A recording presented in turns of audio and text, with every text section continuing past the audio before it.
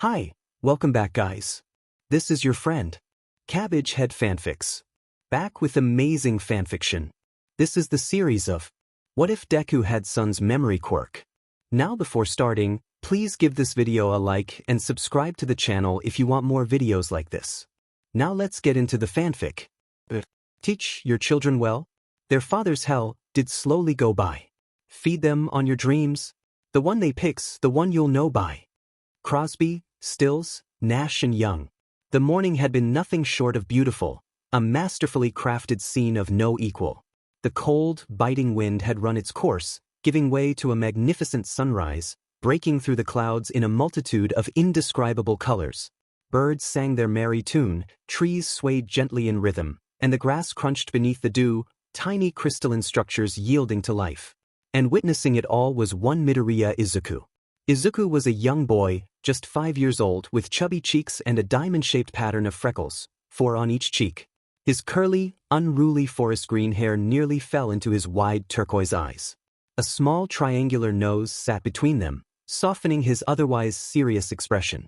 He was also a bit tall for his age at 48 inches, 121.92 centimeters, though his limbs remained worryingly thin. Today he wore a silver and red t-shirt, a tribute to the first known hero, whose name had been lost to time, and baggy green shorts. Unlike many children, Izuku was calm, though not particularly collected. His gaze darted across his backyard, following any movement it could catch, from birds and dancing trees to the beginning of a garden where insects celebrated the sunrise. Even the sudden collapse of a rotted fence post earned a flicker of his eyes. He only followed motion. Eventually, the sun brightened the world fully, the day resetting itself. New noises filtered into Izuku's mind, and he tried to categorize them until he couldn't anymore. Overwhelmed, he stood at attention as he heard the back door creak open with a sigh. "Izuku," a voice murmured. "You remember the deal we made?" Izuku turned to see his mother, Midoriya Inko, yawning in her full-body, seafoam green sleepwear. Her long, straight green hair reached her mid-back, and her eyes, bright green with hints of yellow, were heavy with sleep. She had a small button nose and stood at an average height of 67 inches, 170.18 centimeters. "If I am to watch the sunrise," Izuku began, "then I must wake you or Otsu-san." I attempted to do so but failed in both efforts. I reasoned there would be no issue, given the circumstances. Inko blinked slowly. "And how do you figure that?" All Might was recently sighted 3.5 miles, 5.63 kilometers, east of our location. Considering his patrol history. "Izuku," Inko interrupted gently. "It's not just about danger. We need to know where you are. If something happens and you're gone, what are Otsu-san and I supposed to do?" "Right," Izuku muttered, mood dimming. "I'm sorry, Kasen. Oda-san." A yawn echoed behind Inko, and she turned to the source. "Honey, you can go back to bed." "I would," came a relaxed, announcer-like voice, "but my internal clock won't let me." The man stepped into view, slightly tanned, with short, thick black hair that curled at the ends. His hazel-brown eyes held warmth despite his tired look. His face was clean-shaven, eyebrows thick, and like Izuku, he had a small triangular nose. Inko sighed then smiled. "Still go rest. I'll make coffee for both of us." She looked to Izuku. "Want anything to eat?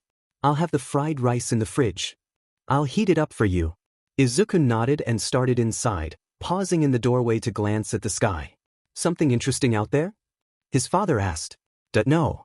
I don't think so," Izuku replied, not turning. "Izuku, I love you, but I can't hear you when you speak away from me. Deaf in one ear, nearly ruptured the other, remember?" Izuku turned, walked to his father, and bowed slightly. "I understand, Oda-san. I apologize." His father sighed, ruffling Izuku's hair. "No need to be so tense." Breakfast passed quietly.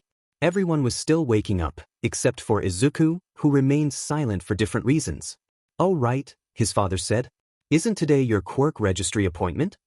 "Yes," Izuku replied absently, his mind flashing elsewhere. "That'll be interesting. Maybe they'll find out more about mine through you." Inko shook her head. "You know they won't. You've given them nothing to go off of." His father shrugged. "Still funny, right?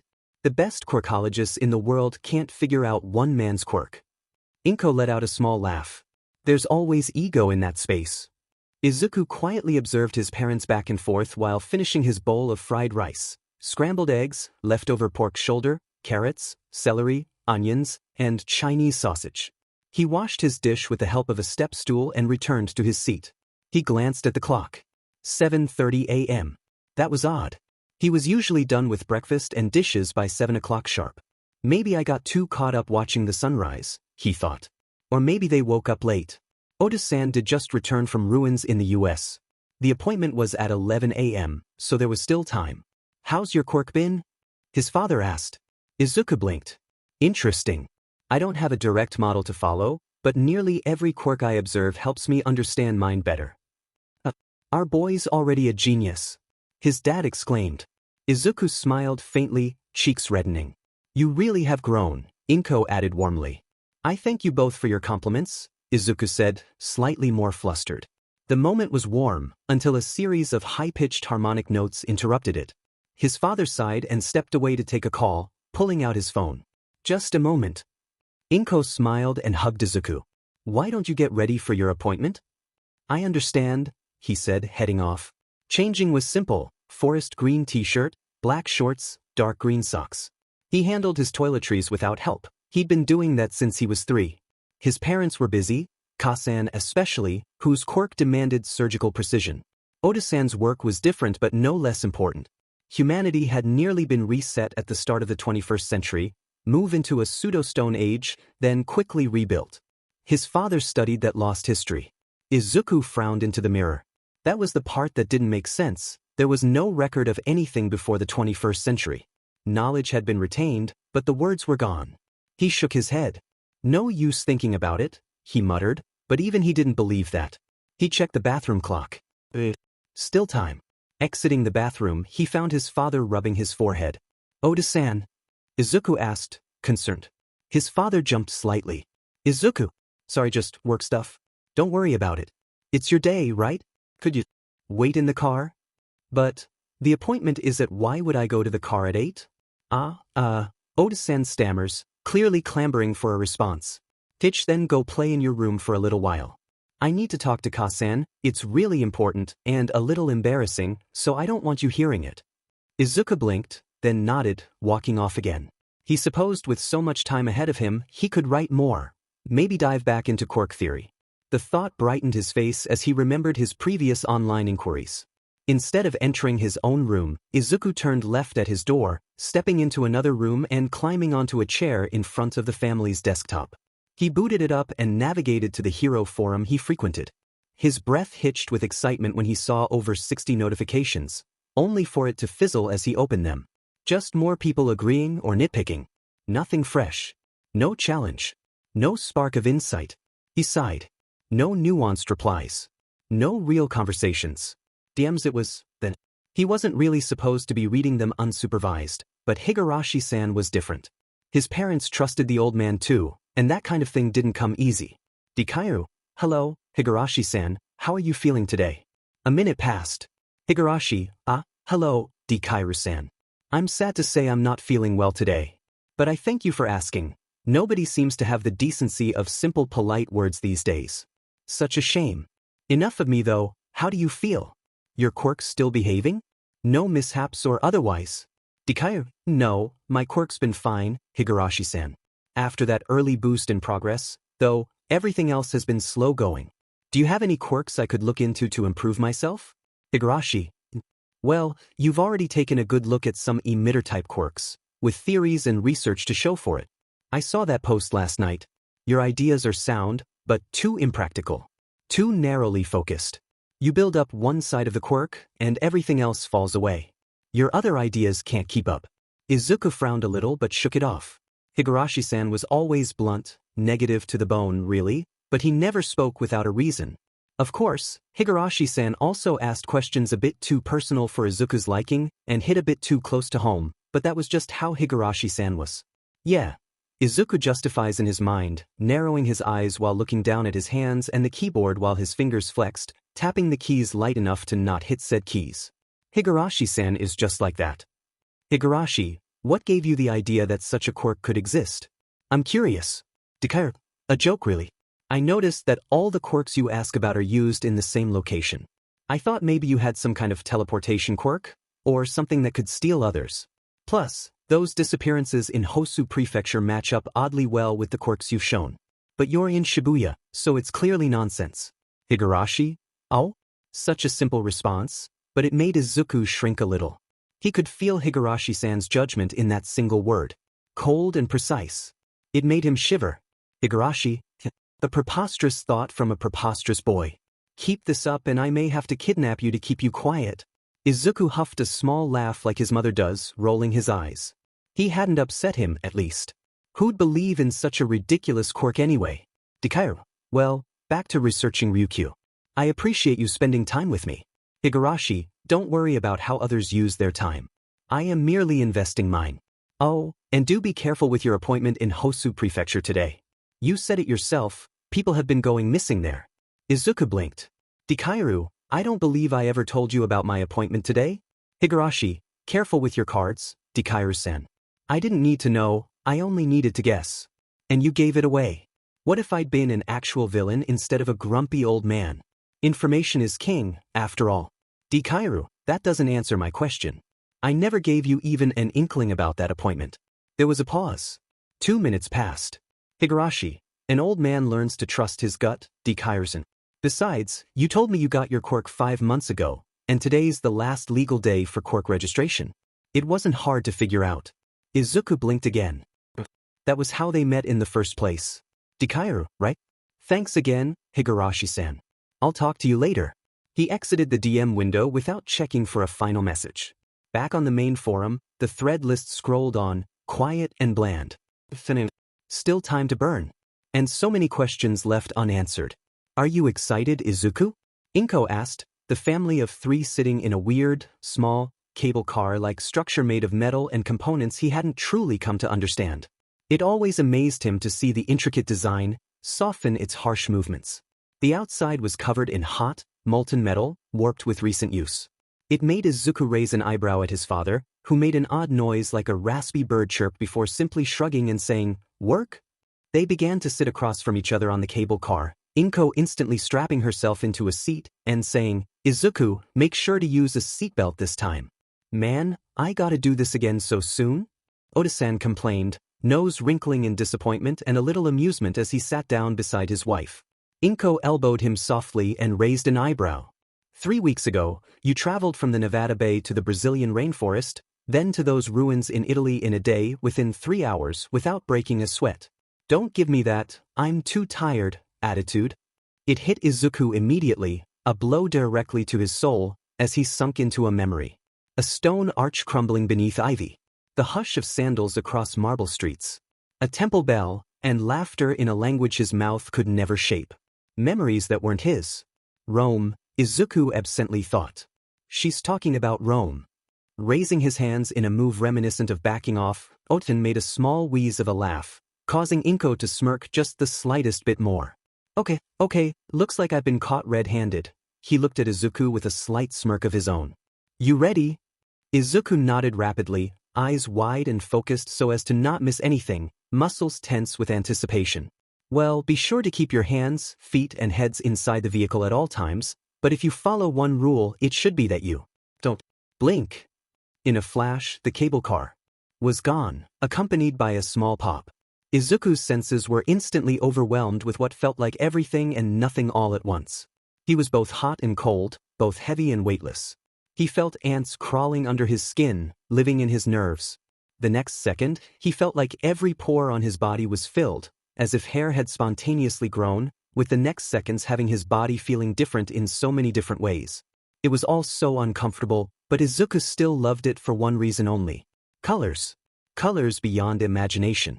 Colors like this morning and the one before that and beyond. Colors unseen by the naked eyes, colors unknown to the human mind, colors simply indescribable to a living being. This was the reason he watched the sunrise, well, at least the best he could. His father had once described his quirk as the sunrise, as light sinking in the planet's flesh, giving color to an otherwise gray reality. Out of everything he tried, the sunrise was the only thing close enough to capture Otosan's quirk, and even then, it wasn't even close to the real thing. But just like twilight, it was over. gone in a flash of nothingness as Oto-san caught Izuku midair. Whoops, Kasan told you to put on your seatbelt, Oto-san said in an embarrassed tone. Izuku looked to his mother, who was breathing deeply, coughing as she unbuckled her seatbelt, until she pulled out an oxygen tank from under her seat and breathed deeply into the breathing apparatus. Coughing, she shook her head, her faded vision returning ever so slowly. Inko groaned, her voice still congested. That felt like I coughed up a lung. Oto-san winced. Sorry. I really thought you'd built up a tolerance by now. You thought wrong again, she snapped, voice very strained, making Oto-san bite his lip, hoping he didn't need to know what his wife said. He began to regret not learning lip reading as Inko held out a hand to him. Give the things, honey. The things. The paper things. Inko mumbled, trying to breathe through her mouth while keeping the snot in her nose, making her words nearly unhearable to the nearly deaf father. The absorbent papers, whatever they are. Izuku used them to clean off that bug splat that one time. He blinked, then awkwardly placed a confused Izuku in her arms. I only hear you say Izuku clearly, so I'm guessing you want him? The father asked with an apprehensive face. He stared at him. Then at Izuku. Then back at him. There was a pause, P.R.N.T. with irritation, Inko making small little chirps with her vocal cords that display her confusion, disappointment, and frustration. Her mind racing to find the word she was looking for, until, tissues, Midoriya Shin, she said through gritted teeth, snot slightly dribbling out. Not our son. He is not absorbent. Oto-san's eyes widened as if that had genuinely never occurred to him. Oh, tissues. Absolutely. Totally. Yes. He scrambled for the box like a man dodging a domestic airstrike. Blowing her nose, Izuku and Oto-san waited with mild discomfort with the noise, looking away to give her privacy. Izuku gave his mother an odd look. He didn't understand why she always wanted to have Oto-san use his quirk for transport if she always reacted so poorly. There was always those 10 minutes after the jump that a person's body went into overdrive, trying to fight a non-existing sickness in their body, flooding and attacking everything that wasn't part of themselves. Of course, Oto-san and Izuku himself weren't affected by this, but Oto-san's quirk had a different downside for the user, and Izuku was Izuku. They really hadn't found a reason for why it didn't affect Izuku, they just knew it didn't. Graciously, those 10 minutes of torture Inko had to endure were over, though Inko was still slightly stuffy, making Oto-san's face slightly pained. We could have just driven here. It was only 30 minutes away, Oto-san mutters, making Inko sigh. Izuku likes it, she said in response, making Oto-san chuckle. Though a searching glance was thrown Inko's way with that comment, Oto-san's eyebrows furrowing fast enough where Izuku might have missed it if he wasn't looking at his father. Well, okay, just don't spoil him too much, Oto-san said with a shrug, still trying to chuckle, even with said emotional pain evident across his face. Anyways, are you ready for this, Izuku?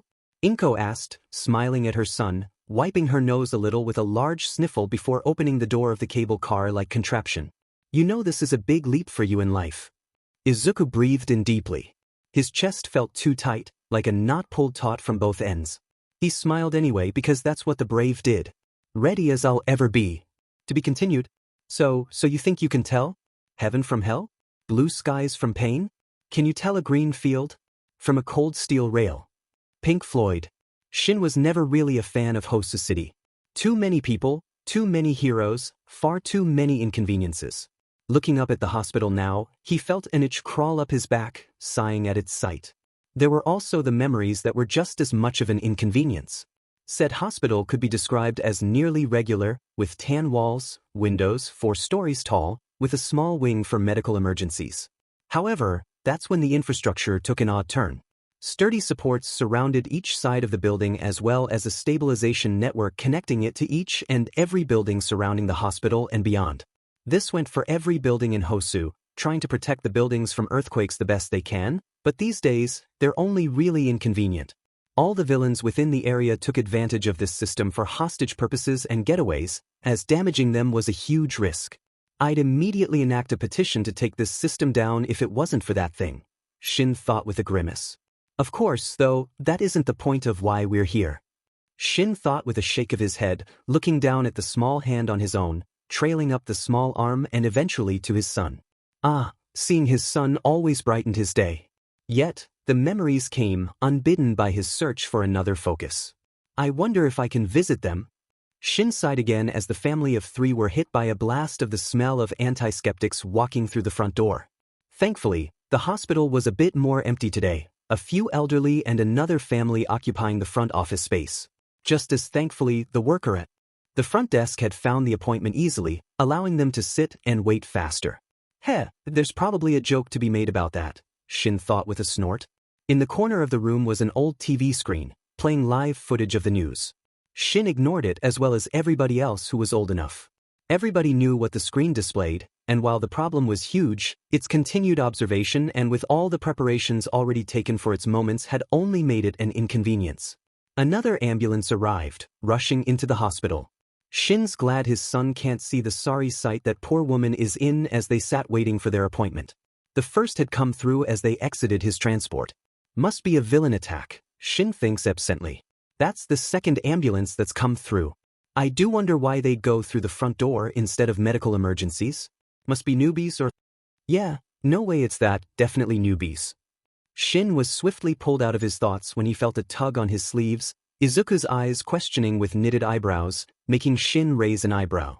Shin had thought he had missed the event because of the notepad Izuku was staring at. I'm sorry, Oda-san, but I think that woman on the stretcher had pincers, right? Izuku said, widening his eyes, making Shin sigh. Izuku, it's impolite to make comments, Shin said with another sigh, petting Izuku's hair. He stared at Izuku when the boy pursed his lips, frowning a little while looking at nothing in particular. Izuku, Inko began lightly, sitting on Izuku's other side, what if you were the one with pincers? Would you want comments to be made about something you can't control? I thought they were pretty cool, Izuku murmured, making Shin and Inko stop speaking for a moment to look at each other, a small conversation held between their eyes. Well, Shin began slowly, I think that next time, you should put your comments together. Just so nobody misunderstands your words, he finished, before adding. You remember that time Ka-san and I had miscommunicated and I had nearly missed your parent-teacher conference? Izuku nodded, not completely following. Well, it was the fact that we miscommunicated and not the intention that was originally felt about the complication. Do you hear what I'm saying? Izuku began squinting at his Ota-san, Shin clearly seeing Izuku's mind running a mile a minute, before Izuku eventually answered, no. Shin blew a small raspberry, before hemming and hawing at his words, looking towards a deadpan Inko, her unspoken words clear. Are you going to keep digging this hole, or do you want my help? Shin, as much as he wanted the help, felt his pride take a hit. He could explain this topic to a child, no less his own, who is the smartest ever. Well, Izuku, what if you dash? Shin sagged between his stuttering and sputtering, the wind in his proverbial sails stolen right from him. Sighed and looked at his wife, who sighed, shaking her head with a small smile in return. Inko looked to Izuku and said, what your Ota-san is trying to say, Izuku, she began, brushing a hand gently through his hair, is that people don't always hear what you mean to say, only what you actually say. So even if you meant something kind, like thinking someone's quirk is cool, it can still hurt if they're used to people judging them for it. Izuku's eyes widened slightly. Even if I didn't mean to be mean? Inko nodded. Exactly. That's why we try to say things clearly and kindly, so people know we mean well. Shin nodded sagely. Your Ka-san is much better at explaining things. There were a few minutes of silence as Izuku sat and absorbed this new knowledge before he nodded to himself and said, what is talking clearly and kindly called? Inko smiled with a near imperceptible snort, saying, if there was a singular word for it, it would be tact, but it's just being thoughtful and considerate of your words. I think the kids at school need to learn tact as well. Shin raised an eyebrow at such an offhanded comment from his boy, but shook it off in the same instance. He locked eyes with Inko again as she tried to continue the conversion, but Shin made a sign with his hand to let the conversion die, shaking his head slightly. Shin knew his son, such words were likely never to be heard again unless it became a real problem. Midoriya Izuku? An old, raspy voice called. As the family looked up, they saw a fairly old man of a portly and short stature. His head is completely bald, his big, square nose carrying a very large and bushy mustache. Goggles sit on his face, completely shielding his eyes while making said eyes completely unseeable. He stood, his doctor's coat a spotless white, hands placed neatly behind his back. It made Shin tense, not being able to see a person's eyes.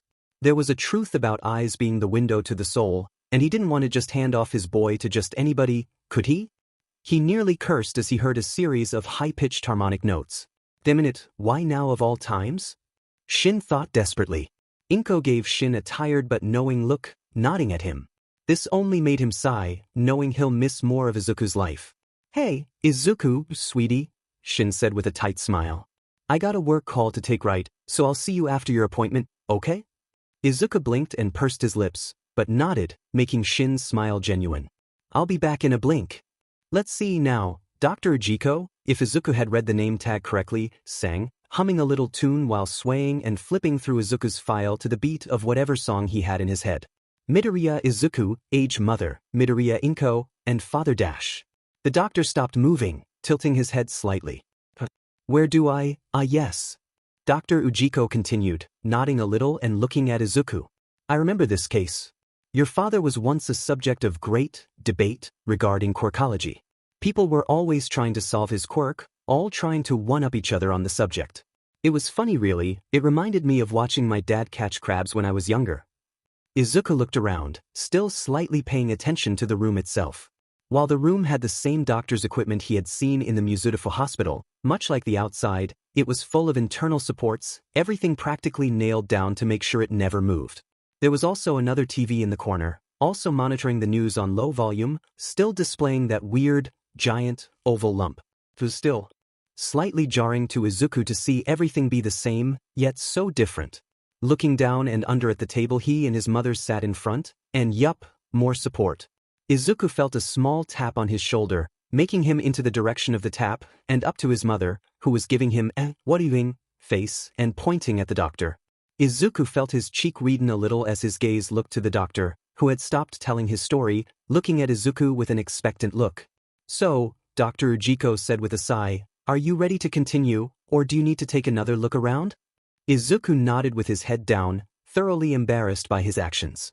Well then, thank you for letting me continue. Now where was I? Right, so my dad would never put the lid on the bucket of crabs, and it always made me so anxious, thinking the crabs would escape, Dr. Ujiko continued, unprompted. But, to my surprise, the crabs would always end up pulling each other down when one got too far up. Dad said it was in their nature to reach for the highest point to get out, and it just so happened that the highest point was always going to be another crab. After that, all the crabs would try to use that highest point, and it always ended up with the highest crab being dragged down to the bottom with the rest. Crowd behavior, Dad called it. Anyways, what were we? Yes. Your quirk, Dr. Ujiko refocused, leaving Izuku and Inko in the dust. What do you think it is, Sonny? Izuku stammered slightly before shaking his head. My quirk is best described as, Izuku said with his word faltering, patting himself down as if searching for. With a snort and zipping sound, Inko produced a small notepad from her purse, Izuku feeling heat enter his cheeks. You left it on the chair in the waiting room. Izuku's blush only intensified as he grasped said notepad and gave a mumbled thank you. Then, in a complete 180, cleared his throat and said, my quirk is best described as the ability to see where the sun has been. Dr. Ujiko paused in his swaying, tilting his head. I mean, Izuku corrected quickly, flipping to a specific page in his notepad, I perceive the reflections left behind by sunlight. Every surface the sun touches leaves a kind of afterimage and I can tune into that. Like, light bounces off everything, right? So if something's been in sunlight, I can sort of trace it. I can look into where the sun was and what it saw. He glanced at his mother, then back at the doctor, encouraged by their quiet listening. It doesn't work in the dark, not unless the light's been there recently. But sometimes if I concentrate I can sort of step into it. I get really blurry when I do. Ka-san says I shimmer. Oda-san says it's like I'm becoming light. Dr. Ujiko's humming halted entirely, the mustache bristling like it had caught a breeze of intrigue. I can't always control it. And sometimes I see things from way back, like stuff the sun touched days ago. It's hard to explain. It's not like a memory or a photo. It's more like the light remembers. And if I'm careful, I can remember it. Dr. Ujiko sounded out, face turning to face Izuku's mother, who nodded. You know what, kid? That's honestly a pretty cool quirk. In fact, I'm a little jealous. All I got is a hair-thickening quirk, which, as you can see, the doctor continued, lightly patting the top of his head before shrugging, doesn't always apply. Izuku and Inko snorted with the same eye roll and everything, until the world lurched. The lights began to flicker and the walls shook, trying to fling everything in the room around. While Izuku and Inko began to feel slight panic, Dr. Ujiko merely sighed, hiding under the table and saying, "Come on, you two, let's get under the table." The two Midoriyas practically jumped under the table, the doctor continuing by saying, "Grab a hold of the leg, everything's gonna be fine." The shaking lasted for a minute longer before it finally stopped. While the mother-son duo helped each other up, Dr. Ujiko rolled out from under the table with a groan and smacked the TV in the corner a couple of times till the screen came back on. After a couple of seconds of staring at the screen, the doctor made another audible groan, making the Midoriyas look at each other with confusion. "Is everything okay, Dr. Ujiko?" Inko asked, still feeling a little panic. "Yeah, just that stupid beast rolling over. Crushed half a block too." "Stupid beast." Dr. Ujiko sighed again, saying, "Come on kid, Skydon, the sleeping kaiju. Stupid thing fell from the sky, and because it's so heavy, we just have to leave it there and let it crush the city ever so slowly. People can't move it? That kaiju is said to weigh over 10,000 tons. How could you expect anything to move that besides itself? Of course, nobody really lives close or really gets close these days due to the danger of, being near a 10,000-ton kaiju that could kill by rolling over in their sleep, but come on. It's a waste of good infrastructure in my opinion. A phone call rang out, Inko blushing slightly as big band music played, quickly pulling out her phone and stepping away, mouthing, "I'll catch up later." The door shut behind his mother, Izuku turning back to the doctor, who sighed. "Well, that's that. No use wondering about the kaiju, really, just gets you tied up with anxiety. So, anything else about your quirk?" Thinking momentarily, Izuku hesitated before saying, "I think my quirk can see farther back than just a couple of days." "So then, like a month?" "No, I think more like thousands and thousands of years in the past."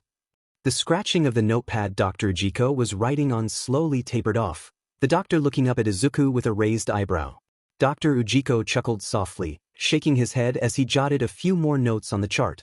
Now, young man," he said with a light, almost playful tone, "there's no need for tall tales. I'm sure you're very imaginative, but we deal in facts here, not fairy stories." He glanced over his glasses, the faintest hint of amusement in his eyes.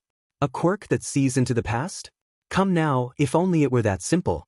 Even the best of us can't unearth what's been buried for centuries." With a tap of his pen against the clipboard, he added, "Let's focus on what we can measure, Chim? There's plenty to be proud of already." "What? Your quirk is already good, there's no need to lie about it," Dr. Ujiko continued smoothly. "I mean a light-based memory quirk with a touch of light. Transformation? That's amazing all on its own, self-supplying its own light to activate. Why gild the lily? But I'm not lying. Kid." The doctor sighed, leaning back slightly. "You mentioned this after your mother left the room, meaning she doesn't know about this supposed function, right?" Izuku nodded, eyes downcast. "Realistically, there's no reason not to tell your mother," Dr. Ujiko went on, his voice gentler but still skeptical. "It just doesn't add up. You already said it only goes back a couple of days with her, and then, as soon as she's gone, you hit me with this bombshell like she's never heard it? Feels a little too convenient." He gave a small shrug. "Listen, if you can tell me about a past event that's believable, something we haven't already discovered, then we'll talk." Izuku's head dipped lower as he fought back tears. Dr. Ujiko sighed again, softer this time. "Kid, your quirk is already great. There's really no need to tack on anything extra. Trust me, I get it. I have a hair-thickening quirk that only works on myself, passively. And look at me, bald as a billiard ball. All I can thicken is my mustache." A wry smile touched his lips. "But look where I am. Look how far I've come without a quirk that helped in my field. There's a lot you can do without leaning on powers. Really, all you can do now is work hard to reach your goals." Izuku wiped his nose on his hand, a wobbly smile breaking through. "Oh, gross kid, tissue. This is a doctor's office." Dr. Ujiko huffed, shaking his head. Izuku let out a shaky laugh and grabbed a tissue, blowing his nose and, for the moment, forgetting his earlier frustration.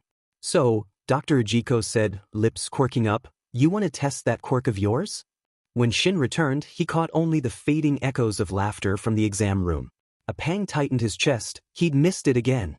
"Well, did you enjoy yourself, Izuku?" Shin asked with a grin. "Well, there was an earthquake, Oda-san," Izuku said, surprising Shin. "Really now?" Shin said, somewhat mortified he wasn't here to protect his son and wife.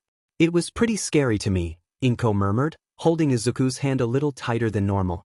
It wasn't exactly scary to me, but the reasoning behind the quake did scare me a little, Izuku answered truthfully, looking over at a cloud of dust that had been shot into the air due to the sleeping kaiju. That makes you braver than me, huh, Izuku? Inko said with a slightly sad smile, making Izuku hum with a frown. I wouldn't quite say that, Ka-san, Izuku said, squeezing his mother's hand. So, Shin murmured, Skydon rolled over? Oda-san, did you know about Skydon? Izuku asked, knocking Shin out of his mind as he flailed to answer his son. Well, Shin blabbered before he cleared his throat, stopping to look at Izuku. I was pretty sure you knew, seeing with all the hero forums you frequent. They speak of kaiju a lot. I didn't really pay any attention to those, Izuku muttered, kicking the ground slightly. Yeah, you've always been more interested in quirks, Shin said, ruffling his son's hair. In any case, shall we go home? To be continued. Though I'm past 100,000 miles, I'm feeling very still. And I think my spaceship knows which way to go. Tell my wife I love her very much. She knows. David Bowie. Inko felt shook by the whole experience of the Quirk registry appointment. The city, the kaiju, the buildings and supports, everything had been so unfamiliar to her. She had never been to Hosu City in her life, her family in the upper caliber of society, commonly using the Tokyo hospital for registry due to its larger and more expansive evaluation of quirks. However, she had a falling out with them due to a multitude of reasons, starting with her husband. She shook her head, sitting on the couch next to Izuku, who was watching the news on some new hero and furiously taking notes. Inko had seen that Izuku was a little more tense than usual, Izuku commonly shaking his hand off due to how hard he gripped his pencil, making Inko realize, with guilt, that she wasn't the only one shaken by the Skydon quakes. Hey, Izuku, Inko began, looking sadly at her son. Are you feeling alright? That kaiju didn't scare you too badly, right? Izuku didn't answer, still focused on the news, making Inko sigh. However, she was surprised when Izuku said, Yes. I am a little fearful of Skydon. It's my first experience with a kaiju ever. I had previously read about a few others that were vaguely interesting, like the Vashta Narada, Jamila, and Nirona for quirk research purposes, but... Inko cringed. The first real kaiju encounter, she murmured, remembering her own. The kaiju are always scary at first. Nearly indestructible and a complete unknown in world structure. She took a deep breath, remembering her own. Shin and Inko had been dating at the time when... Inko shook her head. No, comfort Izuku, reminisce later, she thought firmly. Hey Izuku, you want to watch a show? It's one of my favorites, Inko asked, hoping to get her son's mind off the kaiju. She didn't really want to watch the movie, but it was the only diversion she could think of off the top of her head. Sure? Izuku questioned, which made Inko stand in turn and grab an old, weathered and leather sachet made to hold CDs. Not you, not that. Here it is. Inko exclaimed lightly, holding up an old disc, labeled, Ultraman, Disc 1. What's the show about? Izuku asked. Oh, it follows the Science Patrol, a group investigating and combating alien and kaiju threats. Unbeknownst to them, Patrol member Shin Hayata can transform into the giant hero Ultraman when faced with danger. Izuku droned for a second, eyes narrowed with a question on the tip of his tongue. Isn't the Science Patrol like a real thing, though? Yeah, it is kind of propaganda for the Science Special Search Party, but I like it, Inko said with a small pout, more memories surfacing before she shook them off again. Just watch it for now, it is pretty inaccurate, but it's for entertainment with a side of actual data and propaganda, Inko finished, plugging in her computer to the TV and putting the on the computer's CD reader, switching the channel to show her computer screen. The screen went black for a couple of seconds, a throbber gently rotating in the middle of the screen to show that it was loading. Before long, the screen came back to life, soft yet blaring horns entering Izuku's ears, an entire band, instantly recognizing the song. Hey mom, is your phone going off? Izuku asked, looking to the coffee table in front of him for his mom's phone, who only laughed softly and lifted her phone in her hand. No, sweetie, I just got my ringtone from this show, Inko answered simply, smiling widely at the nostalgia she felt by hearing the music and seeing the Silver Giant's small clips of fighting with a tall, weird dinosaur, a green-horned lizard that shot lightning and more, before she grabbed the remote, going back to Izuku and pressing play. Instantly, the screen went dark again before it faded to a weird psychedelic paint mix that slowly unmixed to spell, Ultra Q, odd drums and sounds similar to swords scraping steel, a vibroslap, and a door squeak followed by a disjointed piano key. All to end with red filling the screen in tandem with the trumpets, trombones, tubas, a single violin, and drums as the exclamation and climax of the small piece, releasing the small build of tension it made. Instantly, the drums of his mother's ringtone came through, the trombones, tubas, and trumpets following and coming together for a powerful start to the song, before falling into a big band rhythm, a children's choir beginning to sing. Looking slightly to the left, Izuku saw his mother swing her head from side to side, mouthing the words with a smile on her face. It made him smile as well, turning back to the screen to watch. In the beginning seconds alone, Izuku began to see the reason as to why his mother loved the show. The story and effects were incredible, as well as the easily digestible and followable dialogue. This Shin Hayata did make him a little curious though. He looked so similar to his dad, he could just... "Oh, your father acted in this, by the way," Inko added as an afterthought. "We were in high school together when this show started to come on air, and I recognized your father as well. What a time to live, huh?" she finished, laying her chin in her hand with a soft smile, looking at her husband from an older time. Izuku blinked at his mom and opened his mouth to speak, but was thrown for a loop as the sub-VTOL and vertical takeoff and landing plane his dad was driving smashed into a red, floating orb of light, both crashing down into the forest. "Huh, so dad's the main character," Izuku muttered, now watching Shin Hayata more closely. Watching the VTOL crash with an eye roll, Inko felt herself relaxing. She had always found solace with this show. It comforted her in hard times, it talked to her with difficult issues, it taught her to remain calm. Sure, just about everything about it was fake in one way or another, whether that be by fake kaiju or inaccurate kaiju information, but it just felt good. Though the thing that annoyed her about the show was the inaccuracies with the technology. Well, you had to develop a plot somehow, but come on, a supergun that could combine like puzzle pieces and blow up a kaiju in one shot? Complete malarkey. Inko scoffed softly under her breath, watching one of the SSSP members casually shoulder the massive, gleaming weapon. The real superguns use cryogenics and nanotech bullets to disrupt kaiju cell cohesion at a molecular level, she murmured. And even then, they've got a 2-minute cooldown between shots. That thing on screen? That's just 3 carbon fiber prop pistols glued together. She leaned forward a little, narrowing her eyes at the scene as the weapon fired a bright blue beam with a dramatic sound effect. Also, who the hell signed off on giving every field agent a miniaturized comms set with instant transmission and a molecule destabilizer pistol? That's, what, $1,000,000 per trigger pull for those pistols? They'd go bankrupt in an afternoon. I know for a fact most agents carry a C4L sidearm and a kinetic baton. Half of them don't even qualify for heavy arms. Her voice trailed into a mutter, almost to herself. And recoil dampeners like that don't even exist in that form, not unless I'd cracked inertia neutral plating without telling anyone. And why does no one ever reload? She paused, blinking as she realized she'd been talking aloud. She glanced sideways. Izuku hadn't heard a word. He was leaning forward, transfixed, scribbling observations into his hero journal with his tongue pressed to his upper lip in concentration. Inko exhaled, a long, slow breath of relief she didn't realize she was holding. Absorbed completely on consuming the show, Izuku wrote down the tactics used against the ruthless, alien, reptilian criminal kaiju known as Bemular, attacking with the submarine and the VTOL. It didn't really have Izuku convinced this was how Bemular would be defeated, and his thoughts were proven right as Bemular got a hold of the sub Izuku's dad was using to attack him and threw it. All of the SSSP members in the VTOL screamed for Hayata as his sub flew, but at the last moment, an explosion of light consumed the area, Ultraman suddenly flying in, catching and laying the sub down on the ground. Izuku could only call the suit used as odd.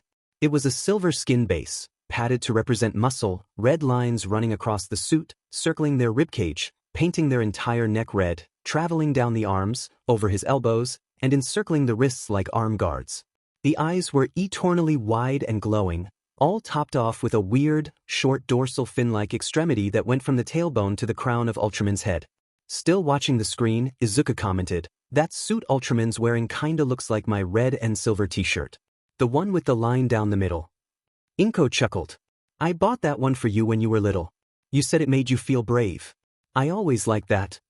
"It still does," Izuku replied, eyes still locked on the glowing figure on screen.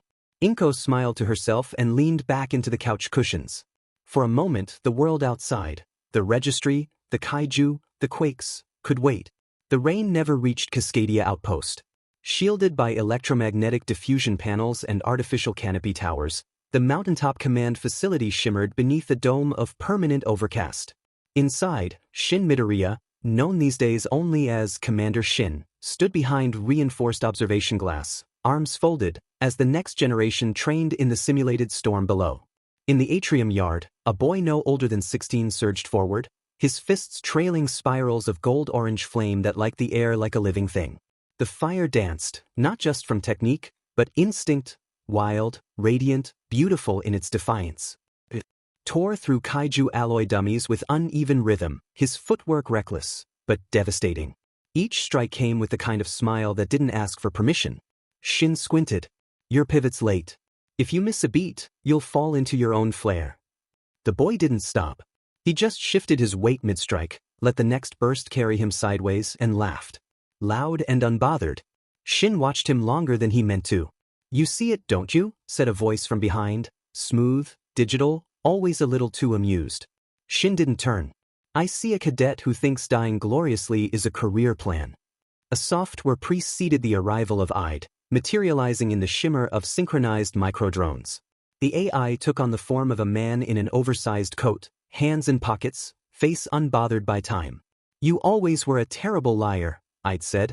Shin didn't reply, eyes fixed on the flame slinger below. The boy stumbled, then laughed again as if he'd meant to, and reignited with greater force, his flames blooming in a sudden sunburst that warped the air and left glowing streaks in its wake. Quirks volatile, Ide said, tone shifting to analysis. Thermal output correlates directly to emotion, especially frustration. The hotter he burns, the more instinctive his movement becomes. It's not a power, it's a refusal to fail. Armor wouldn't last 5 seconds, Shin muttered. Not the armor we're building, Ide countered. Not the one meant for him. Silence again. Ide turned toward the world map behind them, a glowing schematic of Earth's outposts, from Canada to Russia to Africa to Australia. One location blinked in warning hues, the Mediterranean. 10 years since you almost portaled Neurona to Canada. You remember why you didn't? Because your algorithm failed to calculate containment overlap, Shin replied curtly. No, Ide said, tone tightening. Because Neurona knew. It redirected itself mid-teleport, hijacked the energy pattern, and ended up in the Mediterranean instead. Right above the ruins. Shin turned now, slowly. And you're still convinced it was luck? I'm not convinced of anything anymore, Ide replied. Especially not after the Storm Dreamer. The name alone changed the air between them. The soundproof glass almost seemed to ripple with thunder. The Storm Dreamer was a sensitive topic. Not just for them, but for the entire SSSP. Officially, the storms were written off as natural phenomena with unknown causes. Unofficially, the truth was far stranger. A two-tailed, winged, three-headed dragon with golden scales and psychic power, sleeping in the deepest trench on Earth. It dreamed and the storms obeyed. Larger than any known kaiju, its full form had never been observed. Only fragments, shadows, and gravitational anomalies. No myths, no records, no origin. Only the carbon dating offered a clue, 17 billion years. Older than Earth. Older than the stars. Psychic saturation levels at the Vigil have doubled, Ide said. Naranga's learned to nest within its influence. It's more lucid now, territorial, even calculating. And the dreamer? Still asleep. Still dreaming of storms that stretch across continents. Shin muttered, we should have shot that whole island into space when we had the chance. You know better, Ide said. If it wakes. It won't, Shin snapped. Ide blinked, literally, a stuttering flicker of his light construct. Then said, that's what you said about your memory too. The silence this time was heavy. Then, without transition, Ide stepped forward. Regardless. We're behind schedule. And you've been fighting the inevitable. He raised a hand. With a series of metallic clicks, a compartment in the wall slid open, revealing a case. It hissed as it unlocked, revealing sleek red and silver plating, segmented into deployable nodules. Shin's ultra armor. The glow of it stung his eyes. Not from the light, but from the pain. Something behind his temples. A sound. A frequency. No, a heartbeat.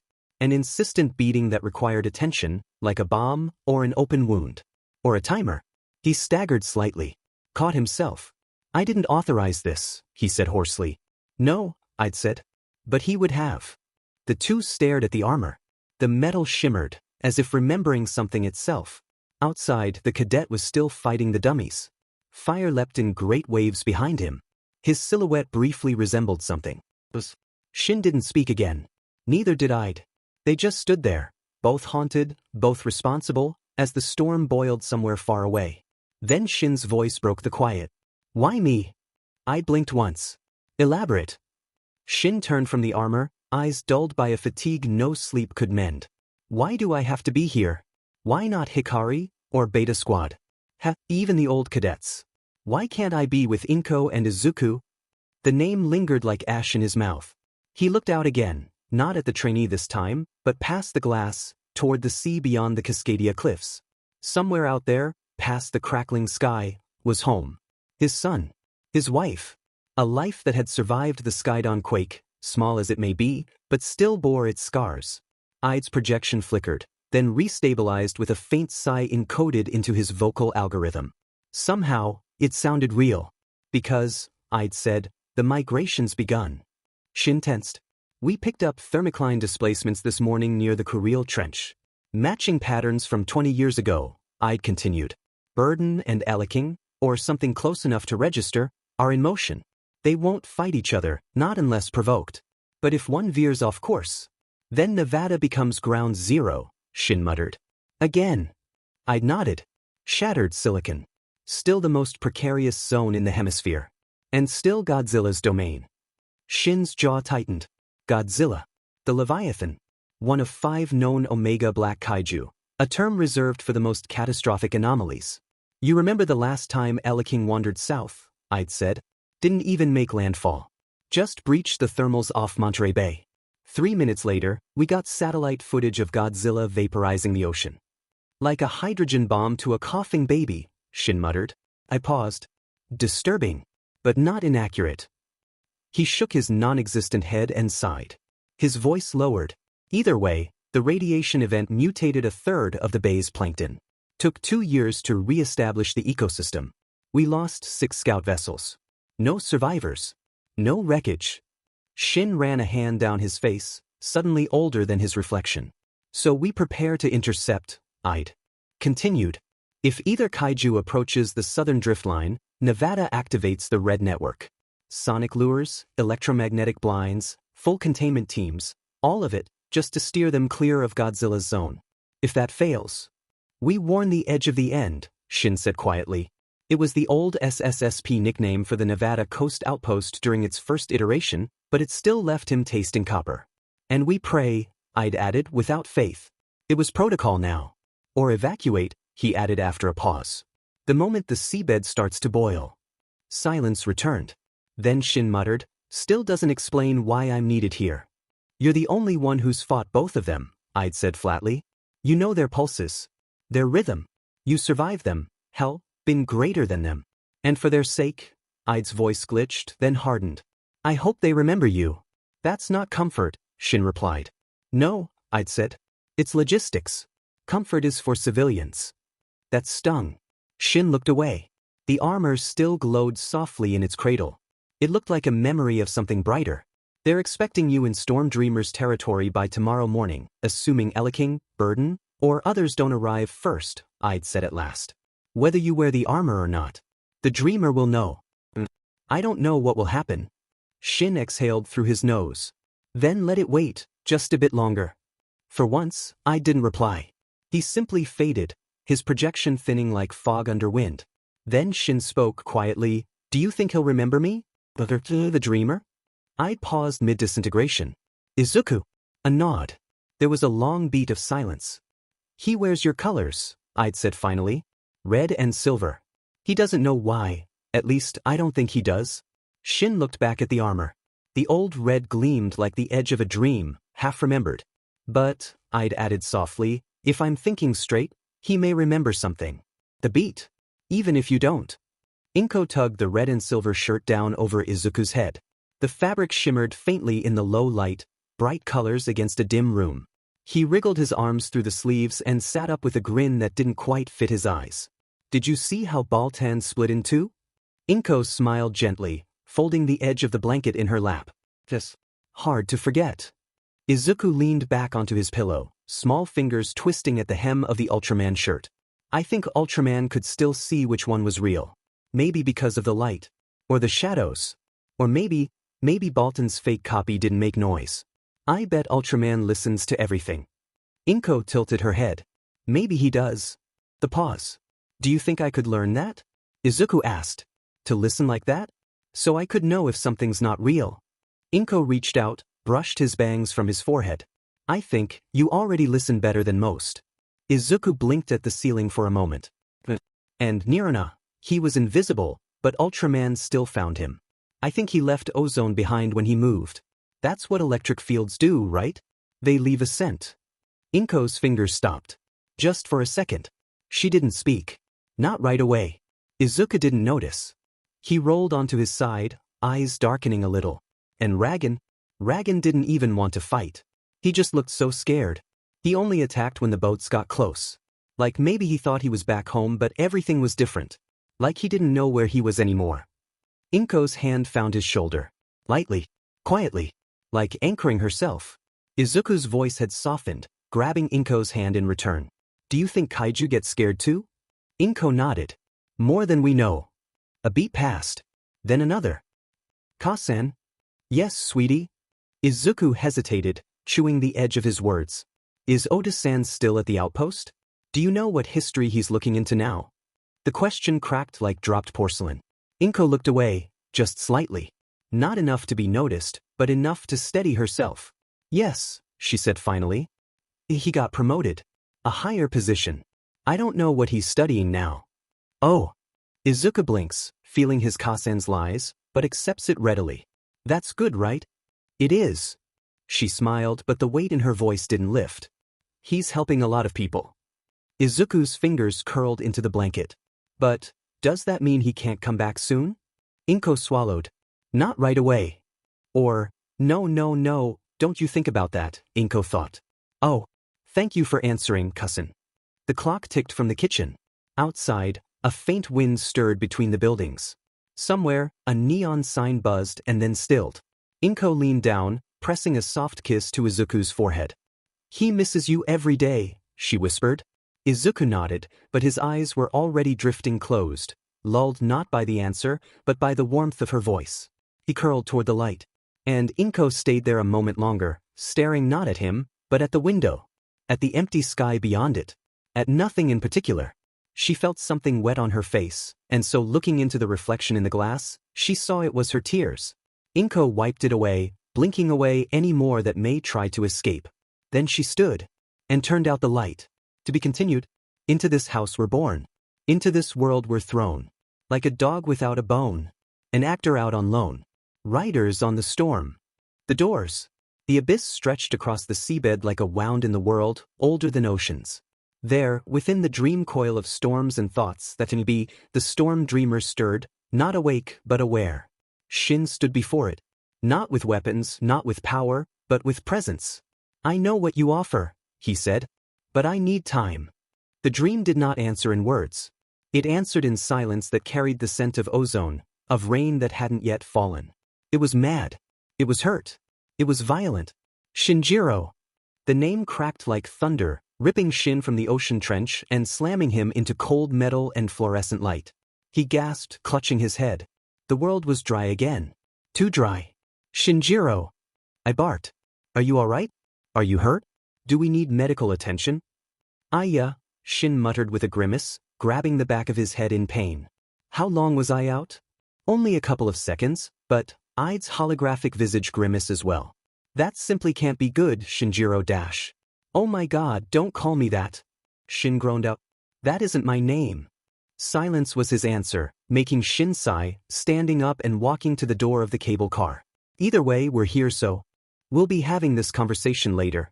Opening the cable car shuttle door, both AI and human were greeted by the most violent and continuous storms in the world. The Mediterranean boiled, but not with heat. It was pressure, gravity turned sideways, thought made water. The sea, once so vast it dared to claim empires, now curled downward into a spiral, as though the world itself bent to listen. The robot harboring the AI of the brilliant Mitsuhiro Ide activated shields for itself, not wanting to be harmed in this weather, whistling at the horrifyingly beautiful scene before them. Shin and Ide stood on the black iron catwalk of the SSSP descent rig. Below them, the abyss. Above them, a cyclonic eye that did not blink. Around them, silence, dense and warm as breath before a scream. Shin looked away into the outpost itself, researchers scrambling towards them. "You too," the researcher yelled, shielding himself with a clipboard like it was sacred scripture. "We've got anomalous fluctuations in sector." "No, wait, that's upside down, sector zeta." His clipboard caught the wind and flew off like a frightened bird. "Dim it. Come back here, you stupid." He chased after it before realizing the wind outran him by several orders of magnitude. Shin snatched it midair with practiced reflexes. He glanced at the readings and went pale. "What is it?" I'd asked, already bracing. The researcher caught up, wheezing like he'd been sprinting through soup. "Emergency!" he cried, shaking with dread, pointing at the clipboard like it was a bomb. "Look at the neural resonance taper. Storm Dreamer's coherence is collapsing inward. That's a dream inversion." "You know what that means?" Shin asked, surprised. The researcher blinked, caught off guard by the question. "That I read the notes sometimes," he muttered. They were quick to enter, going down the levels of the outpost, the three talking about the issue at hand. "We tried the usual red network interventions, sound arrays, pheromones, EMPs. Why would you do that?" Shin and I bellowed in unison. The researcher dropped the clipboard again. "I thought you'd be proud I didn't activate the Genesis pulse this time." "There's a Genesis pulse?" Shin shouted, eyes wide with horror. Technically it's still in prototype and we're missing most of the coil assemblies, so probably wouldn't have worked anyway." "Great, we're dealing with a Kaiju scale event and a toddler with access to nuclear buttons," Shin muttered, picking up the clipboard again. They jog on. The researcher tries to keep pace. "We need to make a plan regarding the storm." "Okay, I'm just gonna lie here for a second," he gasped, dropping against a bulkhead. "My heart is making Morse code." Shin and I'd exchange a look and bolt down the corridor. "Wait," the researcher yelled. "You can't go down there, it'll rewrite your brain like wet chalk." His warning echoes behind them, tinged with genuine fear and barely heard. "Don't forget to invert your psi-stabilizer loops or you'll destabilize time symmetry." I glanced back. Did he just say? "Ignore him," Shin said, but his expression was wary now. "I need to fire him," Ide mutters to himself. "He isn't keeping up with training like we're supposed to, even as a researcher." Sighing, Ide raked his hand over his holographic hair, saying, "Did you catch that guy's name?" "Nope," Shin answered. The descent continued, each level below shedding something familiar: temperature, structure, sound. The walls began to sweat. Not with water, but with condensation that shimmered and slid sideways, as if gravity was being negotiated anew. "This shouldn't be possible," Ide muttered, watching the hallway subtly ripple around them. "These support struts are reinforced with neutronium alloy. They shouldn't flex. And yet, storm dreamers bleeding into this place," Shin said softly. "The pressure isn't just physical anymore." They rounded another corner. A thick steel door loomed before them. Painted in bold yellow hazard stripes, it read, "Storm Dreamer Entrance. Do not enter." Below it, in messy black marker, "No, seriously, don't." I'd stared. They really label it like it's a carnival attraction. He flickered, connecting to the comm grid. "Let me check where the rest of the station staff." "Wait, you've got to be..." "What?" Shin asked. "They're evacuating," I'd growled. "Every single one of them. No broadcast. No lockdown. Just running." "Cowards," Shin muttered, but his voice lacked venom. "Or, maybe they're the smart ones," I'd replied, tilting his head a little to the left, raising his eyebrows with a frown. Shin stepped toward the door. His fingertips glimmered with light as he prepared to phase through, but paused, hand hovering. "Wait," he said. I blinked. "Wait. Something's wrong." Shin looked at the door, then past it. "This is too easy." And then he noticed it. A hairline seam 1 meter to the right. Barely visible unless you knew how to read distorted air. The real door was hidden, not just physically, but conceptually. Wrapped in suggestion. Cloaked in the dreamer's own warping field. Shin said. "There's another door." I'd recalibrated his sensors, his hologram flickering briefly before resolving with sharp clarity. You're right. That's not just camouflage. It's misdirection. The psychic kind. Storm Dreamer didn't want anyone stumbling in accidentally, Shin said. But someone knew where it was, and chose to hide it. He reached toward the barely before it shimmered. As his hand passed through the illusion, the fake wall dissolved like mist. The real door stood recessed in the steel, old and ancient-looking. Not designed, grown, like a scar in the metal. There was no keypad. No handle. Just a symbol etched on its surface. A spiral of storm clouds and eyes. Shin exhaled. No turning back now, he said. He placed his palm on the door. It pulsed beneath his skin. And then, without a sound, it opened. The true door didn't look like much. No hinges. No labels. Just an arch of impossibly old alloy, humming like the moment before a lightning strike. The hallway dimmed behind them, lights retreating like shadows from something they knew better than to name. This isn't just containment, Shin murmured. It's permission. Shin, I'm telling you, I'd warned, voice tight with simulated stress, there's no signal return from the inside. Nothing digital can get past the threshold. If you go in... I know. Shin stepped forward. And the world gave way. The floor fell out. No, the world inverted, spiraling inside itself like whirlpool made of thought. Shin was falling forward and backward, deeper and deeper into something that wasn't space or time. Storm Dreamer's mind was not a place. It was a hunger. A logic that looped on itself until identity unraveled. Shin's form began to blur. His quirk flickered wildly. Light, metal, gas, radiation. His thoughts weren't his anymore. Names slipped from his grasp like fish in deep water. Shin. I's voice echoed like a memory caught in static. Then even that was gone. Shin floated in a vast, stormlit sky. Beneath him, the sea boiled upward. Above him, stars rearranged into impossible constellations. He saw a boy with green eyes crying into hands that didn't remember who they were reaching for. He saw cities sunk in silence. He saw his own name, fragmenting.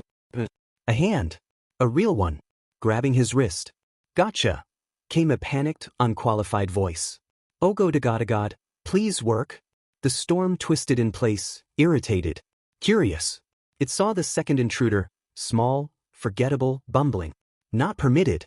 But it paused. Shin was unraveling. A mind not meant for dream depths. Dying almost. Not in body, but in meaning. So the storm let the man through. Just for this. The researcher clutched a chaotic tangle of technology barely holding together. Prototypes anchoring coils tied together with literal tape, sparks snapping across the frame. I told them the coherence ratio was wrong for unassisted traversal. Well, technically I told my coffee mug, but it still counts. He slammed the coil into Shin's chest. The world snapped. Thunder cracked. Identity surged back into Shin like air after drowning. He screamed. And then, they were back. Both sprawled in the corridor, gasping. I'd flickered back into clarity. Shin. Are you, what the hell is he doing here? The researcher blinked, still holding the sparking device like a holy relic. Saving the day. Shin groaned, gripping his chest. You pulled me out. I wasn't going to, I didn't mean to. I saw the resonance spike, the dream collapse harmonics, the psi anomaly readouts, then I panicked. There was a pause. Then, you absolute idiot, I'd muttered. You might have actually saved his life. The researcher grinned sheepishly. So, does this count toward my evaluation? Shin sat up slowly, eyes haunted. Storm Dreamer, it almost took everything. Not just me. My name. My place in the world. I'd nodded. It would have taken you, and no one would have even remembered there was someone to lose. The researcher paled. Wait, what? Shin didn't answer, but nodded to the researcher in thanks. He looked back toward the vanished door. Storm Dreamer had tasted him. Next time it might not let go. Behind them, in the distant hallway, the fake door they'd almost entered hissed open on a delay. A single overhead light clicked on to reveal a sign inside, taped to the far wall. Got you. Smiley face. I'd stared at the camera feed, jaw tight. By the way, I'd began, for multiple violations of the SSSP code, and more specifically, I'd started to grit teeth with his words, pointing at the hydraulic door diversion. I'm going to have to fire you, I'd finished with a sigh. The researcher made an inhuman noise, sharp, short, and quiet. his eyes wide as he cycled through emotions before deflating like a kicked balloon. Yeah. That's fair.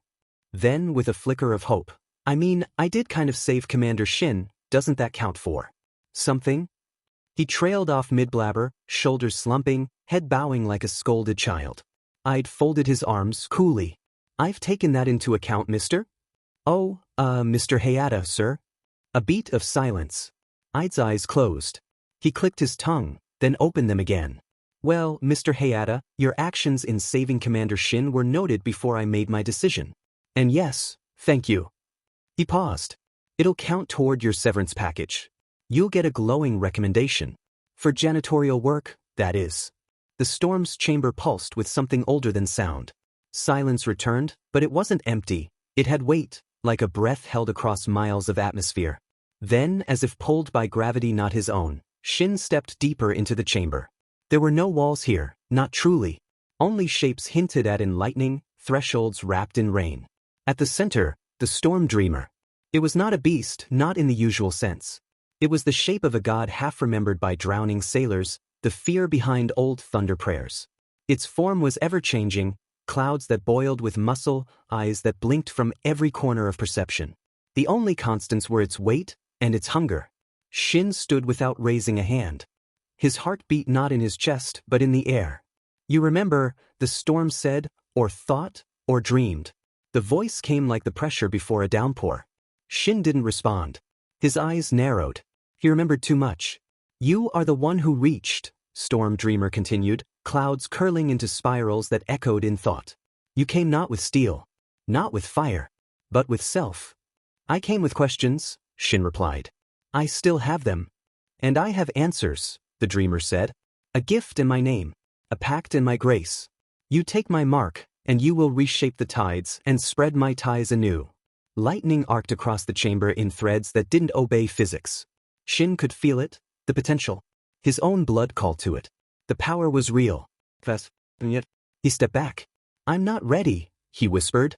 The scene shifted and Shin stood at the edge of that impossible sky, weightless and yet burdened beyond gravity. Thunder coiled around him in symmetrical spirals, and from the vast dream coil of thought storms and phantom tides, the dreamer stirred. Its eyes opened behind lightning and pressure, and still Shin stood. But he did not speak. Not yet. Then, something changed. A breath, a flicker, on the very fabric of the mindscape. The storm dreamer froze. Not in fear, but in calculation. Like something unexpected had stepped into an ancient script. And then, so simply that it should have broken all rules, Izuku was there. Not walking. Not arriving. Just there. A small boy, maybe 5, feet bare, green pajamas wrinkled at the knees, standing just behind Shin and blinking up at the sky with open wonder. Shin turned, heart in freefall. No. No, you, how did you? But Izuku didn't speak. His presence pulsed outward, not psychic force, not Quirk signature, but something older. Around him, a shroud shimmered, embers suspended in air, burning without heat, tiny points of starlight not casting shadows but warding them away. They did not soothe. They did not threaten. They protected, like forgotten laws etched in the sky. The dreamer recoiled, not visibly, but deeply, like lightning retreating back into a storm cloud before it strikes. Its gaze split across 3 eyes, then focused inward. Not on Shin. On the child. The tether to the forgotten, the dreamer said amusedly, the words ringing in thunder. You who stand, now weightless before me. You have no ground to stand on. Space will be your only and faithless fate. The dream trembled. The lightning spiraled tighter. Time itched. Then, as suddenly as he had come, Izuku vanished. No fanfare. No disintegration. Just absence, so clean it was as if he'd never been. Only the faint scent of ozone and memory remained. Shin staggered, chest hollow. What did you see? He demanded. What did you recognize? But the dreamer's gaze was turned inward now, toward some ancient wound. Some star that once bled. Shin steadied himself. And he hesitated. The abyss stretched across the seabed of his mind like a scar in the world, older than oceans. In his heart, he imagined saying, I know what you offer. But I need time. But the dreamer's storm eyes saw through him. Saw the hesitation, yes, but also the memory. Within the dream coil of storms and thoughts that should be, the dreamer stirred, not awake but aware. Shin saw himself there. Not with weapons. Not with power. Only presence. I know what you offer. But I need time. The dreamer did not rage. It did not strike. But in that silence, Shin felt madness. Felt pain. Felt something vast and starless poise just outside his skin. Yet in this vision, this dread, the dreamer let him go. Madness pressed against his thoughts like a scream just out of range. Something vast and starless hovered at the rim of knowing. And still, it let him go. But the storm folded inward. A vast ripple passed through it, like a tide retreating. But the dreamer spoke. I see your fear. Shin looked up. You fear losing yourself, it said. You fear becoming me. Shin's fists clenched. No. I fear losing them. The people who still remember me. The people who care. If you take my mark, said the dreamer, you will be unmade in the minds of all who knew you. All but one. Shin flinched. He whispered. The storm acknowledged. He who is now less than human, but holds humanity all the same. The pause. Then, yet, the child may see further than your face one day. Shin's blood ran cold. You saw him. I saw through him, the dreamer replied. And beyond. The chamber trembled. Shin took one step back, then another, but his legs began to tremble. The cost was everything. His name. His face. His memory in the world. He shouldn't take this deal, demand it. And yet, he remembered the kaiju he could not stop. The city's burning. The boy with green eyes crying in a dream he didn't understand. Arms that tried to grab upward, looking for help, for anything. He looked up. I can't say yes now, he said. But I'll come back. The dreamer's wings lowered. Not in threat. In respect. The storm pulsed, not pleased, not angry. Just watching. When you are ready, I will be here. Dreaming. Waiting. As I have always done. Shin turned and walked back toward the entrance. It opened not to reality, but to the hallway where Ide and the researcher had once stood. But now, only Ide waited. No one else had come looking. As if no one else remembered there was someone to find. Shin was still blinking hard, knuckles white around the edge of the console. He'd only just stepped back through the breach. Reality felt paper-thin. Air tasted wrong. Drier than it should be. Storm Dreamer's scent, electric, humid, ancient, still clung to him like ozone after a lightning strike. Ide's projection flickered nearby, cycling calmly through Shin's vitals. No structural damage. Neural pattern within acceptable variance. Blood chemistry. Elevated serotonin, decreased acetylcholine. Ide, Shin croaked. Summarize. You're alive. Somewhat. Ide tilted his head, flickering eyes narrowing. Did it hurt you? No. Shin shook his head, eyes haunted. It let me go. Ide's expression did not change, but the pause that followed was long. He folded his arms behind his back, voice softening as only he could. Curious. That doesn't match any known behavioral markers for an apex threat class. Especially not one predating planetary crust. Before Shin could respond, a hiss sounded from the hallway. Hydraulic. Too familiar. They turned just as the blast door opened, revealing Mr. Hayata, awkwardly holding a tray of nutrient packs and what appeared to be a mop slung over one shoulder. Commander, he exclaimed brightly as if nothing had happened. You're back. That's wonderful. We were worried, you know. Shin stared. I didn't. Mr. Hayata continued, undeterred. I figured you might be hungry, so I brought, well, they're not fresh, obviously, but they're calibrated for rapid cellular repair and low gastric stress, so I thought. Mr. Hayata, I'd interrupted, slowly. Do you know who I am? Yes, sir. Your project director, I'd. Voice and operational interface for all global SSSP branches. Hayata beamed. I'd tilted his head the other way. And do you remember why you were reassigned from Cascadia Command? Hayata blinked. Reassigned? No, sir, I don't think I was. I volunteered for janitorial oversight, remember? A very long pause. You did not, I'd said flatly. I didn't. Hayata looked genuinely puzzled. Are you sure? I mean, you gave me the access codes. I remember because I was so grateful and you said, never mind what you said. Aha. Hayata shifted awkwardly. Am I in trouble again? Shin watched the exchange with growing unease. He said quietly. This wasn't you, was it? No. I'd replied, voice devoid of modulation now. This was petty. Shin muttered, storm dreamer. Indeed. There was a beat of silence. Then I turned back to Hayata. You may resume janitorial oversight, I'd said wearily. Just avoid any more proximity-based cognitive anomalies. And under no circumstance are you to re-enter the rift zone. Hayata saluted, almost dropping the tray. Yes, sir. As he left, Shin whispered, he really doesn't remember? No, I'd said. Which is impressive, considering the length of the disciplinary report I uploaded into his personnel record. Isn't that a bit much? Shin murmured. I turned toward him. Storm Dreamer didn't lash out. Didn't take offense to your refusal. It didn't destroy a continent. Instead it chose bureaucratic vengeance. Shin grimaced. I don't know if that's better or worse. Neither do I. I'd's gaze lingered on the closing door. But I believe the term is deeply unsettling. Shin sighed and leaned against the wall. I'm gonna need that nutrient pack. Already calculated, I'd replied. The tray spun through the air, an improbable arc, perfectly timed, as if the universe briefly remembered choreography. Shin flinched, hands rising just in time. The tray landed with a slap, half upright, steaming slightly.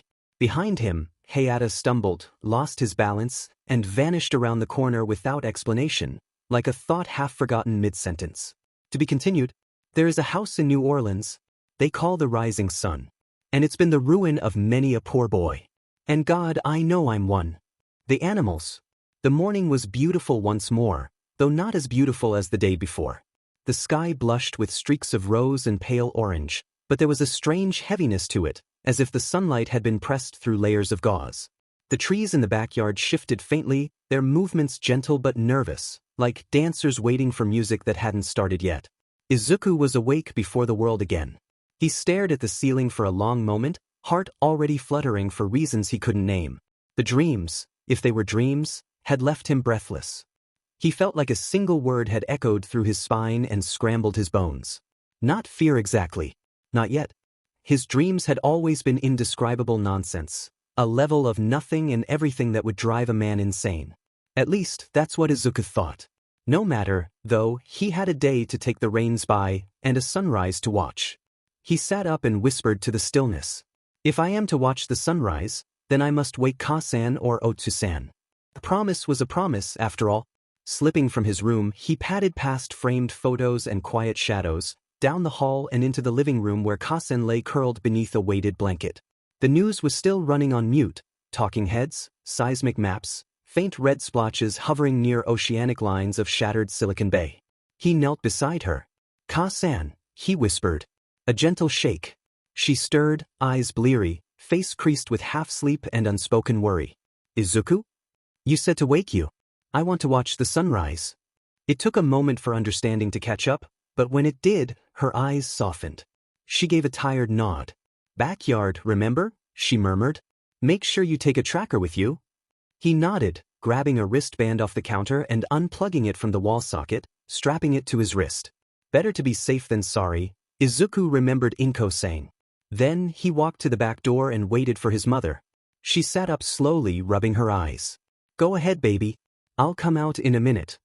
Nodding, Izuku pushed open the sliding door. The morning air was cool, damp with dew and laced with that faint ozone smell again. The sky was a low ceiling of early light, and something within it throbbed, not visibly, but like a rhythm Izuku could feel just behind his ribs. He climbed onto the stone slab in the garden, his perch, and faced the eastern horizon. And then the visions returned. Not gently. Not like dreams. They arrived like a scream behind his eyes. First came the clouds. Deep gray and heavy, but alive, flickering with gold and white. Electricity danced through them, not falling like lightning, but drifting upward, spiraling towards something immense. Wings. Vast and gilded, each movement silent but sovereign, stretched across the heavens like sails of an ancient, godless ship. 3 necks curled in slow, regal arcs, crowned in angular heads that moved with eerie grace. The creature did not roar. It did not strike. It only watched. It watched Izuku, but not with malice. Its gaze was amused, curious, as though it had found something unexpected and very small, like a glinting insect on a marble floor. Beneath the storming heavens stood Otsu-san. Midoriya Shin stood alone in the updraft, hair and coat fluttering, hands open at his sides. Lightning rippled around him, not striking, not touching, only circling like wolves around firelight. He looked up at the great shadow above him. Then he turned, just enough, to meet Izuku's eyes across the distance. There was fear there. Not of pain. Not of the creature. But of being seen. Of being watched. The wings began to close. And Oto-san did not resist. He simply faded into the storm, a smear of color in the swirling dark. Then the vision shifted, a horrible pang that made Izuku see nothing, feel dread and torn skin, smell soot and sulfur, hear the screams of those unheard. Thankfully though, it was soon over, Izuku standing in a new place. An island swallowed by ocean. It might once have been beautiful. Izuku recognized it, not exactly, but in shape. Like Kauai from the news stations a while back, when it was first discovered. Lush valleys. Old volcanoes. Rusted houses clinging to overgrown roads. Now sitting and waiting, only to be known as a ghost town. No birds. No smoke from chimneys. Just silence. A scream not from throat or lung, but from pressure. Wind sheared the trees sideways.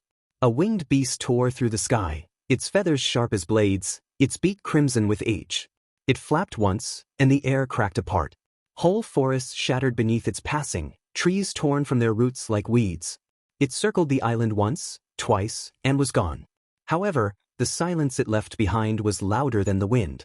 The scene shifts once more, pain numb but present, an isolating emotion Izuku couldn't put setting in his bones, whispers of failure, sacrifice, and the fallen, feeling like it nearly cracked his skull before it was over. Beneath the ocean now. Past the reefs. Past the sunlight. The water was black, thick, and heavy as tar. And in it, two shapes clashed.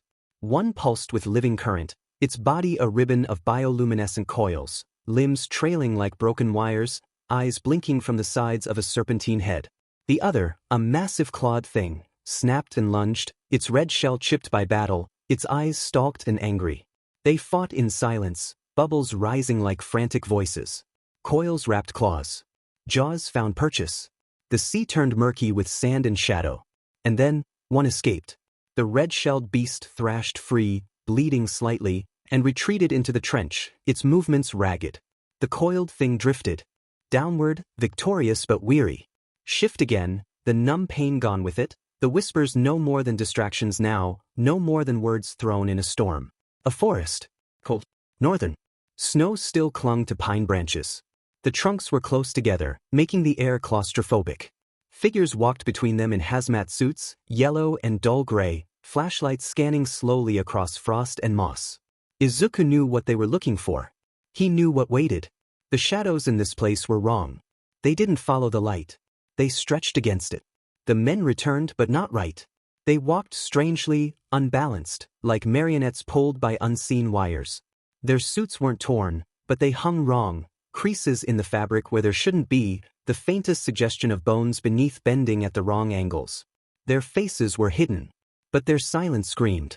Izuku watched as flamethrowers hissed at the treeline. Not in anger. In fear.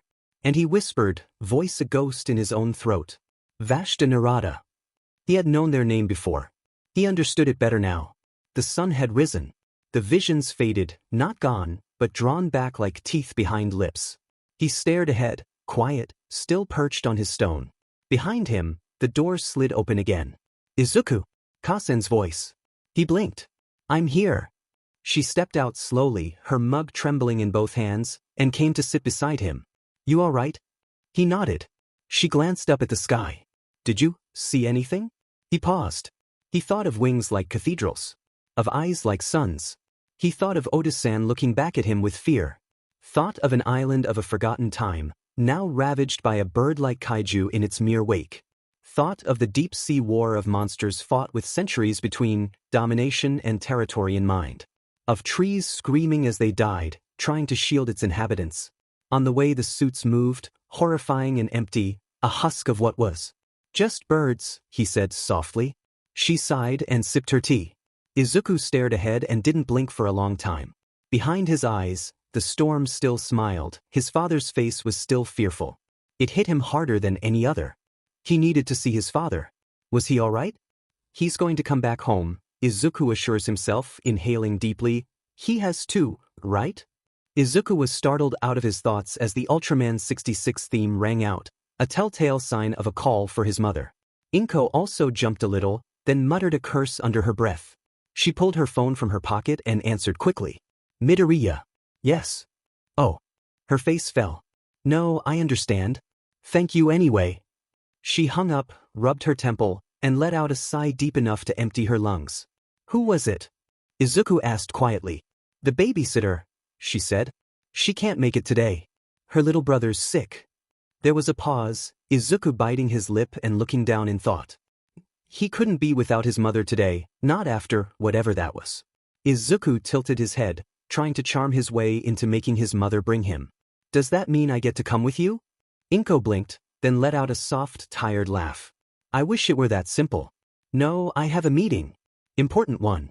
Can't exactly bring a 5-year-old to SSSP Ran D during an interfacility transfer. Sorry, Izuku, but I got to make a few calls, Inko said with a sad smile, picking up her mug and downing the last of the contents with a grimace and a sigh. It'll be a little bit, so can you prepare your breakfast? There's a little fried chicken in the fridge from Friday, if you're interested. Izuku nodded, but internally sighed. Kasen had never let him come to work with her or Otosan, he really didn't know why it would change now. I'll prepare the chicken then, Izuku said, eyes down. It was simple preparing the chicken, just pop it in the microwave, then in the air fryer. No good to have soggy, breaded chicken after all. Though the current problem was with his mother, who was slightly panicked, milling about the living room, calling random people. Currently 5 and counting have failed or something similar. Oh, Bakugo-kun has a fever? I'm sorry, Inko said in a patient voice, but her body language all said otherwise. She currently sat at the coffee table, heel tapping with her fingers and said coffee table in time, tapping out a 4-beat with her foot and triplets with her fingers. I understand, Mitsuki, and thank you for picking up this early in the day. But, yeah, bye, talk to you later, Inko finished the call and sighed, running her hand through her hair. Okay, maybe the Kusuas? No wait, that was the reason I had scheduled that babysitter, they're out of town, in England for their son, Inko murmured, biting the nail of her thumb in anxiety. Maybe the dash, she nearly scrolled past a number that simply said brother before she shook her head. No.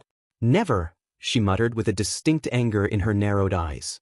Okay, panicking won't get us anywhere, you have work in dash, her eyes widened as her thought finished, looking at the clock on the wall. She nearly swore as the clock read 7 a.m., leaving her with a split-second decision. Work was at 8 a.m. with an hour drive to get there without traffic, she couldn't delay. Izuku! Inko called, standing up quickly and power walking to the kitchen to find Izuku washing his dishes. He blinked and looked at her with a confused expression. Prepare food and yourself for today, you'll be going with me to work. Izuku's eyes nearly popped out of his head, startled by his mother's words. Yes, Kasen, how long will we be there? Actually, I'll prepare the food, you get ready, okay? Inko said, strutting to the fridge, opening it and grabbing things out of the fridge quickly. Clothes and something to do, we'll be there for about 8 hours, but it's likely to go over that. Izuku said, yes, will do. And darted out of the room, excited by the prospect of finally seeing his mother's work. Inko sighed, smiling at the sight of Izuku being so excited, but grimacing at the clock again. She couldn't be late to this meeting, too much was on the line with it. She needed to be there. Using her quirk to float the ingredients of eggs, bacon, pancake mix, milk to the waffle maker, she began to make and mix the pancake mix mid-air while pulling out her phone and dialing her husband. It took a few rings, but eventually the line clicked, the bleary voice of her husband asking, hello? Inko nearly dropped the pancake mix, but her quirk caught it just in time, the mix starting to thicken. Her quirk laying the bacon on the pan now on the lit stovetop. Shin? Are you okay? Were you asleep? You're never asleep at this hour. There was a mission last night. It was the Mediterranean outpost. This time, the pancake batter did slip out of her quirk, landing all over the open waffle maker, making her curse. She quickly picked it back up and filled the waffle maker, closing it. Shin began, a little bit more awake. Is everything okay over there? It's fine, just my quirk. Making pancakes for me and Izuku. Don't you have to work in like an hour? Shin asked with a yawn. You've been complaining about the drive there ever since we moved. That's why I'm calling you, Inko answered.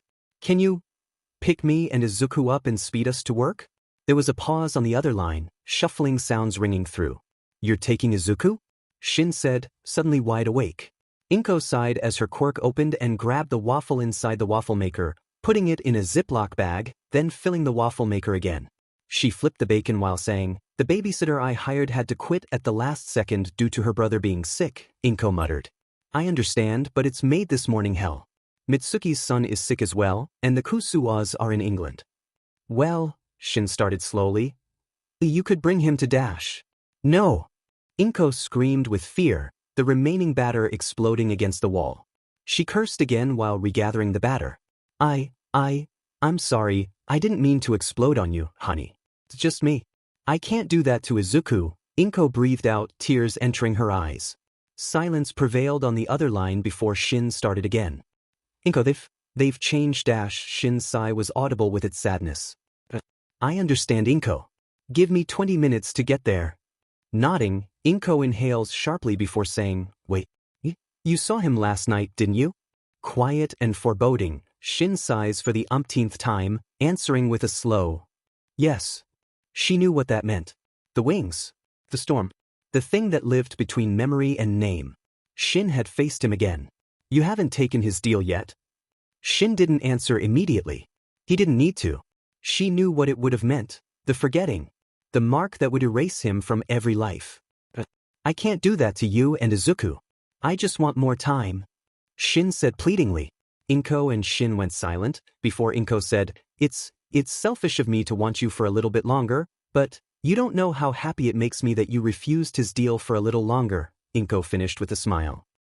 "You know I will always love you even if I dash." She paused to take a breath, tears pricking her eyes again. "Even if I don't remember." "Inko," Shin said with a sigh, Inko knowing he was pinching the bridge of his nose by the tone of his voice. "You won't forget," Shin choked out. "Look, I'll be there in 15 minutes, we'll discuss the rest of this then, okay?" "I love you, honey," Inko said shakily. "Thank you for being there for me." "I love you too, sweetie," Shin answered with a sigh, Inko seeing his smile through his voice. "See you at 8:25, okay?" "Okay," Inko answered in a small voice. "Bye." When Izuku walked back to the room, he was surprised to see his father, but was taken aback by the melancholy mood that pervaded the room. His Kasan and Oda-san were hugging in the doorway, the garage door slightly open, with smoke wafting out behind them. "Oda-san?" Izuku asked, excitement bleeding into his voice. Both Kasan and Oda-san startled at Izuku's voice, turning around, Shin smiling while Inko blinked in surprise. While Shin looked just about half-dressed, with unkempt hair and sleepy eyes, Inko was the complete opposite, being well-dressed in slacks and a dress shirt, a lab coat with a name tag and badge in the front left pocket. "Izuku?" Shin asked, moving around Inko to pick Izuku up. "How are you doing, son? Are you feeling all right? My absence this morning didn't rattle you too hard." Izuku blinked and tilted his head. "Skydon rattled me more than you not being here. How could you shake me without your presence?" It's a turn of phrase, Izuku," Shin muttered, flustered and sullen by his son's response. "Turn of phrase?" "Well," Inko said, going to pick up a bag from the kitchen, "we'll need to get going soon. Oda-san has his job to get to, and I don't want to be late. Are you ready for today, Izuku?" "Yes." "Have you prepared yourself, used all your toiletries?" "Yes." "Have you got something to entertain yourself while you're there? You're going to be alone for most of the time." "Yes, I have my notepad for quirks and a notebook for science." "Okay, just don't go wandering around, this place is dangerous." "Now, that's everything, I got the food, got my badge, dressed for the occasion, okay, ready." To be continued. Someone told me long ago. There's a calm before the storm. I know, it's been coming for some time. Credence Clearwater Revival. The door slid open, and all three Midoriyas froze. This wasn't Tokyo. Wherever they were, it wasn't meant to be the exit, but it had a terminal for Otosan's quirk-based travel. That meant it mattered, though Izuku couldn't yet tell why. It was raining like Izuku had never seen it rain before. Rain slammed down from the sky, not falling but dumping with a force that could break limbs. He could almost see a building in the distance, but nope, no distinct features he could see. "Honey," Inko started slowly, "where are we?" Shin frowned and squinted before he sharply inhaled. "Sure. Hey." Inko pinched Shin hard, gesturing to Izuku, a look of murder on her face. Izuku tuned them out. The storm outside had him transfixed. Squinting, Izuku saw green shapes that came to a point at the top, but they were too distant, too ambiguous. Those shapes could be many things, like tents or some weirdly shaped walls. Izuku couldn't tell. Inko, I'm sorry, but I can't get you back to Tokyo right now, the boss will understand, Izuku heard distantly. Look, if they give you flack over this, tell him that Shin looked over at Izuku with a pensive look. Inko exhaled, shaking her head in disapproval while her eyes remained on Shin. If it comes to that, Inko started, anger permeating her voice, then I'll tell the boss it's your fault, and that you are taking 100% liability.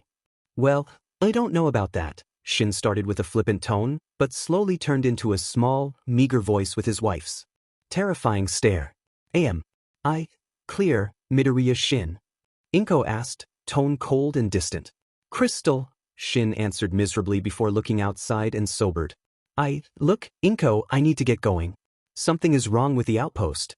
I'll send for you and Izuku in a little bit, but you might miss your meeting online as well, Shin said hurriedly while he grabbed a few random bags from the wall and ceiling compartments, shoving them into a hexagonal mini-shuttle box embedded in the floor. With a flick, the box turned to light and spun into a shield above his head. Izuku walked back to his mother while Shin walked to the door, looking back at the final second to say, Izuku, you stay here and protect your mother for me. Izuku nodded with a tinge of worry entering his chest. Shin smiled. Be back in a blink. He had, in fact, not been back in a blink. It was a small, treaded robot with a hologram projector on top that had found them 10 minutes later. It had rolled in from the storm with an electron projection field overhead, shielding its important tech from not only being doused and damaged by the rain, but being utterly crushed by it. Ah yes, here it is, a muffled, static-filled, yet somehow familiar voice called from the machine as it turned. Hello? Anyone in here? There you two are. I almost started panicking for a second. Izuku blinked and tilted his head when the projector started up, a projection of a man with thicker than average eyebrows, a cleft chin, blue-tinted brown eyes and black hair that was somewhat matted looking with a droopy nose. His cheekbones sagged slightly, giving him a tired look, but the small smile he wore was warm and oddly confident. Everything about him glowed faint blue, the telltale hue of a hologram. From the top of his likely beige pants to his probably navy blue dress shirt to the maybe white lab coat. Inko said in astonishment. You're here on this post too? Inko, darling, I'm in every outpost, I'd said with a prideful if not knowing tone. That was before pursed his lips and waved his hand in the air like he was clearing smoke, bobbing his head from side to side. Well, except for Hong Kong. They don't run me there. And honestly, I get it. He gave a small shrug, lips twitching in a half-smile. They've got their own way of running the ship, as they say. It made Inko snort and roll her eyes, but tensed a little. She remembered the last time she was there, needing to be saved by Shin. No ounce of her wanted to go back nor remember that experience, not for the knowledge, not for anything. Izuku blinked at the name, searching through his repertoire of information residing in his brain, looking for the name's importance. Where is it from? Wait a minute. Izuku's mind came to a screeching halt. Wait, Kasan, Izuku called. Inko said, startled out of her memory, not used to her son speaking so abruptly. What is it, sweetie? Is this the Mitsu hero-eyed? Izuku asked, pointing at the projection. Oh my! I'd exclaimed with delight. Someone new actually knows my name. How rare that is nowadays. Who may you be, young man? You were that one SSSP operative, the comic relief one from Ultraman. I'd opened his mouth to speak, but stopped and closed his eyes. What episode are you on, young man? Actually, which Ultraman are you seeing? Is it Dash? We just started the series last night, ending on episode 4, Izuku continued, barreling through Ide's questions. Kasan was saying that it was propaganda for the SSSP with some small truths mixed in. Is that true? And did you actually face alien Baltan? Are there aliens? What are and aren't the scientific parts of the series? I'd laughed, making Izuku stop asking questions to blink at the abruptness of it.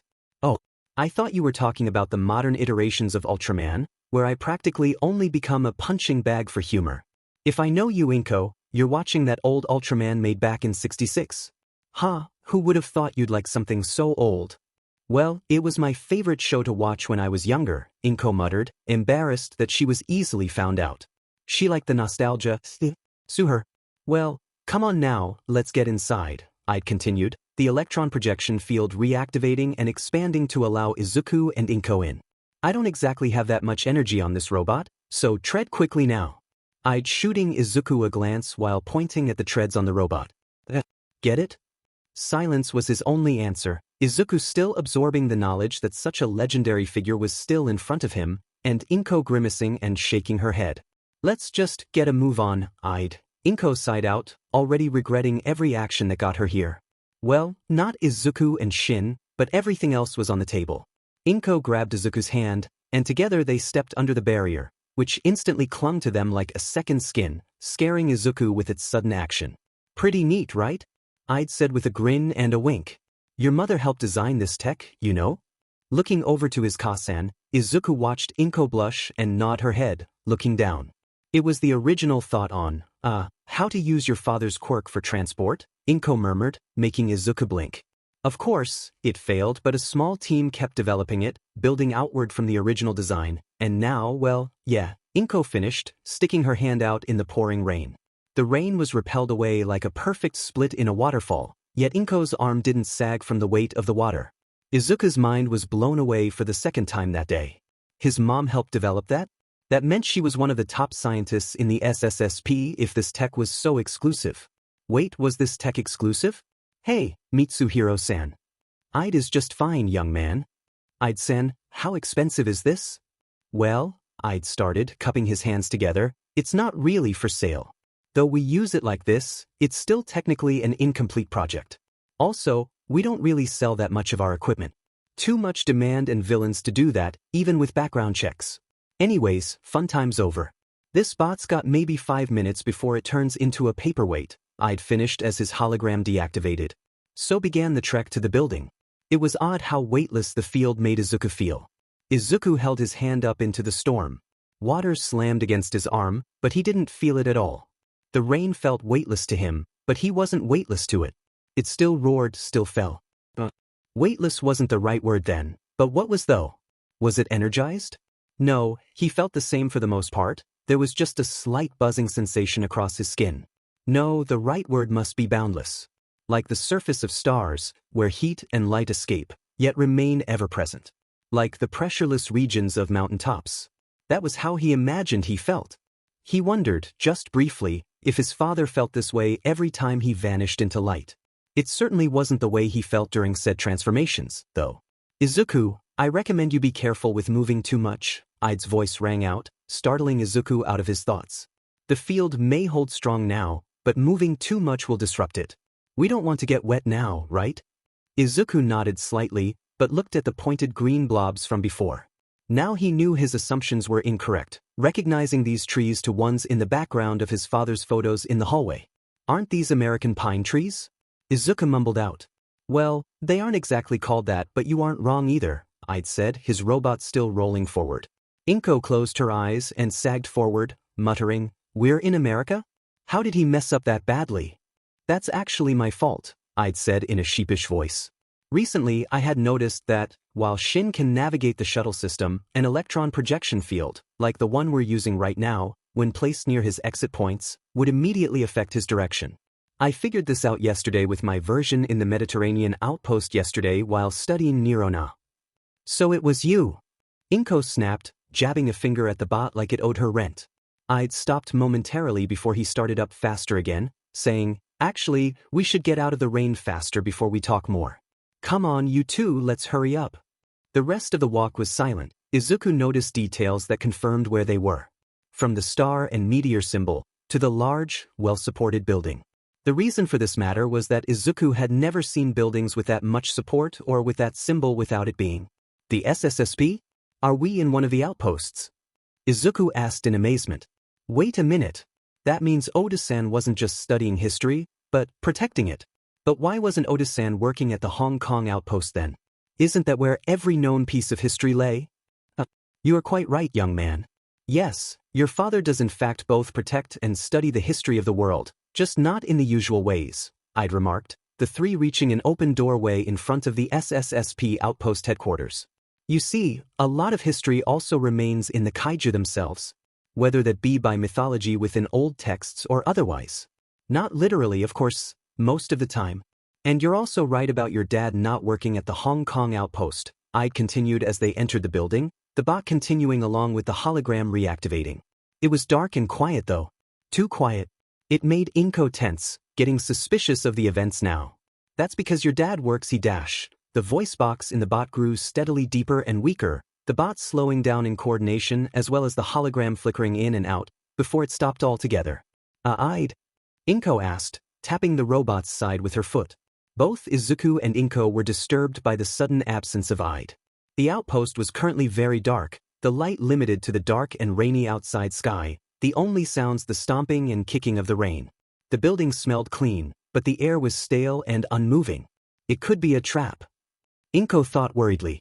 This outpost may be taken over. They may have figured out Shin's quirk to trap him here, and now we're the unlucky ones. But wait, I'd acted exactly the same as I've known him. No, they could have hacked him, sabotaged his AI to lure us in. This is just like Hong Kong again. Inko felt fear, a pure panic that made Izuku feel anxious just by being too close. Ka-san, is everything okay? Where did I go? Then, Inko's eye hardened as she slapped her cheeks. No, I won't let Izuku go through this. There may be a tracker inside the robot. I can use the internal tech to recalibrate and avoid the current attacker's leadership. Inko looked to the wall to see a fire extinguisher, quickly going to grab it, swinging it above her head to swing down and break the bot in front of her. I'm sorry, I'd, but this is for our safety. Please don't do that, Inko, that's very delicate equipment, I'd called out as his projection materialized from the floor and ceiling. Ah, that's much better. I'm whole now. Got the bottom part of my legs and feet. Inko yelped at the sound of I'd's voice, dropping the fire extinguisher with a loud clang that made Izuku flinch.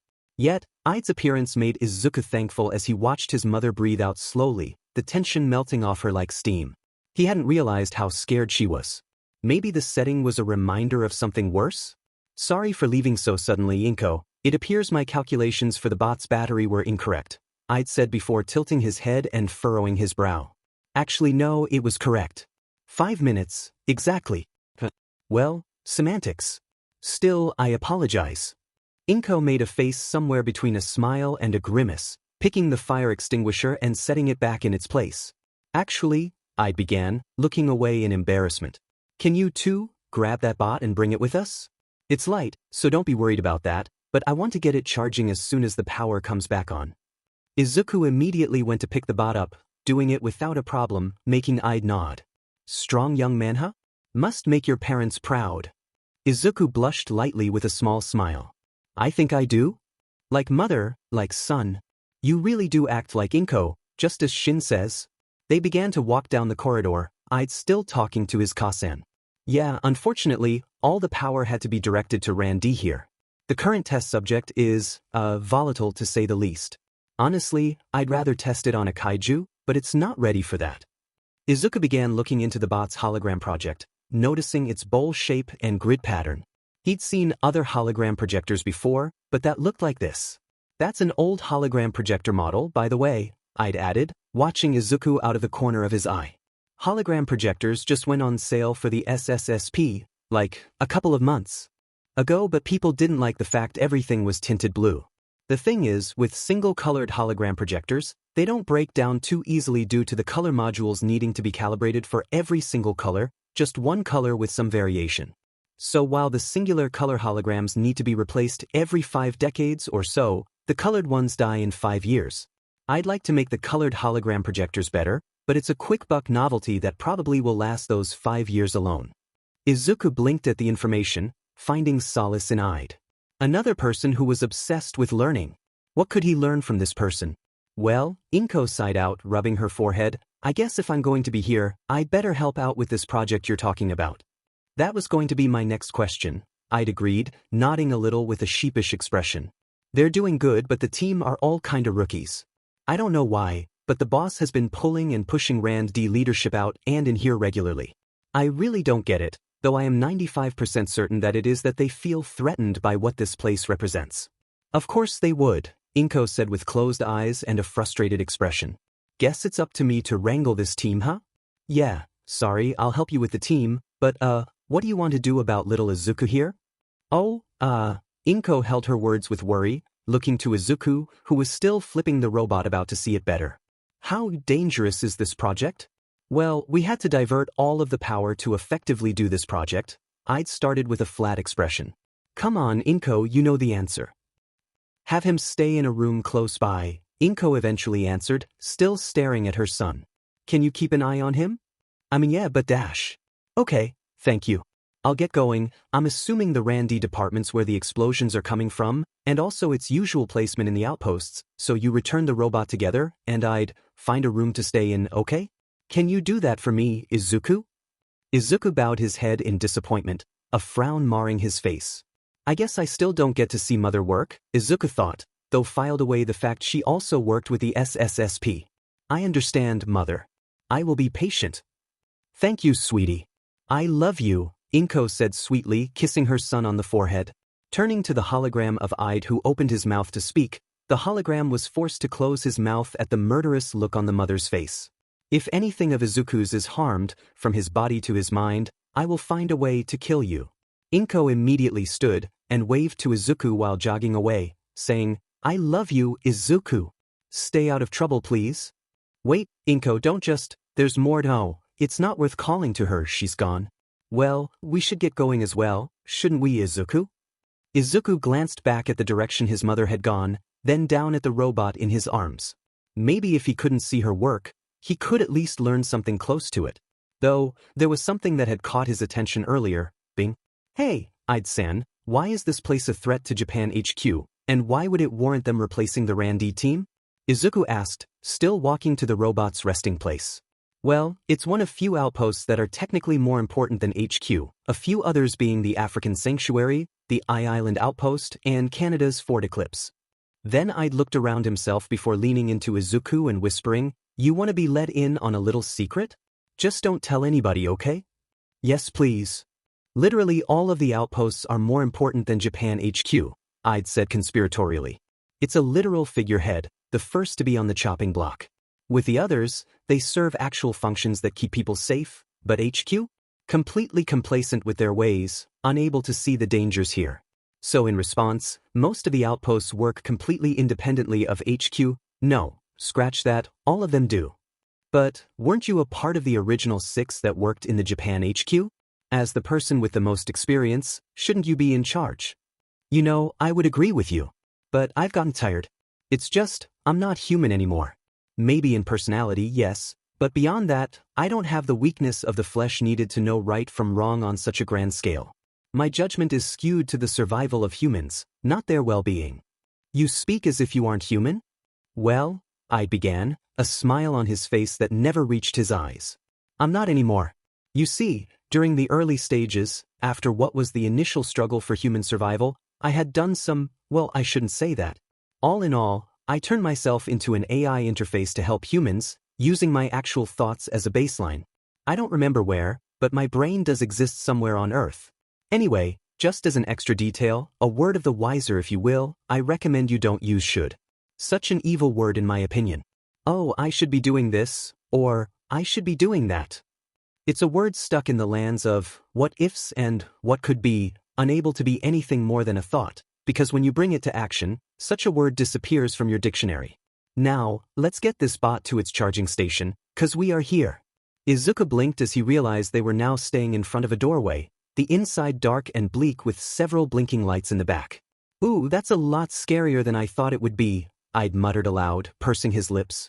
You want help in there, Izuku? I can make more light. That would be very helpful, though can you give me directions on how to hook this bot up? They both entered the room, Ide expanding his hand to light the backside of the room. It reminded Izuku of a locker room he had seen in a movie, lines of lockers, full of who knows what, small items littering the benches and floor. Izuku took a small inhale and immediately flinched back, eyes watering with the smell. Izuku, are you okay? Is the smell that bad? Izuku, unable to respond verbally, could only nod in response, pulling up his shirt to block the smell. I'm gonna have those recruits, no, wait here a second Izuku, I know where a gas mask is. I don't know how unhygienic these morons are, I need to install an olfactory sensor. No, gas mask, then you help me with the bot, okay? Come this way. The smell isn't so bad dash. Nope, I am not facing your mother. If any harm comes to you, she is scary enough as it is. We are getting that gas mask. It was a room just down the hall and to the right, much brighter with a window inside.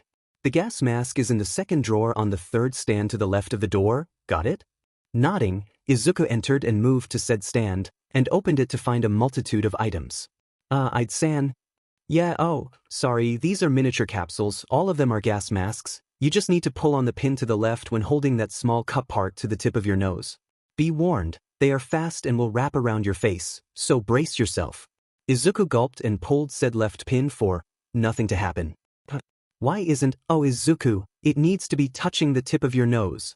Startled by I'd-san's exclamation, Izuku stumbled, and the capsule clicked against his nose. The effect was instant. With a hiss and snap, the mask unfolded over his face, too fast to react.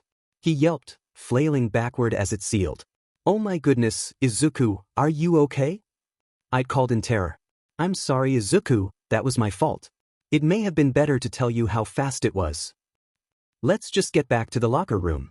Okay, I'm going to need you to find the second charging station on the right wall, then pull out a bundle of 3 cords that look like they end in a chainsaw, a hook, and a fork. Izuku looked to the right wall, where he found deviants in the wall, all numbered 1 through going to the second port. Izuku looked for the cords for a second before he looked up, seeing them hanging from the top, which made him sigh. Izuku looked to the side of the wall to see a bench, giving him an idea. With a running start, Izuku bounded off the floor and onto the bench, which broke under his weight. Is everything all right in there? Fine, but the cords are on the top of the port. I'd walked closer and looked up, his face deadpan. I should have just designed this facility myself. So much for trusting American infrastructure. To be continued. Watch out. You might get what you're after. Cool babies. Strange but not a stranger. I'm an ordinary guy. Burning down the house. Talking heads.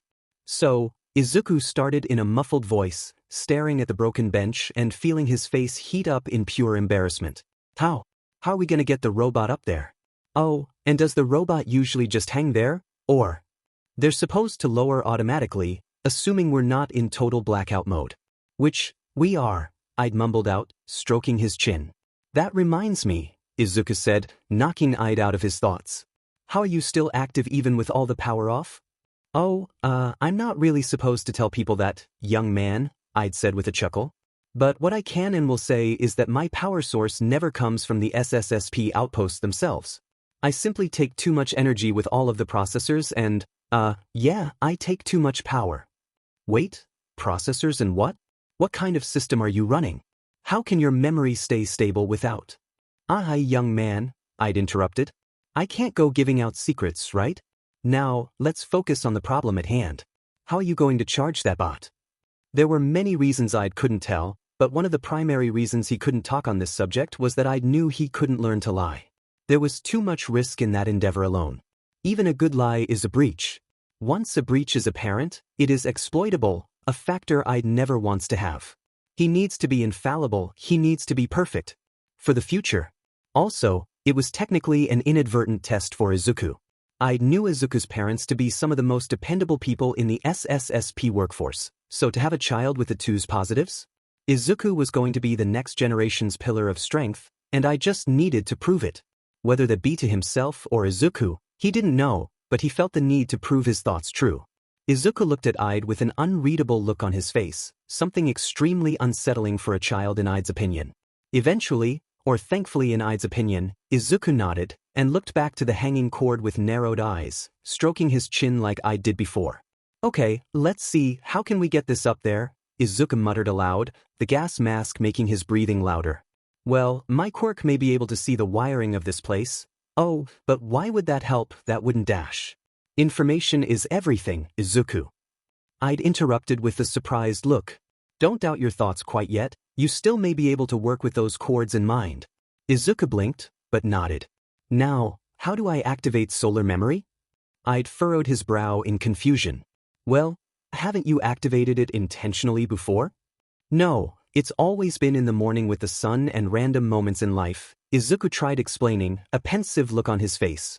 It's really frustrating to be honest, not being able to see or make use of your quirk at any other time but the times your quirk activates. Well, I began with a raised eyebrow, still looking at the cord hanging.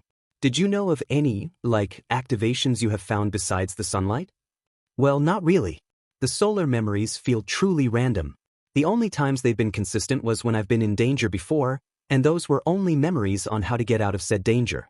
Well, it didn't activate with the Skydon quake when it was rolling around though. I'd nodded to himself, closing his eyes. What about the other times? Where they haven't been consistent? Maybe there's a pattern you haven't noticed and I can help you notice. Well, there was that time when I was taking notes about quirks when a memory flared up about said quirk. I think it was, best genist, the number 4 hero, yeah. It was more based on actual people wearing something than the materials themselves that makes best genist be able to manipulate an object. In the memory I got, there was this one villain that was wearing a trash bag for a mask and dash. Wait, okay, let's just focus on what was happening as and before you got the memory. I'd cut in, hands motioning to pump the brakes. So, was there sunlight present when you got the memory? No, from what I remember, it was already nighttime, and I was watching Best Genus villain capture earlier that day via the news. Then, when I was theorizing about his quirk because I saw him manipulating different materials as if they were the same, the memory just came to me. Could you do that again? Maybe. Well, I've already tried that several times afterwards, like checking if it was my interest in the subject, or if it was my exposure to overall light, but nothing gave me a result after that. Not a single memory flare has given me anything remotely close to that kind of information. Well, what other memories have you had? There was this one about a grandmother playing with her daughter at the playground. I saw her playing with her own grandmother when she was a little girl in the same spot. Then, there was that time I saw a villain who was robbing a grocery store, and the memory I got was him crying over his, I don't know, sick mother maybe? Oh, and then there was Dash. Wait, so maybe, I'd stepped in again, stroking his chin with a contemplative look before his face brightened. Maybe the memories are more out of an emotion that the subject is carrying? Well, I'd agree with you, but I've gotten some memories about inanimate objects too. Like the lamp next to Oda-san's and Ka-san's bed, but all I got were noises, like Ka-san and Oda-san groaning dash. Okay, moving on. Let's see what else, I'd said, embarrassed by the proxy of Izuku's recorded memory. He did not need to know Izuku's parents' love life, thank you very much. Though that was technically useful information, how could they use noise to find the wiring? Gah, this was so much more difficult than I'd thought it would be. That incident in Hong Kong, when I'd had helped watch over Izuku after the security breach. There had been a moment, something lunged at him, and Izuku turned to light. Entirely. Just for an instant. So then, was it a threat or something? No, I couldn't do that. Unless, is it to help the future? Everything is for the future, all so humanity can prosper. If he had to sacrifice. No. I'd yelled to himself, making Izuku jump. It all happened in a millisecond, but it stretched, somehow. When I'd yelled, Izuku had vanished in a flash of light. No scream, no warning, just gone. The ceiling cracked. Something thudded above. Id's holographic eyes widened. The hole in the ceiling was massive, nearly 5 square feet across. Far too big for comfort. Oh my goodness, Izuku, are you okay? I'm sorry for yelling, but are you hurt? Give me a second, I'll be up there, just stay there. I didn't even, are you okay, Id-sen? Why did you yell dash? It all hit Izuku at once. A solar memory flared with venom, causing Izuku to hold his head in pain. Yet, there it was, the wiring coming straight down the wall right beside him. Ah, shoot, you are in pain. It's going to be fine, Izuku. Just give me a second to dash. Listen, I know how we can drop the cords without power. Can you help me get down? Yeah, just, give me a second. I'd looked to the other bots of the same design, all hooked up to the various deviants in the wall before he found the one he was looking for in Deviant 9. Said robot was far larger than the others, with hydraulic piston arms and 3 treaded wheels to stabilize itself against smaller kaiju. It wasn't really used for non-combat sensorios, but it'll have to do this time. The robot turned on and pulled the 3 cord out of the back of the cylinder head that was most of his body by jerking them forward. Okay, Izuku, I'm gonna need you to jump down on top of this bot I've activated. That's a bit of a drop, Id-san. Are you sure that's safe? Look, Izuku, you can either drop here, or run all the way down here, which, seeing you don't know the layout, could take hours, and I'm not going to find out what your mother is going to do with me if you aren't with me, so please jump down. Izuku bit his lip, but remembered whatever form he had taken before. Had he turned into light, like his father? Maybe he could do that again. Wait, Idson, let me test something. Izuku called. What are you doing? Where are you going? Ide paled as he heard the small pitter-patter of footsteps, knowing what Izuku was going to do now. Wait a minute, no, don't jump yet. The moment Izuku jumped into the giant hole he had made, time slowed down. Izuku felt the adrenaline fuel his mind and body, the wind trying to catch his form. It was also intoxicating. Just then, like before, Izuku disappeared in a flash so much like his father's. Yet, there was never the sense of uncomfortability that came with his father's quirk. Only the magnitude, jaw-dropping, beautiful colors, unseen by anyone but him. Ide screamed as the light crashed down onto the lockers, bashing them in at odd angles. Not even a second later, Izuku was back, laughing and grinning like Ide had never seen before. When Izuku looked at Ide during his fit of laughter and pure joy of using his quirk, he had to pause at the expression of pure terror. Izuku, what have you done? Izuku, startled, followed the finger Ide pointed to see. Oh no. The entirety of the lockers that had ever so graciously caught him were now a slinky of devastation. The lockers buzzed faintly with internal sensors. A small photo peeked from one half-open door. Family. Trophies. Trinkets. That was not yours to break, Izuku. Ide cried, grabbing his head in panic. We gotta get out of here before dash. The locker room door exploded open. A dozen operatives stood ready, aiming down the aisle. One pointed at Izuku. That's the breach point. Target acquired. Before the first shot was fired, Izuku flashed into light, scattering the operatives like bowling pins as he streaked toward the door. No, Izuku, stop. All of you, stop this instant. Izuku had heard Ide roar, but the adrenaline had already gotten to him. Izuku needed out. A hand made a grab for Izuku as he ran outside, but he transformed himself into light again, slamming through the wall in front of him. Light warped. Space cracked and metal ruptured. Then he was in another room, cold and stale, a hole barely the size of his head just behind him. Sheet. He's going to the medbay. Everyone move out. An SSSP member shouted, footsteps ringing out and away from Izuku. The medbay? Of course, Izuku thought as he tried to catch his breath. Kasen has it circled on that map back home. God, he would give anything to be back there now. Looking around, Izuku ducked his head again as he heard the mechanical door slide open, soft footsteps ringing out. Where's that little BCD? A voice gritted out. How dare he destroy the picture of my little Nina? Calm down, Anthony, a second, much calmer voice called. We need to detain and cap Dash. You think I give a crap about that? The first voice yelled. I may give this a-hole every bullet he deserves for this. Izuku began to hyperventilate as quietly as he could by covering his mouth, hearing of the two. Had he really done that? Oh no. Minute, why had he done that? Why is he doing this? They're just mad that he destroyed possibly their only physical connections to the outside world. Operatives only get to leave here an outpost like this after being discharged, after all. From the description given from the vice captain, the second voice murmured, our assailant is a child. Even if he is one of those, they're a child, Anthony. Be reasonable. Kids don't always think straight. They panic, they play. This one was probably just showing off. And Ide was there. That has to mean something. But Ide also had the small Kaiju threat bot thing active. The voice of Anthony called, gritting his teeth. That kid is obviously some kind of threat to activate that. You may have a what's that? The second voice startled. SSSP. Hands in the dash. In an instant, light blinded the two operatives as Izuku rushed out, the cries of the people behind him ringing out. The second voice yelled. Private Ret to Vice Captain, Private Ret to Vice Captain. The assailant is confirmed to be a child, likely no older than 8. He has a blinding and running quirk, no confirmation. He's heading out of the break room, over. Izuku temporarily stopped at the door, remembering Higurashi-san's words. Information is king after all. Copy that. Sergeant Victor, get to the equipment room and get the heat vision goggles. Get every operative on the field one. Are there any confirmed casualties? Over? Anthony? Anthony, are you okay? No confirmed casualties. Over. Good, mission stays as it stands. Detain and capture the assailant. Over. Izuku bit his lip, wanting to go back in and help those people, but soon ran off in a burst of light anyways. missing-eyed who just crossed the corner.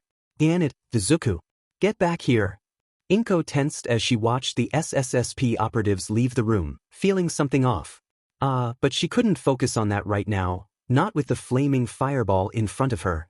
Activate the coolant system, DMN it. Inko roared, trying to force herself to remain calm, but that was likely to fail with all of these fools running around like chickens with their heads cut off. Why did she have to be the one to do everything all the time? Just why? Looking down as the room's fans started up, she groaned as the water that gushed out from behind the fans immediately turned to steam, not even making contact with said fireball. Inko could now only tap her foot and bite the nail of her thumb in thought. Screw it, Inko decided, standing up quickly and power walking to the door. It may be dangerous, but there was no other way. Dr. Midoriya, wait, a younger failure of an R&D scientist screamed out, Inko deftly dodging his jump of desperation to keep her there. Don't just leave us, do something please. I am doing something, you fool. Tell me, I know this place has distilled water around here, where is it? But dash. Tell me where it is, or we're all dying, god damn it. My son is in this building, I am not letting this continue. Where? Distilled. Water. We just used it. It was the coolant system. A drop of silence as Inko turned to face said scientist, a face of pure disappointment overshadowing the man's horror. The only answer she gave was to walk out of the viewing platform, leaving the rest of the R&D scientists. Did she just leave? We're all gonna die. Inko rolled her eyes and ran down the corridor to the testing facility. I will never understand why the hell these were built right in the middle of an outpost, she thought with anger, punching in the pin to open said facility. She was greeted by the ball of fire from before, looking up to see ventilation, making her almost scream in frustration once more. Instead, she breathed deeply and held her arms out, fingers outstretched, like a composer ready to deliver their greatest piece. The flame shifted as if knowing another was there and watching what she would do. Closing her eyes and displacing her anger and panic, Inko breathed in deeply and let everything else but the fire and water bleed away from her. Inko grabbed the air and pulled the steam in the air and vents, transforming it into its previous liquid state of matter, hovering above the fireball, collecting and biding its time. She squeezed her eyes more tightly as she slammed the water down on the fireball, a wave of steam erupting and clouding the area. Everything remained quiet for those few moments as Inko stood and breathed deeply before she collapsed onto one leg. It had been a while since she had to use her quirk in such a way, transforming steam back into water and keeping it as such till the fire was out. God, she needed a break now. The steam parted. A silhouette emerged, tall, scorched, armor clinging to him in awkward patches.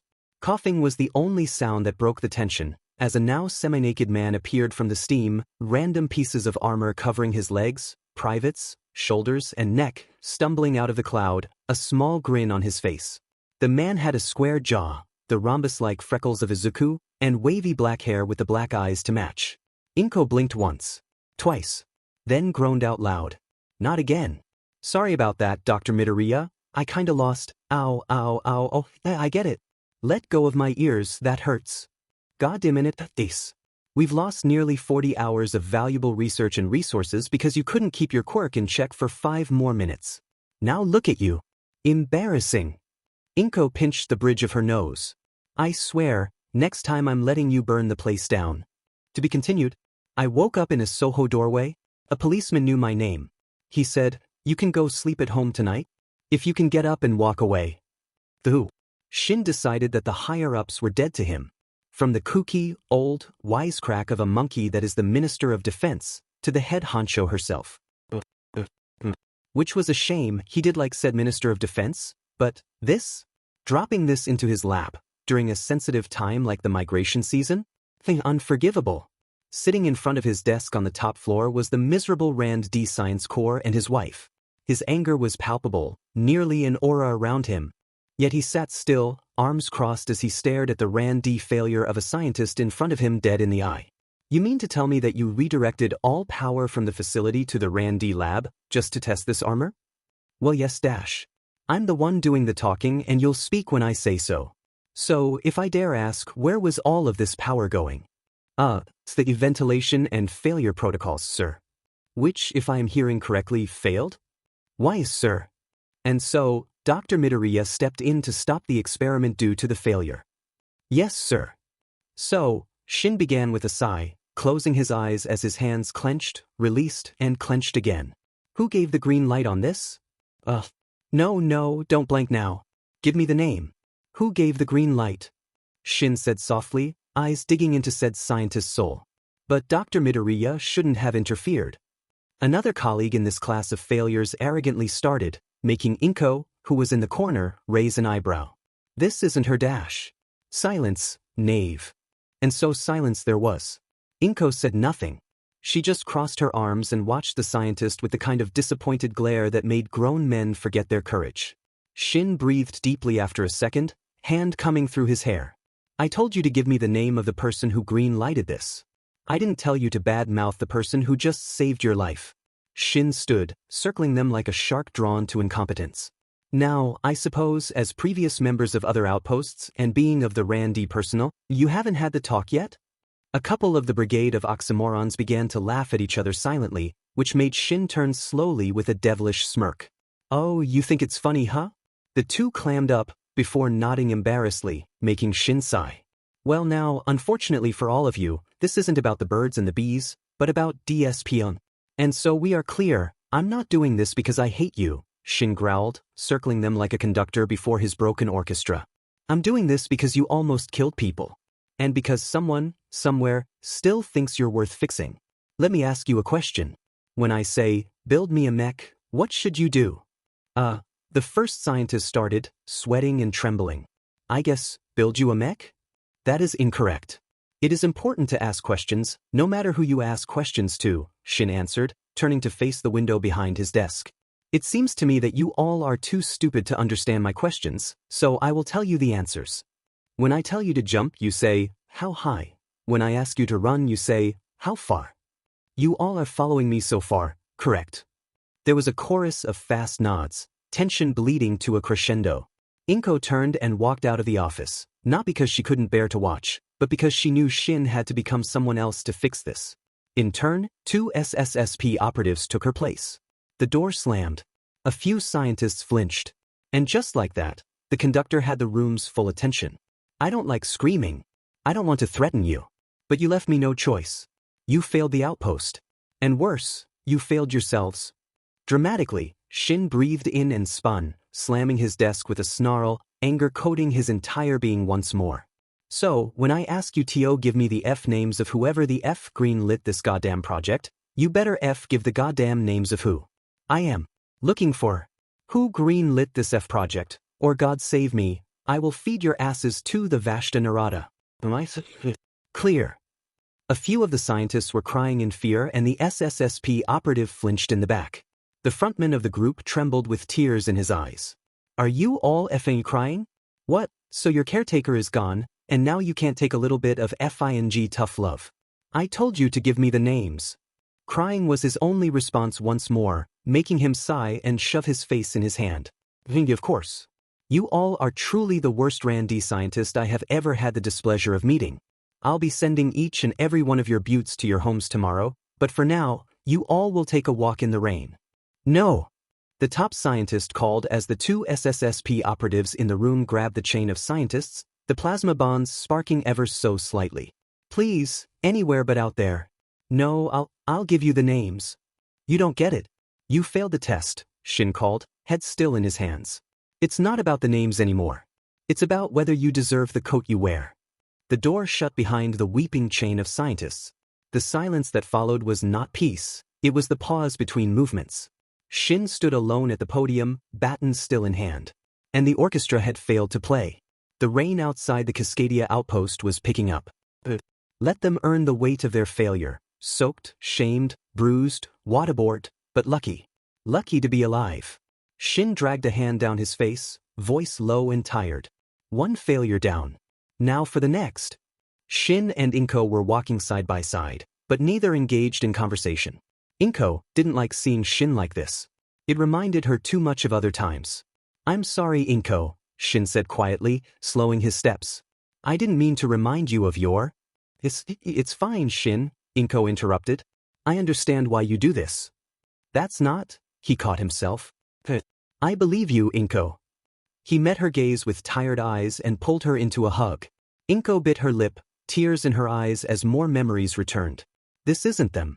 This isn't now. You promised yourself you wouldn't go back. Inko screamed mentally, forcing herself to hug Shin back. You won't let them hold you back anymore, remember? You promised yourself that, Inko. Phew. Oh, thank God you two are okay. I'd called out, hologram quickly coming closer. I'd. Inko called in joy, but her face quickly dropped as she saw someone missing. Where is Izuku? Sir, there was an incident in Wing E7 on the second floor dash. Don't give me that, where is my son? The SSSP operatives are dash. In an instant, Shin vanished in a pulse of light. Inko staggered back, shielding her eyes. Shin, wait. Goddammit, Shin? Inko called out, but ended by stomping her foot in frustration. Where is Izuku? We had an incident in Wing. A juvenile present during the lockdown panicked and broke containment. SSSP operatives gave chase. Did you say, juvenile? Inko asked, going still. Id's projection. Turned to her, voice flat. Izuku was spotted near Sector E. He ran when the operatives approached. Standard protocol, non-lethal containment. No. Inko spun toward the exit, already too late. Shin, wait. That's our son out there. Please. Shin hadn't heard Inko's words. Just the fear in her voice. That was enough to egg him on. Hong Kong flashed in his mind. The screams, the smoke, the loss he still couldn't name aloud. Nearly losing Inko to that jungle and those enemies. You aren't taking my son too, DMN it. Shin shot forward, light bending around his form as rage took over reason. But he had to stop. If he was right about what this thing was, his men would only get in the way. They'll just be fodder, lambs to the slaughter. However, what was even more important to Shin was that his men would be in the way. Shin ripped the radio from his belt and snarled into it. All operatives in Wing E7, disengage and barricade. This is Commander Shin. I'm en route. Do not engage. Over. He threw the radio just as Id's voice crackled through, too late to stop him. He once again shot off in a beam of light, twisting and turning his way through the corridors at a blinding rate. I'll kill whoever did this. I swear to God. You won't make it to nightfall. You won't even meet the Reaper. Only the storm will greet you. Izuku had never known fear like this. Not just danger, but the kind that claws into your ribs and won't let go. The gas mask clung to his skin, hot and tight. Every breath echoed in his ears like a countdown. That, in addition to the operatives chasing him, everything was starting to become terrifying. Over there. Another team of operatives called, running in a different direction than Izuku. Izuku sighed in relief. They hadn't found him yet. In fact, he was actually expecting more people trying to find him. Where is everybody? One operative muttered, pacing past the cupboard. I'd think that the kid was already found or something if it wasn't for the search being ongoing. They found the kid wearing a gas mask, another operator responded in kind. Now they think it might be a gas leak. Also, I'd thought you'd still be angry that your stuff was destroyed. Well, now that I've thought about it, little Nina probably would have pulled the same kind of sheet with her quirk. To be honest, the first operative said sheepishly, Izuku only hearing muttering. I'd be a hypocrite if I tried to kill a kid over this and not my own, you know? The radio static rang through before, all operatives in Wing E7, disengage and barricade. This is Commander Shin. I'm en route. Do not engage. Over.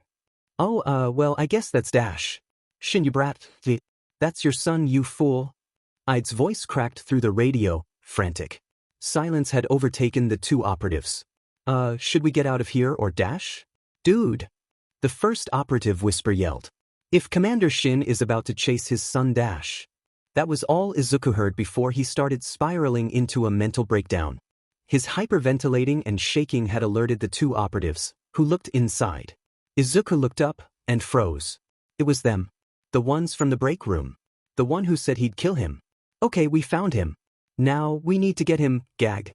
Light exploded from Izuku's body as he lunged forward, slamming into the operative and sending him flying. It made him freeze in response as he heard the operative groan in pain. He didn't mean to hit that hard. He just wanted to escape. Wake it. Get back here, you're in danger. There was no time to think about that. He needed out, he needed Kasen Idsen, he wants his Oda-san. Izuku yelled from across the hallway, seeing his Ota-san standing there. But something was wrong. His face was grim and absolute, shadowed by anger and hatred. You. Oda-san. Where is my son? Wait, Commander. Stop. What the hell are you doing here? I told all field operatives active to leave the area. Now, where the F is my son? Boo, but Otsundash. Don't you use that if a word like I'm your father. The words hit like a hammer to the chest. His lungs forgot how to breathe. His knees wobbled. The mask pressed tighter, like it was sealing him out of the world. What? If you aren't going to show me where my son is, I'm going to beat it out of you. Commander Shin, stop. Just as Shin was about to charge, one of the operatives jumped in the way of Izuku, trembling and looking at Shin with fear. I am Private Retcon, sir. I implore you to reconsider and think. This isn't what you think it is. I know exactly what it is, Private Retcon, Shin muttered in hatred, still staring at Izuku. I know a Zarab when I see one. Zarab? What the hell is a Zarab? Why and how was Izuku a Zarab? Was that a code name for something? Was he not really his son? Did Kasen lie? Did she? No, that couldn't be right. But then, what was a Zarab? Commander Shin, Private Retcon continued, if you don't back down, I will do my best to defend myself and your son. I have told you that isn't my son. Shin roared, making the two flinch. Yes, he is in it. Another voice roared, the other operative limping his way to Private Ret's side. He looked back and gave Izuku a big grin, saying, You got a hell of a punch to ya, kid. I should introduce you to my son sometime, you know. You should rest, Anthony, we're both only gonna slow him down, Retcon muttered to his partner, who only grinned in response. Dude, I am not gonna sit back and watch this, Anthony barked out, wincing at the end. I don't care how injured I am not going let this Bisu traumatize his son. Shin's right hand twitched at Anthony's word, face briefly clearing from emotion. So the Zarab had fully brainwashed you too. Instantly, Shin's face darkened once more. That leaves me no choice. I'm sorry I've failed you, both of you. A flash of light, then Anthony was airborne. Shin caught him mid-stride and slammed him into the wall with a thunderous crack. Izuku heard something break, a horrible crunch that turned his stomach. Anthony crumpled. Didn't move. No! Ret screamed, firing his weapon. The light surged again, then went black. When Izuku opened his eyes, Ret was on the floor beside Anthony, chest rising just barely. Shin laid Private Ret with Anthony before standing and staring at the two for a while. He didn't move. Neither of them did. Izuku pressed himself against the wall, gasping into the mask. He had to run. Had to survive. For them. Look at what you've made me done, Shin said in a cold, distant tone. Making me do this to allies once more. Don't you get sick of it? Izuku remained quiet, tears leaking and pressing against the gas mask as his father turned to face him. No, of course your species doesn't, Shin scoffed, dropping the gun he was holding. You are harbingers of lies and corruption. You are a perversion of acting and living, always wanting to be anything other than yourself. Not that it matters here, of course, Shin continued, stalking towards Izuku. No, stop please. Izuku cried, trying to clamber backwards while still facing his father. He only saw his father catching up though and turned to run. All you have to do is give up and tell me where my son is, and this can all end peacefully, Zarab, Shin called out, going at the same pace. Stop it. Go away. You aren't my Ota-san. Oh, F you too. Shin roared, immediately flashing before Izuku and picking him up by the throat. I know Zarabs turn into their true forms when their lives are threatened, so you better squeal quickly before I turn your skin another shade of gray. Other thing, please. Izuku choked out, feeling his vision fading. I told you to not. Shin. Inko screamed, scrambling and knocking him over. She grabbed a hold of Izuku and pressed the sides of the gas mask, lifting it up to reveal. Izuku. My baby. It was at that moment it all clicked into shape for Shin. Why hadn't he stopped for a second? Was that why it all didn't make sense to him? Where was Ide? Why didn't Ide warn him? Both as he looked over at Inko and Izuku, the most important question of all came to him. What have I done? To be continued. So the world is spinning faster. Are you dizzy when you stall? Let the music be your master. Will you heed the master's call? Led Zeppelin. Izuku had seen dreams before. The ones before this had all been so fluffy. They had all been so inconsequential. One moment, existence was but a figment, and the next, so was consciousness. Yet this was different. It was fearful, it was breathtaking in its horror. He was being chased by light in shadows, thunder ringing its arrival. Eyes that screamed its hatred, twitching hands that displayed its willingness. His run was slow and stiff, unmoving from his spot as he tried to run. He saw the bodies behind the man, Anthony and Rhett, if he remembered. Yet who was the man? "Look at what you've made me done," the voice of the man said in a cold, distant tone. "Making me do this to allies once more. Don't you get sick of it?" The man's voice trembled, not with anger, but the kind of heartbreak that makes the anger worse. Familiar. Too familiar. Izuku could only watch in mute terror as the man's shadows grew in length, like it was trying to capture him. Izuku tried to run, he really did, but when he looked back, the scene was the same distance, the shadow growing longer still. The shadow reached his foot first. Cold. Unnatural. Then it began to pull. No, erase. Flesh disappeared. So did pain until it didn't. When it hit his knee, the pain came roaring back, like memory catching up with nerve endings. Izuku screamed in pain, feeling his flesh being torn away. But this was a dream, right? Why was he in pain? How could he feel pain? What is going on? He doesn't know what's going on. Looking back at his leg, left only bone as its rate of devouring grew faster, the pain of feeling his flesh being consumed felt all up until his neck, when Izuku! Izuku screamed, but it was real this time. His eyes shot open, and then immediately slammed shut again as his forehead collided with something hard and very human. "OW, Izuku!" Inko yelped, stumbling back and clutching her nose. "What the hell?" Izuku's arms flailed wildly, the blankets tangling around him like tendrils of that same nightmare.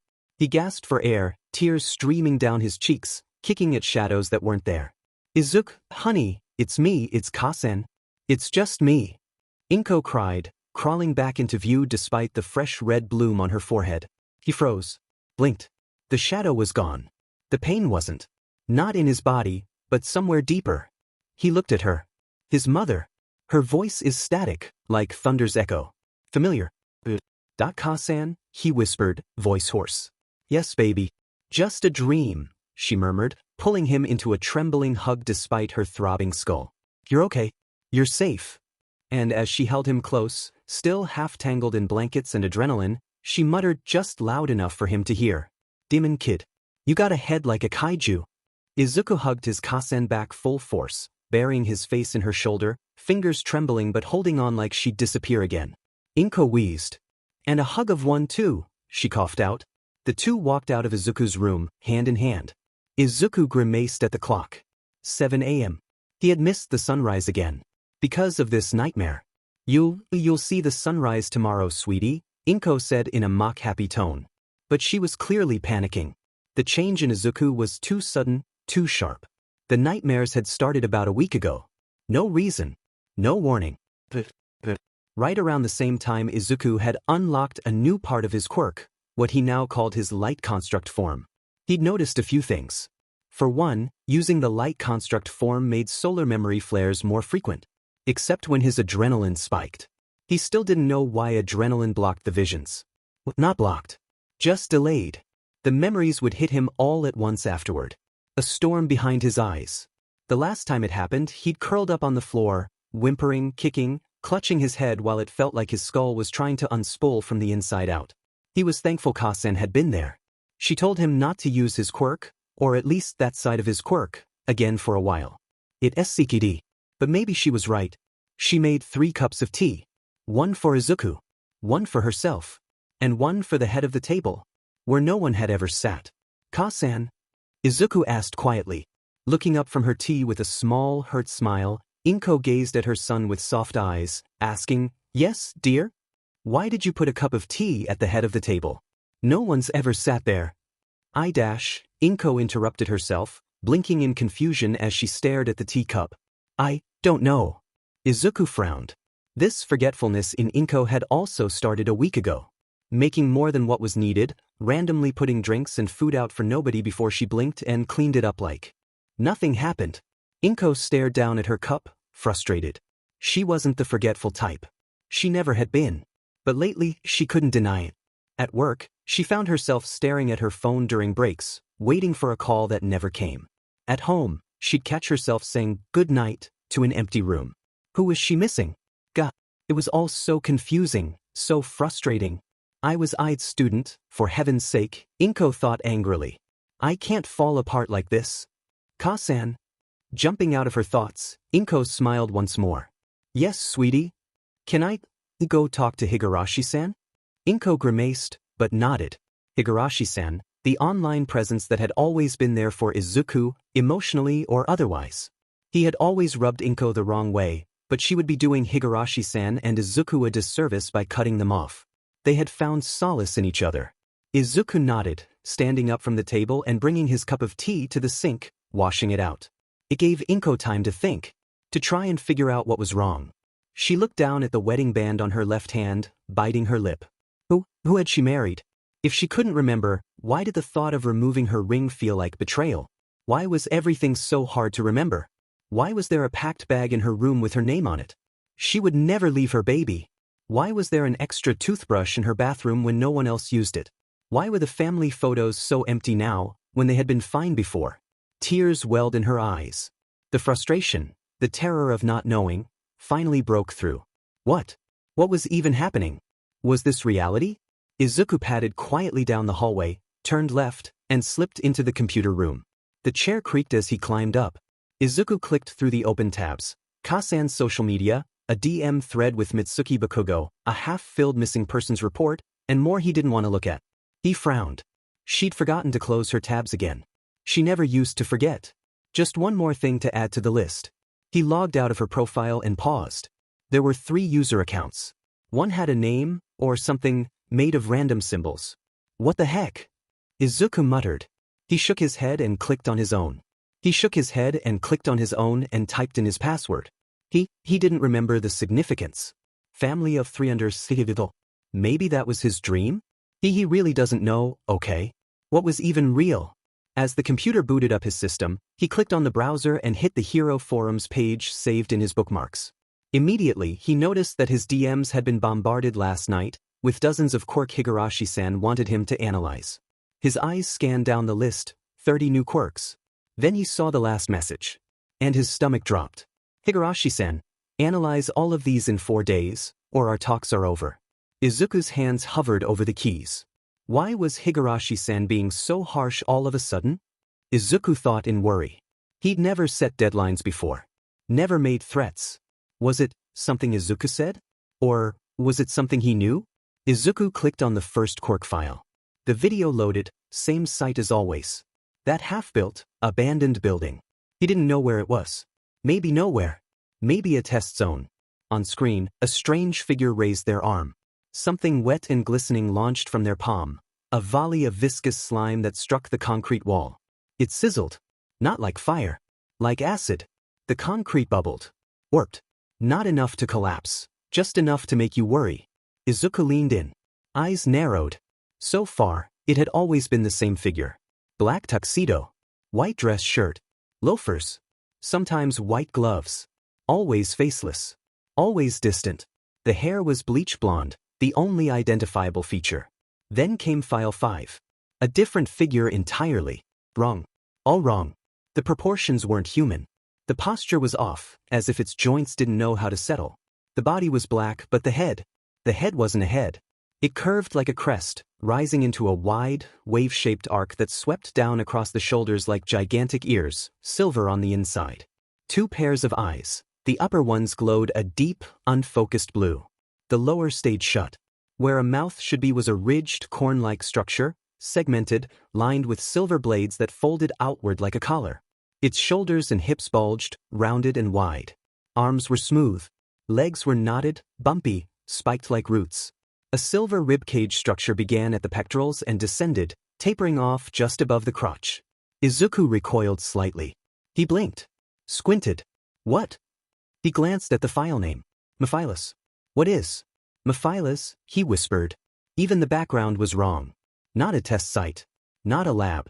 A black skyline. People. People with guns, and weapons drawn. Izuku pressed start. The screen throbbed once, buffering. Then the video began. A group of soldiers marched through the woods. No chatter. Just footsteps and tension. After a minute, the lead man raised a hand. Wait, he said. Something is... And then, without warning, the creature from the title card appeared. It didn't fade in. Didn't walk. One frame it wasn't there. The next it was Mephilas. Every soldier snapped their weapons up. Guns. Quirks. Panic. The creature spoke, but Izuku couldn't understand a word. He didn't need to. The men clearly did. Their fingers tightened on triggers. Then, in a motion that felt like a sigh, Mephilas waved a hand. And vanished. The soldiers shouted, firing into the empty space. But that wasn't the worst part. Someone screamed. One of the men in the back fell to his knees, convulsing. His back arched. Skin split. Ridges pushed through his spine, familiar ridges. Antennas. That mountain-back silhouette. Niro-na. Izuku whispered, eyes wide. He rewound the video, scanning for the moment it began. There, the man already hunched, muscles straining, blood soaking through his shirt as something inside tore upward. Izuku's hands trembled. What is this creature? He breathed. The video continued. Niro-na roared and lunged, stomping down on the soldiers. Red smeared across the forest floor. Izuku flinched. Looked away. Then forced himself to look back. It wasn't the first time he'd seen something like this, not from Higurashi-san's archives. But those kills, those had been clean. Silent. Surgical. The victims never screamed. They never even tried to run. Why would it be different now? 2 days passed. Izuku barely noticed. He slept in fragments. Mechanically. Each hour bled into the next as he watched video after video, all from Higurashi-san. All wrong. The footage wasn't training material. It wasn't quirk analysis. It felt older. Like archival footage from a war no one remembered fighting. And the names. Zer, Chris, Alton. Each came with a new kind of dread. The Zerub file made his skin crawl. He didn't know why, couldn't explain it, but when he hovered over the thumbnail, a wave of nausea rippled through him. As if his body knew something his mind had forgotten. The video opened with static. Then a corporate lobby, sleek, minimalist, unnaturally quiet. A man in a gray suit stepped into view, chatting with a receptionist. And then his face flickered. It split, just slightly, like a mask slipping on uneven skin. The feed jumped, and suddenly the man was gone, replaced by a creature that towered over the desk. The Zerub stood nearly 10 feet tall. Its head was shaped like a jagged mountain peak, silver and glinting under the fluorescent lights. Its body was dark green, ribbed like insect armor, pulsing slightly at the joints. And its mouth, God, the mouth, was a diamond-shaped opening in the center of its face, twitching in a silent rhythm, like it was breathing or thinking. The camera cut to nighttime security footage. The creature sat alone in a corner office, perfectly still, wearing the dead man's suit. 5 days later, it was dead. The SSSP footage didn't show the kill, only the aftermath. A smear of silver-green blood on tile. A shattered window. A cleanup crew in hazmat gear. The Icarus file felt quieter than the others. Not as violent. Not at first. But it was the silence that made it worse. The footage was raw, handheld, probably drone-captured, drifting across the vast, windswept emptiness of the Eurasian steppe. No structures. No roads. Just rolling fields of golden brown grass, stretching toward the horizon like the edge of an ancient dream. And there, in the middle of it all, stood a figure. Chris. It was smaller than the others, human-sized, maybe 6 feet tall. Thin. Almost fragile.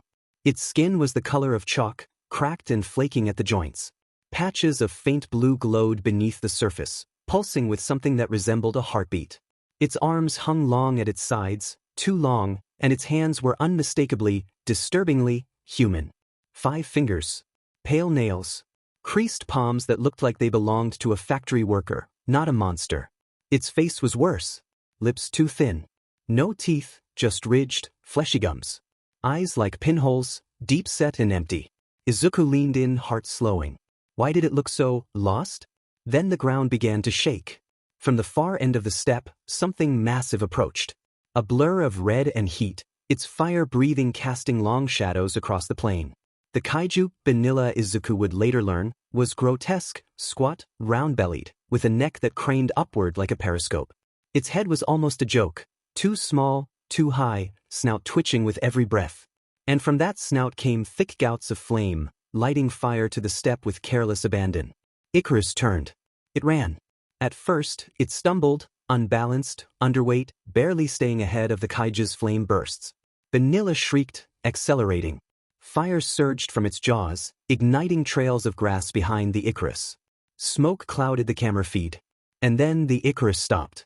It froze, mid-stride. Head low. Shoulders trembling. Izuku flinched. Something was happening. The creature raised its head and opened its arms.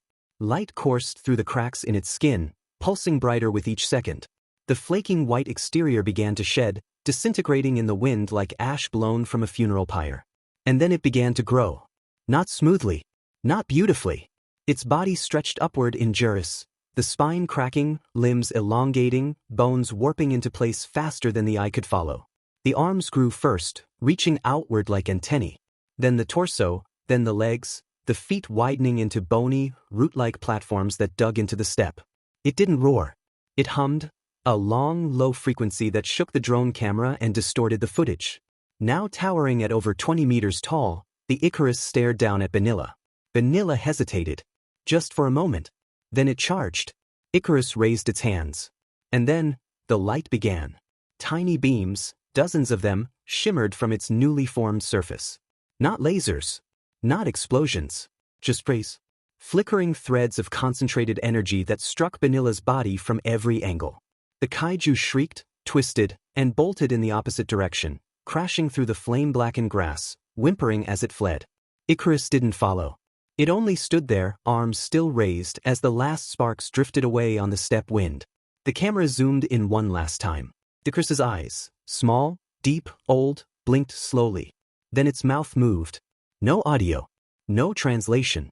But Izuku shivered. He was sure of it. It had spoken. To him. And then came the final file. Bolton. Izuku didn't want to open it. But he did. He always did. The first frame was already wrong. The image was grainy, low resolution, possibly analog, like it had been recorded from an old camcorder and transferred frame by frame. The lens flickered, the color grading sickly. Baltan stood at the center of a crowd. But no one was moving. Not the people. Not the animals. Not even the trees in the background. Humans stood mid-step, eyes wide, faces strained with fear, frozen, but not statues. Not lifeless. Muscles tensed. Jaws half open. A woman had dropped her bag, but it hadn't hit the ground yet. A dog hung mid-leap, paws outstretched toward something off-screen, eyes wild with panic. Izuku blinked. His heart skipped. It wasn't that time had stopped. It was that everything had been stopped. And in the middle of it, completely still, was Baltan. It didn't move like the others. It walked. Smoothly. Fluidly. Like it belonged in this dead moment. Its claws were long, cylindrical, mechanical-looking, connected at the elbows by segmented tendons that hissed faintly in the microphone. Its torso was armored in dark, insect-like plating, and its legs were unsettling, fully human in shape, disturbingly so, giving the rest of its alien frame an uncanny, skinwalker edge. Its head bore a deep-cut V, horizontal slats running down the face, like some insect's interpretation of a mask. Its eyes, huge, yellow, almost glowing, never blinked. But what struck Izuku most was that it gave no sign of thought. Curiosity. No rage. No warning. It moved with a precision that said it didn't need emotion. It stepped toward one of the frozen people, a man who had collapsed to one knee, caught mid-fall. Baltan raised a claw. There was a flash of motion, too fast to process. The man's arm hit the pavement. Baltan opened its mouth. And fed. Inside, the jaws weren't like the mandibles of other kaiju. They were industrial, layered with rows of rotating, metallic teeth that spiraled inward like a tunnel saw. Izuku thought of grinding machines. Garbage compactors. Something meant to reduce, not devour. The limb was gone in seconds. Then came the glitch. The screen warped. Sound cut.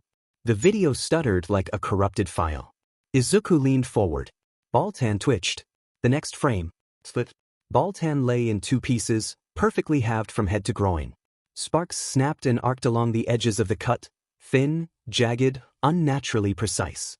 All around it, the crowd was gone. The bag. The dog. The woman. The man. Every frozen life had vanished. And in their place, just static. But in the middle of that static, for exactly 1 second, Izuku saw something else. A shape. A figure. He couldn't describe it. Couldn't even picture it afterward. All he knew was that the second it appeared, something primordial in him screamed. His throat tightened.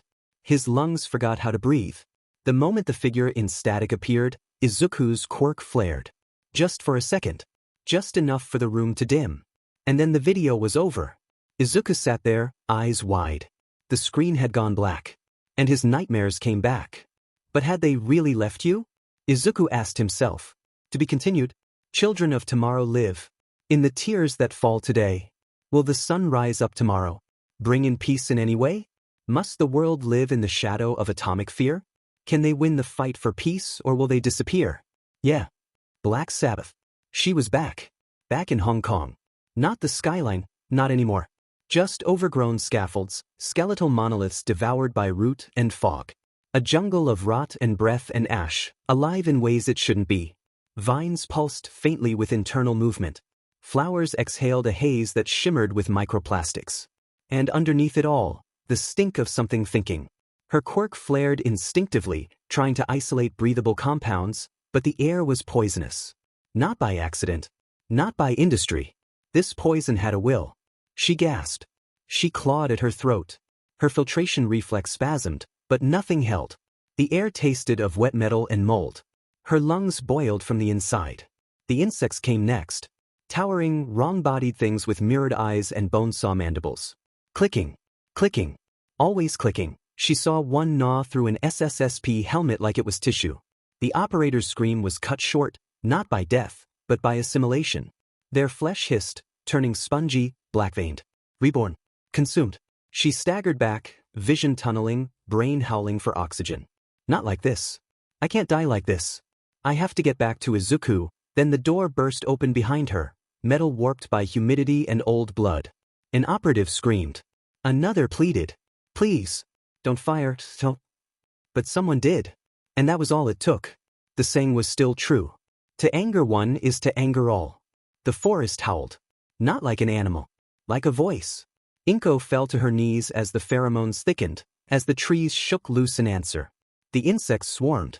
Not just hungry. Obedient. Because the jungle wasn't just toxic. It was alive. And at its heart, something remembered. Not a god. Not a beast. Just decay with memory. It didn't hate humanity. It simply didn't see the difference between us and garbage. Inko. A warbled, almost familiar voice called from beyond the haze, and then a flash of light. Blinding, searing, absolute.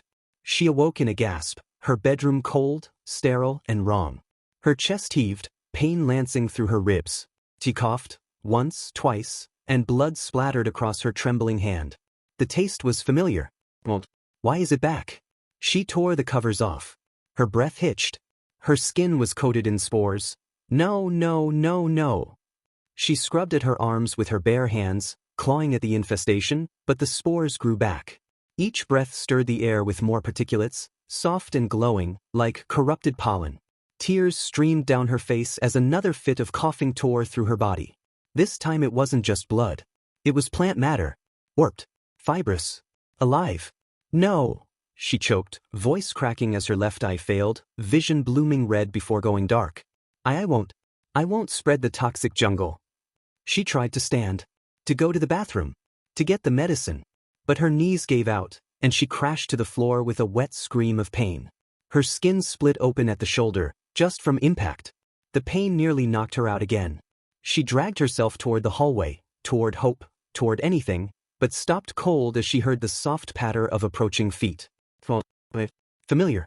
Her heart seized, the door creaked open, Izuku stood there. Eyes wide, too wide, filled with a fear that didn't belong to a child. And the spores moved. Not drifting. Crawling. Like something called. Like answering something. Like they recognized him. No. Izuku, run! She tried to scream, but all that came out was a wheeze, thin and empty and useless. She watched, paralyzed and drowning, as the spores surged for her son. Inko bolted upright with a gasp, fists clenched in the sheets, sobs ripping free before she could stop them. Her bedroom was still dark. Still cold. Still empty. Rain pattered against the window in a steady rhythm. Too steady, too real. She stared at it for a long, shaking moment, then curled inward, fetal and trembling, as if trying to hold in what was already leaking out. The jungle was gone. The dream was over. But inside her chest, it had already begun to grow again. She sniffled. Twice. Then shoved herself upright and stumbled into the bathroom. A cough began to rise. She bit it down, grabbing a bottle of white pills from behind the mirror.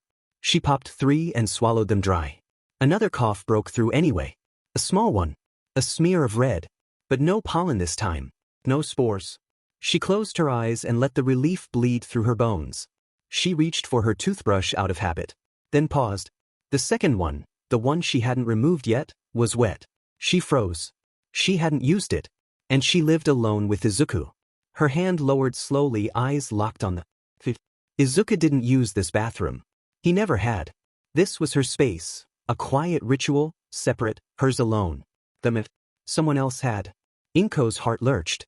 She bolted to the walk-in closet, hands trembling but purposeful, shoving aside coats and sealed storage boxes until her fingers found the false panel near the back.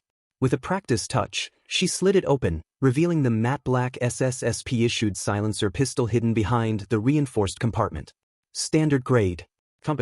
Deadly enough for close quarters. No creature would use something as mundane, as domestically human, as a toothbrush. This wasn't an infestation.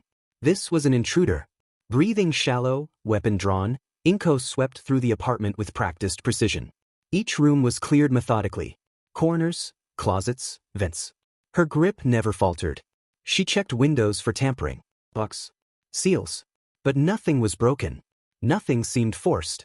And yet, the weird metal pole near the back door, one she had never quite remembered placing, was glowing faint red at its core. A subtle hum rose from it if she leaned close, as if it had just been used. It was hollow, lightweight, not hers. Her nerves flared. But then her eyes widened. The cameras. She'd set them up weeks ago. High-end, discreet, silent. She'd done it with? She staggered for a moment, her pulse spiking. She remembered fingers helping her mount the panel. A laugh. A voice. Someone smart, technical. Someone she trusted. A man? A friend? But the memory slipped through her mind like fog. She tried to focus harder, and the headache came instantly. Why can't I remember anything lately? Inko bemoaned mentally, but shook off her funk. No time to dwell. If there was someone else here, the footage would prove it. It had to. She turned and headed straight for the living room terminal, pistol still tight in hand. She just had to know. But the memory slipped through her mind like fog. The harder she reached for it, the more it recoiled, until a sharp, sudden headache punished her for even trying. Why can't I remember anything lately? She thought, biting down a wave of frustration. No time to dwell. If there was someone else in her home, if something had truly crossed that line, the footage would confirm it. It had to. She moved swiftly to the living room terminal, pistol still in hand, and flicked through the interface with surgical precision. Her eyes locked onto the list of camera feeds and, yes, the files were there. Time-stamped. Intact. For a brief second, she grinned in hollow relief. Then it hit her. They wouldn't open. The files existed, but the feed was corrupted. Distorted metadata. Black thumbnails. A void where clarity should have been. Her breath hitched. Her free hand curled into a white-knuckled fist. Evidence was right there, but unreachable. Denied. Like someone had reached back into her life and smudged the truth with bare hands. She turned her gaze toward the untouched teacup on the kitchen table, the one she'd forgotten to clean yesterday. Just one more thing. One more slip. Her stomach twisted. What else had she forgotten? The dream resurfaced. The spores. The breathlessness. The fear in Izuku's eyes. The jungle growing inside her. She gritted her teeth and looked away. Don't be stupid, she muttered aloud, forcing calm into her voice. I'd assured you that wasn't the case. He ran to us. He would have known. Your mind is just changing, that's all.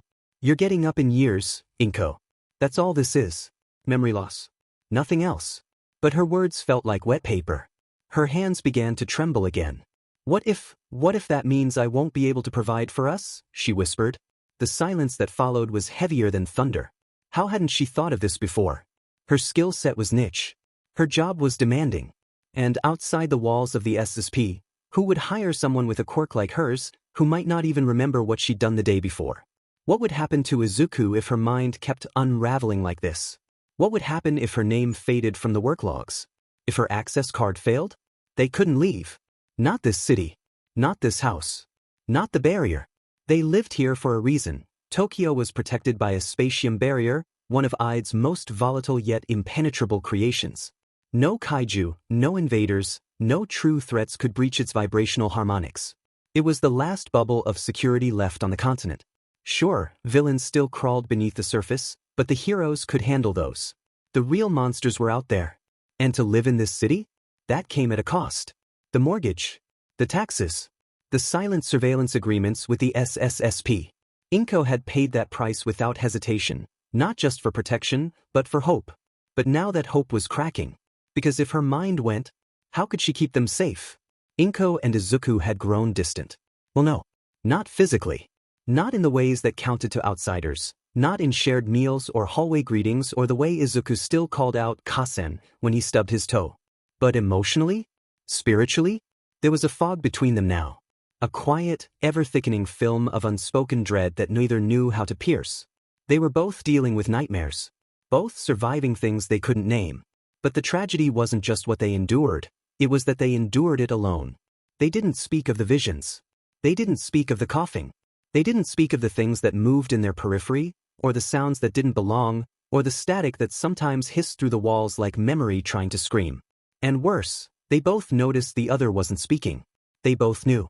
And so, they said nothing. Because to acknowledge it was to give it power. Because to admit it was to risk confirming. Yes, something is wrong with you. Yes, I see it too. Yes, it's already started.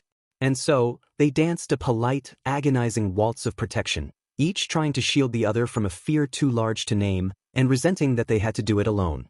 Izuku watched her more now, though. He thought she didn't see it, but Inko had caught the flick of his eyes more than once. How they lingered on her hands when she coughed. How he paused outside her bedroom door for just a breath too long. How he asked, casually, if she still remembered how to fix the tea filter, something she'd shown him 3 times before. He knew something was wrong. And she knew he did. But still, neither of them spoke. And so, it made Inko even more anxious as they drove to preschool, the first day after break. Everything felt fragile. Warped. Changed too quickly for comfort. Was this really the right thing for her and Izuku to do? The car ride was silent. Not peaceful, just quiet in the way unspoken things always are.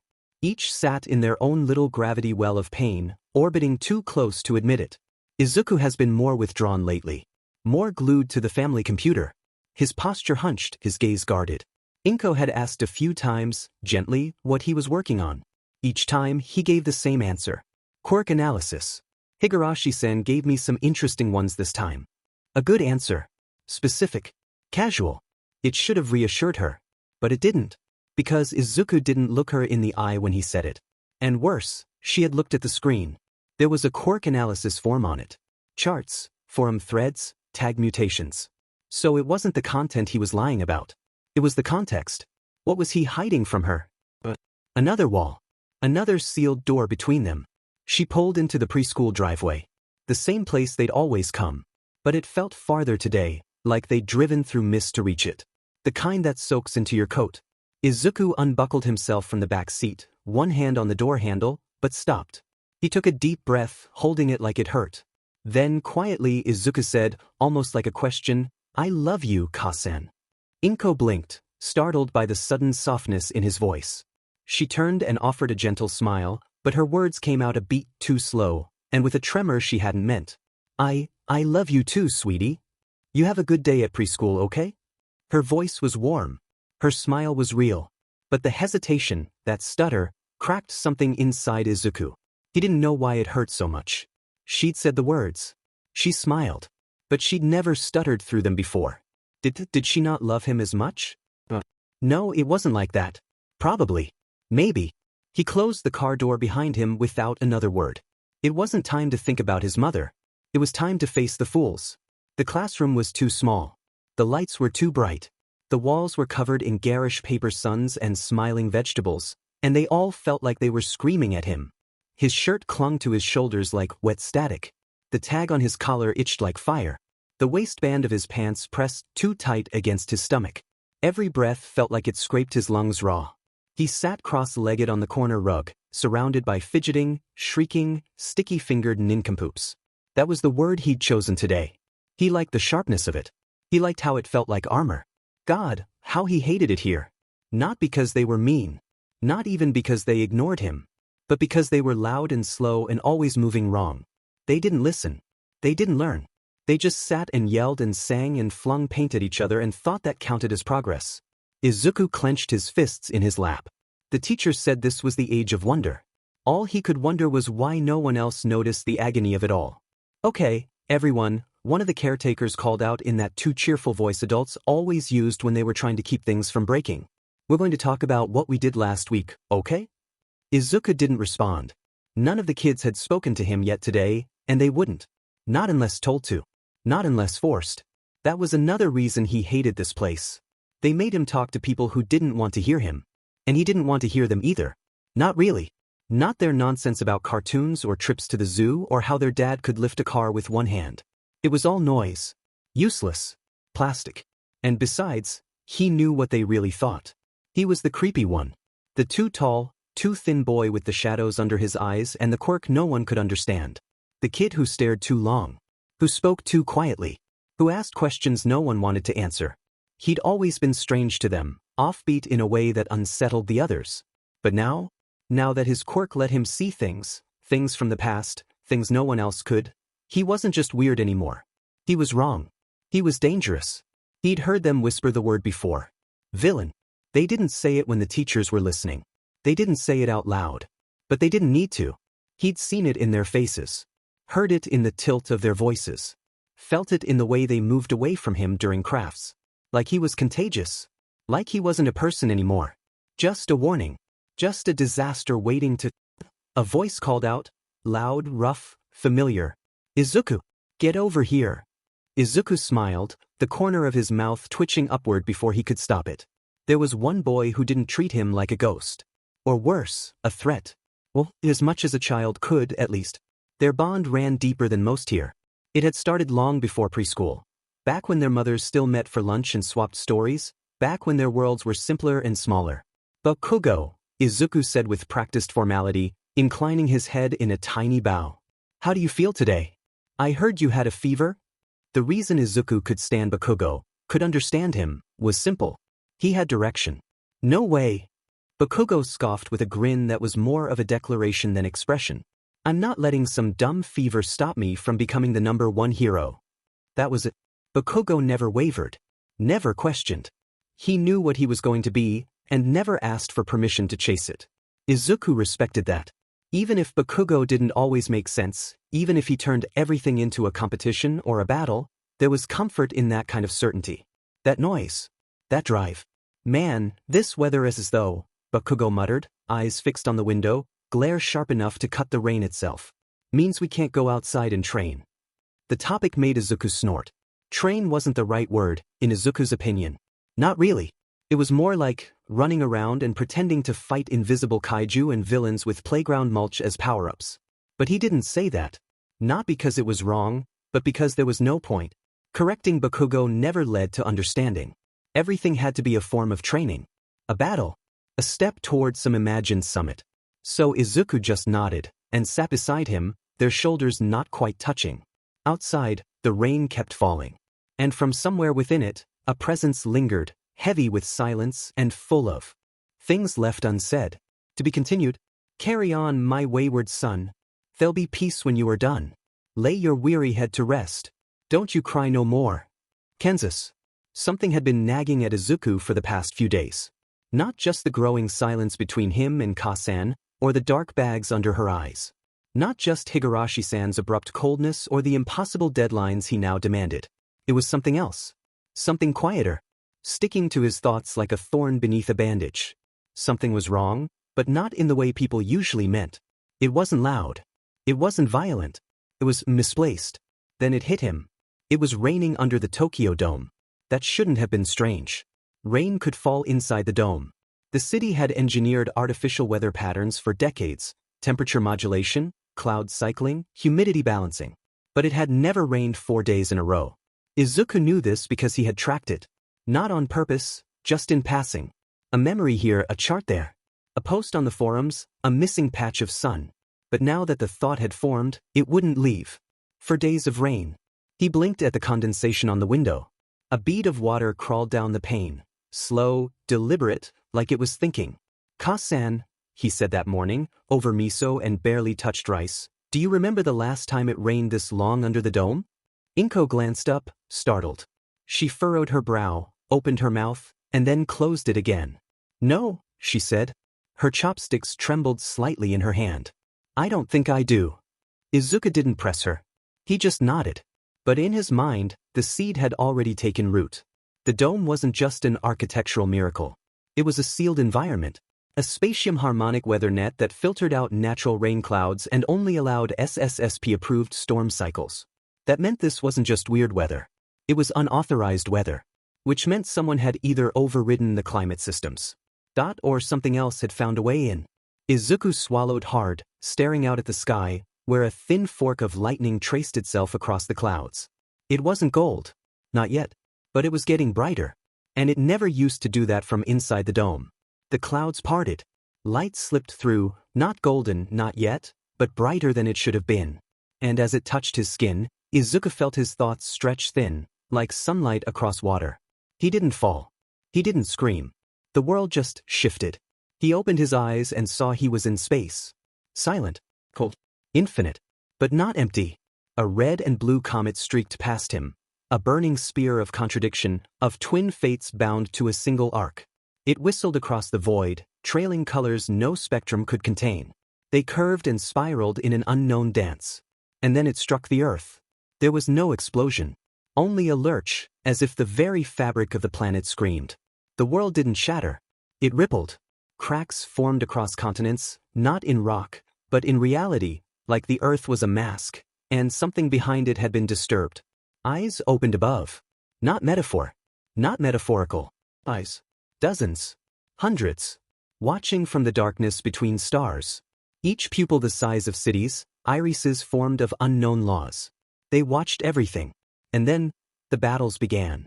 Not as dreams. Not even memories. Records.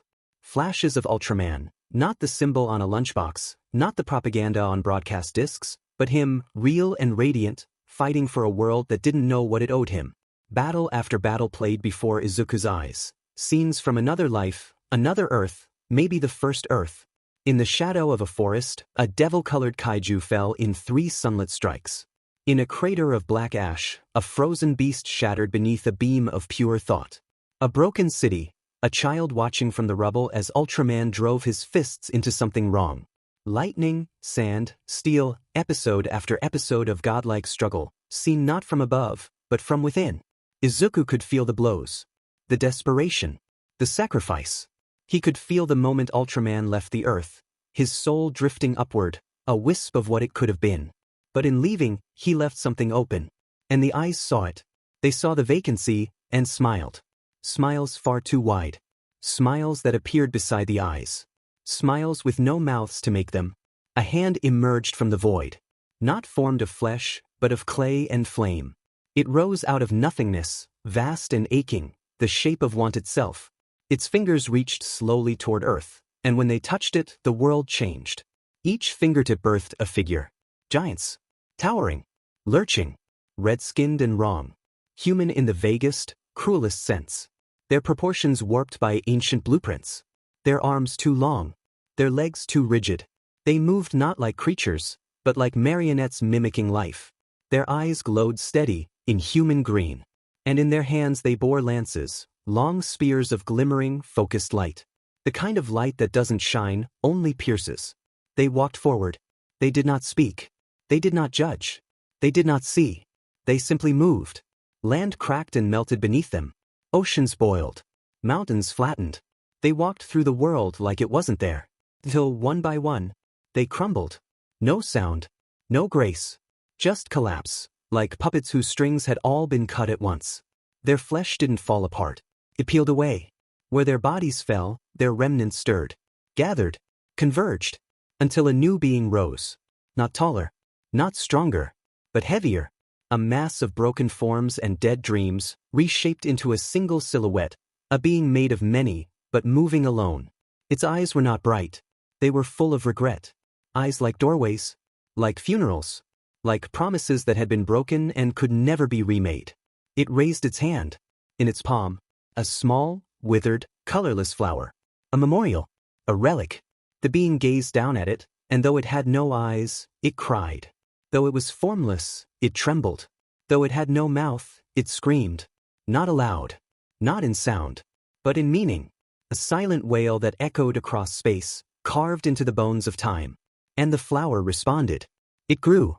Petals unfolded not like plant life, but like memory, each bloom revealing a shape of what once was. It reached outward. And it touched the earth. Everything slowed. The flower encompassed the planet, not crushing it but changing it. Light not blinding but blessing. A warmth Izuku couldn't explain. And then, a child cried. Just once. Unmistakable. Alive. Izuku lurched forward.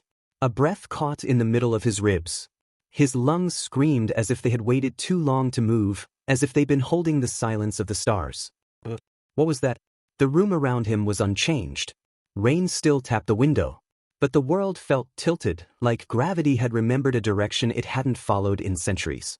His fingers were trembling. His vision blurred, not with light, but with tears. Not from pain. Not from fear. But from something deeper. Something older. The kind of sorrow that didn't belong to him, and yet had always been his to carry. Something had died. Something had been born. And somewhere, in that space between, a child had cried. Izuku wiped at his face, but the tears kept coming. He didn't understand. But he knew one thing for certain. That had not been a dream. It had been a memory. Izuku.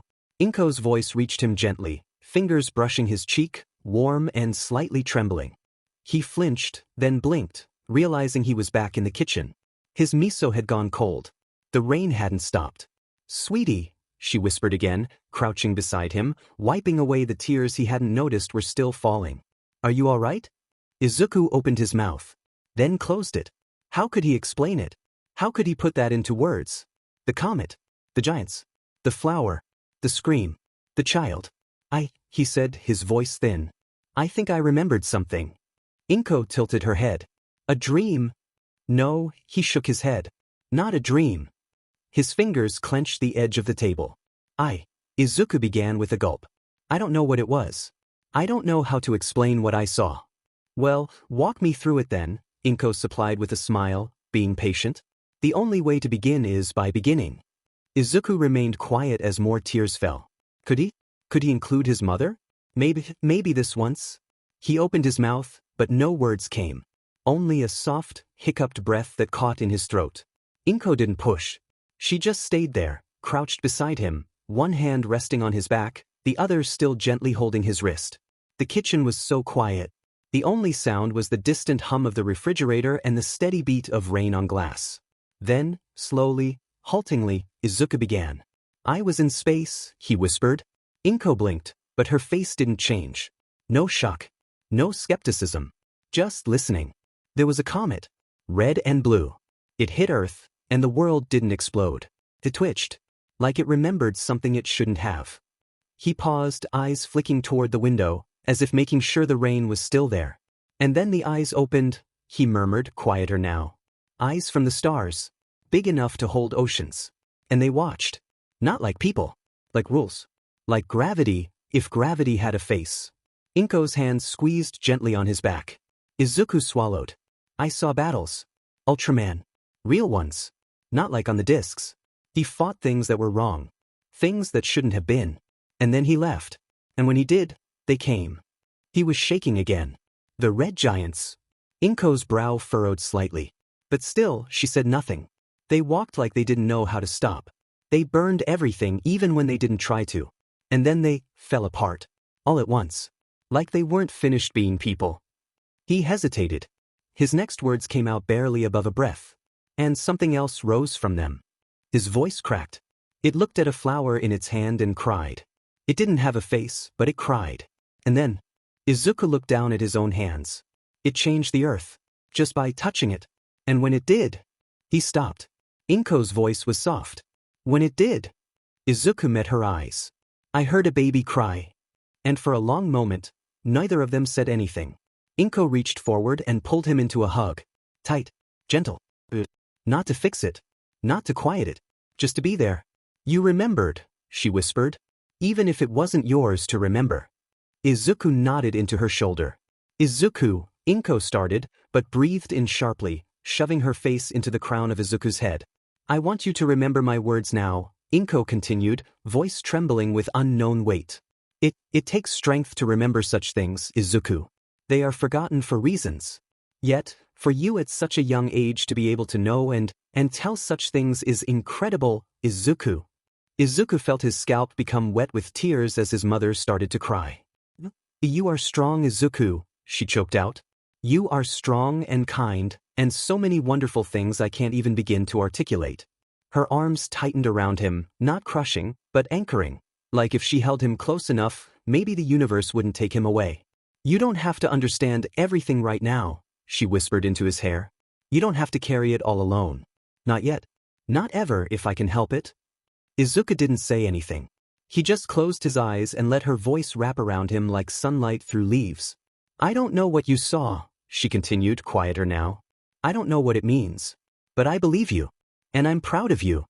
She pulled back just enough to look at him, her thumb brushing a tear from his cheek even as more fell from her own. I'm proud of you, she repeated, firmer this time. And I love you. Izuku blinked, then nodded slowly. I love you too, Kasan. They stayed like that for a while, two souls on the edge of a revelation, clinging to the one thing the vision hadn't touched, each other. Outside, the rain finally began to slow. Not stop, but soften. As if the storm, too, was listening. Izuku and Inko sniffled and let go of each other, looking each other in the eyes. Izuku had to bite back a laugh because of a thought he had. Inko raised an eyebrow as she sniffled again, a small smirk on her face. Oh, what's so funny, young man? Well, all of this, Izuku said with a small smile, voice still trembling from tears, happened because of a single beam of light that broke through the clouds. He looked up at her, a flicker of earnestness behind the joke. I didn't blink, he murmured. Inko tilted her head. What? This morning. When the light hit. I didn't blink. And I saw all of it. There was a pause, quiet and soft. Inko exhaled and gently tousled his hair. Next time, blink. The beat.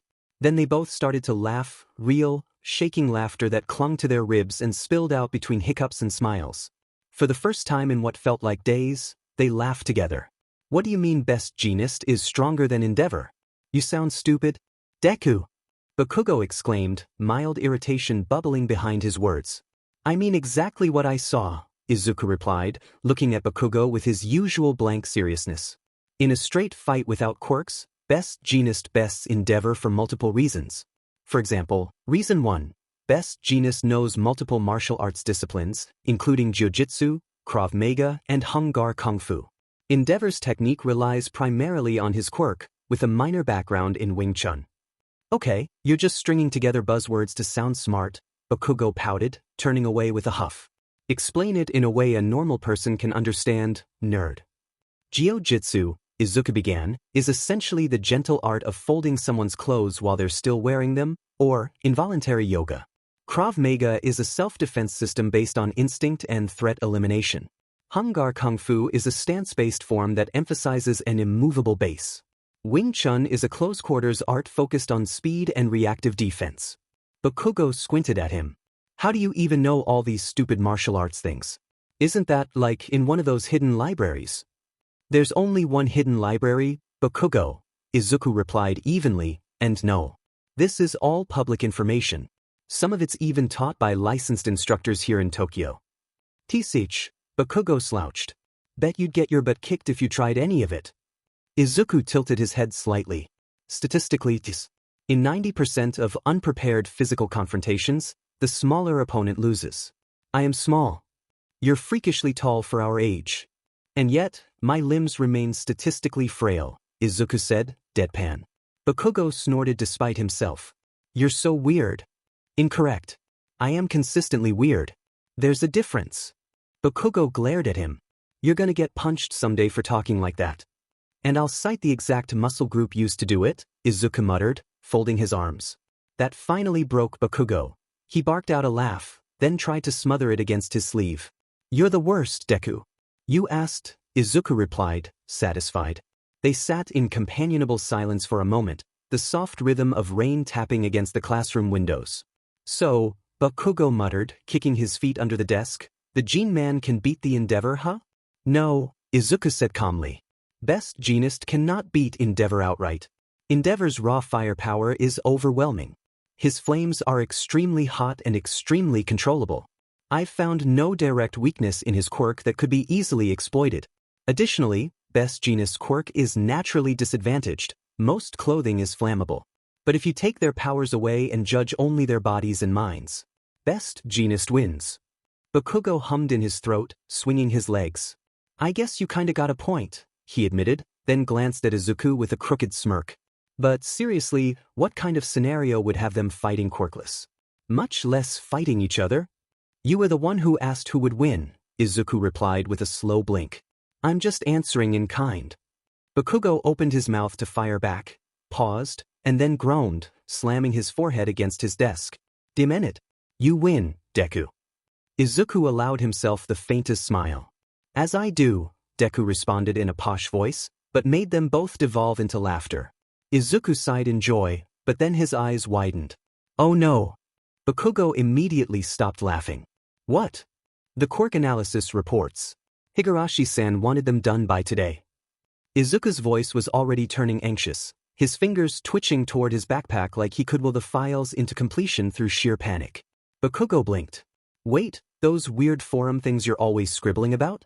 Izuku nodded, already digging for his notebook. Yes, the 40 quirks he sent me 4 days ago. I only have finished the analysis on 17 and a half. A half? I fell asleep mid-sentence, Izuku admitted grimly. It was a duplication quirk that only works on glass frogs. Bakugo just stared. You need better hobbies. No time for critique, Izuku said, flipping through his notes with the speed of a panicked scholar. I have to finish them before the 3 o'clock data crawl. He said he'd cut off communication if I missed another deadline. Bakugo rolled his eyes, but he was grinning again. You're such a diamond nerd. An efficient nerd, Izuku muttered, already reaching for a pen. Yeah. Bakugo leaned back, arms folded behind his head. Just don't come crying to me when your brain explodes. Izuku paused only briefly. If it explodes, you'll be the first to know. You sit next to me. Fair, Bakugo muttered. Izuku zoomed his way across the quirk he knew, but then came the papers, the names he dreaded. Mephilas, Zerub, Icarus, and Baltic. Just seeing them on the page made his stomach twist. Like ink should not be able to carry that much weight. His mind, usually so precise, blanked. The memory of static, of eyes, of the way they moved. It wasn't fear, exactly. It was something colder. Like remembering a nightmare you'd never dreamed but still somehow lived. His pencil hovered. The page in front of him blurred slightly. He couldn't write anything. Not yet. Yo, Deku, Bakugo grunted, peeking sideways. You good? Izuku blinked. He didn't answer right away. Yeah, he eventually said, though his voice lacked conviction. Just, the next entries are difficult. Bakugo squinted at his screen. The hell is a Zerub? Izuku shut his notebook instinctively, too fast.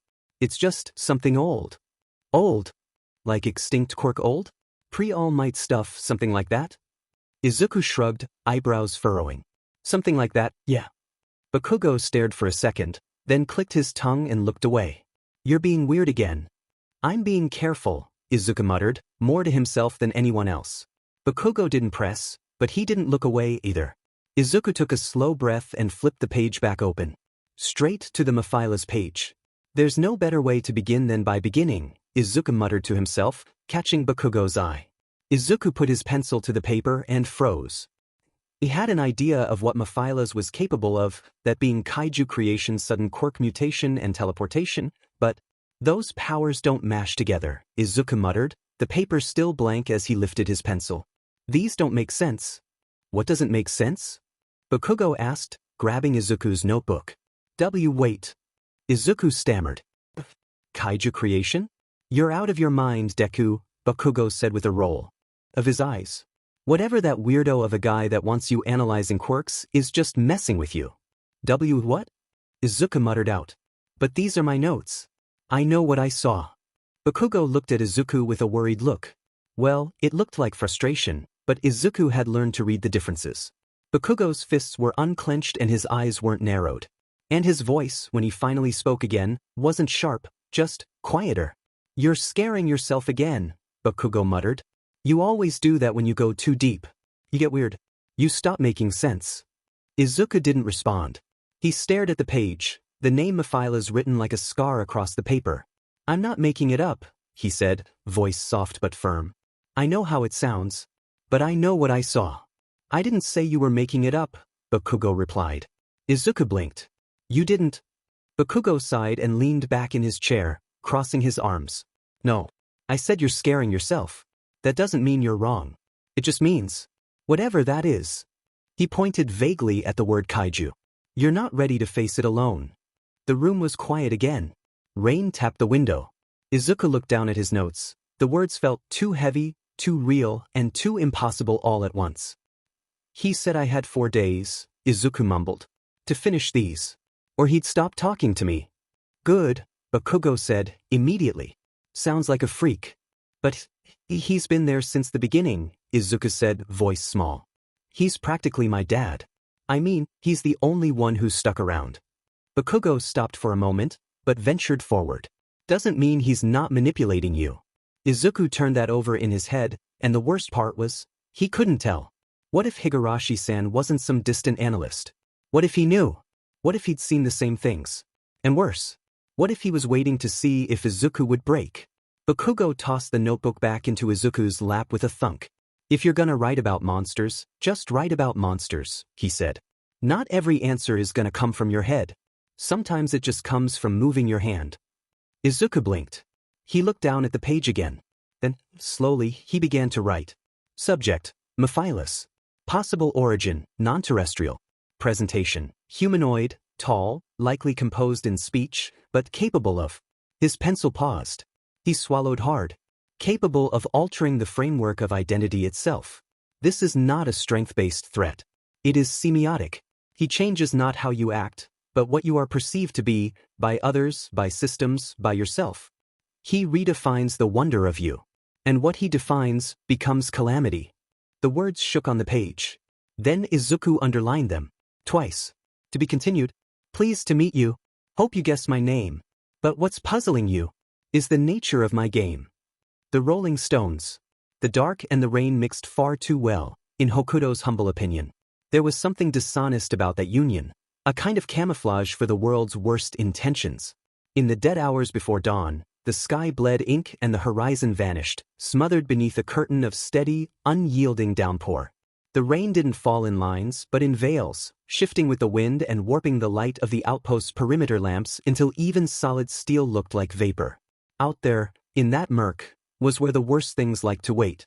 There was too much one could miss, too much one could lose, too much to be. Every second stretched, every sound sharpened. The drops striking the command tower's glass sounded less like water, more like the ticking of a clock he couldn't see. Hokuto leaned slightly forward, eyes narrowed, scanning the open sky through layered sensors and instinct alike. He hated this kind of weather, not because it was inconvenient, but because it was useful to the wrong kind of enemy. The kind that didn't want to be seen. The kind that had learned not to announce itself with footsteps, but with aftermath. Hokuto had seen too much aftermath lately, and he knew enough to recognize when he was standing in the middle of one. He hadn't been next in line. Not officially. He was only the vice captain, steady, reliable, blunt, not a name high enough on the clearance tree to warrant command. Yet here he was, wearing the title while the actual captain remained where they'd always been. On site, active, and unmistakably not in charge. No reason was ever given. No reassignment. No disciplinary note. Just a sudden reshuffling, quiet and surgical, like a name edited out of the script after the show had already started. Hokuto didn't ask. He didn't have to. The answer was written in the captain's silence, in the way their jaw clenched during mission briefings, or how their footsteps slowed whenever Hokuto passed by. It wasn't hatred, not quite. But jealousy was a quieter thing. A longer burn. Not that it mattered. When something goes wrong out here, it doesn't care who's supposed to be in charge. It only cares who acts like it. Hokuto closed his eyes at the sound of the alarm, head tilting slightly like he was bracing for a slap. The noise wasn't urgent yet, a mid-range chime, the kind that meant, look up before it's too late. Speak of the devil and he shall appear, he thought gloomily. Guess I better face the music. He opened his eyes and turned toward the main console, footsteps measured. A junior operative glanced up from the radar station, pale under the light. Commander Hokuto, sir, there's something approaching from the northwest corridor of airspace. High-altitude entry. No official kaiju tag, but the profile. Let me guess, Hokuto interrupted, voice flat. Too fast for a stormbird, too quiet for a drone, and the IFF scanner says it doesn't exist. The operative blinked. Why is sir? Exactly. Hokuto sighed and rolled his shoulder until it popped. Wait, Victor. Tell him to start teleport tagging the defense platforms in sectors 3 through 8. I want the upper rail systems live in 2 minutes. And get Ace's handlers out of bed, we may need the fire starter in his armor sooner than we'd hoped. But sir, protocol says? I am the protocol, Hokuto said evenly, already striding for the command elevator. And if I'm wrong, I'll write my own apology memo to Tokyo. But if I'm right... The base shuddered, just slightly, as a pressure anomaly struck the outer windshell. Then that's burden. And we don't have time for paperwork. The operator paused, but pulled out his communicator. Operator to Sergeant Victor, operator to Sergeant Victor. Commander Hokuto wanted you to get defense and aerial equipment to sectors 3 through 8 yesterday. The operator heard a small sigh ring through, followed a no-nonsense tone, saying in a Russian accent, Understood. Who's attacking the base? Is it Eleking or Dash? It started as a slight rumbling that shook the building, but gradually grew into a deafening screech, ending with an echo, calling all to silence for a few seconds. After a few seconds of nothing, the alarm for the base began to ramp up, forcing everyone to move as if the outpost had caught fire. The sound was unmistakable. It wasn't just loud, it was layered. A warble, a whistle, and something that sounded like a hawk being fed through a turbine engine. The screech of burden wasn't just sonic, it vibrated. Metal groaned. Consoles flickered. Hokuto gritted his teeth and shouted over the escalating chaos. Confirm sector integrity. If that thing hits any of the observation towers, I want damage reports pronto. The operator scrambled, knuckles white against the terminal. Visual feed online. Commander, it didn't hit the towers. It landed, correction, impaled itself into landing pad theta. Hokuto's brow furrowed. Impaled? The screen struggled to adjust its contrast as the static cleared. At first, it looked like a crumpled monolith had fallen from the sky, hunched, scorched, and wrong. But then it moved. The curve of its back rose in a slow, grinding breath. A limb unfolded. No, not a limb. A wing. Long, jointed, and ragged along the edges like it had been dipped in lava and left to cool in a nest of knives. And then came the head. It didn't rise so much as unravel, stretching upward on a sinuous neck that shouldn't have supported that much weight. But it did, and it held it effortlessly. The beak was long, sharp-edged, and scarred from old battles. Bits of molten concrete clung to it like splinters of its last landing pad. The surface glinted with a sheen that wasn't natural, not feather, not skin. Something in between, hardened by atmosphere and hatred. Its eyes blinked open next. One at a time. They were too large for the head, slanted at an angle that made it look like it was always watching something just behind you. The scara weren't white, but a dim, pulsing amber, like a coal being breathed on. Each blink triggered a secondary flare of heat around the beast, distorting the camera feed. And still it didn't move quickly. That was the worst part. There was no sprint, no charge, just burden standing there, half buried in the pad it had just ruined, steam rising from its chest vents like sighs from a furnace. Its talons flexed once, cracking the surrounding concrete like dry ice on glass. The feathers lining its wings were mismatched, some thin as knives, others thick and barbed, and all of them smoldered at the tips. Every plume looked like it had been dipped in caustic oil, refusing to burn clean, smearing the sky with a stench of acid and ozone. Then it shrieked again. The sound wasn't just loud. It was penetrating, a sonic weapon that bypassed eardrums and went straight to the bone. Consoles flickered. Glass rattled in its casing. 2 operators hit the floor, clutching their heads. Even through grainy, flickering surveillance, Burden's presence crushed the room like a pressure drop before a storm. Burden, twice the size listed in its last Pacific encounter report, plumed like a god's mistake. And its head slowly tilted toward the nearest turret, one eye flickering open like a furnace behind oil-dark lashes. Victor's voice cut through the comms again, crisp and low. Confirmed. Definitely not Eleking. Understatement of the year, Hokuto muttered. Then, louder, clear priority lanes to Armor Bay 6. Get Ace moving. I want aerial thermobarics deployed on a 20-second burn window, after Victor finishes the teletags. "And what about you, sir?" asked the operator, trying to steady his voice. Hokuto turned on his heel, already reaching for his personal console and the armband on his wrist. "I'm going to do something foolish," he said plainly. "I'm going to buy them time." The elevator doors hissed open as Hokuto stepped into the lift, his coat not yet on but slung under one arm, the fabric catching the red emergency lights as the power grid flickered. Converging wind shear and thermal pockets around the outer ring, I'd said over the line, his voice strained, not with panic, but the computational equivalent of urgency. Burden's flight patterns are displacing our early warning sensors. It didn't just arrive. It dived. That was a deliberate drop. "Means it was aiming," Hokuto muttered, jaw tight. "That's new." The elevator rattled. Not because of a malfunction, but because the very air around the outpost was bending under the Kaiju's heat output. Hokuto could feel it in his teeth. Burden hadn't even taken flight yet. It was just breathing. He tapped his armband. "Engineering deck. Give me the location of every quirk-capable personnel still on station. I'm going to need someone who can help me predict the next thermal inversion. I don't care if it's a janitor with a barometric sense, find me a partner." "Understood, Commander," came the reply. By the time the elevator chimed at the auxiliary control floor, Hokuto was already rolling up his sleeve. He'd only used convergent core twice since the last promotion. Once for a structural collapse in Sector 8, once to stabilize an atmospheric rupture from a plasma core spill. Each time, it had worked. Each time, it had cost. But this time? This was different. He stepped out into the corridor, met by a frazzled meteorological technician, young, twitchy, breathing hard. "You." Hokuto pointed. "You've got a quirk related to pressure differential tracking, right?" "Why yes, sir. Sir, I can feel barometric compression changes through my skin, but I'm not certified for tactical." "You are now," Hokuto said. "Give me your hand." The tech stared, then hesitantly extended a gloved hand. Hokuto pulled the glove off with one motion and grasped the bare skin beneath. The effect was instant. The hallway dimmed, or maybe his pupils contracted. Hokuto's mind didn't merge so much as blur at the edges, his senses stretching sideways, every air current and moisture layer blooming into tactile awareness. The building's humidity. The wind's recoil pattern.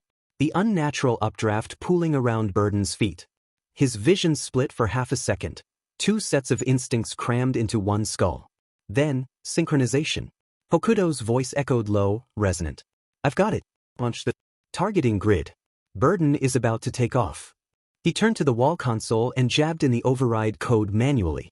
"Victor, this is Hokuto. Begin emergency supply tag protocol. Armor Bay 6 is greenlit. Get Ace the suit." "Roger that." "And I'd." Hokuto flexed his hand as the convergent core buzzed along his spine, forecasting pressure like a sixth sense. "Yes, Commander? If I go down, make sure someone smarter than me knows how to aim the storm." The comms clicked off, and Hokuto stood alone for just a second, the echo of Burden's roar bleeding through reinforced walls like a promise. He didn't flinch. He didn't blink. He only muttered, half to himself, "Time to light the match." The first thing Ace heard was the scream. Not the alarms, not the klaxons, not the distant thunder of boots and scrambling crew. Just that sound, shrill, layered, and full of teeth. Like a world-sized hawk dragging its claws across a metal sky. A screech so sharp it felt like it rattled behind his eyes, and somewhere beneath the outpost, the earth flinched. His eyes opened. The room was dark, lit only by a soft red emergency glow. His arms were behind his head, posture relaxed, legs crossed over the side of the bench. A metal half-mug of cold coffee floated idly in the air beside him, caught mid-hover by a poorly calibrated stabilizer pad. It tilted, spilled, and dripped down to the floor in slow rhythm. Ace didn't move. He smiled. "Finally!" The screech echoed again, closer this time. He let out a soft chuckle, the kind that didn't reach his eyes. "Been wondering when this place would get interesting." Then the door burst open. "Armor team, get him moving." "Sir, you need to get dressed now. Thermal grid's live, we've got a confirmed aerial kaiju on deck." "I think I missed the welcome bell?" Ace muttered, sitting up slowly, his shoulders rolling with a quiet pop. He stretched as one of the handlers flinched at the sudden shift in lighting. The stabilization core inside Ace's chest plate was already beginning to glow faintly, responding to his rising core temperature. He hadn't even activated his quirk yet. This was just adrenaline. "Shoes off the floor," barked another tech. Where's the torso frame? Get the spinal anchors ready. A helmet was shoved into Ace's hands. He blinked at it once, then tossed it gently to the side with a clink. Don't need the faceplate. Regulations require full coverage. I regulate me, Ace interrupted, voice still smooth, but firm now. You want me to fight a flaming bird the size of a starship? Let me breathe while I do it. The head technician glanced nervously toward the wall, as if Hokuto might come through it at any moment. Then he nodded, once. Fine. Breather valve stays open. But you cook one sensor rig and I'm writing it up. Ace pulled the torso unit over his arms in one smooth motion, the upper armor locking around his core with a hydraulic hiss. He didn't flinch as the spinal interface stabbed through the back HOS.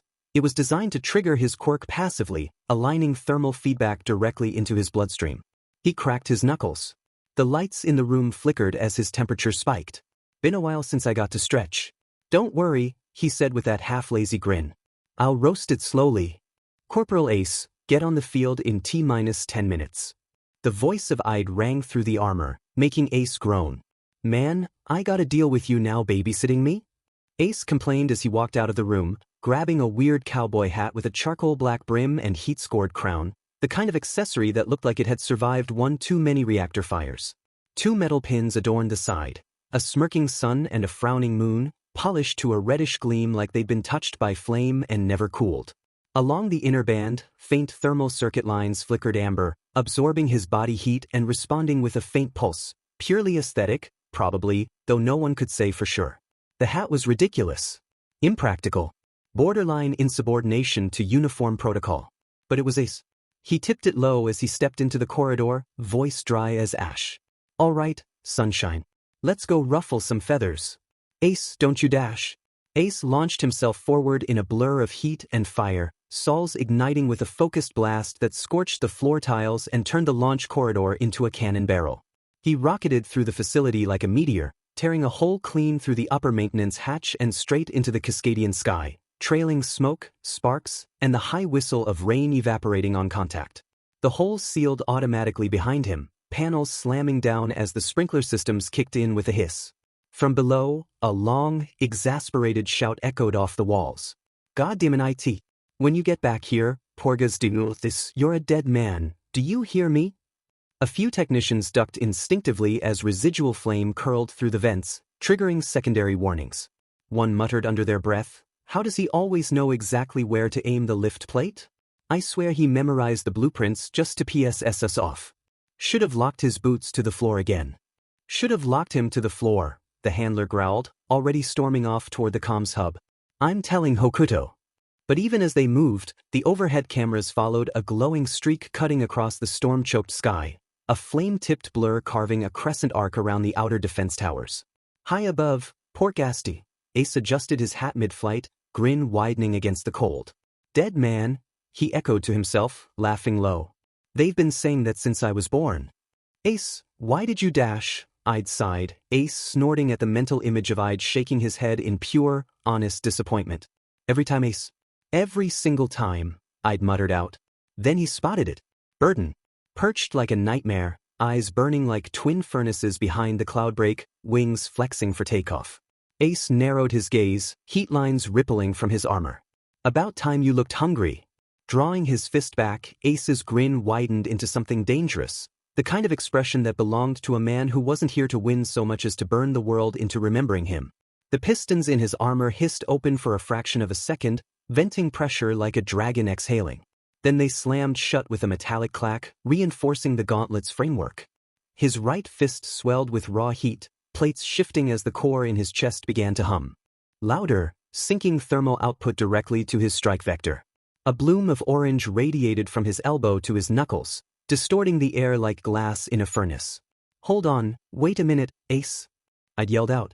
There are still people on the tarmac, help them get off first before. But Ace didn't hear him. Or didn't care. Let's get this party started, bird brain. Ace, you fool.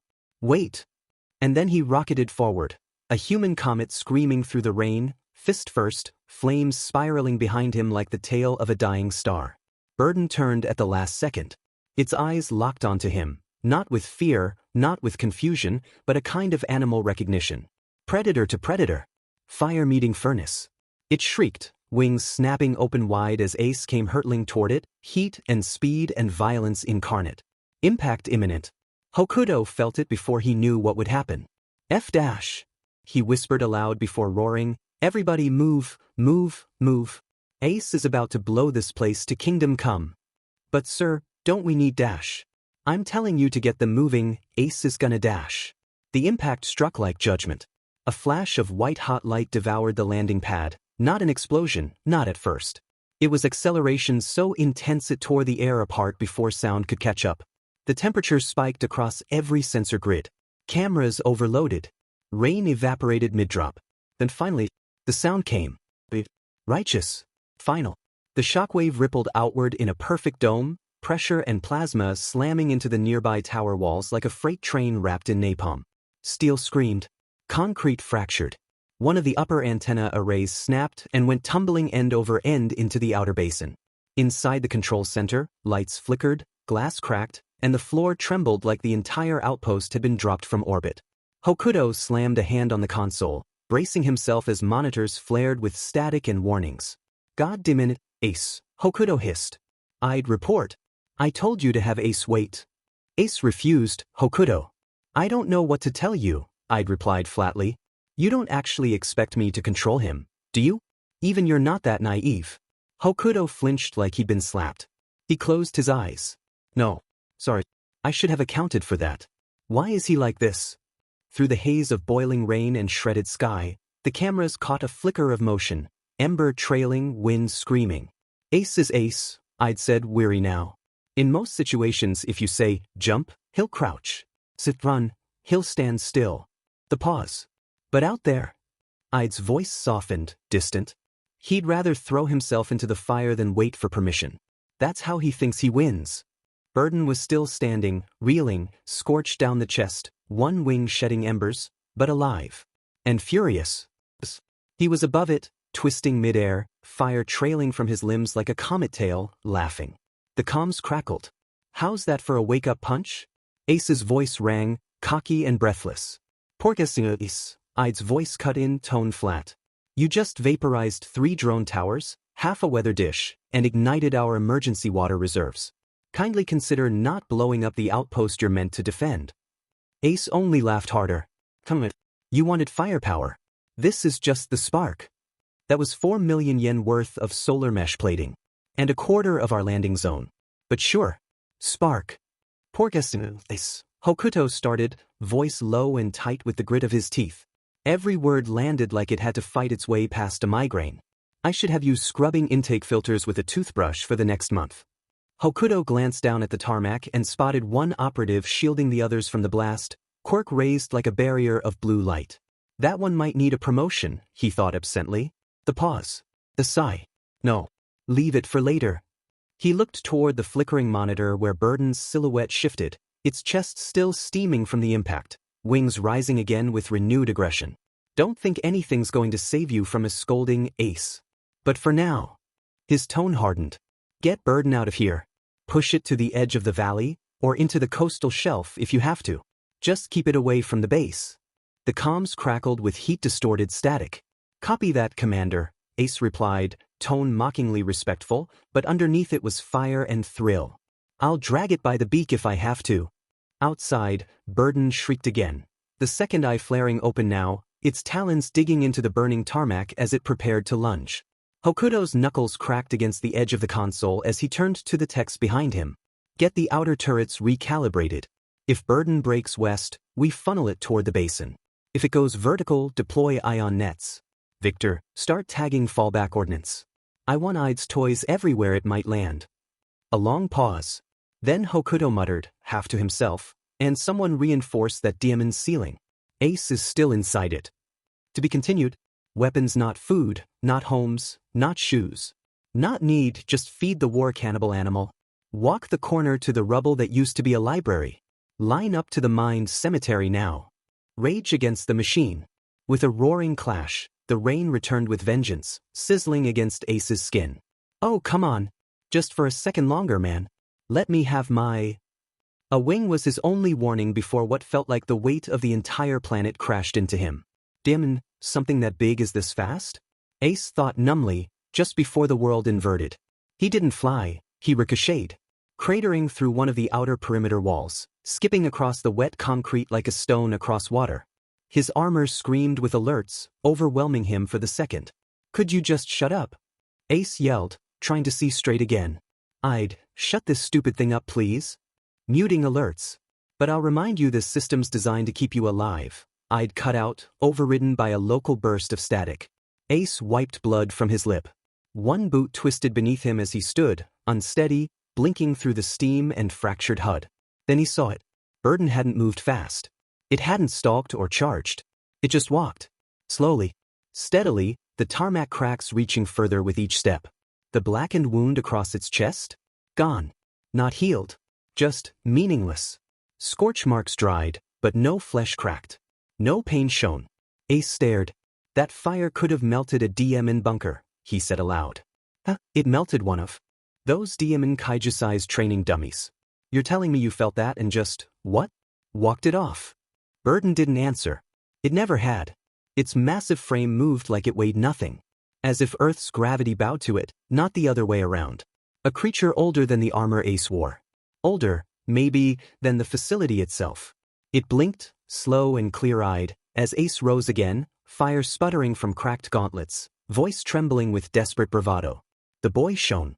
Bright, but reckless. But not the sun. Not even the ghost of it. Burden took another step. Ace tried to laugh, but it came out wrong. A flicker of a boy who used to think firepower meant certainty. He raised his arm again, trembling a little now, the flames slower to spark. Come on, he said. Come on, do something. Flinch, squawk, spread your wings like you did earlier, give me anything. Burden just kept walking. Its eyes never left him. Not glowing. Not angry. But watching. The same way you might watch a candle burn down. Ace grit his teeth. His chest heaved. Ace, came Ide's voice, low, no sarcasm now. Just quiet. You're not winning this fight. Not alone. I wasn't trying to win, Ace muttered. I was trying to scare it off. Another step. Another crack across the concrete. Ace finally stopped backing up. But pull satellite recon of this area. I want a full topography overlay. What are you planning? I'm gonna crack the whole DM tarmac. Drop us both into the maintenance levels if I have to. You're going to destroy our base. Ace grinned, wild and bitter. Didn't you say it was already half on fire?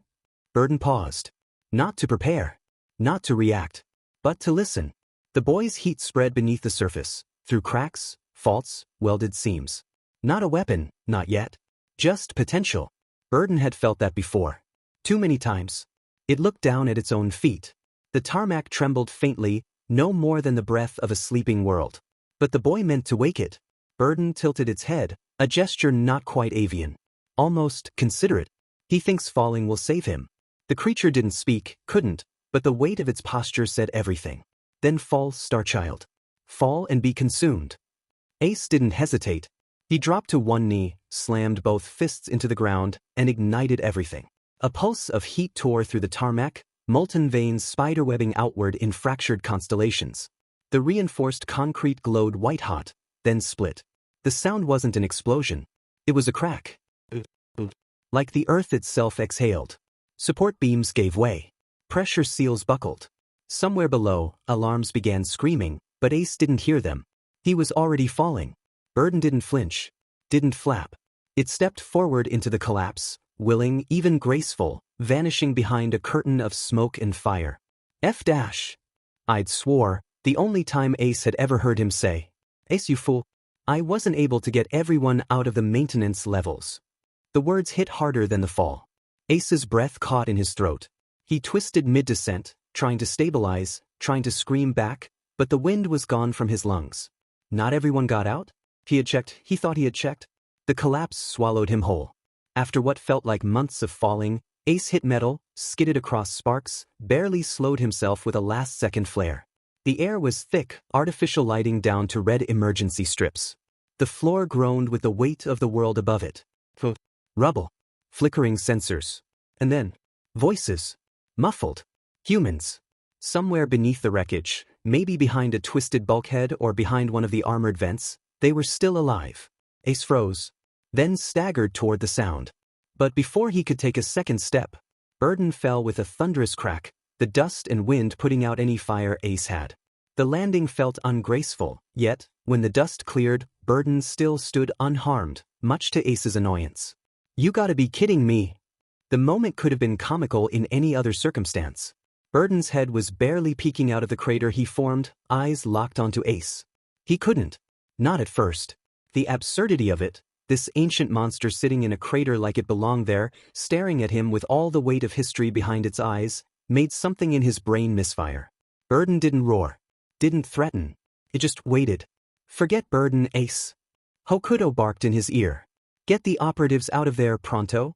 The command cracked through him like thunder. Ace shook himself, blinking. Right. He took a step toward the wreckage, then another. Burden's eyes didn't follow. They remained locked on him, yes, but there was no tension in its muscles. No hint of movement. If it wanted to stop him, it would have done so already. He reached the bulkhead, fingers digging into warped plating. Sparks hissed as he forced it aside. Steam burst through the cracks. A voice inside coughed. "Ace," one of the cadets rasped. "Is it gone?" "No," Ace muttered. "It's right behind me." He didn't look back. "But it's not stopping me." "You need to move faster," Hokuto snapped. Burden could change at any moment. Ace grunted, pulling at another twisted bar. "No, it won't." "And how the hell would you know that?" "I don't," he said, arms shaking. But Burden had the chance. It chose not to. He freed the first cadet, then the second. Smoke filled the air again, thick with coolant and metal, but Burden stayed still. Watching. One more plate. One more voice calling out. Ace's fingers were numb. "Just hold on," he said again. "I've got you. I'm here." It was the quietest he'd ever been in battle. It was the loudest thing he'd ever done. Right when Ace began pulling up the last operative, he felt the skin across his back claw at him with dread. He shot a single eye over his shoulder to Burden, who had at some point opened its beak. "Oh no!" Ace whispered, then yelling, "All of you, get behind me now." As the moment tensed, all of the operatives scrambling behind Ace, Ace creating a wall of flames. Burden screeched, putting the flames out instantly. Ace didn't even register the heat going out. One moment, his wall of flame roared to life, defiant, instinctual, protective. The next, it was gone. Snuffed like a candle in a vacuum. Then came the screech. It wasn't a roar. It wasn't even a threat. It was judgment-made sound, something between a tectonic groan and the feedback of a dying star. He screamed, or thought he did. His ears ruptured. He felt it before he heard it. Blood. Silence. Then he dropped, knees hitting steel, vision doubling, body limp but still burning with adrenaline. The cadets behind him collapsed, hands clutched over ears, some crying out, others just still. One began convulsing. Another vomited. Even Burden had recoiled a step, just one, but enough to show it hadn't screeched from instinct. It had decided to. Ace, barely conscious, watched with double vision as Burden silently raised its wings and flew away. And that was all he saw. The storm didn't end.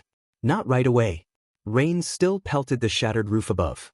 The lights still flickered. And somewhere in the debris, the sound of a gas leak hissed on. But no more screech came. No more wait. Just silence. Heavy. Absolute. Judgment rendered.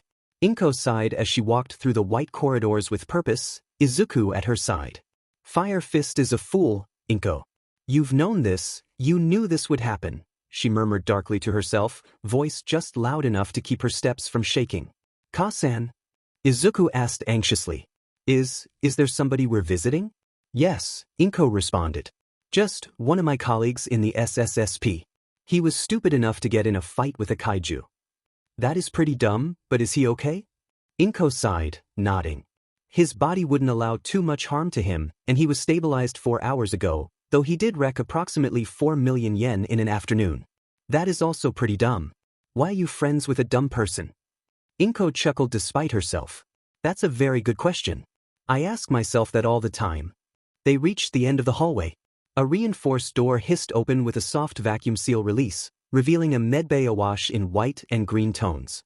A nurse looked up and gave a brief nod. "Room B7. You're clear to enter." Inko nodded her thanks, placing a gentle hand on Izuku's shoulder. "Let me do the talking, okay?" Ace lay in the Tokyo SSSP medbay, flat on his back, his chest still wrapped in reactive fiber mesh.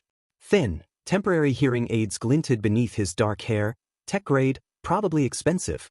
He looked pale under the lights, but not fragile. Inko stood in the doorway for a long moment. Then crossed the room, slow and deliberate. Izuku hovered behind her, quiet. Ace opened his eyes when he felt the room shift. Oh, Inko. It's, nice to see you? Ace fumbled. I really wasn't expecting you in the Cascadia outpost. In fact, how'd you get over here so fast? And who's the little guy with your hair? Port gas, Ace, Inko said with an inhale of her breath. You are an idiot. You know this, correct? Well, I mean, I may have my moments, but dash. Inko raised a hand. Just one. And Ace fell quiet like someone had pressed a button. You had a kaiju scream, you deaf, rupturing a few of your internal organs, she said calm. You dropped a kaiju into a reinforced base, destroyed 4 sections of substructure, and nearly buried 3 cadets under collapsed shielding. She took a step closer. Do you know what it feels like to get a priority alert from Project ID marked high emotional likelihood? Ace winced. Okay, I may have overcommit to. I thought you were dead, Ace. Her voice didn't crack. Not once. But her shoulders did. I thought you were dead, and I still had to explain to my son why your name was trending next to a crater. She told another inhale, more shaky than the last. And why I would cry over your name. Izuku walked over and looked at Ace, blinking slightly. So this is the fool? Ace gaped and looked at the mother in betrayal. Yes, you are correct, Izuku. Inko didn't blink. He's a very perceptive boy. Izuku tilted his head. He's very loud too. That's the hearing loss, Ace muttered, rubbing the back of his neck. Izuku stepped closer, squinting at him. You look like you fought an oven. Ace snorted. Yeah, well, the oven fought back. He gave Izuku a crooked smile. You scared of me now? Izuku shook his head immediately. No. But, the thing you fought. It wasn't really mad at you, was it? The room quieted again. Ace blinked. You saw it?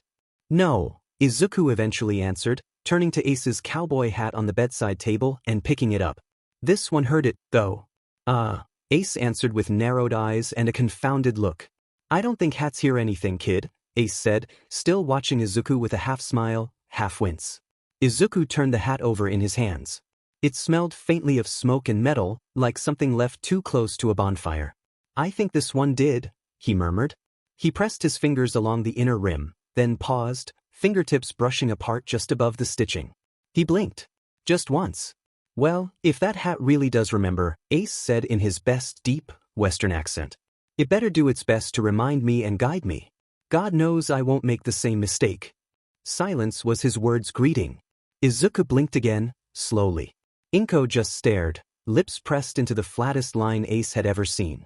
I spent a couple of weeks down at the Sky Anchor outpost, Ace mumbled, already regretting everything. They all kind of speak like that. Come on, it's funny. You're lucky I already cried over you, Inko said, deadpan. Otherwise I might do it now out of second-hand embarrassment. Izuku turned the hat over once more in his hands, thoughtful. Do all Sky Anchor people talk to ghosts in their clothes? Ace choked. What? No, wait, what do you mean ghosts? Izuku shrugged. Not people ghosts. He goes. You know, like the sun sometimes leaves behind. Your hat caught one. Ace stared at him. I do, in fact, not know what a heat ghost is. Izuku blinked, genuinely surprised. Oh, I thought that was, like, a normal thing. It is not, Inko cut in, already pinching the bridge of her nose. It's a you thing. But it's not scary, Izuku added quickly. Heat ghosts are just leftovers. The sun looks at something for a long time, and sometimes a piece of what it saw gets stuck. They don't talk. They just echo. Ace turned to Inko slowly. Does any of that make sense to you? Inko gave him a dry look. I stopped trying to understand around the time he told me birds could lie. I was 4, Izuku mumbled. Still true, Inko said. Ace adjusted his hearing aids with a grumble. Man, I gotta wear these, like, 24/7 now? This is gonna SCK. You'll get used to it, Inko said, her hands tight on the wheel as the city shimmered outside the car windows. I mean, I don't have to live with you guys either, Ace bemoaned. I could just... Oh. No you don't, Inko snapped, eyes not leaving the road. You were arrested and put in federal prison 57 times due to vigilantism alone. Bail for those adds up over time. The SSSP is not taking that risk, you hear? Ace slouched in the passenger seat, arms crossed like a sulky teenager. It was 56. Don't make me call-eyed, she warned. 57 it is, he muttered. From the back seat, Izuku piped up. What's a bail? Ace turned, grinning. It's when the government tells you your crimes have a price tag. Inko groaned. Do not explain criminal justice to my son like that. He asked. Izuku tilted his head. So, if I committed a crime, would Kasan pay my bail? Ace grinned wider. Oh, now that's a good question. Inko slammed on the brakes just hard enough to jolt the car. Okay. Ace yelped. Okay. Just kidding. Bail is a very serious and boring process, and you should never commit crimes because society is a fragile thing. Izuku nodded. What? Do you have something to say, kid? I like the hat better when it talks. Oh? You want to be a smart, huh? Ace twisted around in the passenger seat, glaring with mock offense. Language? Inko called, staring straight at the road. I'm referring to a donkey, Inko. Ace shouted over his shoulder. You're about to prefer walking home, Inko replied, still not looking away from the road. Well, could you sign a waiver so I can stay? No, and I know you can infer that. Yeah, well, can I really not think of any words ending in fair? Ace muttered, brow furrowed, clearly spiraling. Suffer, Inko offered coolly. Transfer, Izuku added helpfully from the back seat. Offer, Inko followed up. Ace squinted. Okay, that's cheating. You've clearly memorized some kind of dictionary. Izuku tilted his head. You mean a lexicon? Ace sagged in his seat like he'd been mortally wounded. He's not even trying to be smug. That's what makes it hurt. Inko didn't smile, but her blink said victory. Welcome to your new home, she said as they pulled up to a modest apartment building, where your rent is paid in chores and emotional growth. Ace slumped deeper. I liked it better when Burden was trying to kill me. To be continued. Burn out the day. Burn out the night. I'm not the one to tell you what's wrong and what's right. I've seen suns that were freezing and lives that were through. But I'm burnin', for you. Blue Oyster Cult. Ace awoke to an unfamiliar ceiling of small, spiky white. The walls were as green as the Cascadia forest with a computer and desk sitting on the opposite wall to him. It was funny. Everything seemed to remind him of Cascadia even though he was in Japan now. Trying to sit up, he flinched, feeling his ribs twinge with pain and effort. In it, still recovering, he thought sullenly. Getting up fully, he sat on the side of his bed for a few seconds before fully getting up. He was surprised when Izuku walked into the room before frowning.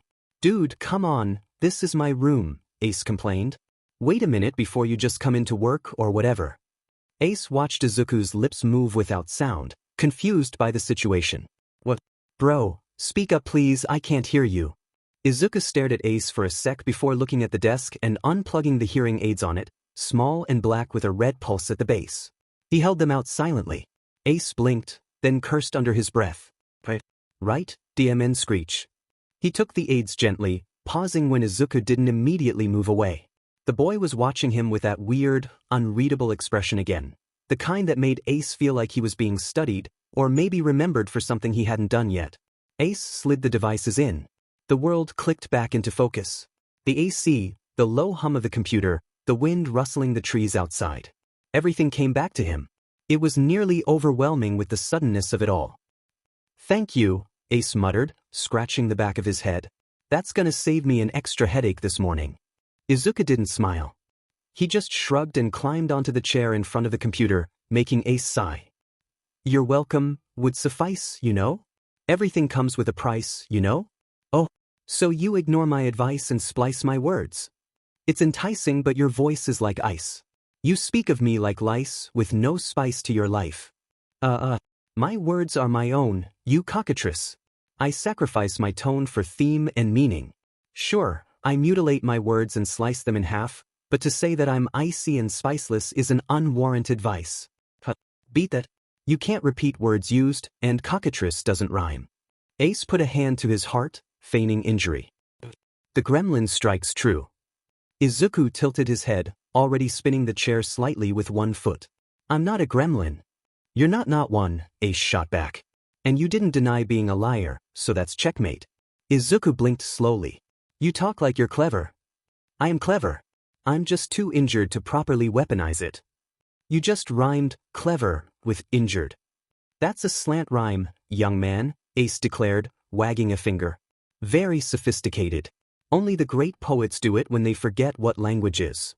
Izuku crossed his arms. So, all the time? Ace grinned. Exactly.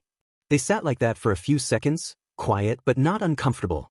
The silence wasn't empty. What is this game anyways? Izuku asked, looking back to the computer screen. You and Mom do it a lot, and the rules are easy to pick up, but why does this game exist? Well, Ace began, trying to think of a way to explain this. Really, it was to help me learn to speak. I wasn't exactly the most well-educated, and, refused to educate myself, so your mother came up with the game to help me. So that's why she always wins? Hey, I won against her that one time, Ace pouted, grabbing his cowboy hat off the wall. Ace twirled the hat once in his hands, then plopped it on his head with mock dignity. Granted, she was sleep-deprived, halfway through dissecting a kaiju exocore, and I think she let me win out of pity. So she always wins, Izuku concluded flatly. Ace groaned. Look, kid, this game's not about winning. It's about sounding like you're winning, which, in a way, is half the point of language. Izuku blinked, then tilted his head again. That's really manipulative. Exactly. Ace beamed. It's like lying but poetic, which makes it legal. That's not how that works, Izuku deadpanned. I'm on enough government watch lists to count as a legal precedent. Izuku snorted, just once, then looked back at the computer screen. A data window blinked open and minimized. Still weird. What is? The fact that you needed a game to learn how to talk, but you talk so much. Ace leaned on the backrest of his bed, sighing. Yeah, well, talking's not the same as saying the right things. Izuku didn't say anything to that. Not right away. Ace noticed the pause. He sat up straighter. So how'd you get so good at this game, Starchild? Ace asked probingly. I mean, don't get me wrong, you are smart, but not exactly language shumph. Ace had the eraser of a pencil hit him dead center in the forehead. There wasn't any force behind it, but it had caught him off guard. Ace blinked. He looked down at the pencil on the floor, then up at Izuku, who was already feigning innocence so hard it should have been a quirk. You did not just beam me with a pencil. Izuku shrugged without looking. You said something dumb. Nature corrected you. Oh, is that what we're calling it? Ace rubbed his forehead dramatically. Nature? What, like gravity, has beef with my grammar? Not your grammar, Izuku muttered, adjusting the volume wheel on the MP3 player. Your assumptions. Ace squinted. Okay, philosopher, then answer the question. How'd you get good at the rhyme game? Izuku hesitated. He didn't speak right away, but his hands slowed over the device, fingers curling loosely around it. I didn't talk much, he said eventually, voice soft. Not out loud. Didn't like how it felt. People always said I was too quiet, too weird. So I listened instead. Ace's smile faded a little. Izuku glanced over, then away. I listened to the way Kasen talked. To how the sun sounded when it hit metal. To how people breathed when they were about to lie. Ace sat back, arms folded loosely. That's a hell of a way to learn. I didn't mean to, Izuku said.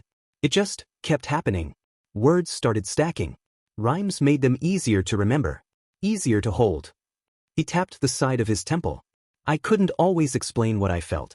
But if I rhymed it, it stuck. Ace whistled, low and impressed. So, you made your own language. Izuku looked at him, startled by the simplicity of that statement. Yeah, he said quietly. I guess I did. Ace picked up the pencil, twirled it once between his fingers, then gently tossed it back toward Izuku's desk, not at him this time. Remind me to never underestimate a quiet kid with a rhyme scheme again, Ace said. Izuku didn't smile. He didn't need to. The warmth between them was enough. Until Ace froze. Oh shoot, that's right, he yelped. Isn't today your birthday or something? Izuku blinked and nodded, turning back to the computer. Yeah, that is a thing, he murmured, pulling up the hero forums. Man, why are people just complacent with their just bad responses? Like, there's no weight to them. It's always, you're boring, you're wrong, you're right. Give me the why, people.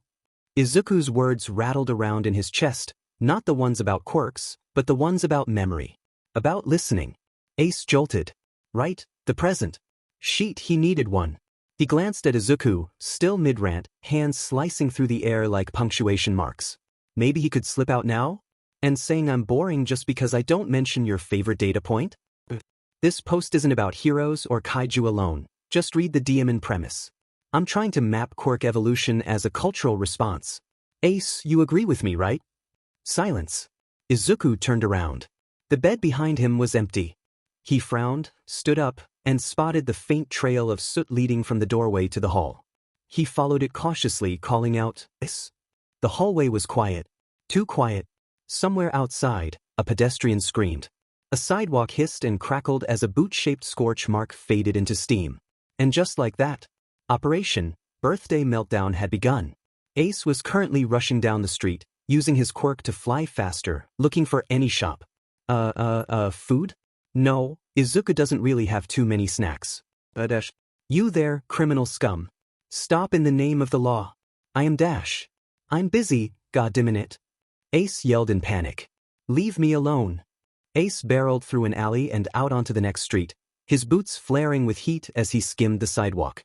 He narrowly avoided a fruit cart, apologizing to a grandma telekinetically holding her apples in midair. Izuku deserves something, anything, come on? Flowers? No, too romantic. Plushies? No, too cutesy. Books?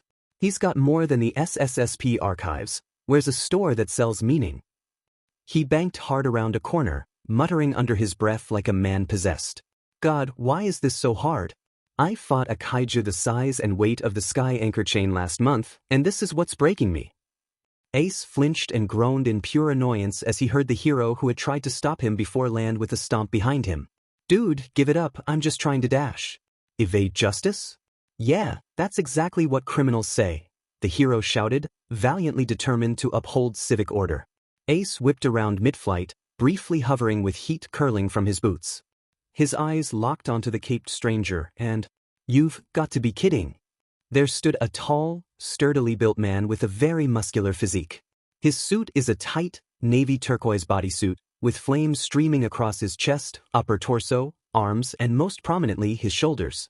The mask was also flames around his eyes, and his tall boots appear to be either made of fire themselves or constantly left alight, as only their soles and laces are visible around the flames. Ace landed with a roll, turning to face the hero. Endeavor, what a dash, Ace groaned, slamming his palm on his face and dragging it down. Dude, just let it be. I'm trying to get a gift. I don't care if I have to use my quirk to do it.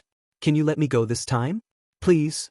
Endeavor's eyes narrowed, the flames across his shoulders crackling with what could only be described as judgmental authority. His voice, rough and gravel-thick, rolled out like a controlled burn. You. Yes, me. Who else is gonna make flame trails like me except you, dude? Cut me some slack, I'm trying to do something here. You broke a midtown heat sensor, nearly torched a Skytram's underside, and set off 3 aerial quirk alarms. I didn't hit the tram. Ace shouted back, throwing his arms wide. I missed the tram. By like 2 whole meters. I checked. That's not the point. It's literally the only point. I'm not rampaging, I'm shopping. Ace jabbed a finger at a nearby corner store that sold commemorative mugs and fusion batteries.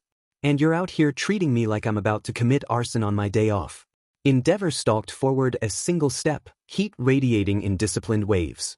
Intent doesn't outweigh recklessness. You're a registered SSSP member under the Kaiju Breaker Project. Your presence alone is enough to cause a tactical stir. Ace's eye twitched. That's the problem. I don't even get to sneeze without someone logging it as a Category C thermal anomaly. You're DMN right, Endeavor snapped. You're not just a person anymore. You're a potential threat to any civilian stable space, just like with SSSP's Sky Anchor. You need to start acting like it. Ace bristled, fists clenched. So that's it, huh? Ace said, his voice low now, not quiet, but hot in a different way. Controlled. Focused. Once you burn bright enough, you're not allowed to be human anymore. The flames around his fists didn't surge. They narrowed, condensed. Not flaring, simmering with purpose. I've done everything you people asked of me. I trained, I signed every waiver, I turned myself into a goddamn weapon so that others could have peace. Now you want me to act like I don't feel anything? Endeavor didn't flinch. I want you to act like you understand the cost of what you carry. Ace gave a bitter laugh. Oh, I do. That's why I'm out here. Now, if you don't mind, I will be getting a gift for a 6-year-old, and going on my way, okay? Is that fine with you, officer? Ace asked in a bitter and mocking tone. Endeavor only stood there for a second before sighing and stepping aside. If you use your quirk again today, I will have you arrested again, he warned in a cold tone. You may have a hero license, but for it to have effect, you need to be a hero, costume and all. Give it a break already, Ace whined with a deadpan stare, walking past Endeavor. Dude, I'm not joining any hero agency, most of all yours, under any circumstances. I literally only have the hero license to legally help y'all if a kaiju attacks the city. Endeavor's eyes followed Ace as he walked past, boots clicking on scorched asphalt, every word dripping with irreverence. You'll regret wasting that license, Endeavor said, his voice tight. It's a privilege built on sacrifice. Ace didn't turn around. He just raised one hand in a lazy wave. Then consider me your local volunteer disaster therapist. You're not a hero, Endeavor called after him, the fire in his tone colder than usual. That did it. Ace stopped mid-step. His shoulders stiffened. A flicker of heat hissed across the ground beneath his boots. Slowly, he turned, his expression unreadable, not angry, not mocking. Just tired. Ace couldn't be angry at Endeavor, as never spoke with rage. Just a procedure to him. This wasn't personal. It never was. No, Ace said. I'm not.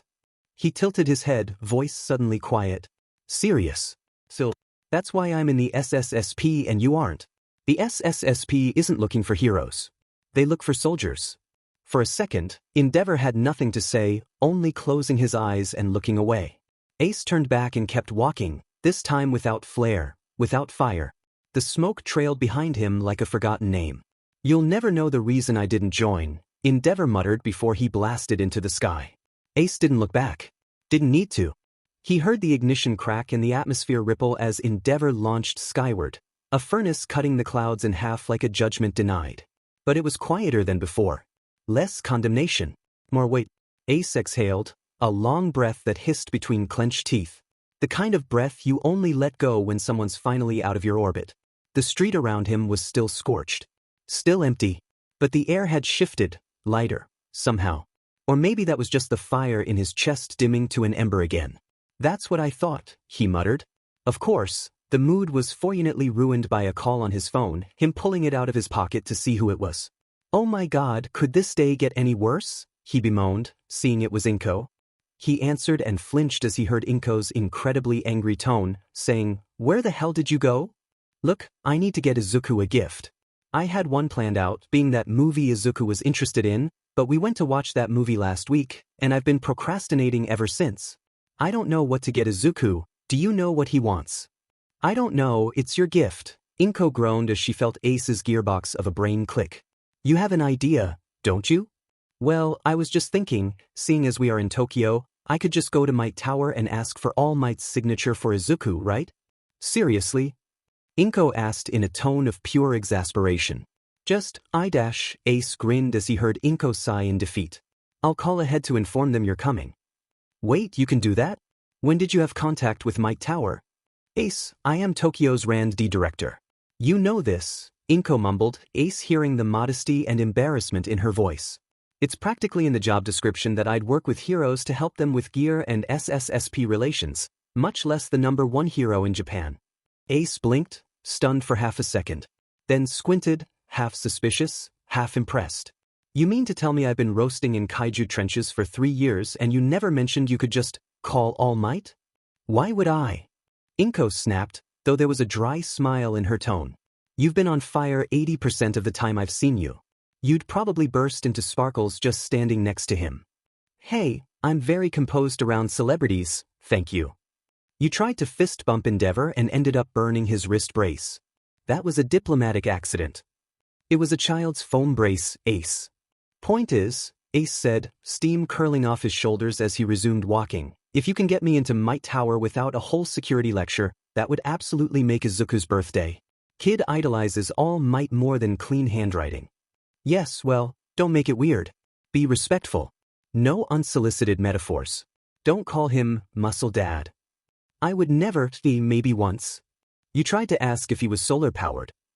I thought it was a compliment. Inko sighed again, the kind of sigh that came from years of accepting Ace as a force of nature. Just get something that makes. Izuku smile. That's all I care about. Ace's voice softened. I will. He paused, then added, Thanks, Inko. There was a silence on the other end. Not cold. Just warm, private. Don't get arrested, Ace. Please, just this once.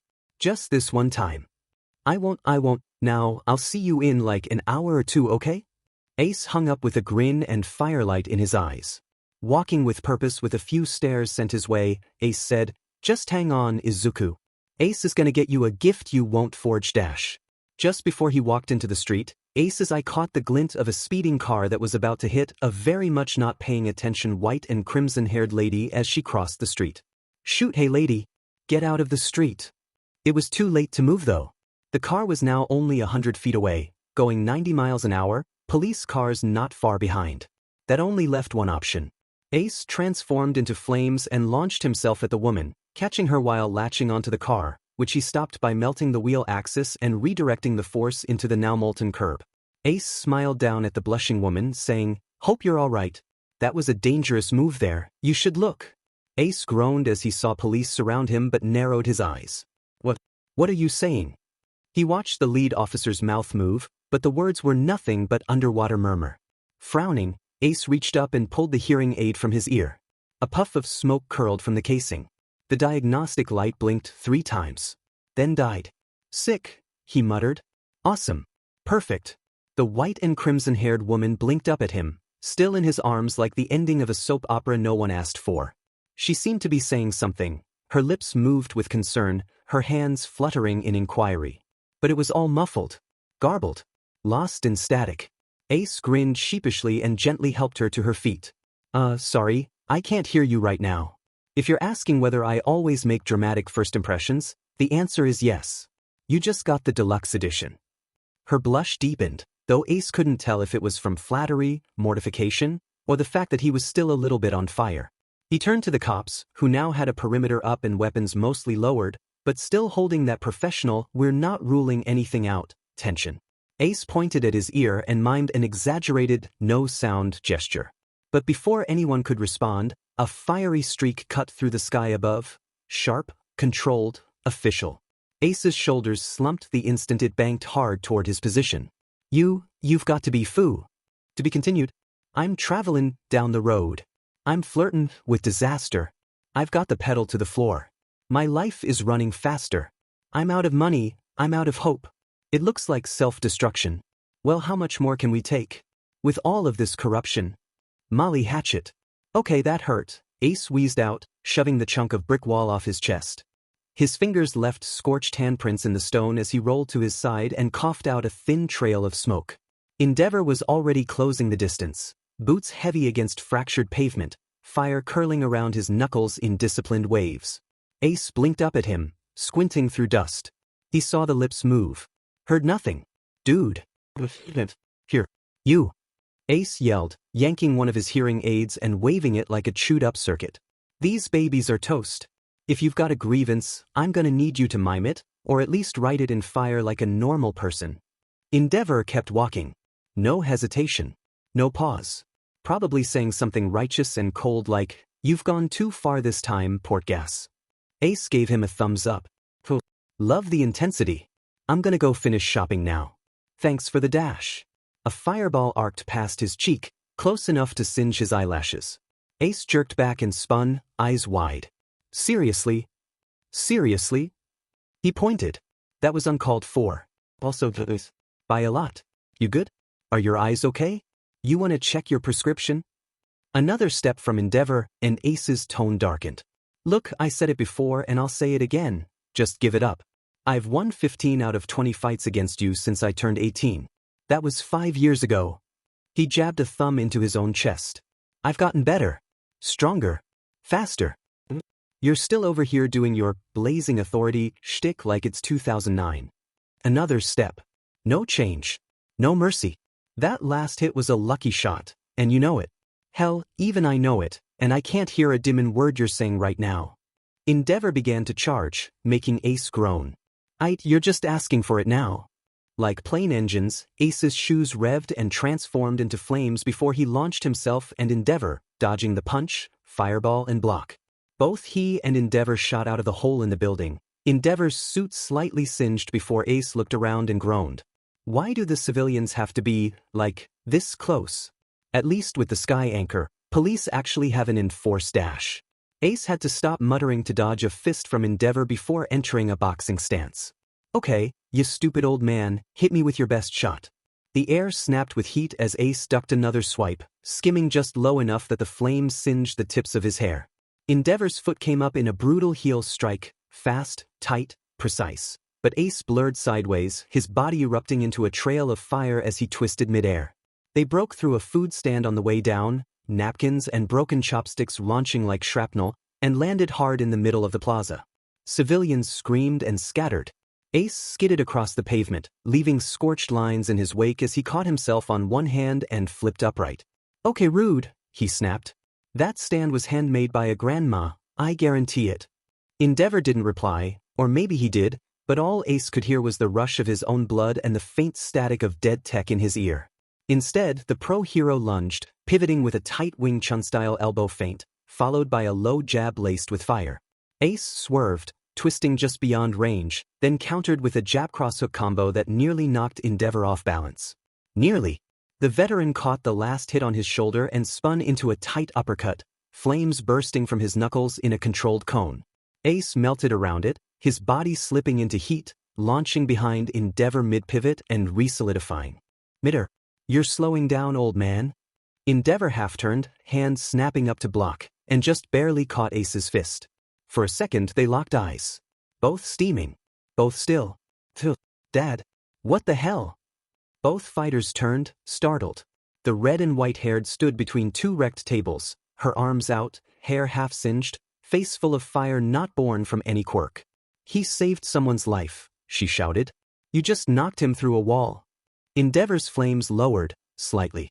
He didn't speak. The dual-haired lady stormed across the cracked plaza, each step echoing like a gavel. Stand down. Both of you. Ace blinked, sweat steaming off his brow. Wait, She pointed at him. Not a word. I still can't hear you, Ace muttered, gesturing to the faintly smoking hearing aid in his hand. My quirk, unfortunately, does not just fix that. The woman, red and white hair still waving slightly from the heat, stared at him. Then she exhaled slowly, pulled out her phone, and began typing. Ace blinked as she held the screen up. Sit down. Shut up. You're lucky you're cute. He squinted. Looked at her. Back at the phone. Ace shrugged and disengaged, Endeavor doing so with a sigh and an unreadable stare at the girl, before sighing once more and launching into the sky. Ace watched this weird version of Endeavor go with a bewildered look on his face before he shook it off. Then gave her a lazy grin and plopped down into the nearest pile of unscorched rubble. Well, now I'm invested. She rolled her eyes. Her thumbs moved. Stay invested. It's the only thing keeping me from letting him finish round 2. Ace made a show of zipping his lips, then immediately unzipped them. Okay, but to be fair, I did win round 1. Mostly. Spiritually. She didn't dignify that with a reply. Instead, she walked over to him, crouched down, and wordlessly started checking the burns on his arms. Her fingers were cool. Efficient. She moved like someone used to cleaning up after disasters she didn't cause. Ace watched her for a moment, then glanced around at the ruined plaza. People were starting to come back, cautiously at a distance. Watching. He sighed and leaned back against a cracked bench. So, I'm guessing you're not just civilian caught in the crossfire, huh? She looked up, arching an eyebrow. He gestured to her face and at her hair. There was a few times I saw Endeavor without his flaming mask, and I swear it was the same color as the red parts of your hair. Plus, I may not be a stellar lip reader, but I'm fairly certain you yelled Dad? I don't know, I've been wrong before. She nodded once. Fiumi. Ace blinked. Wait. Aren't you like the girl I saved from that dumb car or something? She nodded again. Ace leaned back harder, laughing into the sky. Great. Just perfect. I throw myself into traffic for someone's daughter, and it turns out I've been sucker-punched by the father-in-law from hell. Fiyumi's expression didn't move, but the corners of her mouth almost twitched.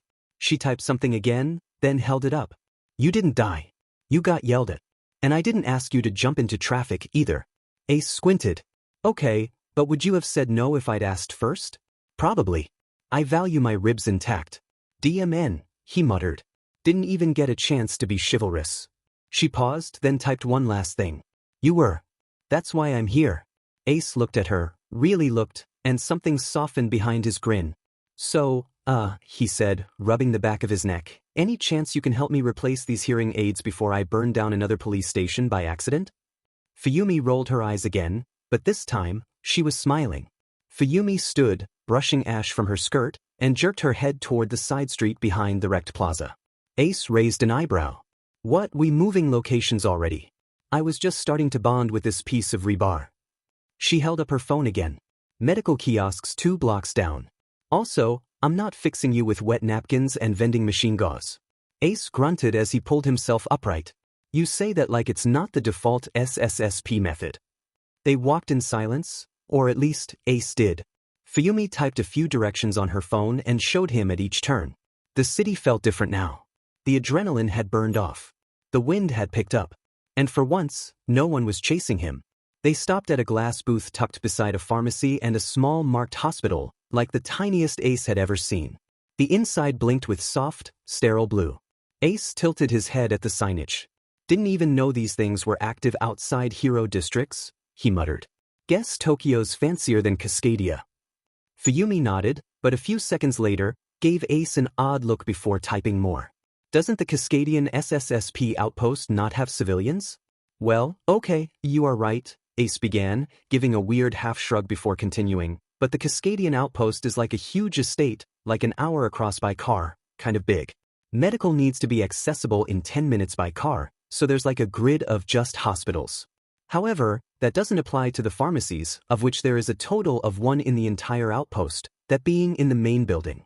Fuyumi quirked an eyebrow, clearly amused, and typed again as the kiosk doors hissed open behind them. 1 pharmacy? That's criminal. Tell me about it, Ace muttered, stepping inside.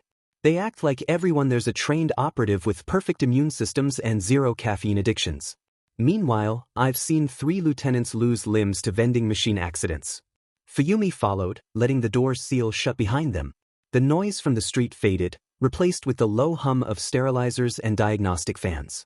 The kiosk interior was small, barely room for the 2 of them, but clean and bright. A cushioned recliner sat in the center, bracketed by robotic arms and a touchscreen terminal blinking a pale green. Please sit still for scan, a soft, synthesized voice said. Ace raised his hands in mock surrender. All right, I'll behave. He dropped into the chair with a hiss of breath, slouching immediately. The diagnostic beam swept across his frame, a subtle pulse of light that made his skin itch.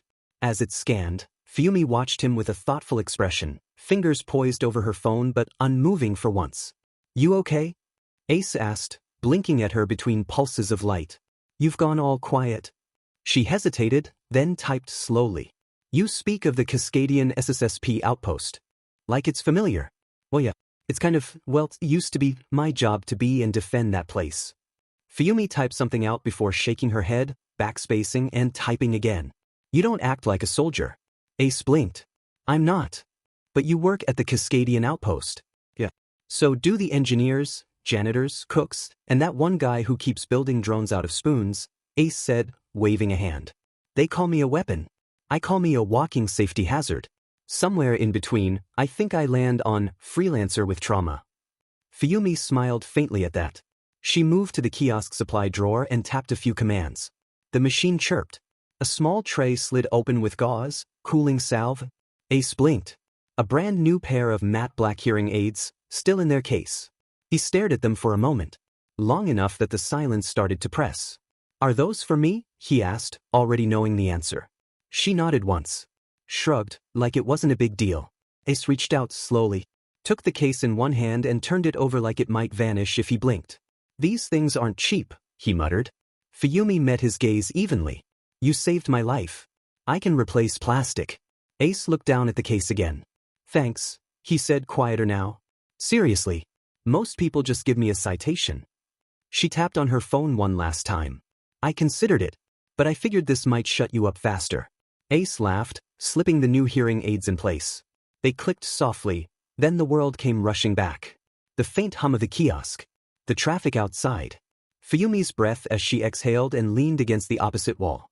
Okay, he said, blinking against the volume. Note to self, keep saving sarcastic daughters of fire gods. High ROI. Fuyumi didn't type anything. She just smiled, soft, tired, and real. So, Ace began, looking away a little. Do you mind if I get your number? Just in case I run into the flaming old man again. Fuyumi raised a single eyebrow, her mouth twitching in amusement. Is that the only reason? Ace chuckled, nervous now. I mean, not just that. I mean, he's not even that flammable. You're just easier to talk to than most people. Even when you're silent. Which is weird. But good weird. He plugged the hearing aids in fully, sighed as clarity returned in full force, the wiring behind him, the shifting of the air system, the gentle shuffle of her coat. Oh, that's so much better. You really don't know your— Wait, what was that? Did you say something? I didn't catch it. Fuyumi tilted her head, just slightly. Then, casually, like it was the most normal thing in the world, she spoke. Yeah, sure. Ace froze. Blinking. Processing. Her voice was warm. A little amused. It curled in his ears like heat from a campfire, unexpected, but comforting. His brain rebooted. Wait. I'm so sorry, he blurted, practically tripping over himself. I didn't hear what you just said. Can you repeat that? Please. Fuyumi gave him a look halfway between patient teacher and smug sibling. Don't push it. Ace beamed like he'd won the lottery. Then his eyes widened. Shoot, my tower. Sorry, Fuyumi, I gotta go. I have a signature for a 6-year-old kid to get. He bolted toward the exit in a streak of orange and heat, trailing steam and purpose. Fuyumi blinked, frozen in place. Wait, and there he goes, she muttered, staring after the smoldering blur. We didn't even exchange numbers. The pause. Then, wait, what was he saying about Might Tower? Izuku stared out the window in confusion. Kasan, I don't understand. I told Ace that no present from him was fine. Why did he leave to get one? Probably just wants to be nice to the family that took him in when he was being dumb or something, Bakugo said while still eating the piece of cake in front of him. Inko sighed, arms crossed, gazed deadpan on the dusk horizon. Sweetie, she said slowly, it's best to explain Ace like an orange cat. Izuku blinked. So dumb, hyperactive, and impulsive? Ha! Bakugo barked out one laugh, before snorting and continuing to eat. Inko paused. Actually yes. Yes, you are right, Izuku. Then, like a meteorite, something crashed into the front yard. The entire house rattled. A bird exploded out of a nearby tree. Inko didn't flinch. What the hell was that? Bakugo yelled, standing up to go to the front door. However, Inko only raised her hand to block Bakugo and gestured for him to rejoin Izuku, which he did so with a pout. She just closed her eyes and let out a long, exhausted sigh. Speak of the devil. She opened the door. Ace, where the hell have you? Her eyes widened. There he was, standing in a newly created crater, half-scorched but upright, sheepishly waving at her. Behind him, looming like judgment in a flame-retardant trench coat, was Endeavor. Ace pointed back with his thumb. Look, there's my caretaker. Can I go now? Endeavor's voice rumbled. This is your third strike today, Portgas Ace. I am speaking to Dr. Midoriya about your behavior. Ace groaned, already slouching toward the porch. Do I get a sticker after this? Maybe a head pad? A fireproof gold star. Inko pinched the bridge of her nose. You're setting fire to my lawn, you two. Step off. Ace kicked at a scorched patch of grass like a guilty dog. I tracked a hero into your lawn, Ms. Midoriya. That's gotta be worth something, right? What did he do this time, Endeavor? Inko asked, voice grave, tone deadpan, still pinching her brow like it held back a migraine. Vigilantism on 2 separate accounts. Public unrest. Defying the law, Endeavor recited, like reading off a grocery list of federal offenses. Inko groaned, long and low. Just go to the SSSP. They'll sort it out. Then she turned to Ace, eyes sharpening like scalpels. I'll be handling the pissant. Ace took a step back. Inko, you know I'm just impulsive, right? That's part of the charm. No need for drastic action. I mean, I've got like 60 reported crimes to prove I'm consistently impulsive. Which is why, Inko said, voice soft and horrifying, you'll be changing that today.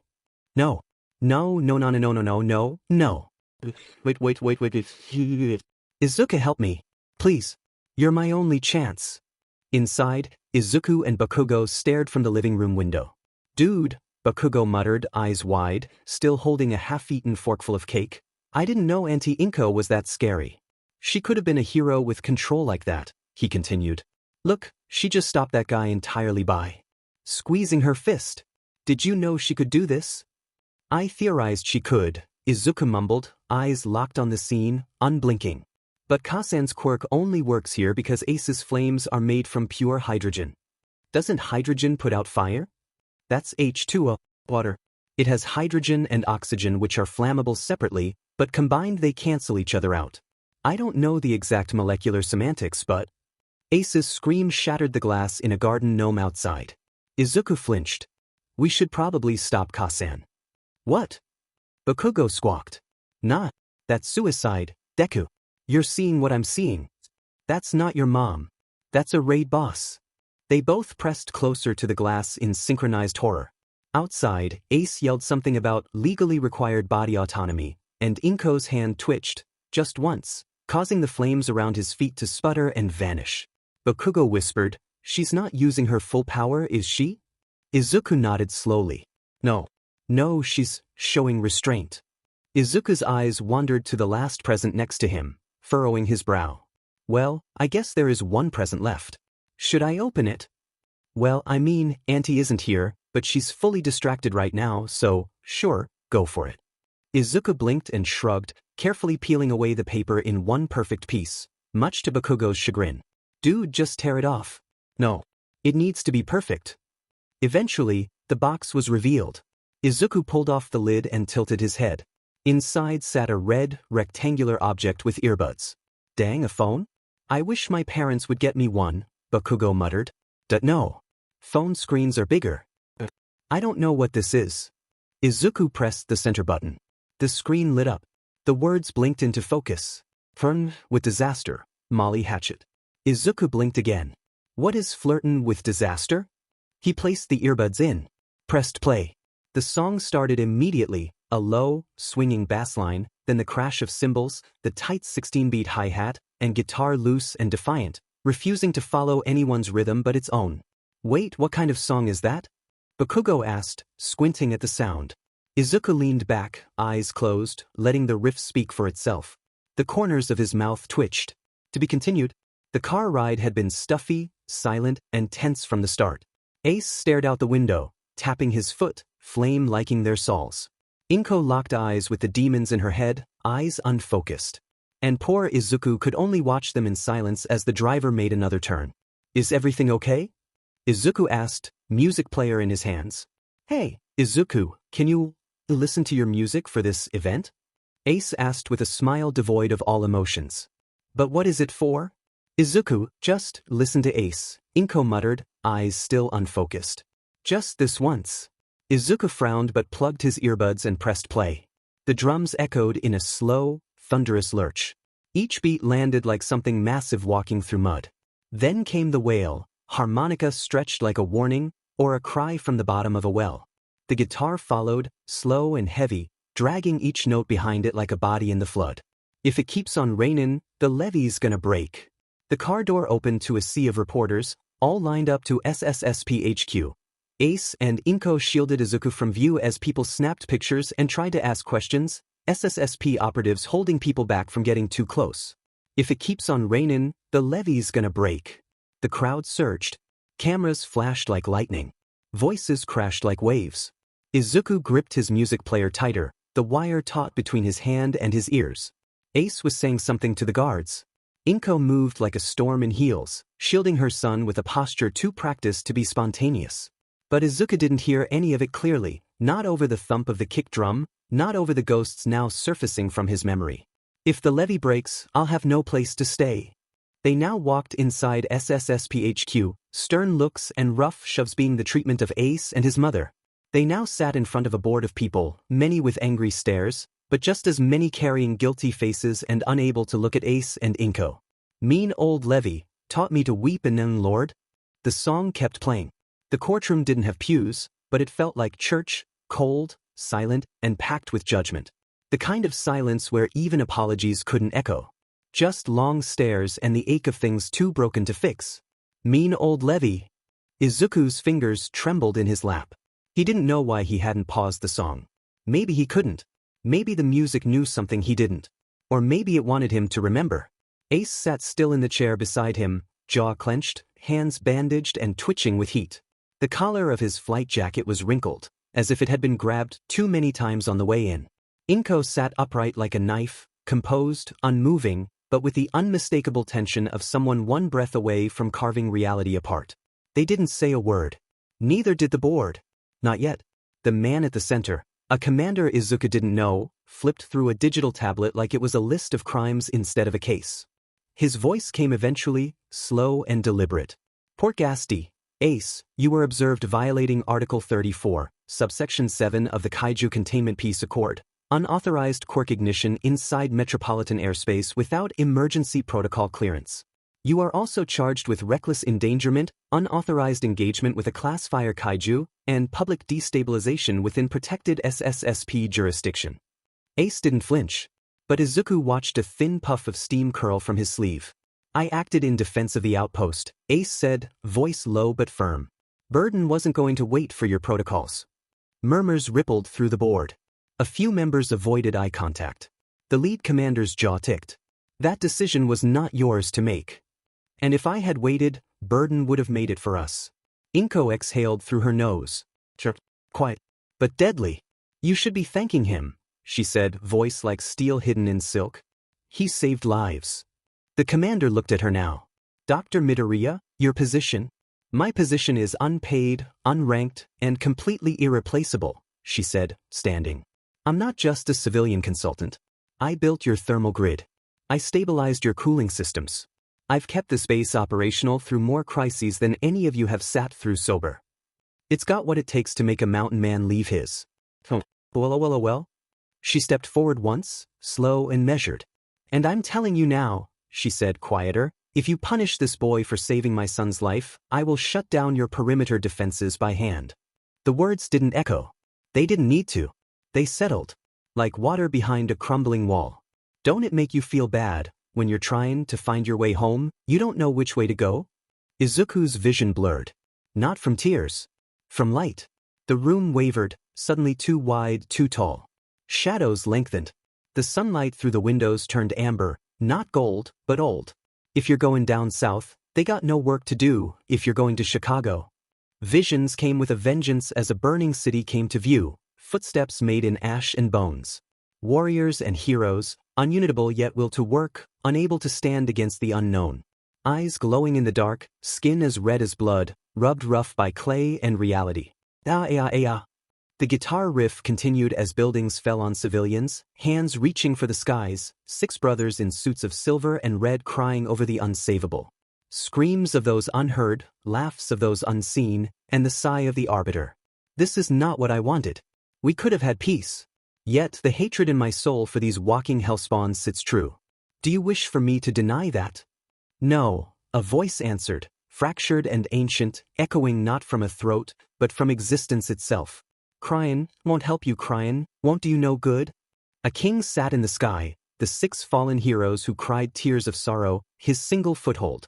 His eyes glowed an orange red, a metallic beard sitting on his face. You chose this fate. You chose your own over humanity. As a ruler myself, I can understand that. Cryin' won't help you cryin', won't do you no good? Yet you chose to intervene. You made these people rebel against us.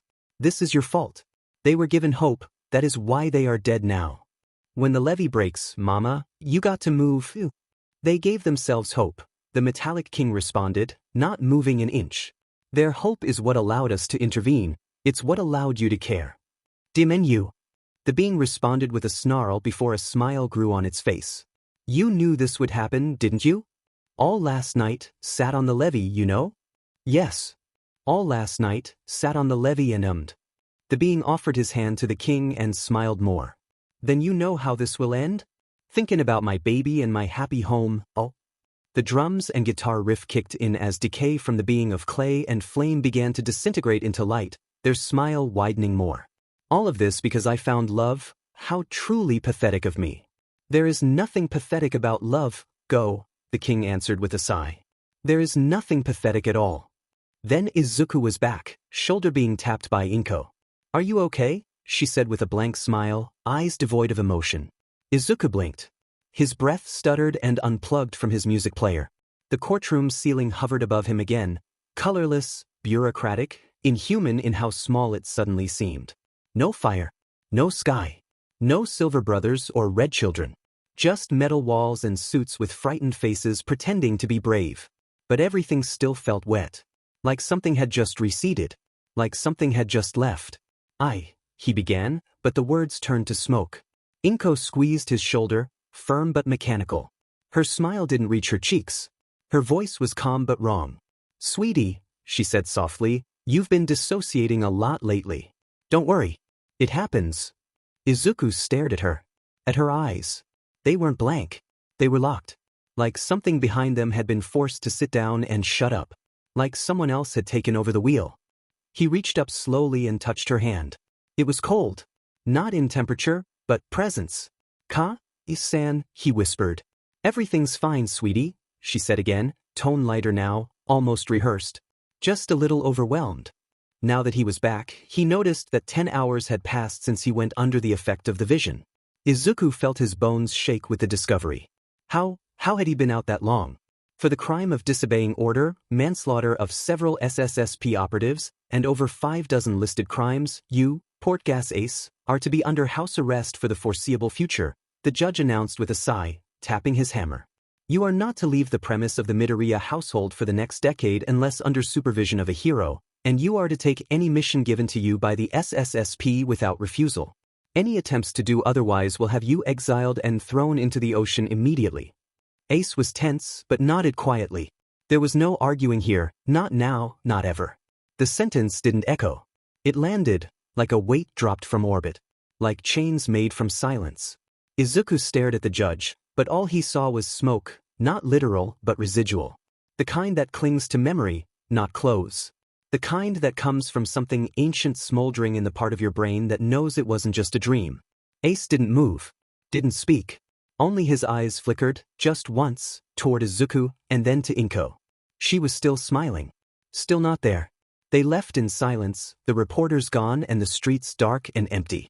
The house they arrived at was dark, void of life. When the lights turned on, Inko made way to the kitchen and began angrily making food, like a switch had flipped in her head. Inko made way to approach his Kasan, but Ace stopped him with a hand on his shoulder. Not now, Izuku, Ace whispered. They both disappeared into Ace's room where Izuku immediately got onto the computer and searched up Chicago. No results. Izuku furrowed his brows and made a confused sound, drawing Ace's attention. Chicago. Ace muttered with a frown.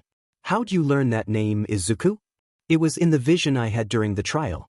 The song triggered it, Izuku whispered, gaze still locked on the blinking cursor. Ace's frown deepened. He pulled the chair closer but didn't sit. You saw Chicago? He said again, but slower this time. Lower. Izuku turned to look at him.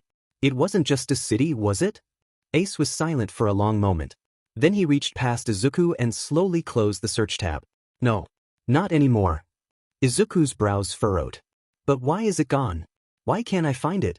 How does a whole city vanish from history?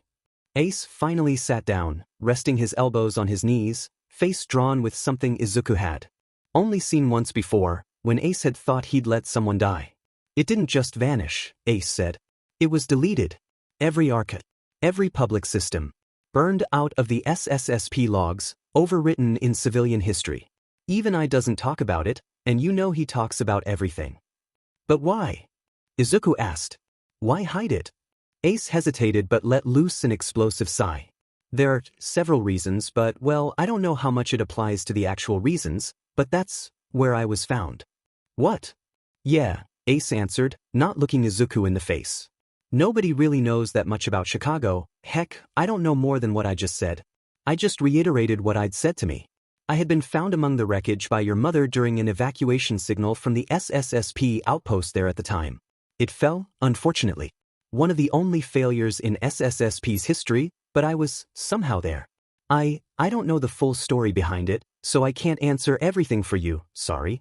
Izuku sat very still. The air in the room seemed to compress, not with tension, but with gravity. With meaning. With the echo of something unspoken for too long. You were found in Chicago? He repeated, voice thin. Ace nodded, still avoiding his gaze. Yeah. Pulled out of the ruins. Wrapped in some sort of containment cloth. My body temp was something like 3,000 Kelvin. Should have been impossible. Should have been dead.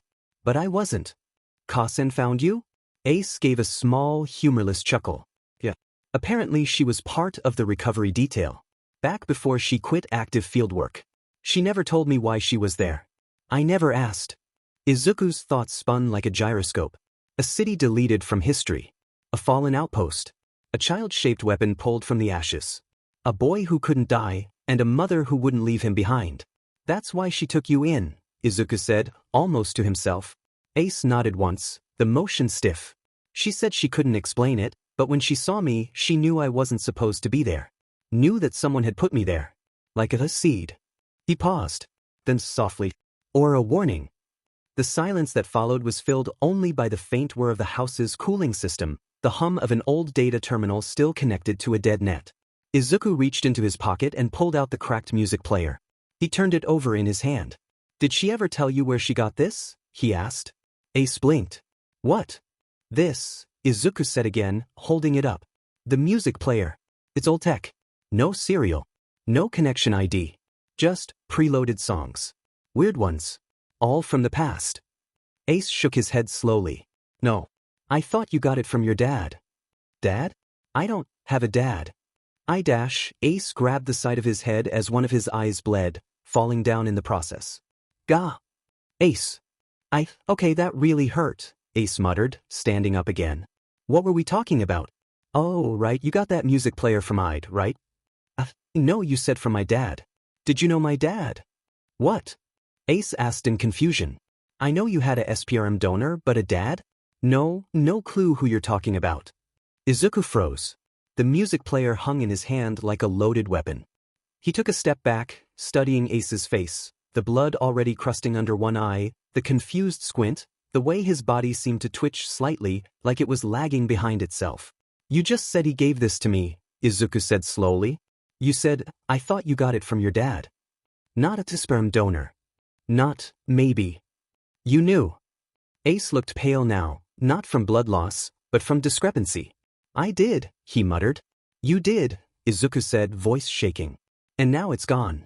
Something took it from you. Izuku. No, don't do that. Don't act like I'm imagining this. You knew. You remembered something, then you bled. Ace opened his mouth. But no answer came. Nothing about Izuku's possible blood relations. Why was there nothing? He clutched his head again, more gently this time. Okay, he said slowly. Let's assume for a second you're right. Something about that name, Dad, unlocked something in me. That means this isn't just about you anymore. Izuku's hand tightened around the player. It never was, he said. But now I think I know why you were in Chicago. And maybe that's why I got this. When Izuku pressed play this time, there was no song that came through this time. He was immediately dunked into a vision. 3 heads of gold were what greeted him, grins splitting their faces. They all had long necks that connected to a single torso with a single pair of giant wings, sturdy legs, and 2 tails. They didn't see him though, only what stood behind him. Go here? I thought I'd never see the day. Please make me forget, the Go begged, head bowed in shame. Why do I regret? I am a weapon, something to be aimed and used. Yes, that is how you were raised. Then why? Why do I regret? This was my purpose. This was my life. This is what I am. Humanity, the 3-headed golden dragon answered simply. Humanity has such an odd sense of being. To greet death with a smile, yet cling to life like no other. There is no creature quite like them. You aren't answering me, Ghidorah. The being yelled, making Ghidorah chuckle. My name. I haven't heard that in a long time, the dragon sighed. You will know the answer, Smith. You lie to yourself now, but the giants of light will help you see the truth. Just don't keep them waiting, Go. You still have a chance to fix yourself. Then, the world shifted, the being of clay and flame standing alone as a cracking sound rung behind their feet. Looking down, they saw a music player. The same one Izuku now held. What is this MP3 player lives? Then let it hold the truth. To be continued. But now I think I know why you were in Chicago. And maybe that's why I got this. The moment was singed into Ace's memory. He watched Izuku freeze as his finger pressed play, the light in his eyes flickering out. No scream. Just silence. Whoa, Izuku? Ace remembered himself asking. Are you Dash? In slow motion, Ace watched Izuku begin falling, fear the only emotion in his mind. Izuku! Ace scrambles to him, grabbing the boy midair. Checks his breath. His pulse. His core temperature spikes, then plummets. His skin flashes once, faint light, like phosphorescence, then dims. Inko crashes in from the hall, pure panic behind trained composure. Sees the MP3 player still glowing. Hears the final whisper of a spaghetti string guitar before. New blood joins this earth and quickly. He's Dash. She yanks the earbuds out. No response. Nothing. Ace crouched with Izuku in his arms, heart pounding against flame-slick ribs. Come on, kid. Come on, you're okay. You're okay, right? But Izuku's eyes didn't flutter. His breath was faint, like wind trapped in a bottle. The pulse at his neck flickered. There, then gone, then there again. Ace, what happened? Inko's voice cracked like thunder. He didn't answer right away. Just pointed with one trembling hand. The music player, splayed out and active, still played. Its glow pulsed faintly from the carpet like a dying heartbeat, and from it, the song sang. With time the child draws in. This whipping boy done wrong. Deprived of all his thoughts. Inko's breath hitched. She stepped forward on instinct, eyes flicking between Izuku's still face and the device. She reached for the player. Ace caught her wrist, not rough, but urgent, raw. His voice cracked. Wait, don't leave me too. Inko froze. Her eyes locked on his. He looked wrecked. Not from the smoke on his skin, or the blood drying at his temple, but from the terror of watching something be taken. Shin. She bit her lip. Then, deliberately, she took the earbud and plugged it into her ear. What I've felt, what I've known. Her eyes widened at the weight of it. Never shined through in what I've shown. She snapped into motion, barking orders like she'd done in combat. Ace, get 3 jackets. Find my spare medkit. Now. She was already dialing. SSSP emergency line. Midoriya residence. I need a licensed hero unit, a secure line to medical command, and override clearance for priority evacuation. Never be, never see. Ace fumbled the jackets. Inko caught one mid-toss, Izuku's old green one, and wrapped it around him with trembling precision. Won't see what might have been. She scooped Izuku up in her arms. He didn't stir.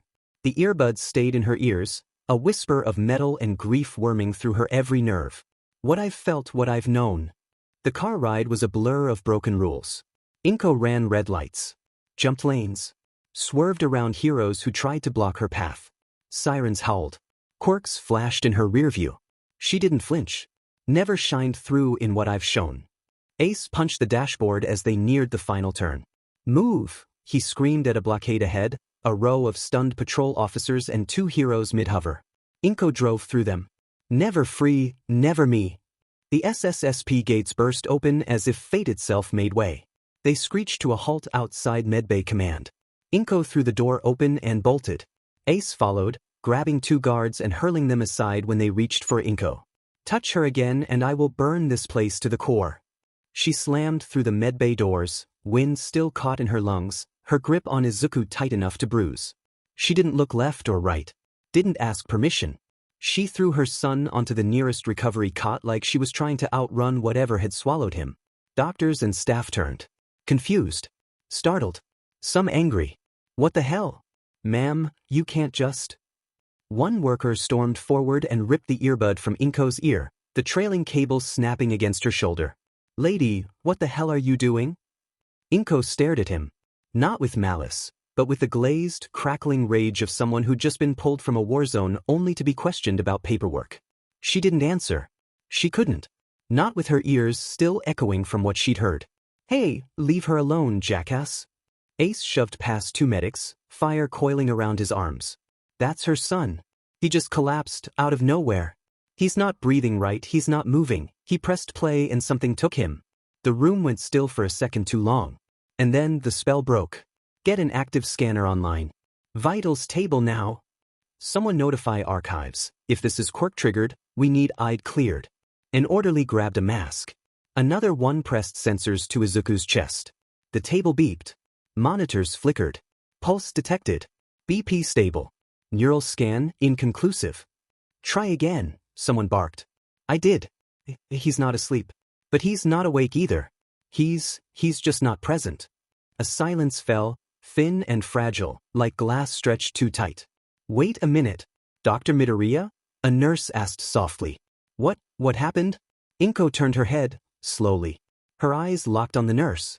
And everything she had been holding in, everything she had crushed into silence for Izuku's sake, broke. Tears welled instantly, burning at the corners of her vision. She grit her teeth. She tried to wipe her eyes. No, not here. She squatted down, trying to make herself smaller. Not now. She bit her lip until it split. Not like this. She curled into herself, knees pulled tight, shaking hands covering her ears. Not again. Please, not again. But it was all in vain. The tears came. Not soft. Not silent. Tears of pure agony. The kind that made no sound at first, because the body hadn't remembered how to breathe. The kind that only came when a mother knew her child had been taken by something no science could fight. Kyoto felt wrong. Not bad, not sick. Just wrong. A dissonance in the back of his skull, like a song he'd forgotten how to hum. He'd already searched the house twice, checked the record shelf for warps, retuned the subwoofers, made sure the air vents weren't singing in a minor key. He'd visited his daughter 5 times. Hugged her 3. Asked if she'd felt anything strange this morning, like an odd pulse or a missing note. She said no. Then rolled her eyes. He'd annoyed his wife to the point where she actually tossed a pillow at him. Maybe what you're feeling is me losing patience, she'd grumbled. He smiled. He loved her voice best when it pitched in sarcasm. But no, that wasn't it. He'd woken up like this, heart out of sync, skin too tight, colors not quite matching the morning sounds. There was something wrong. But what? He muttered, pacing through his small sound lab, the one buried beneath the archival wing of SSSP Tokyo Command. Everything's calibrated. Nothing's misaligned. So why does the air taste like a broken violin? His instruments were quiet.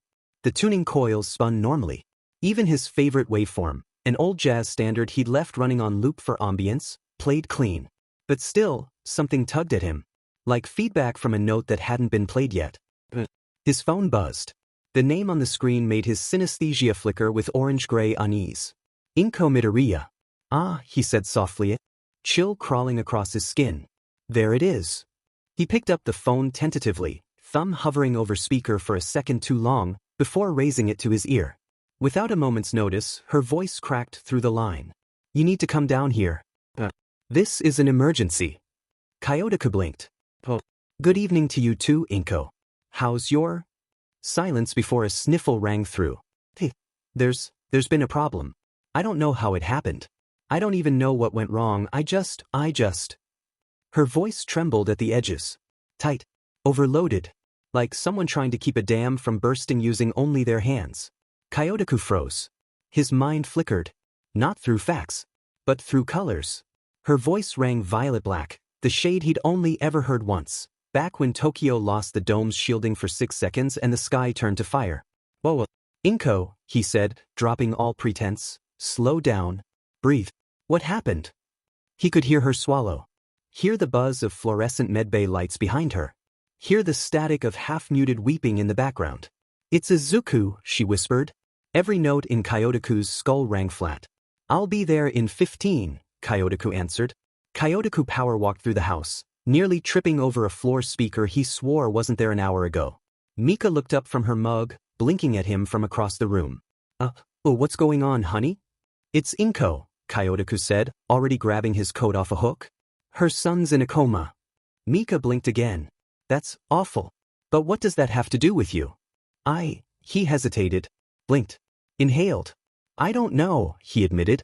But I have to go. Mika crossed her arms, brow raising like a teacher with a student she liked too much to scold properly. You really need to start asking more questions when people call. Kyoto didn't answer. She sighed and shook her head, smiling just enough to soften the rebuke. I'll wake Kyoka. We'll get going. Do you even know the address? The SSSP medbay. That gave her pause. Her smile faltered.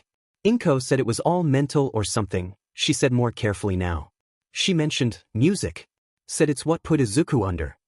Kyotoku felt his stomach drop. His skin twitched with invisible tones, like he was hearing pressure distort the air around him. Mika caught the look. Her concern deepened. She said she was fine from it. Think. At least, Kyotoku added, rolling his eyes more out of panic than sarcasm. Also, you don't need to drive me, I have my car. Mika's stare narrowed. The one that was towed to the shop this afternoon? Because of that villain fight. The same one you called me about because you forgot you didn't have it halfway through the train ride home? Kyotoku winced. Wait. That happened. Mika laughed softly and turned away. You're such a dork. I prefer the term auditorily gifted.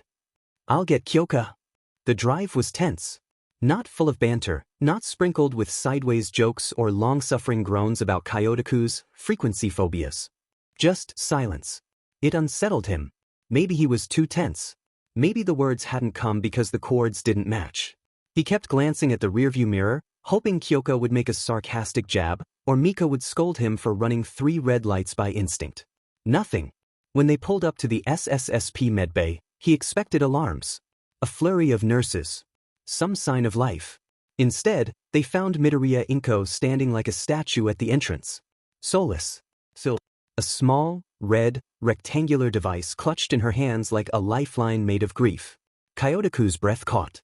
Oh my goodness, Inko, are you okay? She didn't look up. Just, please, Kyotoku. I don't care what I owe you. I don't care what it costs. Just please, her voice cracked. Bring my son back. Her body didn't move. But the tears didn't stop. Kyotoku stepped closer, gently reaching toward the music player without taking it yet. Beside her stood a man, mid-20s, scorched and battered, heat still coiling faintly off his skin like a dying furnace. His arms hung limp at his sides, expression as lost as a prayer shouted into an empty room. A few SSSP heroes loomed near the edge of the lot. Watching him. Cautious. Suspicious. Bruised. Kyotoku didn't ask. The bruises told him enough. He turned back to Inko. Let me listen, he said, voice low and steady. We'll start there. He took the device with careful hands and walked back to his car, muttering half-formed thoughts the whole way. He popped the trunk, pulled out his portable rig, an old modular laptop wired to a synesthesia-filtered waveform interpreter, and tucked it under one arm before heading back to the medbay. Somewhere in that short span of time, the rain had started. By the time he got the group inside, Inko, Kyoka, Mika, and the scorched man who radiated heat like he sweated plasma, it had turned into a full storm. A low, relentless, grieving storm. Kyotoku glanced out the automatic glass doors and squinted up at the sky. The rain sang a long, slow, suffering note. He blinked.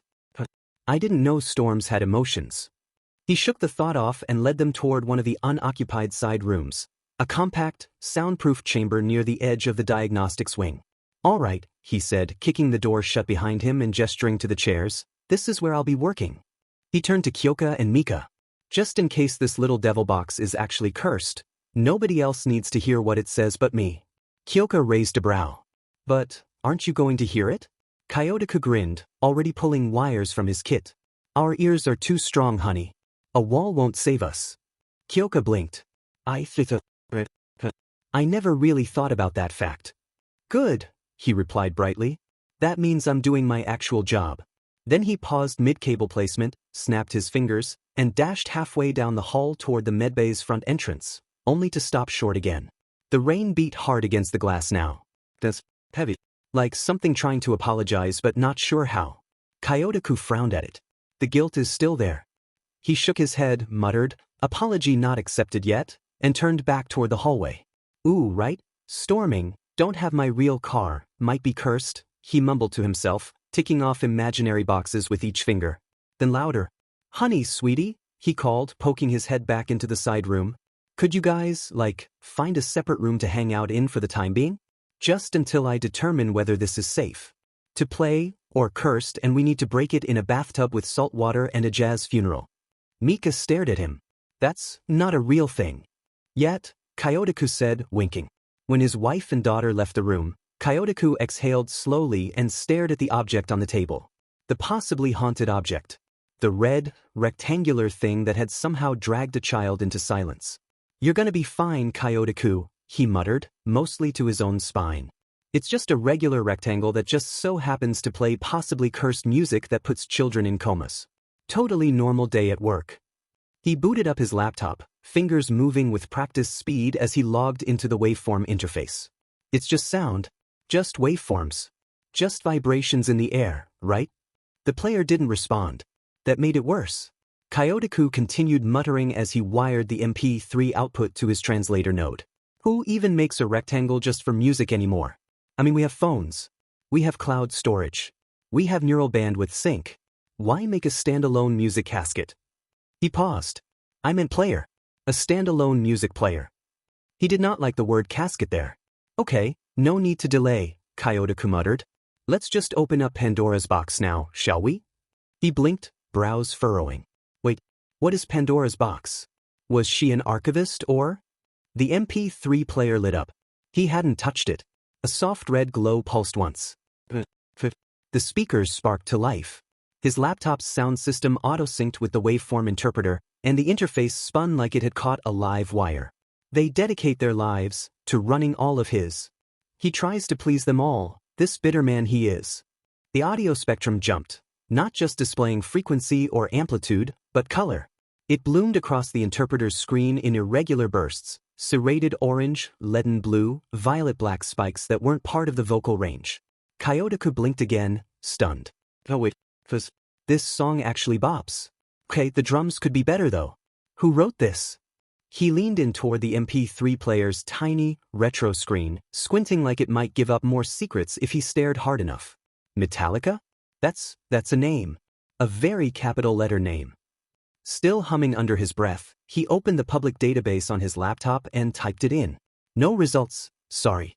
He frowned. Odd. Next, he pulled up the SSSP's internal archive node. Technically, it was meant for authorized Quirk sound mapping and case study records. Technically. But the music section was way more interesting. And it's not like he'd ever used it to rip bootlegs from Myth-era transmission caches or ghost signal archives. Nope. Never. No results. His brow furrowed. What? He opened his archive. The real one. The private vault locked behind a biometric rhythm ID.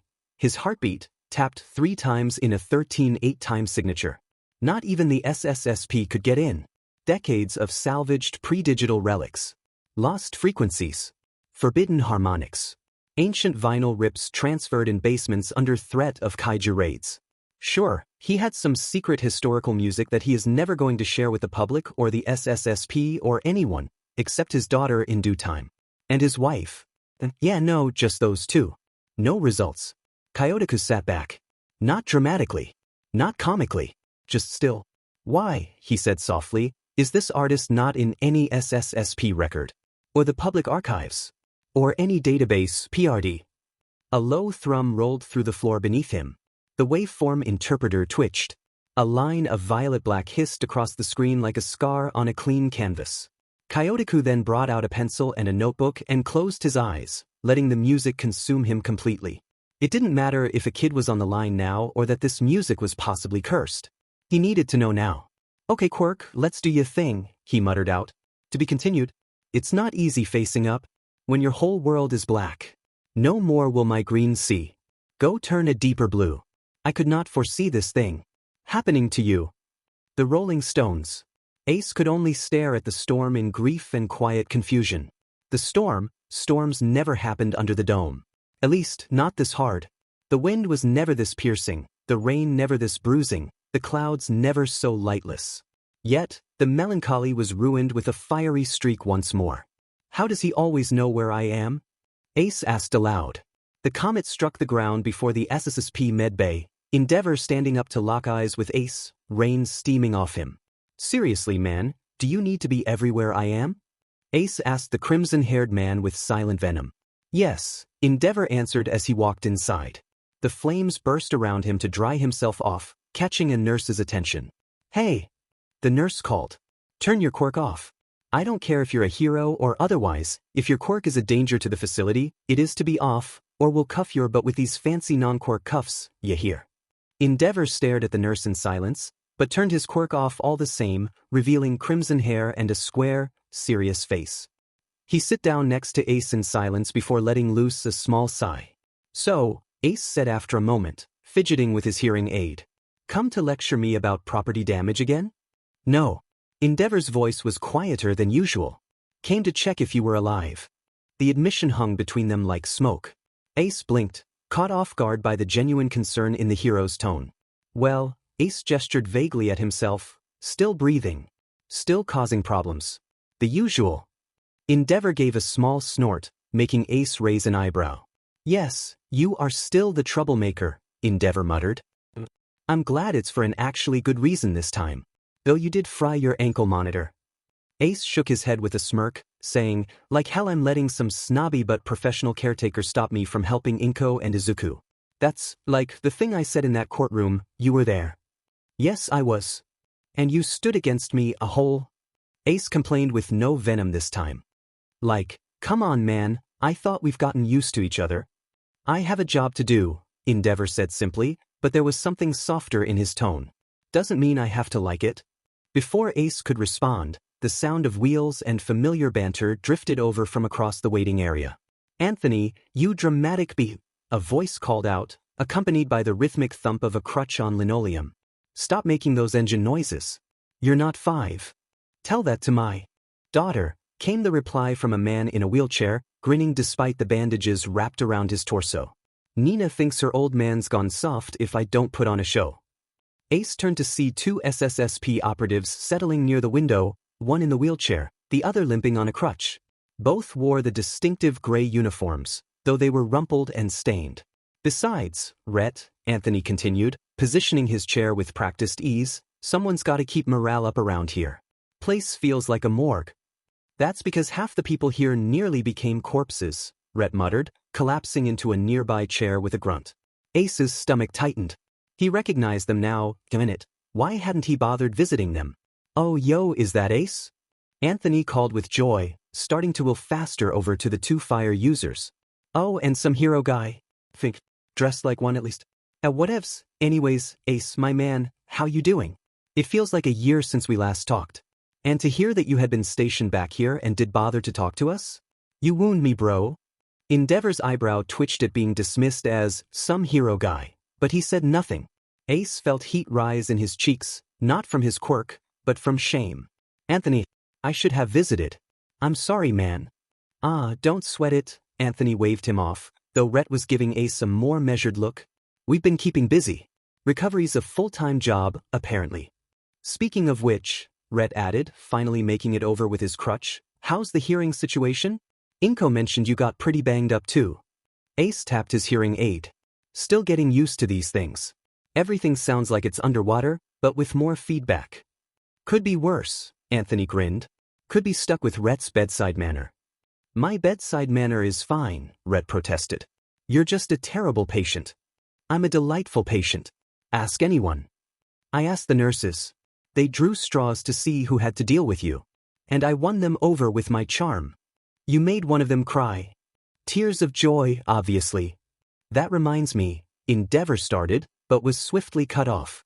Anthony snapped and pointed at Endeavor, saying, oh shoot, you're Endeavor, right? My son's obsessed with heroes. He says that your voice is one of the most recognizable in the industry. Huh, I guess that actually holds some weight.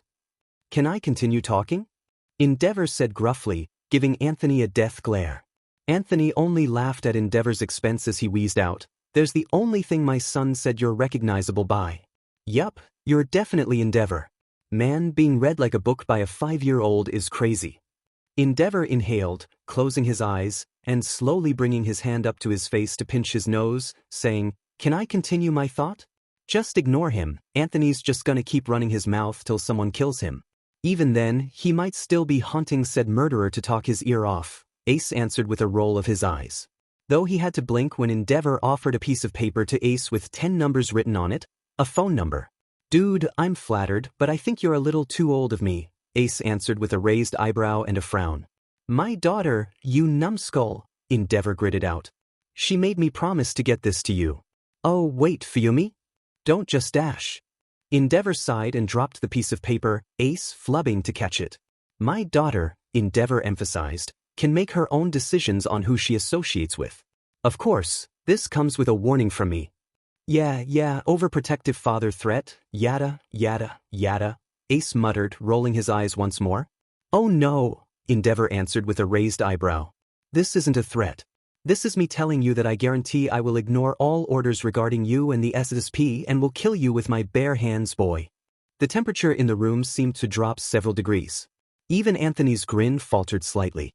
Noted, Ace said, carefully pocketing the phone number. I'll be respectful. So, Anthony started, eyes still slightly focused on Endeavor before completely focusing on Ace with a devilish smirk. Lover boy's got a date, huh? Ace spat and coughed at Anthony's words, blabbering out, Anthony, what the hell? I am not a lover boy, hell dash. Endeavor grunted with an odd sort of semi-smirk. I know for a fact Ace doesn't have a love life, that's the only reason I'm even giving him a chance here. Oh, Fudash. Daddy. Endeavor slapped a hand over Ace's mouth, giving Ace a disappointed look, which was returned by a look of pure rage. The shout was followed immediately by the rapid patter of small feet on linoleum. A blur of red hair and boundless energy launched itself at Anthony's wheelchair. Ijiro, no, came a teenage girl's voice from behind, but it was too late. The 5-year-old boy collided with the side of Anthony's wheelchair with the force of a tiny cannonball, sending the chair spinning sideways. Anthony yelped, gripping the armrests as he slid a few feet across the smooth floor. Surprise attack! Little Ijiro shouted, beaming up at his father with shark-like teeth in the biggest grin imaginable, completely oblivious to the minor chaos he just caused. Ijiro Kirishima. A 15-year-old girl with long, dark red hair came rushing over, her face flushed with embarrassment. You can't just tackle Dad's wheelchair. What if you'd knocked him over? But I didn't. Ijiro protested, still clinging to the side of the chair. And Dad always says surprise attacks are the best attacks. Endeavor slowly removed his hand from Ace's mouth, both of them staring at the scene unfolding. I meant in training, kiddo, Anthony laughed, ruffling his son's spiky red hair. Not in hospitals. Oh, Ijiro said, his grin faltering slightly. Sorry, Daddy. Are you hurt? Nah, kiddo. Takes more than that to hurt your old man. Hold on, Rhett muttered as he looked outside at the storm. How did you get here, Nina? Rhett, Nina began, giving Rhett a disappointed expression. You know for a fact that we're living in one of the rooms here. The old house is lonely after Mom's passing and I am not leaving Dad alone with you. What did I do? Uncle Rhett, Sis says you're kinda stupid sometimes. Ijiro, Nina said, scandalized. Don't just dash. Ugh. Anthony was trying not to laugh, his shoulders shaking with the effort. Well, he's not wrong. I am sitting right here, Rhett said dryly. And for the record, I'm not stupid. Selectively observant. That's a fancy way of saying stupid. At least, hey, sis, you said that's what that means, right? Ijiro chimed in helpfully. This only got a choked and angry response from said sister, who was giving her unknowing brother a death glare. Kid's got a point, Ace muttered, earning a sharp look from Endeavor. Nina buried her face in her hands. I'm so sorry. He's usually not this. Honest. Yes, I am. Ijiro protested. Daddy says honesty is manly. I also said there's a time and place for everything, Anthony said, though he was still grinning. But I appreciate the sentiment, kiddo. Endeavor was watching the family interaction with an unreadable expression. Something about the easy affection between them seemed to make him uncomfortable, like he was witnessing something foreign. So, Anthony said, turning back to Ace and Endeavor, you two gonna stand there looking awkward, or are you gonna introduce yourselves to my kids? Nina, Ijiro, this is Ace, the guy I told you about. And this grumpy-looking fellow is Endeavor. The Endeavor? Nina's eyes widened slightly. The flame hero? Ijiro practically vibrated with excitement. Ace sent Endeavor a sideways glance that said, victory is mine, before standing up and walking away. Endeavor tried to follow, but was stopped by the bullet of a red-haired boy who started asking question after question. Are you really the number 2 hero? Do you really breathe fire? Can you make your whole body on fire? Why is your hair so spiky? Are those real muscles or fake muscles? Do you have kids? Are they heroes too? Can you? Ijiro, breathe, Nina said, grabbing her little brother by the shoulders. You're gonna pass out. Endeavor stood frozen, clearly out of his element. The man who could face down villains and kaiju without flinching was being defeated by a 5-year-old's enthusiasm. Yes, I breathe fire, he said stiffly. No, my muscles are not fake. Can you show me the fire? Just a little bit? Please, please, please? Absolutely not, the nurse from earlier called out without even looking up from her clipboard. I already told him once. No quirks in the medical facility. Ace paused at the hallway entrance, savoring the sight of the mighty endeavor being lectured by both a child and a nurse. Ha yeah. Stupid old coot deserves this. Dang, using kids as a distraction to distract from your escape, Rhett muttered in Ace's ear, making Ace jump. I didn't know you'd gotten this cold? Ace sent a glare to Rhett, but softened it when he saw the look of concern in Anthony's eyes. Shouldn't you be with your kids? Ace asked. Anthony began with a shrugged eyes still on Ace. Nina can handle her brother and herself. Plus, I think someone else might need help more than them right now. Shut up, I've got it handled, Ace muttered, starting to walk down the hall he entered, the other two following. Yeah, I don't believe you for a second, Ace, Rhett answered in a knowing tone. From what you described of Endeavor when you two were working together, I would have thunk you would have loved to see Endeavor tormented in such a way. It's not thunk, it's thought, Rhett, Ace answered quietly, still walking ahead. See, there it is, Anthony said, wheeling alongside them. The Ace I know would have made fun of my grammar and stayed to watch Endeavor squirm. You're running away. I'm not running away, Ace protested, but his pace hadn't slowed. Walking away very quickly then, Rhett corrected, his crutch tapping against the floor as he kept up. What's eating at you, man? Ace stopped abruptly, his shoulders tensing. Something's happening, man. Like, I don't know, I swear that you guys weren't injured in a training accident, there was something more, there has to be. Dude, Ace, that isn't the crux of the issue, Anthony answered. I'm hurt it isn't, but I know you well enough to know that's not the truth. You too remember Dr. Midoriya? Ace eventually answered as he stopped walking. Oh yeah, Dr. Midoriya. She was such a sweetheart. What, hold on, don't tell me something happened to her? Oh, Ace, dude, that it is, I know Dr. Midoriya was like a mother to you. No, she's fine, physically at least. It's her son, man. Her son, Izuku, was, I don't know, knocked into a coma or something, Ace muttered, not facing his companions. Oof, that's... Anthony sighed, dragging a hand down his face. I couldn't imagine how I would react if my kids went into a coma. He was right in front of me when it happened, man, Ace choked out. What? I don't know what happened, man. Ace yelled, tears at the corners of his eyes. Izuku and I were just talking about Chicago when Izuku went and plugged one of his earbuds in from a music player he got as a gift for his birthday, and the life just left his eyes. His heart still beats, there's still brain activity, but he won't move. I don't know what happened or what to do. I'm lost. I don't know what to do. The hallway fell silent except for the distant storm and the muffled sounds from the waiting room. Anthony and Rhett exchanged a look, the kind of wordless communication that came from years of friendship and shared trauma. Ace, Anthony said quietly, wheeling closer. How old is Izuku again? He's 6. Just turned 6 yesterday. Ace wiped his eyes with the back of his hand. It was the day after his birthday party, man. His FNG birthday party. Jesus, Rhett breathed. And you were there when it happened? I was the only one in the room with him. I was supposed to protect him, Ace's voice cracked. Inko trusted me with her kid and I watched him collapse and couldn't do anything. What kind of person does that make me? Human, Anthony said firmly. It makes you human. A human who failed dash. A human who cares, Rhett interrupted. Look, I don't know what happened to the kid, but I know you. You don't give up on people. Especially not family. They're not my family, Ace said automatically. Bullshit, Anthony said bluntly. You just spent 5 minutes crying over a 6-year-old like he was your own son. That sounds like family to me. Ace stared at the floor, his hands clenched into fists. So what are you gonna do about it? Rest. Ace looked up, his eyes red-rimmed but starting to show a spark of something other than despair. I don't know. There's gotta be something, right? Some way to help him. There's always something, Anthony said. Question is, are you gonna sit here feeling sorry for yourself, or are you gonna fight for that kid? I don't even know what I'm fighting, Ace said, frustration bleeding into his voice. It's not a villain I can punch or a fire I can put out. It's just nothing. He's just gone. Then you figure it out, Rhett said simply. You said he was listening to music when it happened?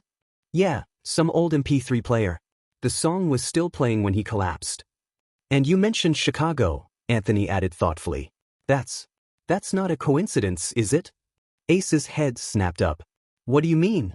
I mean Chicago's off-limits for a reason, Ace. There's stuff there that even the SSSP doesn't talk about. If that came up right before the kid collapsed. You think they're connected? Ace asked, hope and fear warring in his voice. I think, Rhett said slowly, that you need to talk to someone who knows more about this stuff than we do.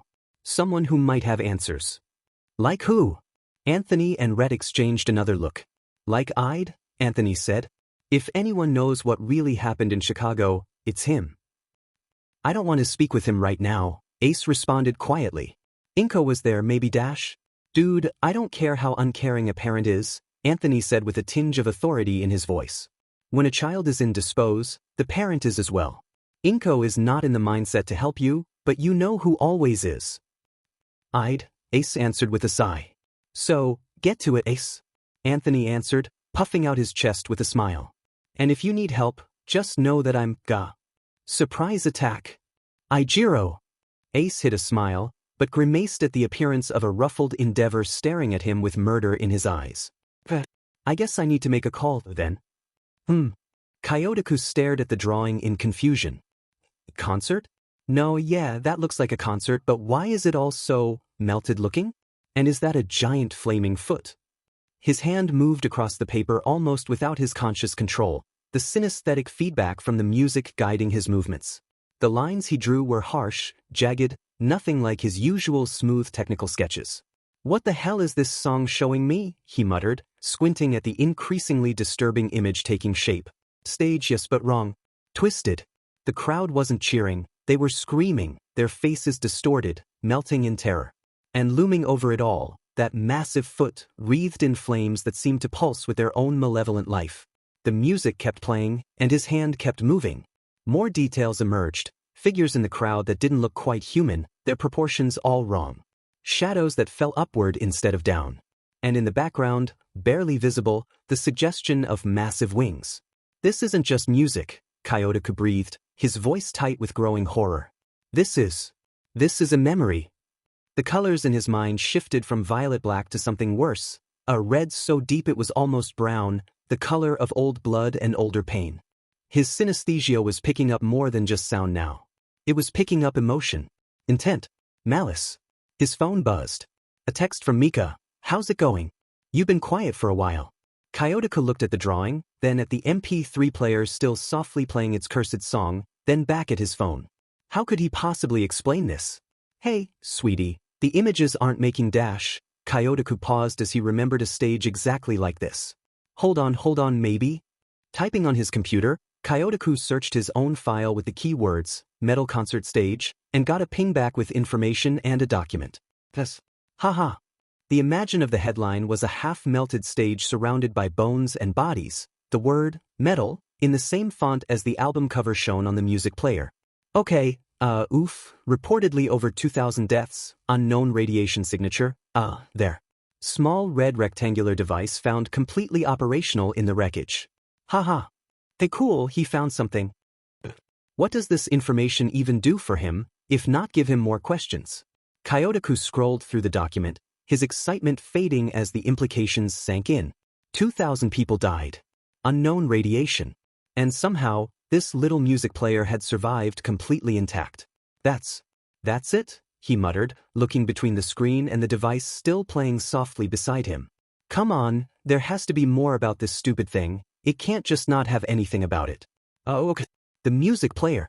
Said to have thousands of songs on it, but they are all in an unknown language that we, what? No, that can't be true, I'm reading off it right now. All songs are completely unretrievable from the device. In addition, it is highly radioactive. Kyotoku turned his head slowly to the red device, and stared for a split second before. Everyone, evacuate the perimeter.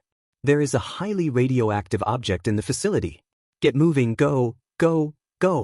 I think we know why it's cursed now, Kyotoku thought to himself. To be continued.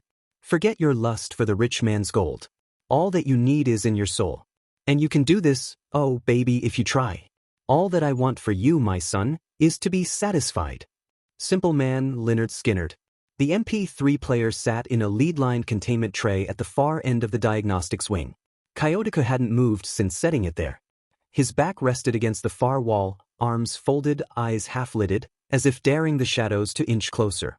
The lights buzzed faintly overhead, half-burnt fluorescence and the hum of containment systems meant for worse things than a music player. Kyotoku leaned back in the chair, staring up at the ceiling tiles. "I'm not gonna lie," he said to no one, "this isn't the dumbest thing I've done." The silence didn't disagree. He could still feel the phantom warmth of his daughter's hand, the memory of Mika's concerned voice outside the door. He didn't let them in. He couldn't.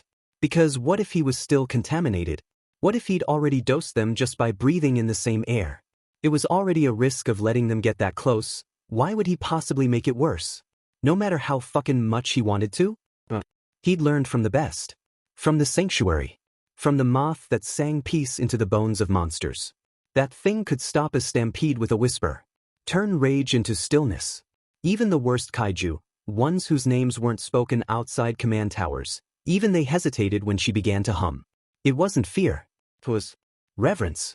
He remembered standing on that platform, sand in his boots, wind like silk, the air thick with ozone and pollen. Watching a creature the size of a cathedral tilt her wings to the sun and pulse through frequencies humanity hadn't invented words for. Everyone around him had flinched. Kyotoku had wept. Because it wasn't beautiful. It was honest. "I think I get it now," he muttered, eyes on the MP3 player across the room. "You're not a curse. You're not a weapon. You're just a..." His voice cracked slightly. "You're just a goddamn choir. A broken one. Screaming in a language we forgot." He leaned back in the chair and rubbed his face with both hands, tired down to the marrow. "Izuku heard you, didn't he?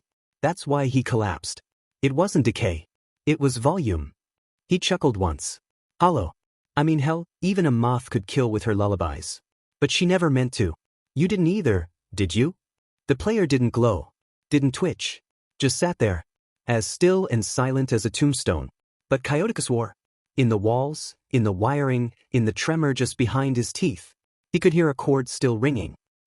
"If the want to keep my family safe makes me a simple man," he let his words drop.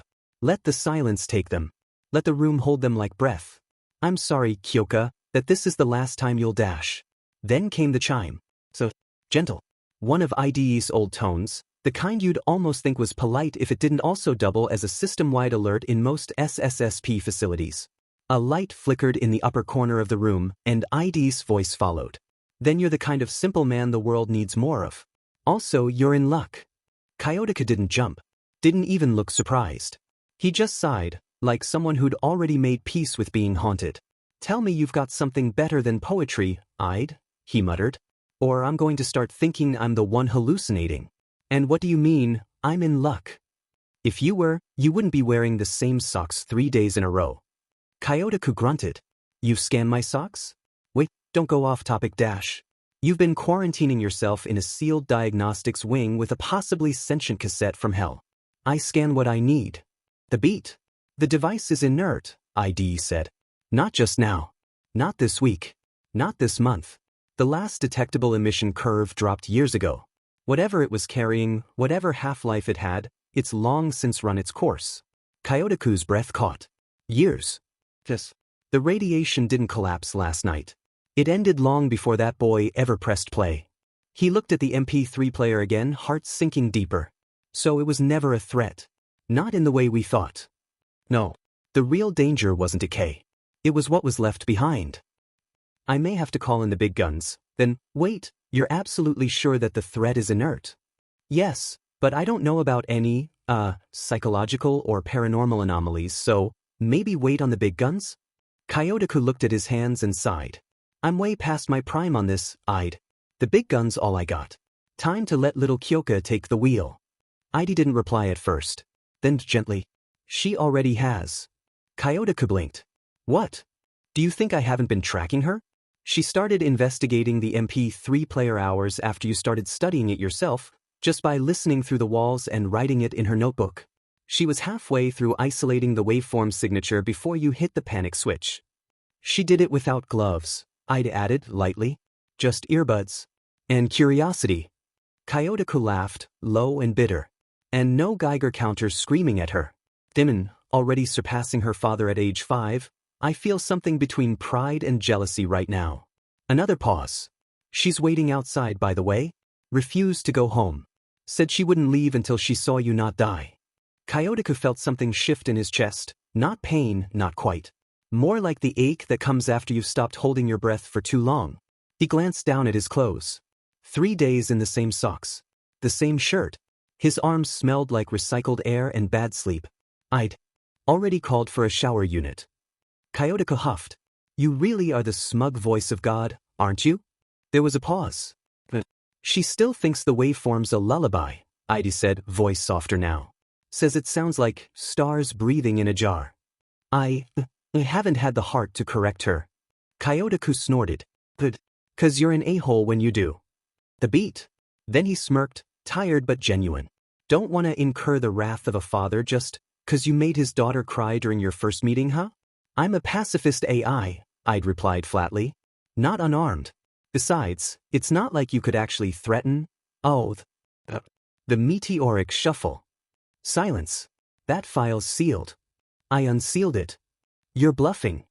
You tried to reformat Tokyo's transit grid using freeform jazz logic, I'd. Point taken.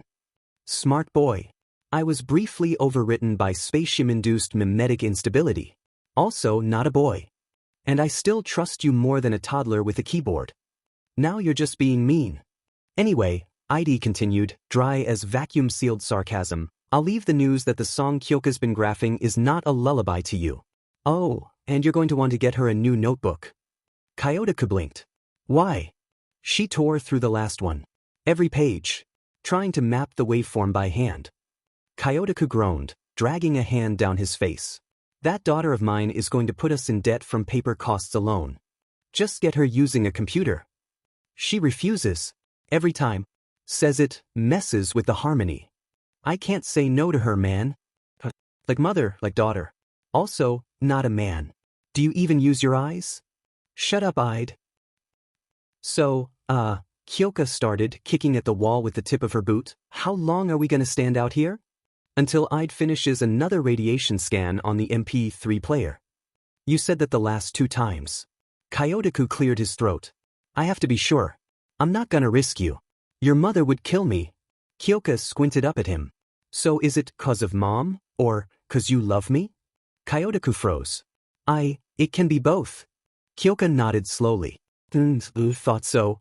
She resumed kicking the wall. Heard you talking to yourself in there, by the way.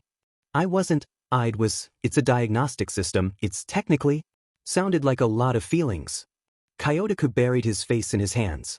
I swear to God, this is emotional blackmail. Kyoka grinned. That's mom's job. What do you mean that's mom's? Kyotoku gave up mid-sentence, letting the words dissolve into a groan. Sweetie, come on. You know I love you. Kyoka shrugged. Yeah. This isn't about that. This is about why this is taking so long. She jabbed a thumb toward the containment room window. It's just a flat rock with a screen, full of music, right? Why would a rock be, what's the word you keep using? Radioactive. Yeah, that's a cool-sounding word. I'm not remembering that. You remember it from me, MK? Kyotoku sighed, defeated. Sure. That's fair.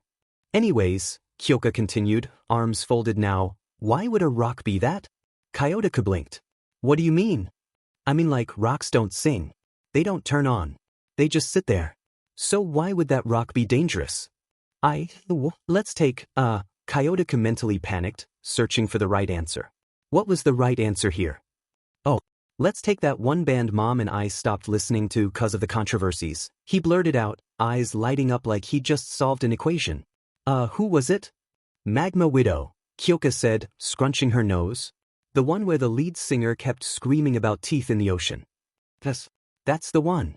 They had some good stuff back in the, anyway. He coughed. You remember that one song from their last album? The one that made everyone drop the band. The song you called Rapey? Kyotoku choked on his own spit. Where did you learn that word? Kyoka stared at him, deadpan. I have ears. Kyotoku buried his face in his hands. Oh God. Kyoka tilted her head. Is it a bad word or a wrong word? And, please, sweetie, I beg of you, never say it again. Just this once. Please. She gave a dramatic sigh. Fine. But you said it like 5 times. Kyotoku peeked through his fingers. Don't remind me. Breathing in deeply, Kyotoku did his best to get over his emotions. Now, let's say that word is the equivalent to death with this rock. Kyoka's face scrunched with pure confusion. What?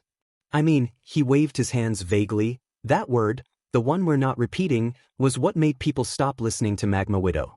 It changed how they heard everything. Even the old songs. The good ones. Kyoka blinked. So, the rock said a bad word? No, not quite, Kyotoku said, head spinning to explain. It's more like the rock implied a word? You don't sound confident, Kyoka lazily responded. The rock implied death unto those it was near, Kyotoku said slowly with a nod, Kyoka still staring at him. Dad, I love you. You make no sense like at all. Kyotoku sighed, rubbing his eyes. Yeah, I know. Kyoka tilted her head. Do adults ever make sense to themselves, or is that, like, a myth? He snorted. Oh no, it's a complete myth. We're all just doing our best and panicking constantly. Kyoka nodded sagely. That tracks. They sat in companionable silence for a moment, the containment room quietly humming behind them. Then Kyoka reached into her jacket and pulled out her notebook, dog-eared, slightly crayon-stained, and stuffed to bursting. I wrote some things, she said, not looking at him as she flipped through pages. About the song. From the rock. Kyotoku raised an eyebrow. You mean the waveform? No, she said matter-of-fact. The song. The rock's not a weapon. It's just lonely. She found the page she was looking for and held it up. It was titled, The Song That Got Stuck in the World. Looking at the pages, Kyotoku could make out a few of the waveforms, shaky but familiar, the beginnings of something real. But most were noise. Random spikes and jitters, probably just background interference from where she'd been sitting from apparently half the hospital over. Still, she tried. She'd listened. And that was better than so many people he's known. Below the scrawled waves was the beginning of a music chart, the kind you'd see in old notation software, with quarter notes and rests, some floating alone like lost thoughts. A few were circled. One had 4 question marks next to it. One was just labeled, maybe important? Kyoka watched him with her usual impatient stillness, kicking at the floor once, then again. Do you like them? She asked quietly. Kyotoku didn't answer at first. He ran a hand over the page like it might dissolve if he blinked wrong. Then he looked at her, really looked. I think, he said slowly, this might be the best paper waste I've ever seen. Kyoka's nose scrunched. Dad. I'm serious. This is better than half the reports I get from actual SSSP field teams. 'Cause I color-coded with the crayons? Exactly. She beamed. There are a few corrections I'd make. Nope, Kyoka responded, taking the papers back with a smile. I know they're perfect. Kyotoku chuckled, letting his hand fall back to his knee. Well then, I guess we'll have to submit your perfect report to the archives. Kyoka looked down at the papers with a blinked, before giving her father puppy dog eyes. Wait, I don't have the real name of the song. So you admit they aren't perfect? You trapped me. Kyotoku grinned. Guilty as charged. Kyoka narrowed her eyes at him, clutching the pages to her chest like a wounded artifact. I'm telling Mom. She already knows I'm like this. Still, she huffed. You can't just spring logic traps on me. That's not fair. Life's not fair. Especially when you try to outnegotiate your old man with a notebook full of squiggly harmonics and pastel chaos. They're waveforms, she shouted, stamping a foot. And they're beautiful, Kyotoku said, reaching over to gently ruffle her hair. Even without a name. Kyoka blinked up at him. You think it needs one? He shrugged. Maybe not. Some songs don't. They just show up when you need them. She looked back at the pages. Then smiled softly. I still want to name it. If I remember correctly, Kyotoku said, squinting at the page, I think the name was The Unforgiven, by Metallica. Really? Kyoka murmured, staring down at the title she'd scribbled in the corner, bold letters, underlined twice, one of them slightly crooked. That's a dumb name. Kyotoku blinked. Okay, wow. I mean, Unforgiven, she said, making a face. Like, forever? That's so dramatic. What if they said sorry later? Then almost the beforehand is precocious. Like it's one person that holds the weight of all hate. Kyotoku stared at her. Like he was seeing something ancient in a face that barely cleared his belt. Sweetie, he said carefully, do you know what precocious means. Nope, Kyoka replied brightly. But you used it once. It sounded important. He smiled, quietly broken and full of awe. It is. And so are you. She looked back down at the page, still unimpressed by the title. She erased it and wrote The Unforgiven again, this time with a tight scowl and deliberately sharp letters. Kyotoku raised an eyebrow. What was that whole spiel about if you were just gonna rename it back anyway? Just because it's dumb, Kyoka murmured, eyes on the page, doesn't make it wrong. She didn't look up. I'd rather be right than comfortable. Kyotoku sat there in silence, watching her. For a long moment, the only sound was the quiet hum of the diagnostics wing and the soft scratching of her crayon underlining the title. Sweetie, he said gently, you're gonna terrify people when you grow up. Kyoka gave a little shrug. Only the ones who need it. He laughed, warm, helpless, completely undone. And this time, when she smiled up at him, he didn't look away. Because at that moment, The Unforgiven wasn't just a song. It was a story waiting to end differently. And then came the chime of Ide to ruin it all. So, like the last two, Ide gruffly remarked. The room is clear. Can I go now? Kyotoku didn't move. Can you? I was trying to be dramatic. You sounded constipated. Technically, I don't have a colon. Thank you, Ide-san. Kyoka called sweetly, then turned back to her dad with her arms crossed. Dad, stop being stupid. Let's just get this dumb song over with. Kyotoku sighed, standing up like a man heading to both confession and combat. You sure you're ready for that? Kyoka held up her notebook like a shield. I was born ready. And also? You're the one stalling. Kyotoku gave her a tired look. Walking into the room, Kyotoku rebooted his computer with a sigh, Kyoka looking at her dad expectantly. Everything all right? I need paper, Kyoka said with a raised eyebrow. I used all mine up with this one. Kyotoku raised an eyebrow. Didn't you say it was perfect? It is, Kyoka replied, matter of fact. But perfection doesn't mean you stop taking notes. He groaned, rummaging through a drawer. You're too much like your mother. I know. That's how I know I'm right. Kyotoku blinked at her, a packet of blank graph paper in his hands. Sweetie, he said, handing it over like it was sacred, I need you to promise me one thing. Kyoka tilted her head.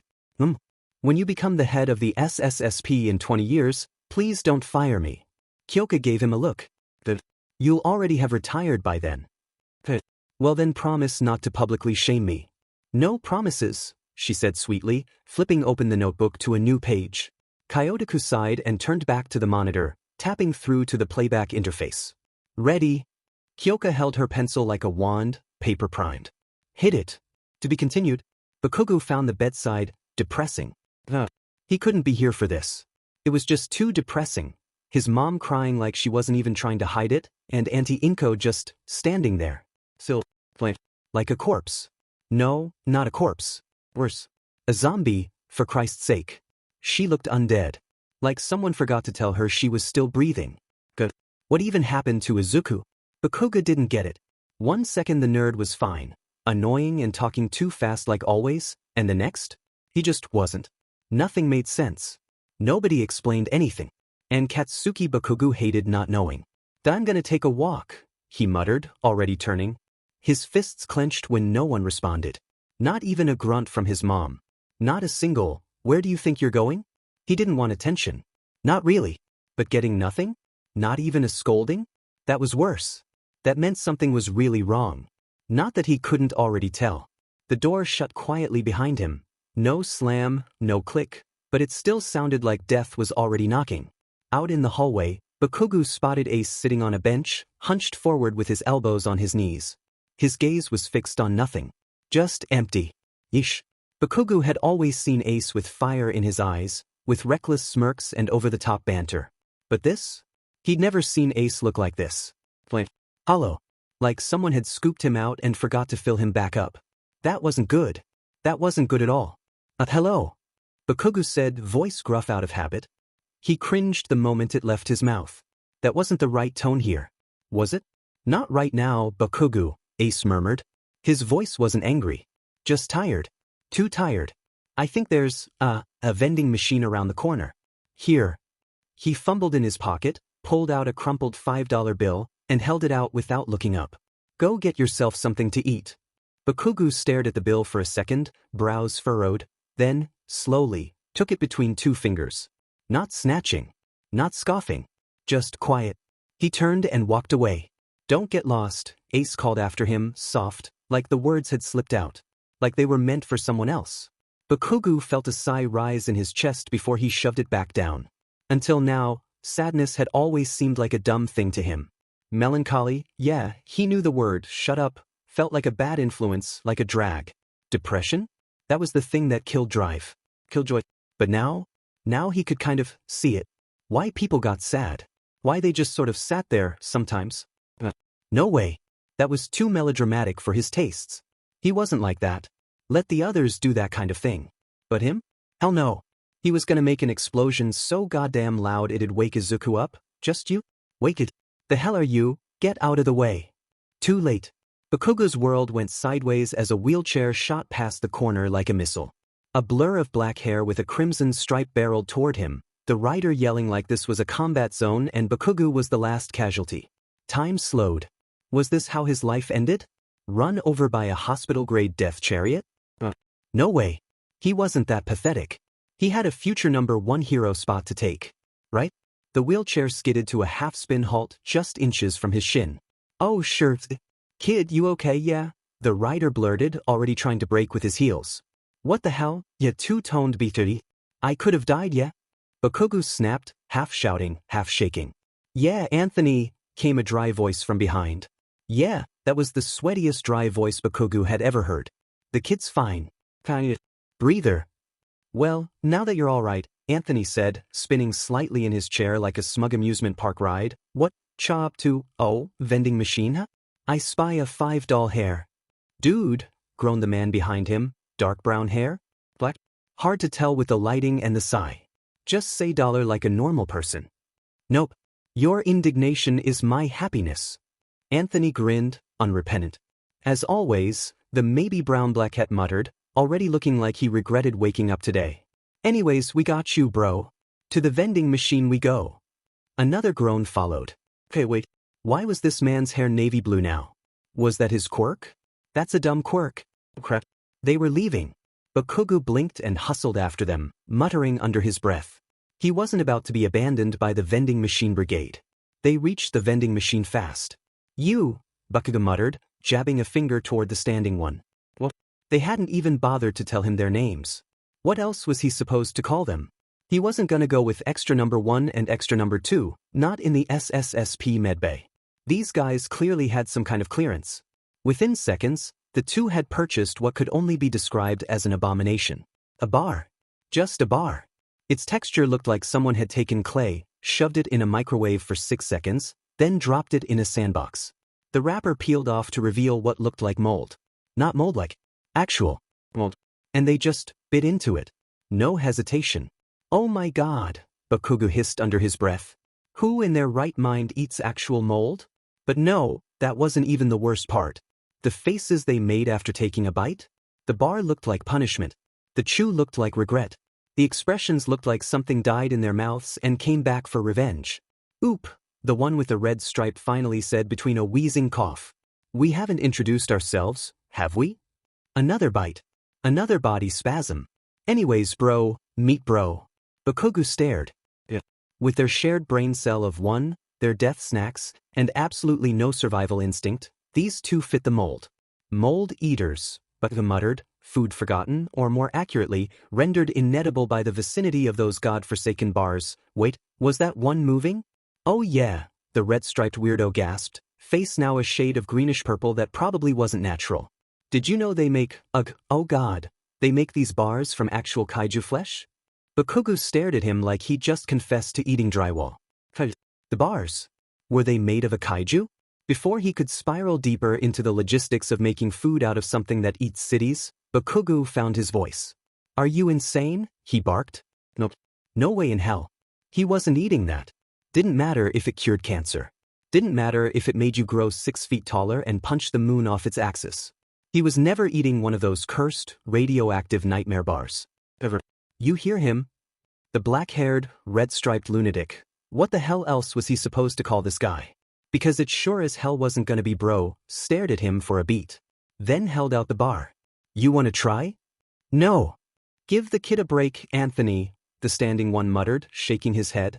Probably already having a bad day. No thanks to you. Pfft, I'm a delight, Anthony huffed. Even my daughter says. Again. Snapped a new voice, sharp enough to crack pavement. Why are you eating those? Bakugo spun toward the sound just in time to see a teenage girl stomp into view, hands on hips, expression lethal. Nina, sweetie, it isn't what it. It's exactly what it looks like, the other guy said flatly, not even blinking. Traitor! Anthony cried, wheeling on him like a soap opera villain. You ret. He could work with that. Oi, Khan, Bakugo snapped, trying to recover some sanity. Why do you even bother eating that? Disgusting. He gagged mid-sentence. Just looking at the bar again made his stomach lurch. That was gross. How do you know my middle name? Rhett asked suddenly. Yes, Rhett said, with all the bitterness of someone who had to explain this at least twice a month. My first and middle name together spell Rhett Khan. Bakugo blinked, then blinked again. Was it him? Was he the normal one in this goddamn asylum? Who names their kid that? That wasn't a person, that was a plot device. Was he in a stupid story now? And now, of course, came the very obvious father-daughter duo. Let's see what fresh hell they were about to drag him into. I told you, Nina snapped, marching up and bopping her father on the head with the practiced precision of someone who did this a lot. Those bars are for when you are out of your wheelchair. Because. They. Give. You. The. Jitters.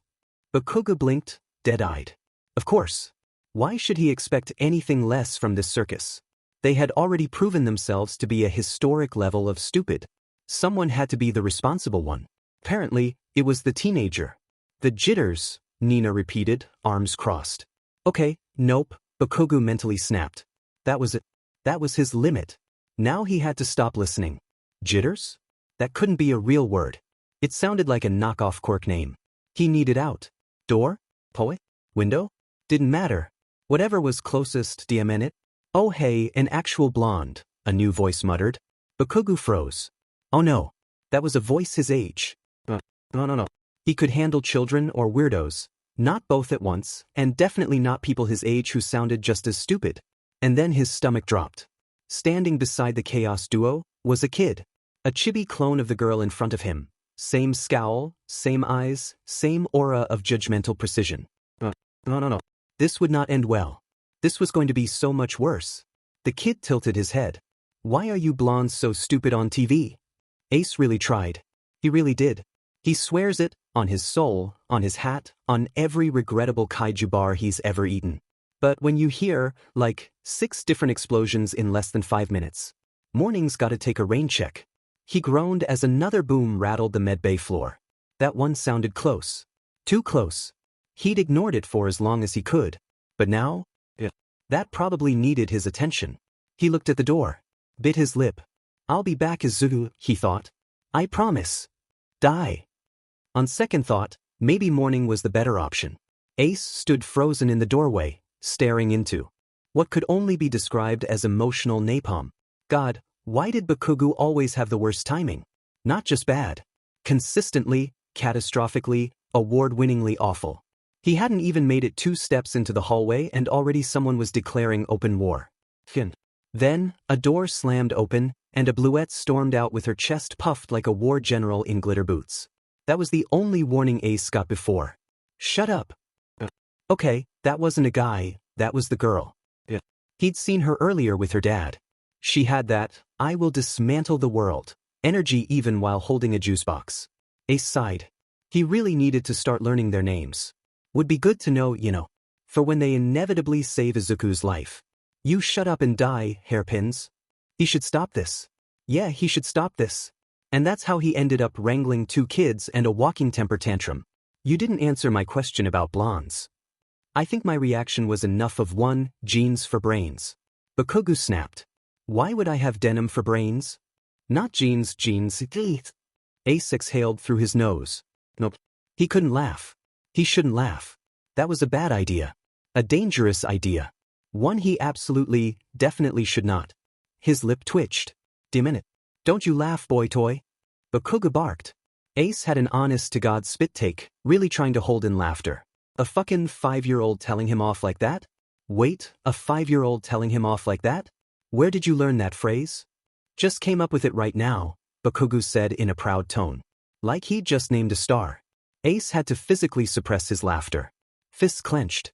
Shoulders shaking. Feet stomping like he was trying to smother the joy leaking out of his soul. No. This was going to be the death of him. How could God give a boy such horrific timing and yet such an incredible sense of humor, even if it was completely unintentional? There was no way God had a sense of humor. Not with that combo. Ace choked on his breath and started coughing. If Mitsuki Bakugo ever heard her son say that unprompted, she wouldn't just kill Ace and Bakugo. She'd flay him. Then fry his butt on the grill of God. Then resurrect Bakugo just to do it to him, too. And again. The door opened. Oh no. Please don't be, please don't be, please don't be. The hell did Cha do this time, you stupid brat? Mitsuki yelled. Apparently, God did have a sense of humor. It was just always at his expense. Kyotoku needed the outside noise to stop. And this stupid build of guitars and drums? That needed to be turned way down. But no. The music player had apparently decided that now was the time to unleash audio warfare. And for some godforsaken reason, he couldn't turn it off. How utterly glorious. First, his daughter went out there to handle it. Brave, reckless, genetically inevitable. But now? It was louder. So much louder.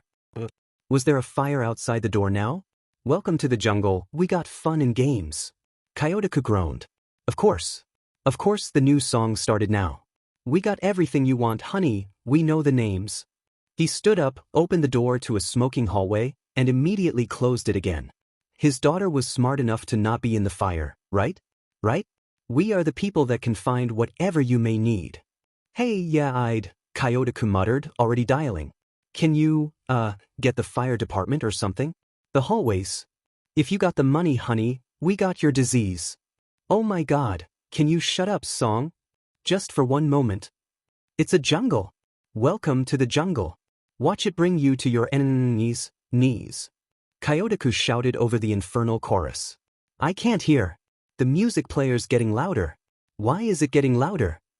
Oh I wanna see you bleed. Izuku felt water or something of a liquid nature fall on his forehead. He was paralyzed but unable to move anything. Not even his eyes.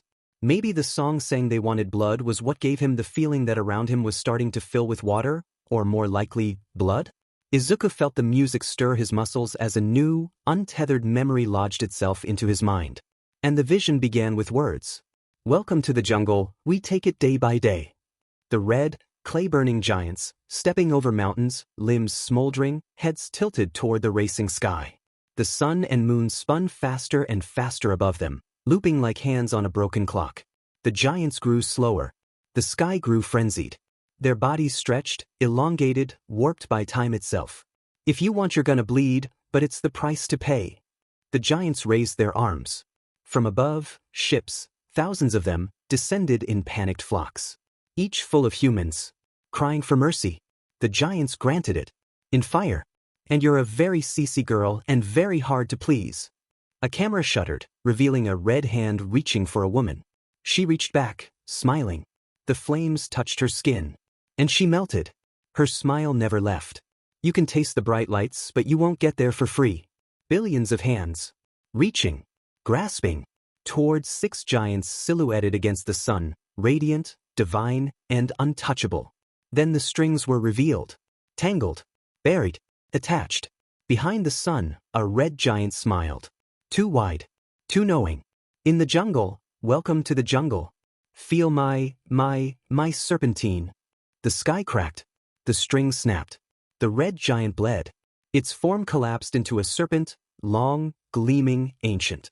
The serpent dropped onto the 6 giants, coiling, biting, tearing them down. The sun began to scream. Not a sound. Not music. Not voice. A scream of light. As the serpents tore into it, and the fire turned white. I wanna hear you scream. The music changed. And so did his vision. He was floating. Alone. With the last flame clay giant. It watched an earth wreathed in flames.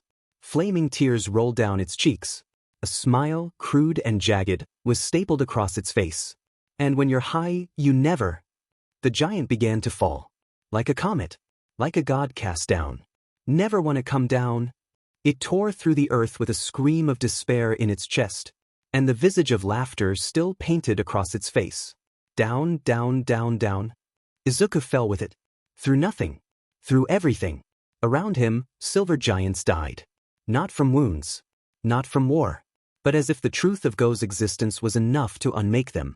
One by one. Until only two were left. Yeah. The red giant screamed in delight. As it cried lava. Its mouth opened. And Izuku was pulled in. Into its core. Into its memory. Into the heat death of the universe. Then came the sound. A screech. No, a war cry. Like rending metal. Like a kaiju in agony. Flaming arms burst outward from within Go's chest. But only one pair. A voice followed. Not human. Not machine. Not divine. Something older. Something burning. Be the fuel of the eternal. Burn free. Burn wild. Burn all. Reduce this existence to ash. Final roar. You are my end and the world's beginning. Burn until the idea of memory itself turns to ash. To be continued. The two beings stood in the gaping maw of the red giant. Izuku's ears were still ringing from the red giant's final words, feeling like it was burned into his flesh. Yet his eyes could never leave this small flaming being. Human child, it murmured. How do you stand in front of me? I what? You aren't supposed to be here, human child, the being continued. Where is my son? What who? My son. The glory of 1,000 legions. Victory given flesh. The burning memory to advance the future. Where is my son? The burning being's voice wasn't sound. It was a memory screaming in present tense. It carved itself into Izuku's ribs like a brand. Even blinking hurt. He stumbled back, but the floor, if it was a floor, didn't yield. There was no horizon. No sky. Just the flickering red walls of the giant's open chest cavity, pulsing with flame-veined sinew and cracked stone. Human child, the being continued, contorting into the giants of before, bones growing, flesh splitting, skull expanding before his flaming form caught up with it. You aren't him. You are not my son. You may carry my flesh and blood, but you do not hold a candle to what he is. You do not hold the wisdom of my love. You do not hold the fire of my tribe. You do not hold the will of the Go. Izuku's breath scraped out of his lungs in shallow bursts. His vision shimmered, not from heat, but from pressure. The being's transformation didn't stop.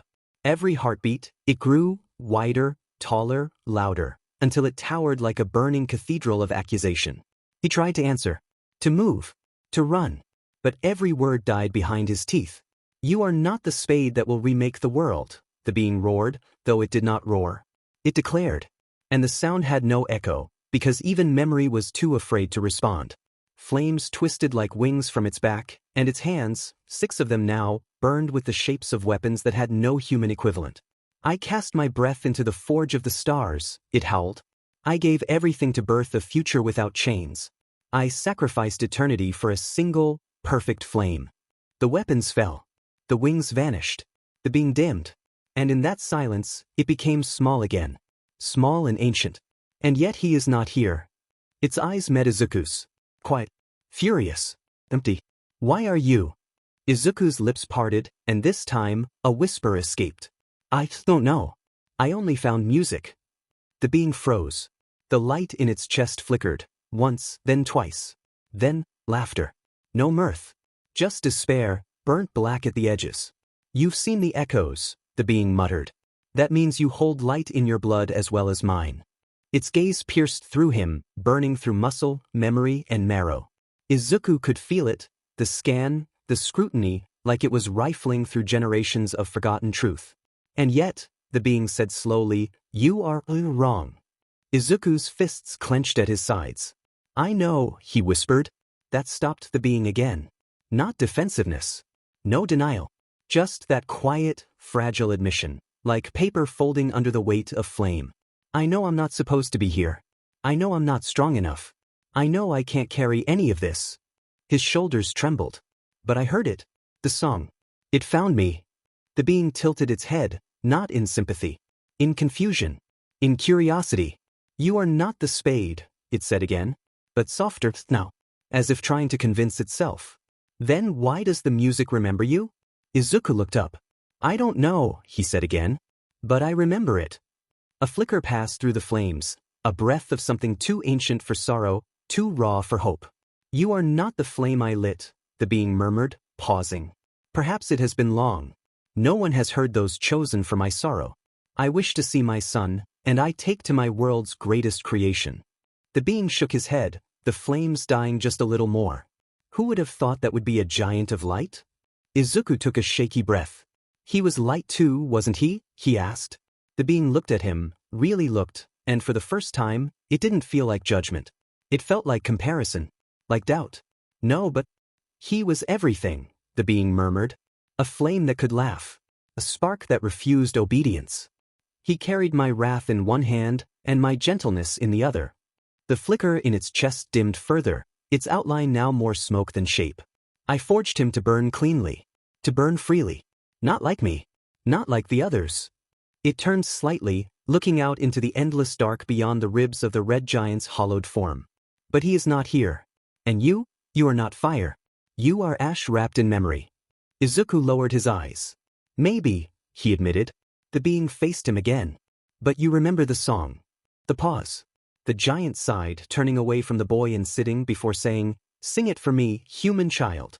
Show me what melody dares linger when the flame has gone. Izuku swallowed, throat raw. His heart beat too loudly in the silence. His legs trembled but held. He didn't sing. Not at first. He closed his eyes. And listened. The echo came softly, not from his lips, but from the MP3 player buried in his jacket. Not from his voice, but from somewhere deeper. Somewhere older. A hum. A chord. Guitar strings feathered across his mind, dancing to the rhythm of their user. I close my eyes. The giant's flaming sockets for eyes widened before they closed as well.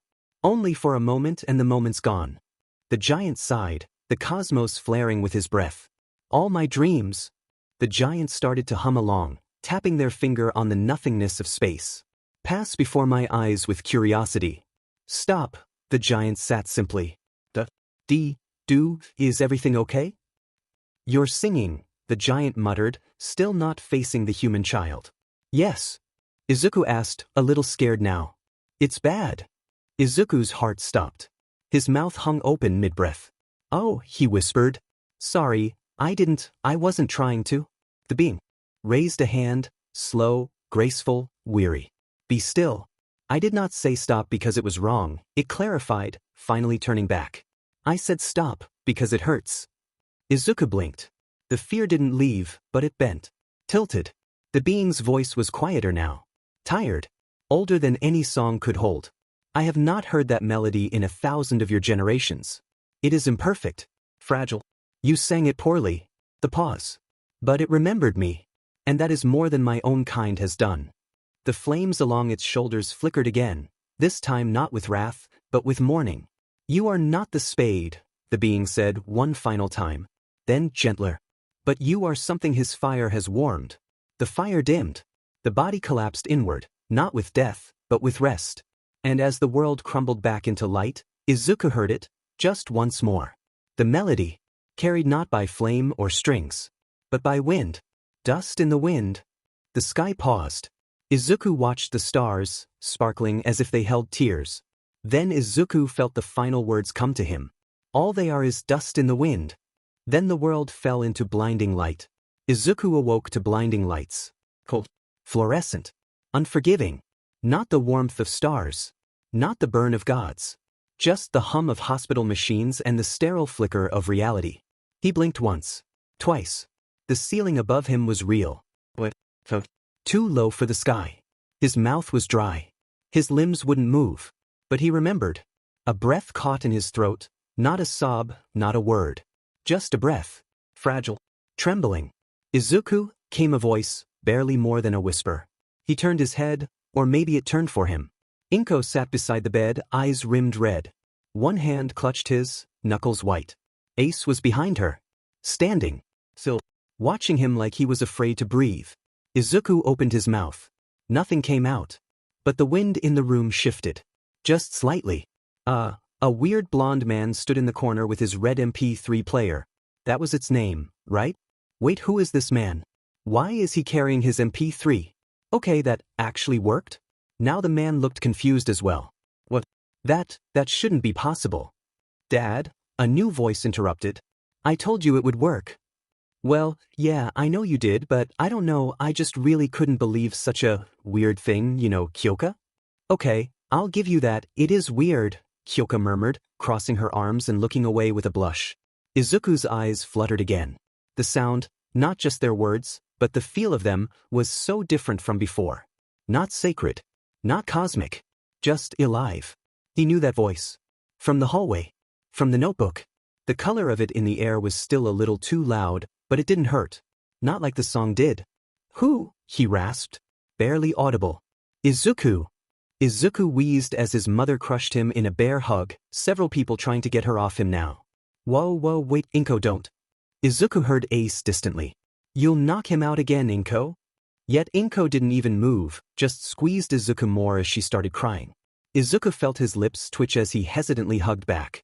Though that may have been a mistake, Izuku thought idly as he now felt tears run down his back. Oop, yeah, that one was deeply uncomfortable.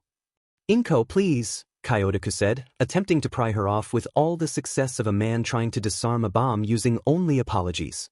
She's gonna snap him in half, Ace muttered. Izuku, blink twice if you're still alive. Izuku managed a small, awkward pat on her back. I'm okay, Mom, he whispered, voice thin. Just, maybe not squish okay. She pulled back immediately, hands hovering like she was afraid to touch him again. Her eyes were swollen, nose red, smile trembling. Sorry, she gasped. I didn't think, you were so still, and then you hummed, and the lights. Kyoka, who'd been silent up to now, finally stepped forward. What did you see? So sorry if I don't know, Izuku started with a face of confusion. But who are you? Jiro Kyoka, now, what did you see? Kyoka, sweetie, the blonde man murmured, grabbing his daughter's shoulder. I've told you, not everybody sees the world as you do. Yeah, but his eyes look haunted, no way he didn't see anything. Ace squinted at the girl. That's just how Izuku looks, Jiro. Inko fussed over his blankets. He's not ready for questions, not yet.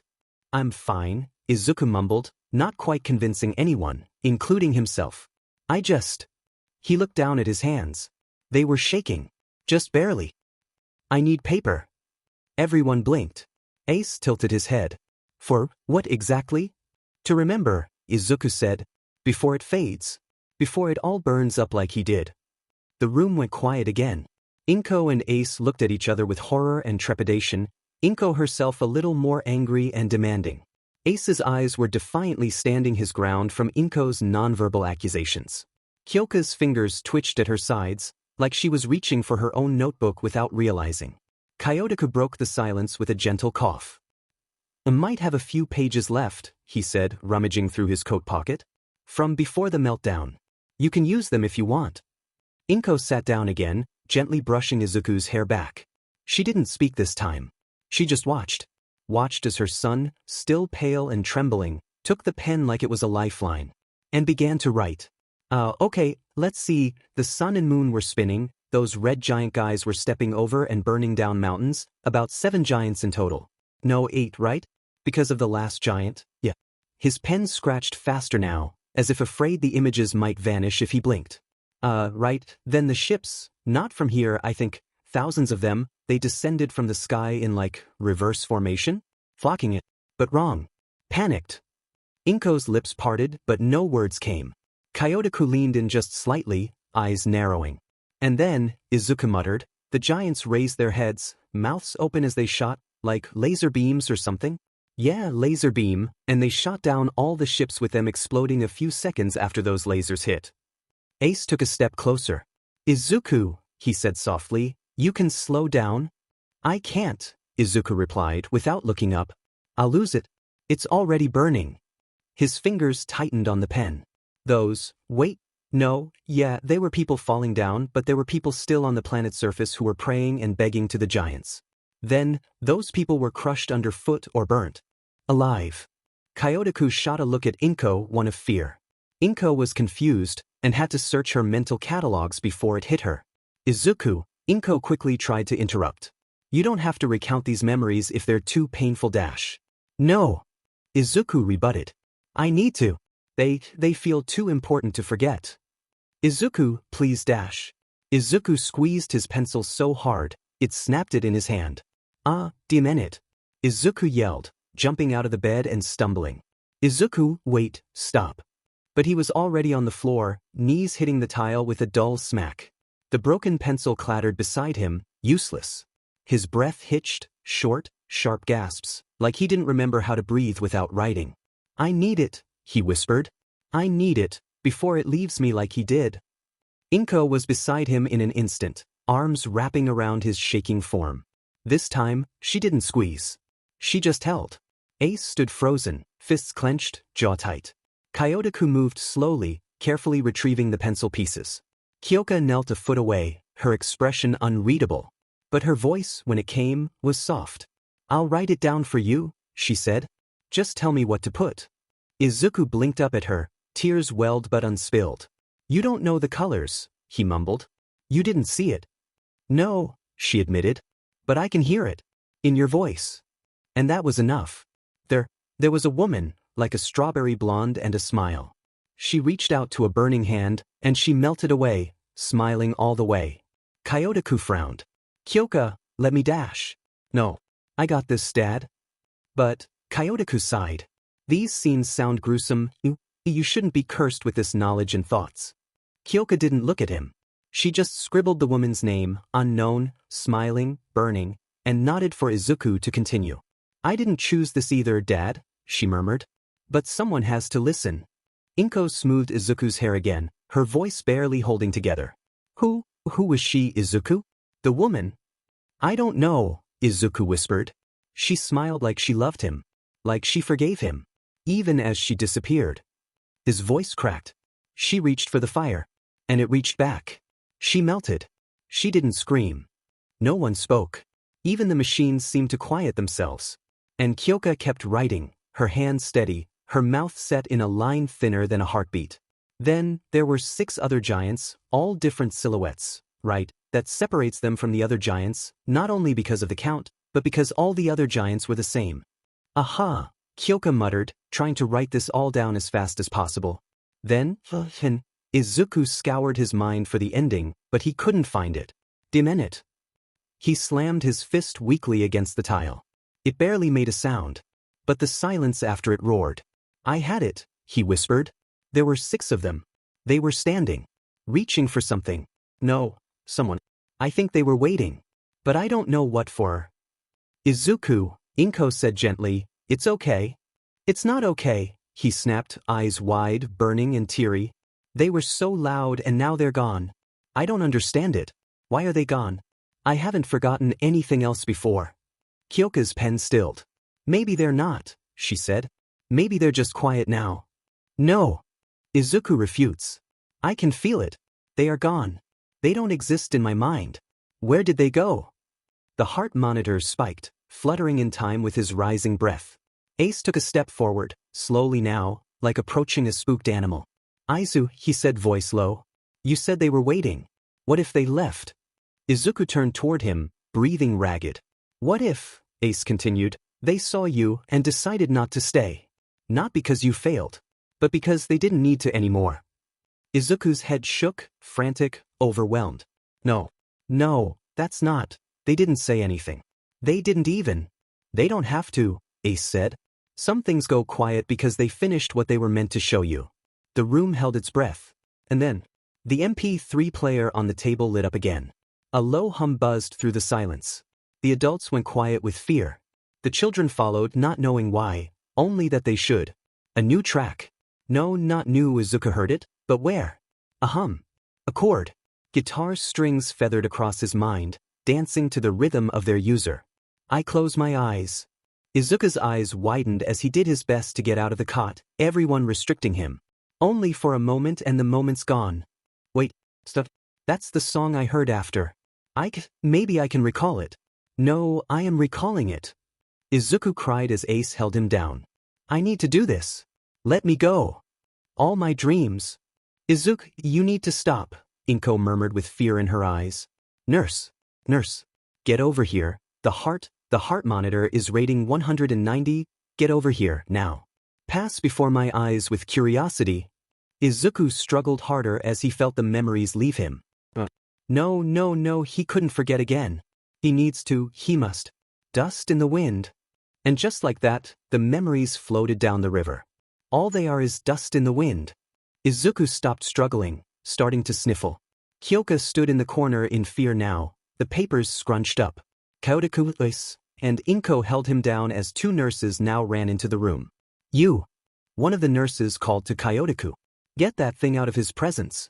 No. Izuku yelled. Stop please. Kyotaku shot him a look of pure sadness, but did as the nurse told him, taking his daughter as well. Kyotaku reached the door. The MP3 player trembled faintly in his hand, not vibrating, but resisting, like a radio caught between frequencies that remembered what it was. He glanced back only once. Izuku was curled now, trembling beneath the weight of still arms. His voice, once so desperate, had shrunk to a whisper. No, stop please. I just want to remember. The door closed, and the room went quiet. Only the sound of the heart monitor kept time, ticking away seconds he would never get back. To be continued. A low hum of guitars and the swing of drums in tune with an air raid siren enters the mind of the corrupted, the incomplete. They stir in weakness, in fear. They know what calls them they have ignored, but the call is different now. The call speaks of hatred, of war, of unfinished vengeance. Burning eyes snap open to a hollow space before the being bellows in pain and suffering. But why couldn't they rest? The being broke the earth's crust in frustration. There they stood with cracked beige molted skin, thick shoulders that melded into their head in a giant square. Their jaw was permanently forced open, a flat, pig-like nose above it. Their breath hissed through cracked teeth, not air, not steam, but flame-filled spite. The remnants of something once human, now twisted by regret and radiation. A roar of suffering left their mouth, a sound like a baby crying, a cow, and the deep rumble of an earthquake mixed into one. The air raid sirens grew louder and louder, the kaiju bowing to the sound in pure agony. Before the crash of the cymbal and the insistent taps of the hi-hat hit the kaiju's mind. It had an immediate effect, as the kaiju now stood tall before, its cow-like cry ringing out while it began marching forward. The rhythm infected everything. Dust leapt from the cracked salt flats with every step. The hi-hat's syncopation became pulse. The cymbals, command. Generals gathered in their masses. Every beat struck bone, not ear. The song was no longer a call. It was a marching order, just like witches at black masses. Alarms rang out as infantry fled from the crater's center, where Jamila stood. Several who had tried to shoot at the kaiju were burnt away by said kaiju's flame breath. Evil minds that plot destruction. All person, evacuate the Jamila monitoring ring. I repeat, evacuate the Jamila monitoring ring. Sorcerers of death's construction. Jamila felt the calling, the violence of the progenitor. He was furious and he needed them to kill something, anything. Violence was the other answer. In the fields, the bodies burning. A warbling scream tore the sky open. Red light poured down outside the crater. Then came the kaiju, descending like a bomb, its fan-like hands raised and firing. The shots began to hit Jamila all over and the base behind said kaiju. As the war machine keeps turning. Code Red. Doragori has been sighted at the burrow's entrance. Abandon facility, I repeat, abandon the facility. Flames rippled across Jamila's back, carving lines of fire across their cracked skin before converging at Jamila's mouth as a more concentrated beam and fired back to Doragori. Doragori's eye lightning seared the air. Jamila didn't flinch, not this time. Their flame erupted mid-blast, colliding in a mid-air explosion that bent the wind. Death and hatred to mankind. The explosion split the canyon in half, several people being obliterated by the concussive force alone.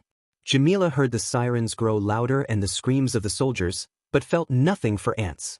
Salt and bone dust rained down in curtains. Chunks of scorched debris painted the war like a mural. But Jamila didn't stop. They charged through the fire, their form crackling with heated plasma and blistered light. Doragori scrambled back, its fan-like claws flaring open again to launch another hail of incendiary rounds. Yet it was too late to retaliate. Jamila slammed into its chest, claws ripping through outer plating. Flesh shrieked. Sparks and black blood exploded from the wound as they both landed outside the crater, poisoning their brainwashed minds. Oh lord, yeah. Doragori still fired anyways, ripping into Jamila's flesh this time. The kaiju stumbled back in pain as they fell back into the crater, its cow-like cries leaving its maw. They're injured. Open fire. Doragori cried in rage as the humans shot it and its prey, the small missile they used and other such weapons doing nothing to the kaiju. It turned its weapons to the humans and fired, explosions notating the areas as clear. Doragori let loose its warbling cry of victory, but it was cut short as Jamila smashed into the side of the crater, loosening the rocks under Doragori and making said kaiju slide into the crater. The mimic's wings folded in panic, firing wildly into the air. Plasma rounds struck nothing. One clipped a surveillance tower, which fell into flames like a steel cross snapped in half. Jamila drove Doragori into the stone with a thunderous slam. The impact rippled through the fractured basin, triggering a landslide. Rocks and debris cascaded like thunder, harmless to the kaiju, but deadly to the humans. Several soldiers vanished beneath the collapse, their screams swallowed by falling stone. Doragori reacted with a furious shriek. Lightning lanced from its eyes, striking Jamila point-blank and forcing the molten kaiju to stumble back with a guttural cry. The moth kaiju didn't relent. It slammed its head forward, ramming into Jamila's chest. The impact knocked the breath from the molten beast, a cry escaping its permanently open jaw like a child's wail drowned in static. Jamila retaliated with a burst of flame, a stream of molten fury aimed squarely at Doragori's midsection. But Doragori was ready. It fired back with hand-mounted missiles, the incendiary payloads colliding midair with Jamila's breath in a violent bloom of fire. The feedback rocked Jamila, forcing its flame shut. They dropped hard, hitting the ground with a thud that sent another cloud of scorched dust into the sky. Their body twitched, then went still. Crimson flames leaked from fresh wounds in their hide, bubbling across their cracked skin in droves. The sound was horrible, like boiling sap. Their cries devolved into something infantile, fragile. For a heartbeat, the battlefield was silent. No movement, no retaliation. Jamila didn't rise. A few seasoned soldiers, the kind who had survived kaiju encounters before, cursed under their breath. They knew what was coming, and they knew it wasn't salvation. Doragori roared in triumph, its posture rising with savage glee. It charged forward, eyes glowing. The sky held its breath. Then came the scream. Mechanical. Predatory. A new contender tore into the war zone with a high-pitched cry, its call slicing through the smoke like a blade. Doragori froze. Behind it, Jamila's wounds hissed and sealed, cauterized by their own internal fire. Jamila didn't move, but they were no longer broken. In front of Doragori, the sky peeled open with heat. A red, dual-necked kaiju barreled toward them, Pandon, fire building in one of its bird-like throats. With a shriek, it fired, a single stream of flame erupting from its right head. Doragori made the same mistake, intercepting the fireball with its lightning. The air screamed, superheating. But this time, the attack was a feint. The twin-headed kaiju dropped from above, talons spread. It struck Doragori mid-charge, wings flaring with impact. At the same time, from behind, Jamila charged once more, flames trailing from their mouth like a comet of vengeance. Pandon had knocked Doragori off balance, but Jamila was the hammerfall. Sheet, Pandon's here? What the F are we supposed to do here, boss? 'Cause both being in here and going out there is a death sentence. Sergeant Charles Raymond. No, Commander Charles Raymond. I'm sorry, Commander Samuel. I'll do good in your name, he thought solemnly as he looked to the bloody arm he was stuck next to. Couldn't answer right away. His earpiece was filled with static, the remains of the command channel screeching and popping like a dying campfire. His rifle shook in his hands, not from fear, but from vibration. The kind that crawled up from the earth and into your spine. Behind him, Specialist Keiko Aizawa peeked over the shattered rebar slats, her eyes wide, pupils dilated from overexposure to flame and fear. Her helmet was cracked. Her left arm hung limp. But her voice was clear. Jamila's back on her feet. And Pandon's flanking Doragori. She didn't look at Raymond when she said it. She wasn't talking to him. She was recording it. For posterity. For someone in the future, hopefully. Sergeant Commander Raymond, we need to get going, Commander, Keiko whispered in fear, breathing unsteady. And where would we go? Raymond responded, grabbing a gun out of his back pocket and a pouch from the bloody arm, thankful that at least it survived. He gave the gun to Keiko, saying, "Empty the cartridge," and poured the contents of the pouch, a family photo, a couple of marbles, and yes, the nanotech cryogenic bullets. "Sir, you can't be serious. That'll bankrupt the site as a whole." Keiko stared at the bullets as if they were both a lifeline and a death sentence in itself. "Yes, but do you want to survive or to die?" Keiko held her breath before releasing it, eyes hardening. "Survive." "Good, now empty the DMN cartridge, specialist." Keiko didn't argue again. Her fingers shook as she popped the cartridge, the shells clinking against the blood-slick floor of the ruined outpost. One rolled near the severed hand of a former comrade, and she didn't even flinch. This was routine now.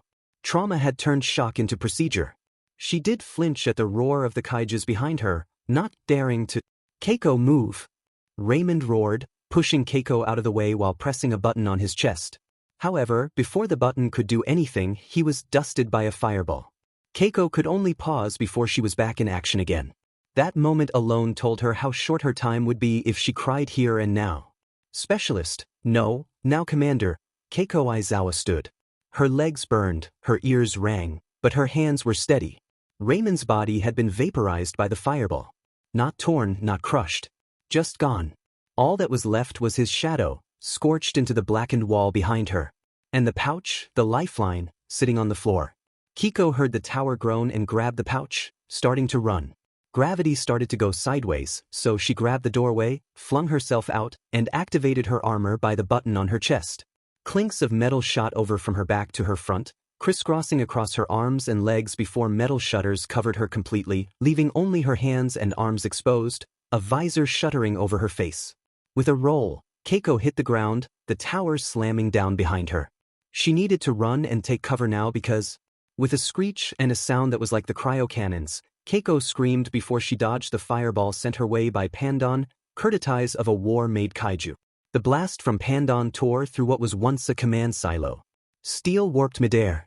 The heat bent the surrounding landscape like wax under a magnifying glass. Keiko rolled again, this time down a slope of crumbling earth and crushed bone. Her armor hissed under strain, new, barely tested, never meant to endure a direct kaiju-class heat strike. Without a second thought, Keiko loaded the gun with trembling hands with the nanotech cryogenic bullets. Several bullets were shattered, but 3 bullets remained, a sign from God in Keiko's opinion. Sure, they were 1 million yen a pop, but she was going to live, demon it. She was going to see her older brother once she got out of this hell's cape. She pulled the 3 functioning bullets out of the others quickly so as to not allow the broken nanotech cryogenic bullets to freeze herself and, while she didn't know if it would due to it being cryogenics technology, make sure the bullets didn't freeze as well. "Please work, please work, please work," she commanded, loading the bullet into the gun before lifting the pistol up to aim. Steady hands aim at the 3 kaiju, Keiko's eyes sharpening with a red tint to them. She just needed clear shots to hit all individually, that's it. Then she could get the hell out, and her brother will greet her with open arms. She breathed deeply as her first target, Doragori, entered her sights. 1, she thought with the trigger. The barrel expanded slightly, much to Keiko's surprise, and transformed into a small sniper rifle with the use of the nanotech inside the bullets before it fired. Right? Commander Samuel mentioned this. The thought struck hard and fast, not a memory, but a promise. "I'm using it right, Commander. I swear." Keiko's location exploded with a single loud crack before the shot sliced through the dust-heavy air like a comet of frost. "Dimmin it, that'll give her away to Pandon again, she needs to move." Keiko immediately stood, not seeing Doragori scream and fall in pain. She kicked off with a yell and ran before her steps grew unsteady as a fireball was launched at her previous location. She was launched into the air, landing with an oomph, next to an unfortunate soldier she flinched at the sight of, doing her best to hold back her lunge. She glanced at the body once more with a grimace before she turned back to the fight now between Pandon and Jamila, both with their hands locked as they tried to push against each other, both shooting a continuous stream of flames at one another. "Pandon's next," Keiko muttered, her voice hoarse. She didn't apologize to the corpse beside her. There was no time. Only targets and goodbyes left unsaid. The rifle retracted slightly, reconfiguring, adapting. The nanotech inside responded to her breath, her heart rate, her intention. A soft hum rose in the chamber. She could see the flames now, not just as heat but as color, A shimmer of blue within red, a sign the cryo might just work again if she aimed dead center. Keiko lined the scope to Pandan's core, where both heads intersected in. The war-born symmetry of a failed god. The two kaiju wrestled, jaw to jaw, fire streams crossing like demonic swords. "This is what you're made for," she told the bullet. "So am I." The second shot screamed through the haze. This time, Pandan noticed and tried to shoot at Keiko's location again. Too late. The round struck between the collarbones, just above the chest plating. Frost exploded outward like a buried glacier punched up through lava. One head froze mid-scream, ice seizing the mouth open in a choked howl. The second head screamed even louder, flailing violently, clawing at its twin's neck as though trying to pull the frost off with rage alone. Jamila knocked Pandan over and clobbered it, the frost shattering as Keiko grimaced. That lessened her ability to get out unscathed, but right now, she would love to just get out alive. Yes, getting out alive would be enough. Finally, one target left, Keiko muttered, Jamila still slamming its fists down into Pandan, the ground shaking and making waves with their fistfalls. Keiko climbed to a higher position to see Jamila, as it was straddling Pandan to punch it better. "Thank God for an anticlimactic end to this," she grumbled, firing the last shot into Jamila's hip, as it was the one spot that wasn't moving from her angle. The bullet struck Jamila's hip with a muted pop, not a blast. There was no scream. No flinch. Just a moment, like time blinked. Jamila froze, mid-strike, fists raised. Their heads slowly tilted, toward the tracer mark. Keiko's rifle lowered. Frost exploded out from the shot, just as it had before. But Jamila was more accepting of the frost than the other two. They just sat there, frost blooming along their shoulders like silver moss. The crater grew still.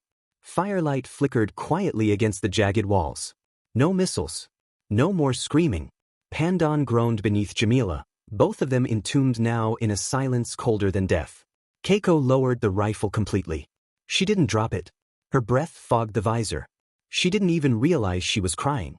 "I did it," she whispered before looking at the pouch. "We did it, Raymond, Samuel. You can rest easy now." Somewhere behind her, another tower groaned and gave way, slowly this time. No impact. Just collapse. Like a bow. The outpost had nothing left to fight with. She sank to her knees. And for a moment, there was peace. A line of static cut through her calm. Then a voice. Broken. Faint. "Aizawa, this is Recon Drone 6, confirm visual on live signature. You're not dead. That's good." She couldn't even muster a smile. "Extraction. 10 minutes. You can make it?" Keiko stared at the crater. Jamila hadn't moved. She looked at her hands, burnt, frostbitten, shaking. 10 minutes, she muttered.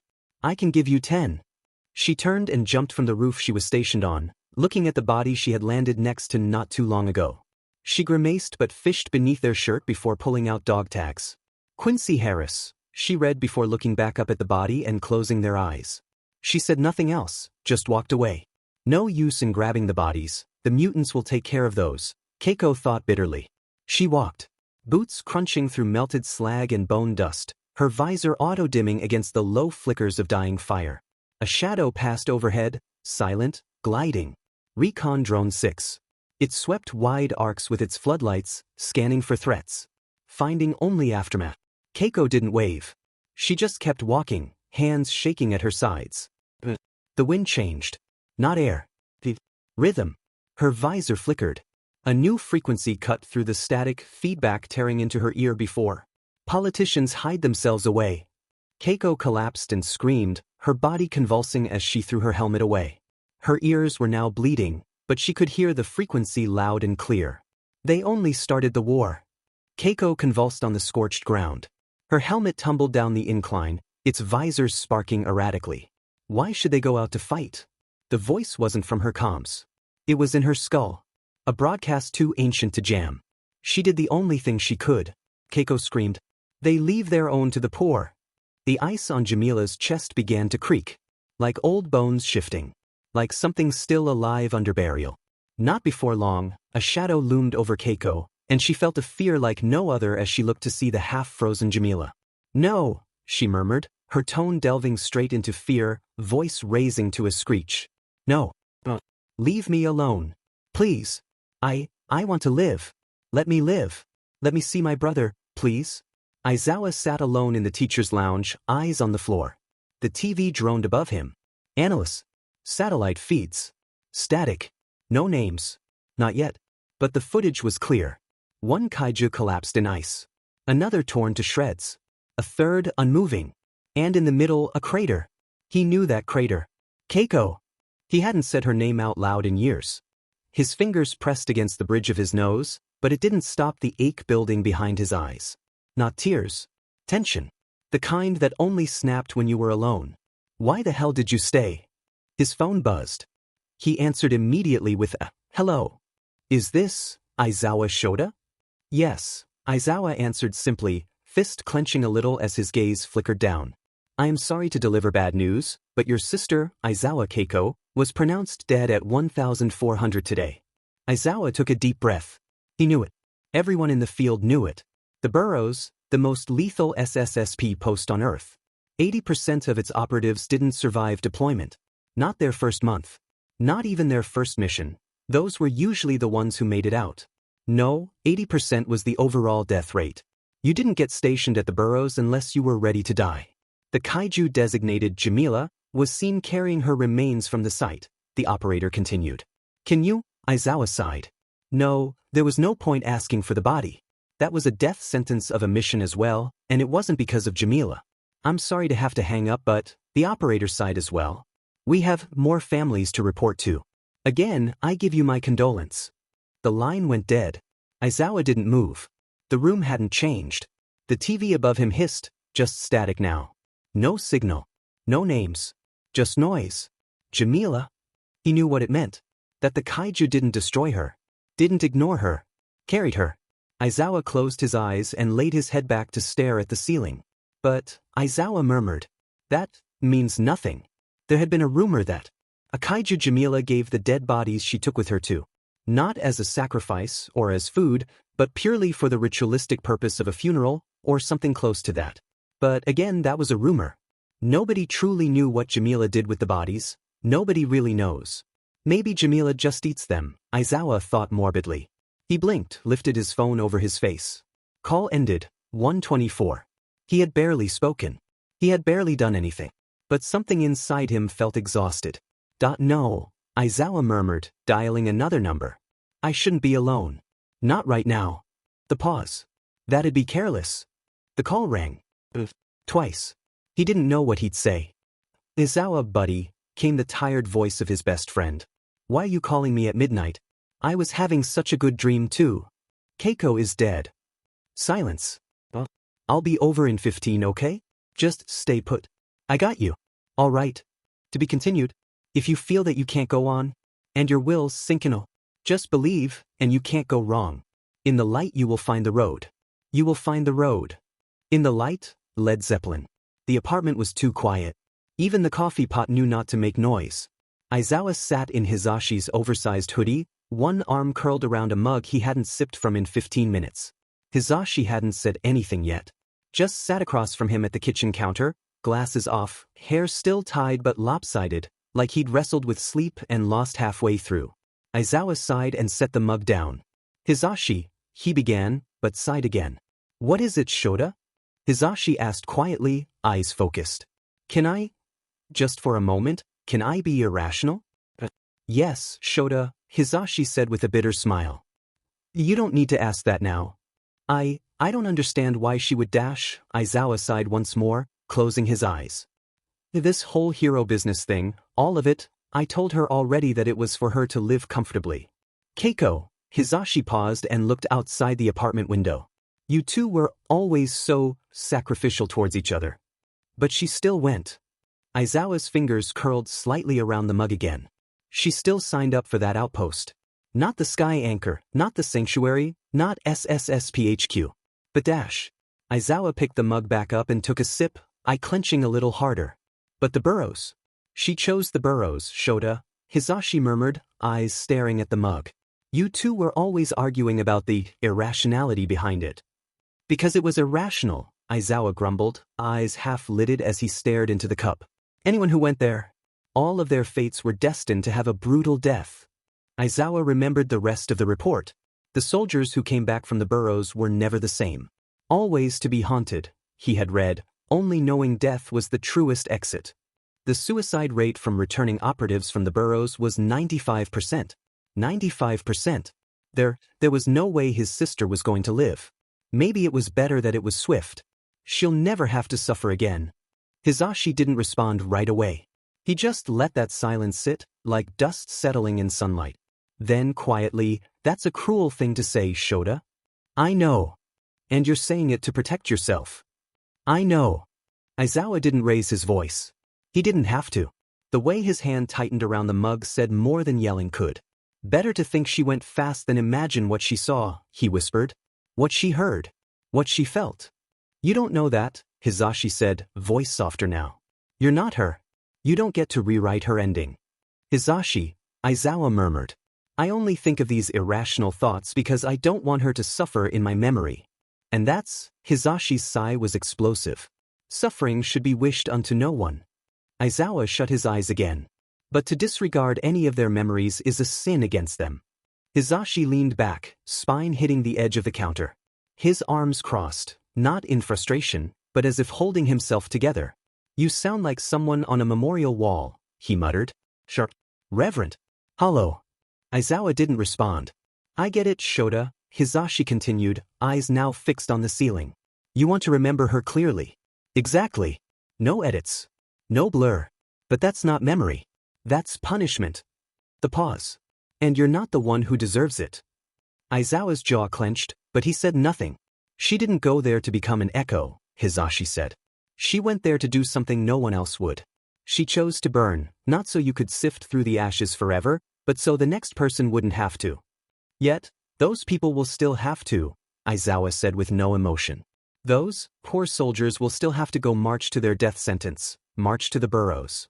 Hisashi smacked his lips in thought. "That wasn't who she was protecting, Shota. You know that." Aizawa thumbed the mug's handle, still staring at its contents. "I didn't ask her to do that. I was supposed to be the one to protect her, Hisashi." "No, but she loved you anyway." Aizawa flinched. Not visibly. Just slightly. Like a hairline fracture in a wall that had stood too long. "She loved you," Hisashi repeated, gentler now. "And she trusted you to carry that love, even when it hurts." The drive still sat on the table between them. Unmoving. Heavy with meaning. "She didn't send that so you'd remember her pain," Hisashi murmured. "She sent it so you wouldn't forget her voice." Aizawa looked at Hisashi. "If nothing else, I just wish I didn't have to bury an empty casket. I just want to see her, just one more time." "And Hisashi couldn't truly respond to that. "I understand you, Shota." Silence again. This time, not cruel. Not cutting. Just heavy. Aizawa's eyes lingered on the drive. He didn't move to take it. Didn't flinch from it either. "I keep thinking," he said after a long moment, "what if the rumors were true?" Hisashi tilted his head. "Which ones?" "That Jamila takes bodies. Not for fuel. Not for trophies. But for burial." He met Hisashi's gaze. What if she wasn't just carried off to rot in some sinkhole? Then, Hisashi gave a small smile that conveyed everything. Then Keiko gets the happy ending she deserves, right? But why couldn't it be here? Why couldn't she just stayed with the plan? I had everything set out for her. She had such a bright future, but she. Both could say nothing. There was nothing to be said now. "Thank you," Aizawa eventually continued. "Thank you for letting me be irrational." Hisashi reached across the table, fingers brushing Aizawa's knuckles. Not a grip. Not a gesture meant to fix anything. Just there. "You don't have to stay rational with me," he said. "You never did." And for the first time in hours, Aizawa's hand moved. Just enough to curl around Hisashi's. The apartment was still quiet. But not empty. The peace didn't last. Hisashi's phone vibrated against the table, a low buzz, soft enough to ignore. But then it vibrated again. And again. Hisashi reached for it first. The screen read, "SSSP emergency contact." He glanced at Shota, hesitant. "You want me to answer it," Aizawa said, not letting go of Hisashi's hand. Hisashi sighed, picked up his phone and walked away. "Hey, I'm kind of in the middle of something, what do you need?" "We're going to need you out by Hosu Prefecture. Skydon's woken up, and you're one of the only people who help redirect him." Hisashi closed his eyes, the bridge of his nose pinched between two fingers. You've got to be kidding me. President Mike, I understand that you may be having a difficult time with Keiko, but dash. Please, Hisashi murmured, his visage darkening a little. Please, just not right now. I understand, but this? Skydon hasn't woken up in 5 years. We need you there to help redirect him at least away from civilians. All Might is already on site. If you can, bring Eraserhead as well to help with civilian panic, that would be helpful, the operator asked with a sigh of his own. It isn't Aizawa's specialty, but some work would do him good, Hisashi whispered. Yeah, I'll get ready. What are we using to get there? Just stand on the roof, the operator said, Hisashi hearing the smirk in the man's voice. We got a hell of a light show for you. Got it? Hisashi murmured before he remembered something. Wait, how do you know I'm with Eraserhead? The line went dead with a soft click. Hisashi didn't move right away. He stood in the kitchen doorway, phone lowered, gaze somewhere between the floor and the past. Then he turned back to Aizawa. Hey, Shota? Hisashi murmured. So, Skydon's awake and dash. They want you there, Aizawa finished, nodding. A logical need. Yeah, they were asking if you could help redirect civilians? You know, just in case. Yeah, Aizawa answered with a raised eyebrow. I'll go. Alright, cool. Also, they were talking about a new transport that may or may not be on the top floor. I see, Aizawa said before standing and walking to his room. Aizawa said nothing more, just disappeared into the bedroom, the door clicking behind him. Hisashi exhaled through his nose, rubbing the back of his neck. 10 minutes later, they met at the elevator. Aizawa wore his combat gear, scarf folded cleanly, goggles resting against his collarbone. No cape. No fanfare. Just readiness. Hisashi, still adjusting his throat mic, gave a small grin. Guess we're going back to work. Better than sitting in silence, Aizawa muttered, pressing the elevator button. A short ride up. Neither spoke. The rooftop was stormy, making Aizawa frown. It wasn't rainy before, Aizawa murmured with a narrowed gaze. You're right, Hisashi whispered, eyes searching with suspicion as well. It wasn't raining. Then, in a moment, they were both struck by lightning. Aizawa's senses shattered. It was everything and nothing, all at once. Heat bloomed in his veins while ice slid down his spine. His skin crawled, moved, like something underneath was waking up. 1,000 phantom hairs sprouted, curled, dissolved. Muscles convulsed. Joints cracked without sound. And then came the worst of it. Color. Not color like paint or prism, but color that shouldn't exist. Color without form or reference. Shades that bent thought. Echoed light. Flared and folded in impossible geometries. His brain couldn't parse it, only recoil. It blinded him. Deafened him. Defined him, even as it tore him apart. This wasn't travel. This was exposure. But just like Twilight, it was over. Gone in a flash of nothingness. And for a moment, Aizawa wasn't sure if he'd come back whole. He hit metal, hard, and rolled inside something dense and frigid. A shell maybe. It crackled around him before peeling away like flameproof foil. Hisashi followed suit, slamming into the ground next to him. The moment they hit pavement, the storm disappeared. Not past. Not faded. Gone. The hell was that? Aizawa muttered, scowling. Hisashi ducked into the corner and vomited. Violently. That's. Aizawa crossed to him and rested a steady hand on his shoulder. Dude, Shota, Hisashi croaked, eyes watering. That was just horrible. Yes, Aizawa said flatly. But something about his own calm unsettled him. He wasn't trembling. Not dizzy. Not short of breath. He blinked. The storm was gone. No rain. No clouds. Just silence. That wasn't standard SSSP transport, Aizawa murmured. Duh. Hisashi wheezed before coughing up a lung. Oh God, why aren't you affected? Duh. Aizawa was questioning himself as he watched Hisashi suffer. I don't know. Aizawa turned his head at the sound of a klaxon siren, narrowing his eyes. Whatever that transport was, it had just dropped them in the middle of this mess. The ground heaved beneath them, its spine cracking under the strain, a seismic groan that could only belong to Skydon. Then, all other sounds receded as Aizawa felt the ground shake. Not tremble. It started as the shriek of car brakes, metallic, strained, too close. Then came the groan, slow, grinding, like a window being wiped by a giant hand wrapped in wet stone. The sound didn't echo. It pressed. A bass so deep it made the air thicken, like the sound itself had to claw its way back into Aizawa's lungs. Concrete collapsed under Skydon's paw as the creature stumbled forward, too heavy for even its own monstrous limbs. Flesh like reinforced clay, moving with the inertia of tectonic plates. And then, spiraling, howling. A wall of force made sudden and human. A figure appeared, wreathed in a blue bodysuit and red cape, golden-haired, twin spikes rising like devil horns. He landed with impact and intent. The stance. A focus. Power drawn to a single point in his right fist. Smash. The impact cracked nearby windows, sent tremors across rooftops, but Skydon? It took the punch, straight to the dome, and staggered, but didn't fall. Its roar cracked the sky again, beginning in a shriek and ending in a bass that curled against glass like fogged breath. Tried to charge forward, but the concrete under its first paw simply collapsed.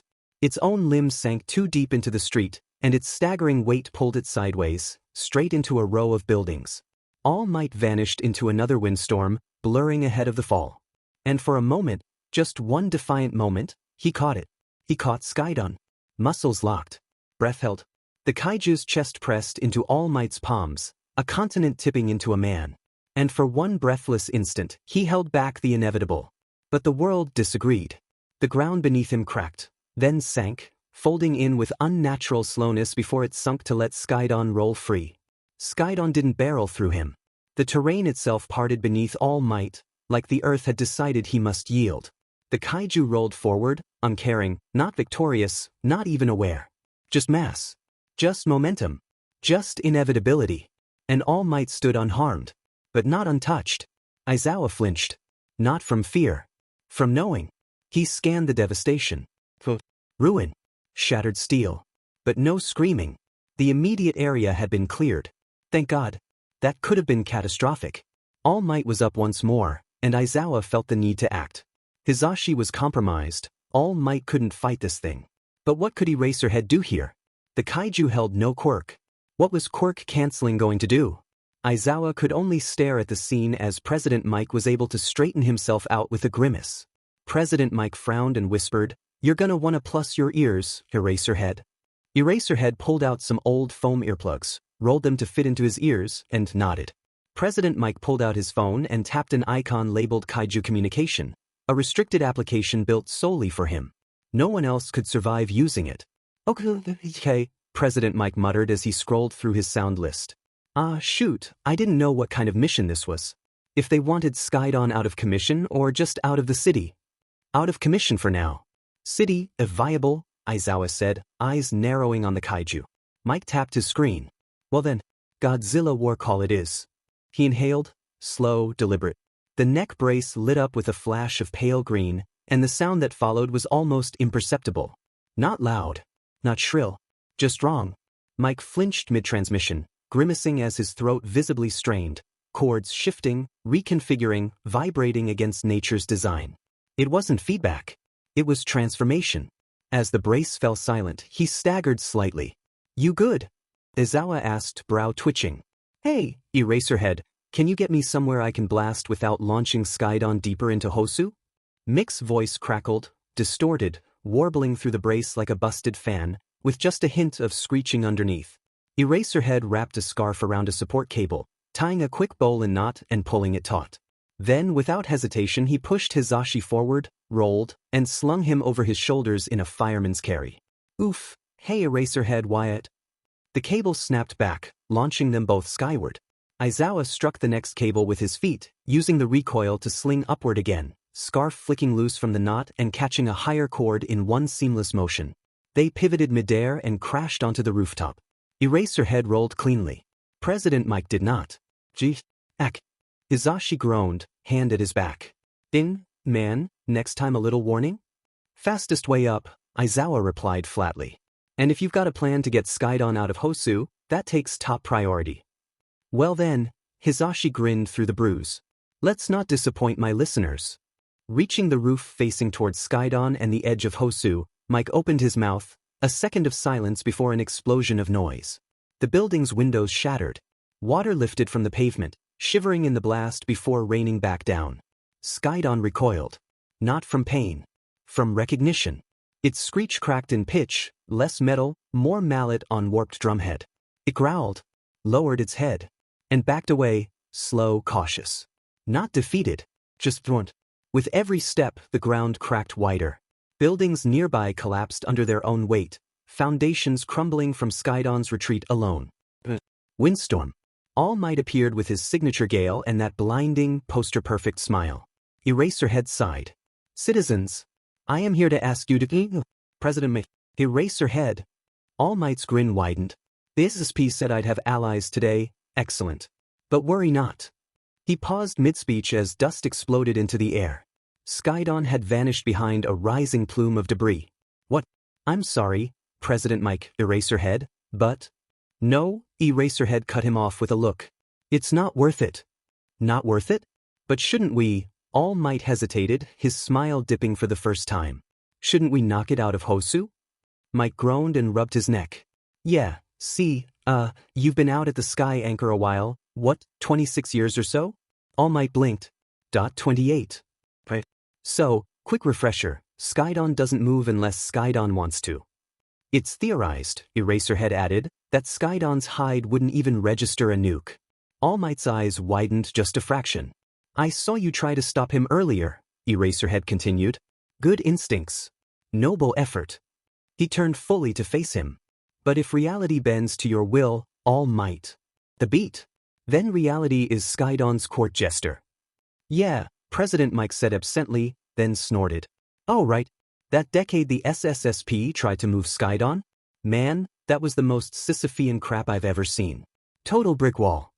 Aizawa raised an eyebrow. Didn't they use orbital drills?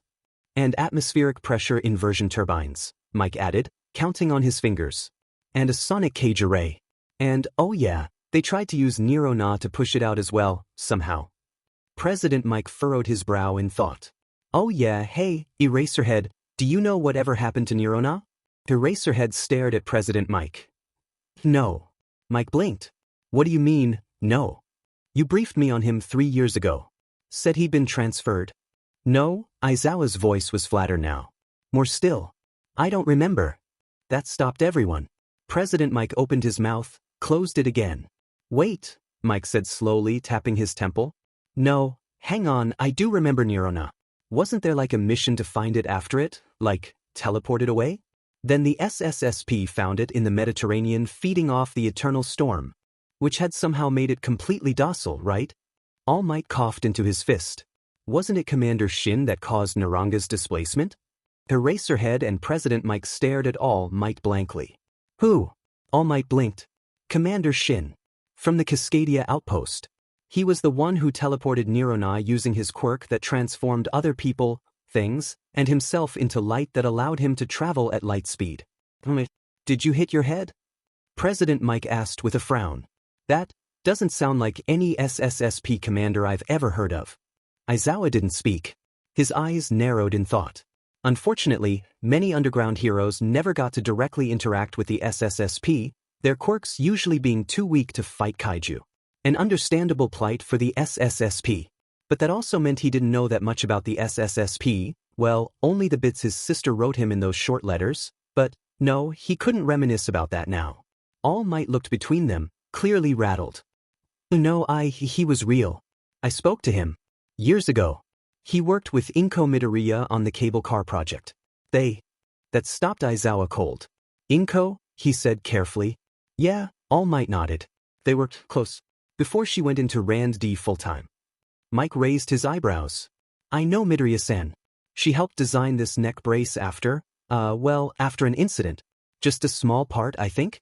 Some kind of carbonic reconstruction, or something like that. But she's great, super smart, really easy to talk to. He gave All Might a sideways glance.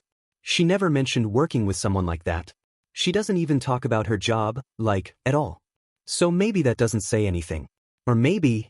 His voice trailed off. All Might frowned, brows furrowed in concentration. No.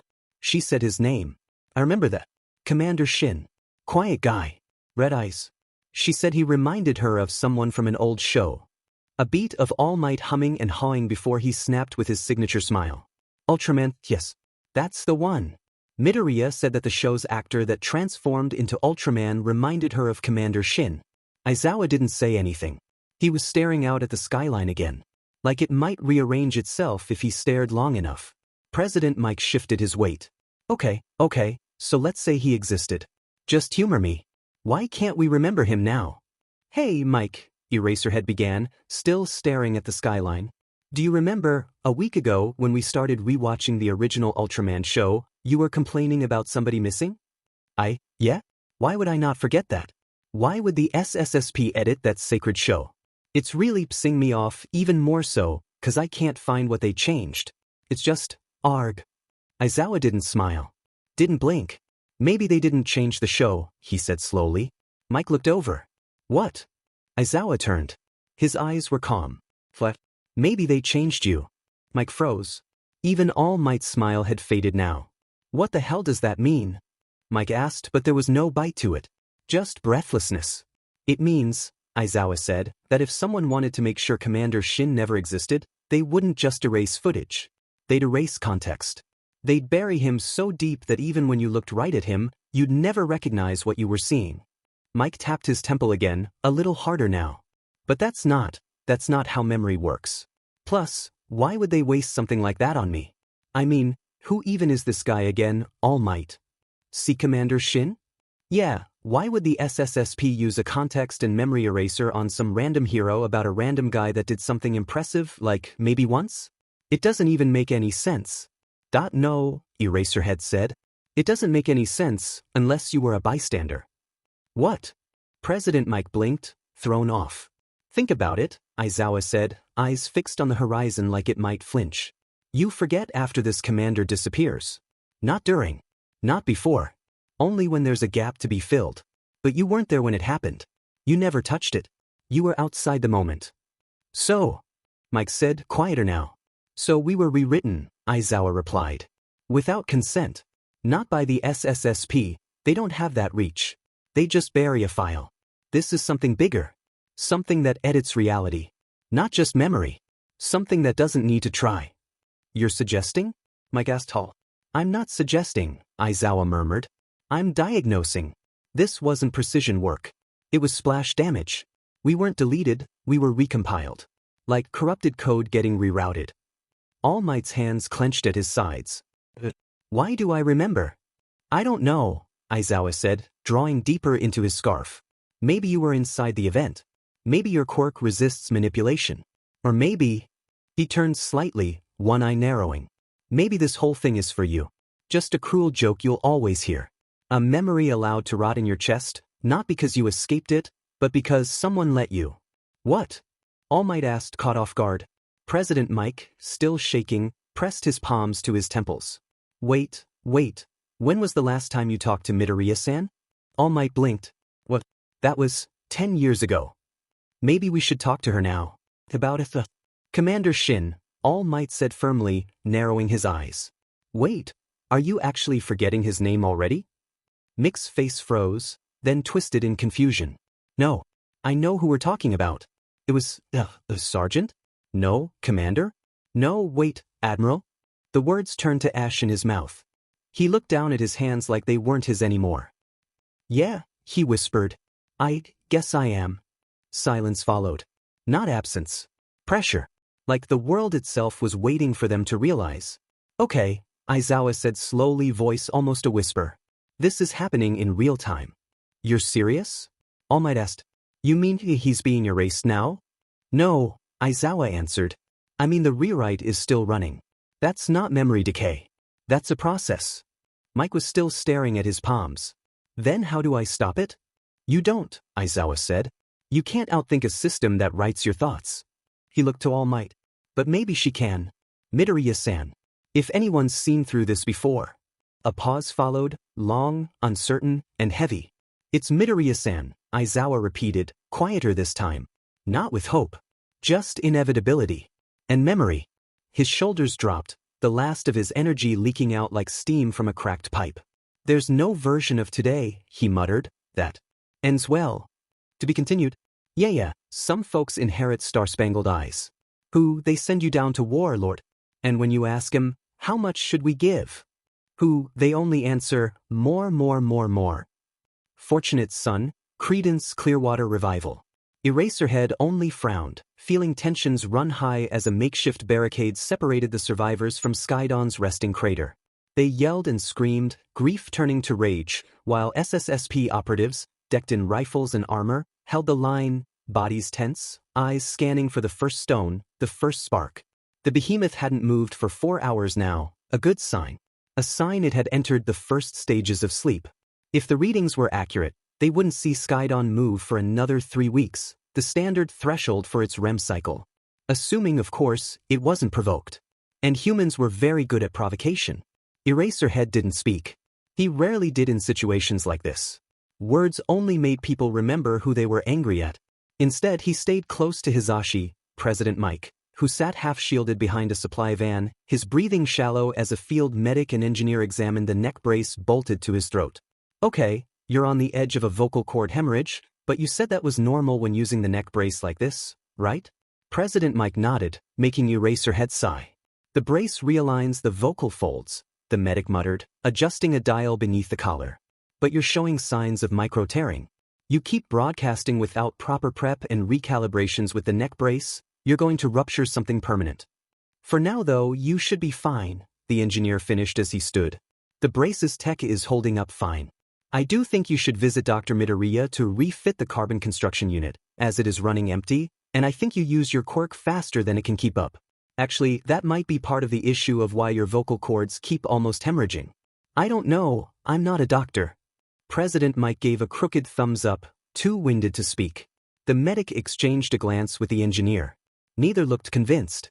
Eraserhead's hand lingered briefly on Hisashi's shoulder, silent acknowledgement. Not concerned, not yet. Just inventory. The silence was short-lived. A voice cut through the wind, raw, splintered. You're protecting that thing? The single comment spurred on the rest, the mob starting to reason, pray, bargain, nag, yell, scream, demand. Then, for a moment, silence reigned supreme as all eyes watched the first projectile, a water bottle, half full, poorly aimed. It struck a soldier's vest and bounced harmlessly to the ground.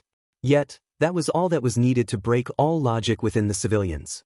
Others joined in, yelling, sobbing, shouting names of lost family. Some threw rocks. One man brandished a metal pipe before 2 operatives pinned him. Let go. That thing killed my wife. Oh, you'll lock us away, but that thing stays? Why the hell is it still breathing? The barricade groaned under the weight of a dozen grief-heavy hands. SSSP shields locked. Helmets dipped. No rifles raised, but safeties flicked. A child cried. A woman shrieked. One man screamed until his voice cracked like glass, then kept screaming anyway. Then, a young man charged forward before. The sound didn't echo, it ripped. The boy hit the ground, clutching his leg. Blood spilled fast. Not fatal, but messy and loud. His scream tore through the crowd like lightning through dry brush. And then came the roar, not from Skydon, but from the people. You shot him. They're killing kids now? Murderers. We should have thrown the bombs. Dozens surged forward, not to attack, not yet, but to witness, to accuse, to burn the last thread of civility down. Eraserhead tensed, scarf uncoiling instinctively. Don't, Hisashi rasped, voice shredded, hand rising weakly. You'll scare it. But the crowd wasn't watching Eraserhead. They were watching the soldier who'd fired, a young woman trembling now, her eyes wide behind her visor. I was just trying to warn, I aimed low. No one cared. Then Skydon exhaled. The pressure drop was immediate, RCD out of lungs, vibrations crawling up bones. A low-frequency MMM of planetary weight. The kind of sound that didn't stop in your ears. It echoed in your spine. Everything froze. And through that unnatural stillness, All Might appeared. He moved faster than anyone could track. One moment absent, the next between the crowd and the barricade, his cape snapping in the charged air. His arm raised. Not to strike. To hold back the tide. Stop. His voice wasn't loud. It didn't need to be. The weight of it, the authority, landed like thunder without sound. Eyes turned. Hearts raced. There's already been blood today, All Might said, softer now. We don't need more. He knelt beside the fallen boy, tore off part of his own cape, and pressed it to the wound. This isn't justice. he continued, voice heavy with something close to shame. It's desperation. And I understand that. He looked up at the crowd. Not above them. Into them. You want Skydon to hurt. To answer. But it won't. Because it can't. It doesn't know. It doesn't care. And that indifference will kill all of us, unless we choose something else. No one moved. You survived, he said. You're still here. He tied off the makeshift bandage. That matters. The crowd didn't cheer. Didn't clap. But the rage ebbed. Some turned away. Others slumped where they stood. A few sobbed. None charged. The boy groaned on the pavement, dazed but alive. All Might stood slowly, his face unreadable. Thank you, sir, the girl from before said softly, tears falling down her face as she stared at the boy. No, All Might breathlessly said, the girl unable to hear them. Don't thank me for failing. All Might felt a little thankful that she was already gone, knees hitting the concrete beside the boy, hands fluttering helplessly over his wound like she could unmake the moment by touching it softer. All Might watched for a beat longer, not out of duty, but doubt. His hands hung limp at his sides. There was no victory here. Only delay. Delay until the next mistake. The next body. The next thing too big to understand and too slow to forgive. He turned away before the girl could look up again. His cape was stained. His gloves were red. His smile was small and flickering. It needed to stay, he couldn't lose it here.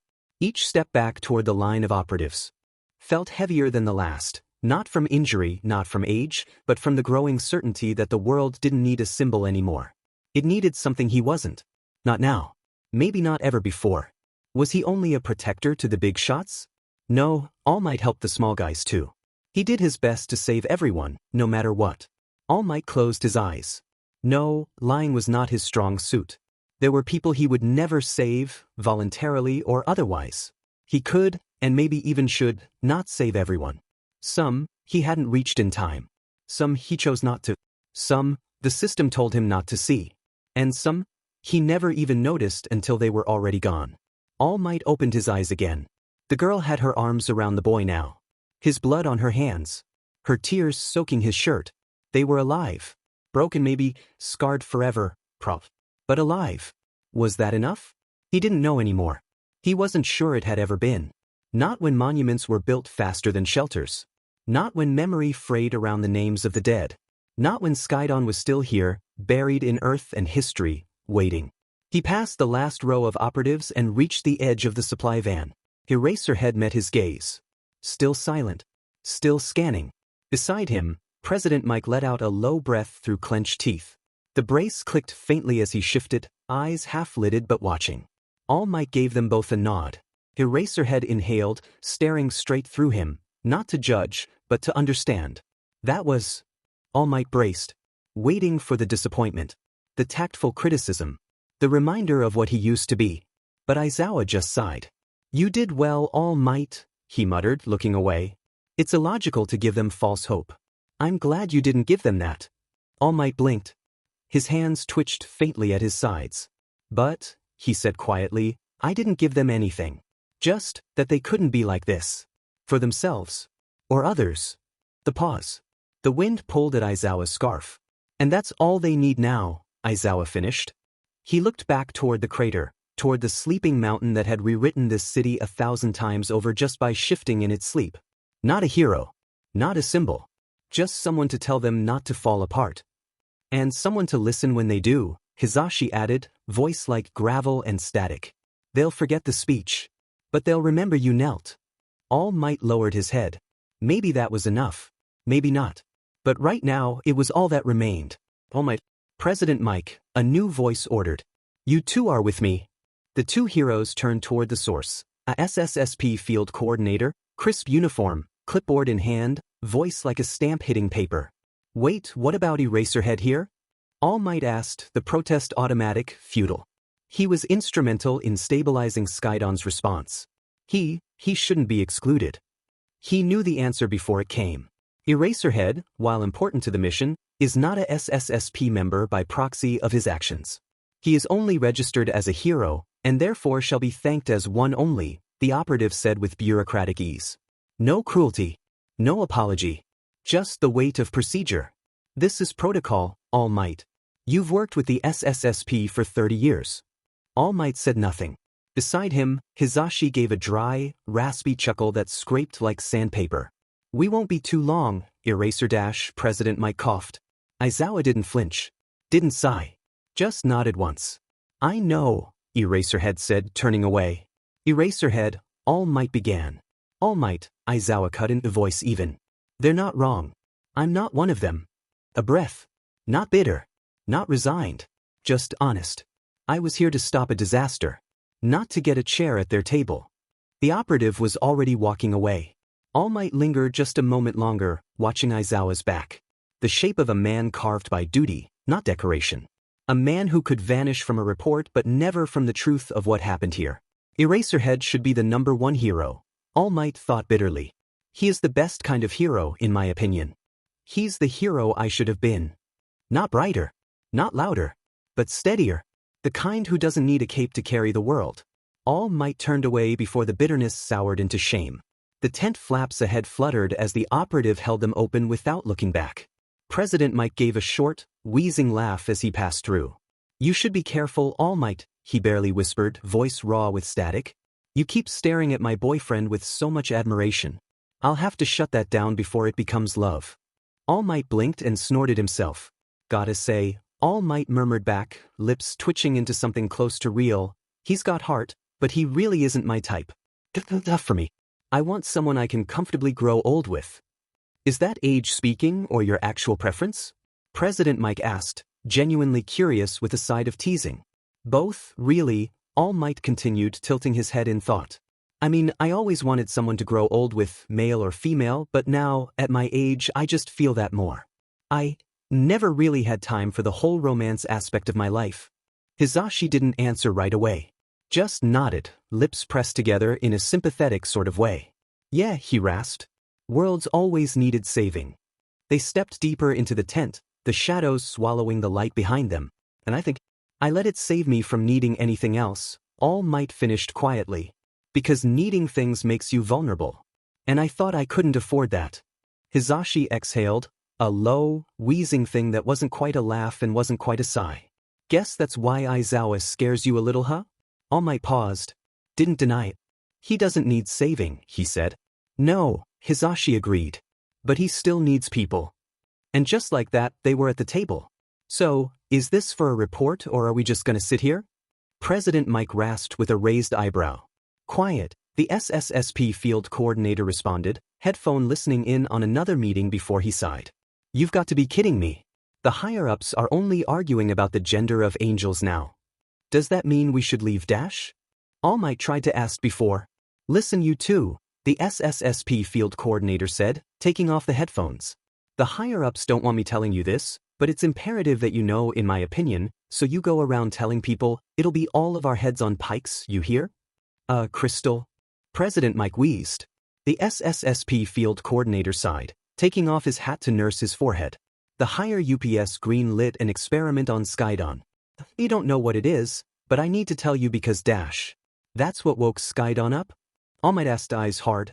All Might, calm down, the SSSP field coordinator said quickly, raising a hand. I can't call any shots here, only command them. I don't like this any more than you two, but... He hesitated. Words fought behind his lips. This isn't the first time we've done something like this. And it's not going to be the last. All Might's hands clenched, knuckles pale against the table's steel edge. President Mike drew in a slow breath through his brace. Something's wrong with the higher-ups, he said, gravel low and sharp. They've become more violent toward Kaiju these last few years. Even the ones that didn't retaliate. Even the ones that used to respond to non-lethal control frequencies. The coordinator nodded once, jaw tight. They've stopped measuring responses. They're not collecting behavior data anymore. Just damage yield, pressure tests, reaction time, kill thresholds. All Might's voice dropped, cold and level. You're weaponizing them. They're weaponizing them, the coordinator corrected. We just try to make sure civilians live through it. He slid a small folder forward across the table. No header. No digital key. Just a printed tag on the front. 03, Behavioral Edit Test Log Read, Alpha, for Coerced Hibernation Response. Inside, timestamps. Nervous System Telemetry. A section marked Pre-Stimulus, Jamila. All Might opened it slowly. His eyes didn't blink as he read. President Mike didn't move at all. What? Why is Jamila? All Might asked, completely befuddled. Isn't Jamila at the burrows? Yes, but the SSSP field coordinator pinched the bridge of his nose. Randy is saying that Jamila has a new power now, something that can awaken Kaiju. I don't know what that means, but I know that, for the future, caution is the only option. Caution, All Might echoed. His voice wasn't angry. That would have been easier. It was hollow, like someone standing in the ashes of their own assumptions. I remember my time in the burrows, I remember Jamila. The Kaiju was so peaceful when I was there, almost docile, Jamila. Plus, if I'm remembering correctly, Jamila had no signs of these kind of powers before, so how dash? The higher-ups are thinking the Mephilas did this. Dead silence. Not from fear of disagreement, but from the name itself. Mephilas. The kind of word that lingered like radiation. Not loud, but loud enough. Hisashi didn't cough. Didn't move. Just stared at the ceiling like he could unsee the implications scrawled between the lines of the file. All Might broke the silence, barely. He didn't know. No, that can't be true, All Might denied as he slicked back his hair. During the Hong Kong incident, we severed the Mephilas' control over Jamila when they used them as a weapon. What do you mean the Mephilas No, something else must be wrong, that can't be it. This is only an assumption, All Might, President Mike murmured, eyes unfocused with memory as his fingers curled against his neck brace. We can't be sure it's Mephilas. Then why include it in the log? All Might muttered, voice sharper now, not accusing, but wounded. Why even print the name unless someone wanted it there? The coordinator's jaw tensed. He didn't answer immediately. The SSSP field coordinator inhaled deeply before continuing. Rand D found Spatium 133 around the site of Jamila, Doragori, and Pandan's battle. A telltale sign of the Mephilas, All Might muttered, head turning as if bracing for a slap. DM it. Why couldn't they just leave Jamila alone? Jamila, the poor soul. Jamila isn't the only once human Kaiju, All Might, President Mike rasped. They are only rumors, but I remember when Nirona, Gabora, and just about every other Kaiju in the burrows. But, All Might sighed. You're right, President Mike, I shouldn't just feel sad for Jamila. Those Kaiju were all once human, but the Mephilas, they somehow transformed them. Made them weapons. Made them unkillable. They were supposed to be weapons of war, if I remember, President Mike murmured, his fingers tightening around the neck brace once again. The Mephilas have always been efficient, the coordinator finished for him, voice quiet. Their methods aren't clean, but they're never random. They don't waste. No one spoke. Outside the tent, the distant whine of a patrol drone buzzed past, a mosquito's hum against a sleeping god. All Might finally sat down again, slower this time. We've been telling ourselves the war is over, he said. But what if it isn't?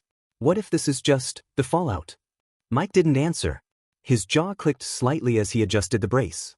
If the Spatium 133 was deliberately planted, the coordinator added, then someone's trying to reveal the Mephilas to the public mind. Justify new protocols. New measures. And if it wasn't planted? All Might asked. Then we're already infected, Mike whispered. By legacy. By memory. By design. The coordinator tapped a second file on the table. No folder. Just a black card. That brings me to the next point, the coordinator began. The higher-ups, they're beginning work with the Metrons. What? President Mike tried to yell, but it only made him cough. No, that can't be true, that's dash. Stupid, the coordinator finished. But what about them? They are our first allies and help us so much with everything, President Mike asked in a scared voice. If we ally with the Metrons, those two hate each other. This can only end in bloodshed. All Might continued. We need to stop dash. We can't do anything, the coordinator reminded them. We'll just be another statistic to them, no matter who we are, All Might. We are no fortunate ones. The black card sat between them like a coffin nail, small, quiet, absolute. President Mike looked down at the table, his breath wheezing unevenly as he fought to recover from the outburst. His hands twitched. Not from fear. From recognition. The Metrons don't help us, he said hoarsely. They observe us. They think extinction is a moral inevitability. They don't plan for peace. They plan for what comes after us. The coordinator didn't disagree. All Might leaned forward, voice low. First the Mephilas, now the Metrons, is Earth becoming the universe's plaything? It's always been that All Might, the coordinator said bitterly. We've always been God's favorite soap opera. What are the higher-ups preparing for? President Mike asked. The coordinator looked exhausted. A war they're already convinced we've lost. Then why fight? All Might asked. Because they want to choose who burns with them. Silence again. Cold. Pressurized. Final. Aizawa stood on a rooftop alone, scarf loose, eyes shadowed, watching in silence as families cried, mourning the dead left in Skydon's wake. His breath was measured. Not calm, just controlled. Below him, the relief tents flickered with generator light. Grief hung like fog, slow and collective. No news crews. No speeches. Just people, naming the ones they'd lost like an act of resistance against forgetting. He didn't move for a long time. Didn't need to. He was already where he was needed, not as a hero. Not even as a witness. Just as someone who remembered. He felt a call buzz his phone. Without looking away from the street below, he grabbed his phone and answered it. Hey, Eraserhead, see you aren't at the usual meeting place, a smooth yet robotic voice announced in a jovial tone. Decided to call you to let you in on a secret you'll want to hear. Are you ready? I'll take that as a yes, the voice continued on before abruptly becoming serious. The SSSP are looking to weaponize the Kaiju. You think I didn't figure that out? Eraserhead answered. They're thinking a war is coming. I don't like it. Ah, right, sorry, forgot you're at Skydon's location, the voice responded with an unnatural, small laugh. And you are right. They do think a war is coming, and they're allying with the Metrons as well as framing the Mephilas. Not that it'll do anything, but humans will be humans. You humans, sometimes, even with our powers, we can't really understand you all too well. The voice sighed out in its unnatural robotic way. Why would you ally with the Metrons? You know this can only end poorly for humanity. They feed and leech off trust. They are our own mortal enemy. You need to remember that humanity's minds aren't linked together, unlike yourselves, Eraserhead spoke. Yes. And yet, your fractures are louder than our unity. The voice paused, not out of confusion, but reflection. The Metrons believe history is a ladder. If a species doesn't climb, they pull the ladder up behind them. They're already removing the rungs, Aizawa muttered, watching as a girl below handed out ration packs with shaking hands. I calculate 6 months, the voice said. Before open deployment. Before Project Red 7 is tested against its will. Aizawa's jaw tightened. It's miserable, Eraserhead, the robotic voice said with a sigh.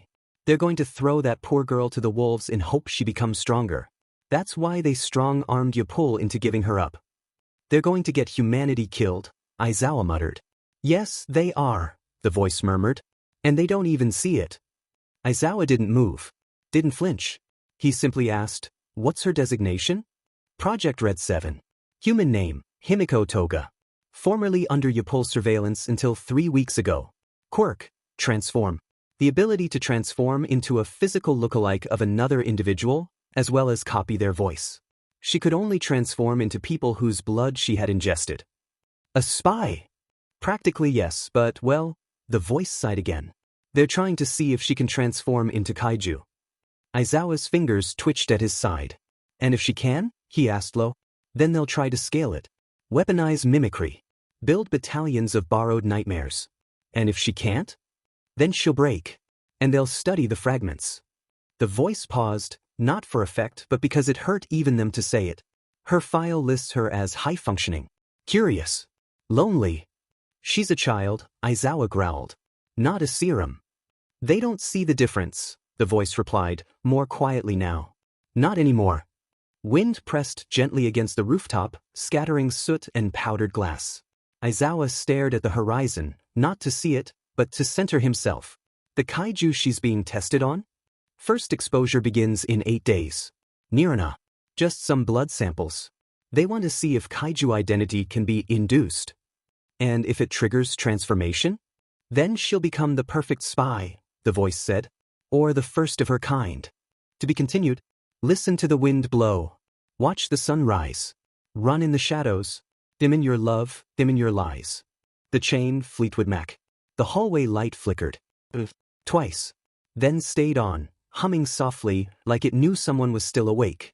MP3 player had been moved to a more secure location for research purposes, one particularly far from Izuku. Yet, Izuku heard it calling all the same. It wasn't a call of music, but of purpose. As if it knew what Izuku needed to be done. Izuku sat with his knees pulled tight to his chest outside the door, bare feet pressed to the cold tile. The overhead hum didn't bother him. Neither did the chill. Only the silence. His ears strained for sound. Any sound. No beeping. No static. No chord progression spiraling through that too small MP3 speaker. Just the muffled breath of machines and the steady tick of fluorescent time. The player was in there. Kyotoku had taken it 4 hours ago. Said it needed to be studied, analyzed, understood. He used words like containment, signal decay, and precautionary principle. Like any of those explained why he locked it behind reinforced glass and wouldn't let Izuku touch it again. And Izuku had nodded. Had said okay. Had smiled. Now he stared at the seam beneath the door like he could will it to open. Like the air leaking through it would carry even the smallest vibration of a note. A hum. A breath of static. Anything. But there was nothing. And he was starting to forget the shape of the silence that came before music. His fingers twitched. They didn't hurt exactly, but they remembered. The curve of the dial. The warmth of the casing. The tiny click before the track began. He curled them into fists. He didn't want to break in. Not really. He just wanted someone to listen. Because he wasn't losing it, he wasn't. He knew what he heard. What he saw. The sun, the giants, the voice made of light and flame.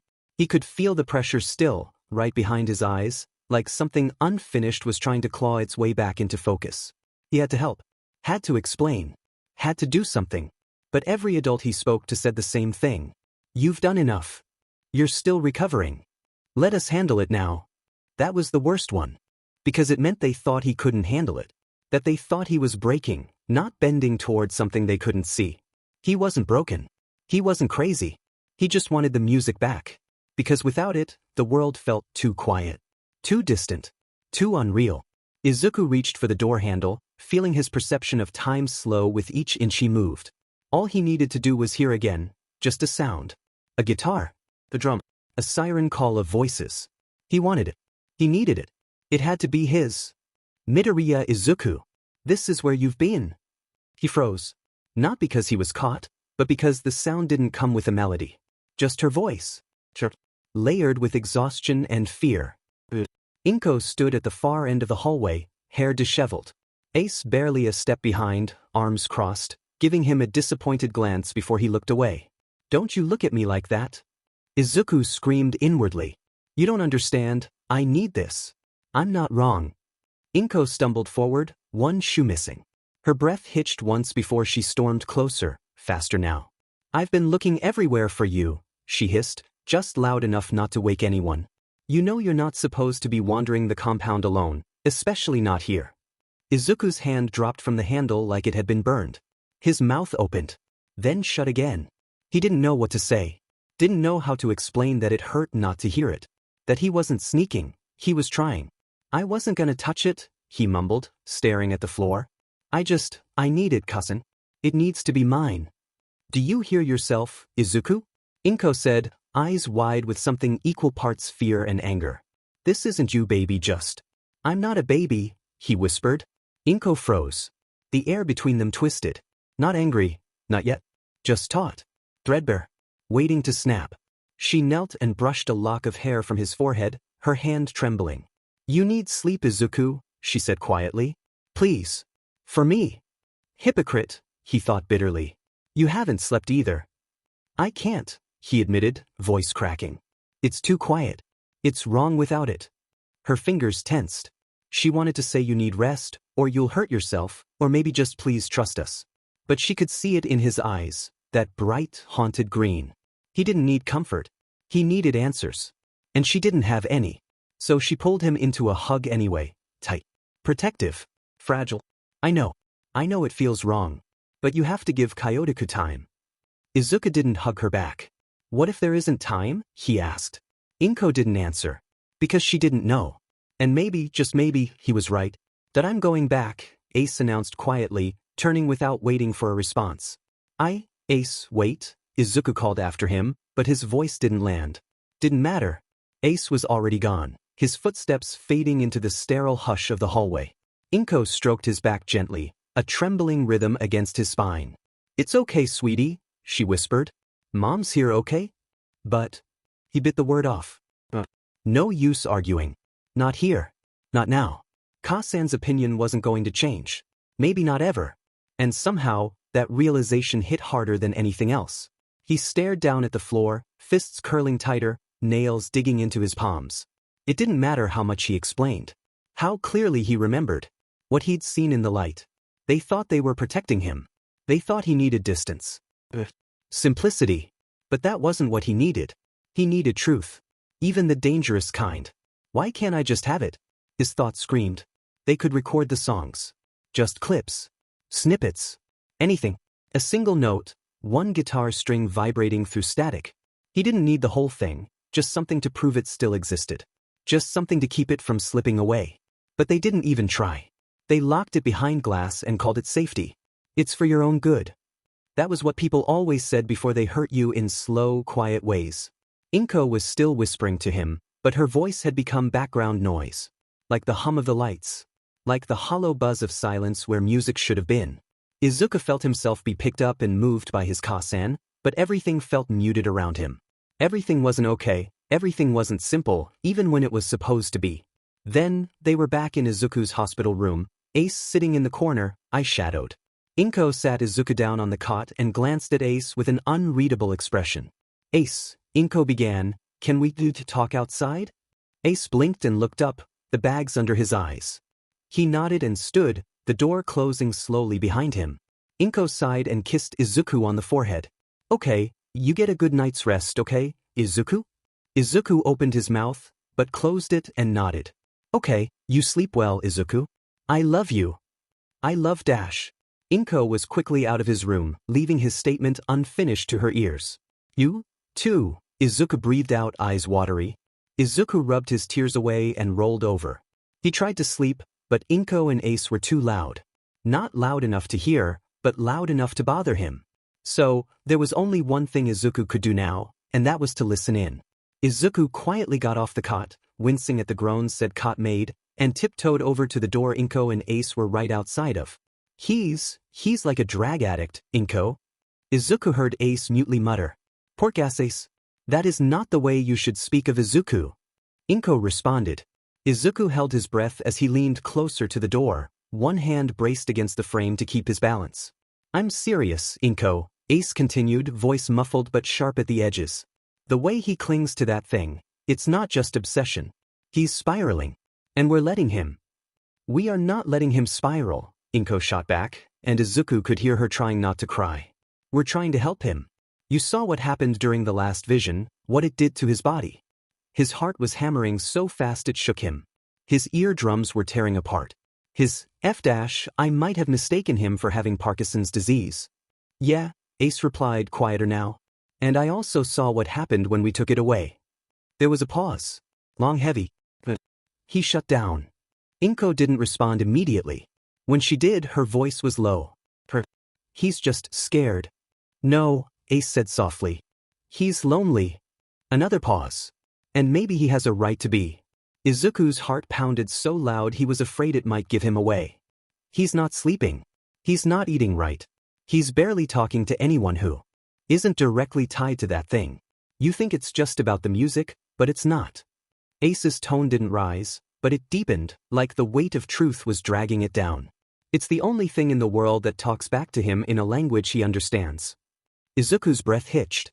He didn't mean to make a sound, didn't mean to exist at all in that moment. But Ace's words cracked something in him. Not from pain. From recognition. Because he did understand the MP3 player. The tones. The flickers. The notes that hit like memories he never lived. Like lullabies from a god who forgot his name. It didn't judge him. Didn't ask him to slow down or explain. It spoke to him. And now it was behind glass. Quiet. Like the rest of the world wanted him to be. He backed away from the door again, softer this time, his movements fluid and careful, like the sound of his own body might betray the clarity those words had just granted him. Ace wasn't wrong. But he didn't get it either. None of them did. They thought this was about comfort. About obsession. About withdrawal. But it wasn't. It was about urgency. Something was coming. Something incomplete was pressing against the inside of his mind. An idea or a memory or a warning. Something he needed to finish hearing. To finish understanding. Before it was too late. I need it, Izuku muttered, standing right before the cot, unmoving. I need to decode it. I need to warn everyone. There's a danger of the past, present, and future that needs to be addressed. I need to know so that everyone can know. So that everyone can be saved. His voice was soft, but the conviction in it echoed louder than anything the MP3 player had ever sung. I need to know, Izuku whispered again.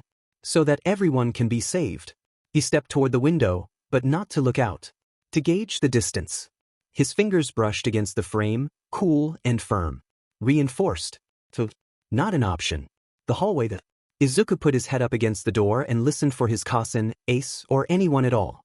After 30 seconds of nothing, he clicked open the handle and glanced outside the room, scanning for anyone. Clear, Izuku mumbled before he quietly walked out on the ball of his feet, eyes still watching every which way. The lights in the hallway were dimmed for the night cycle. Emergency strips pulsed low against the baseboards, red and soft, like a warning whispered every few feet. Izuku moved quietly, one hand brushing against the wall to guide him. The floor was cold under his feet, but not painful. He liked the feeling. It reminded him he was still real. Still grounded. The compound was mostly silent. Somewhere far off, a vent rattled with loose bolts. A hum buzzed from a power relay overhead. And beneath it all, something else, almost imperceptible. A rhythm. Not music. Not yet. But a pulse. Like a heartbeat you could only hear if you believed it was there.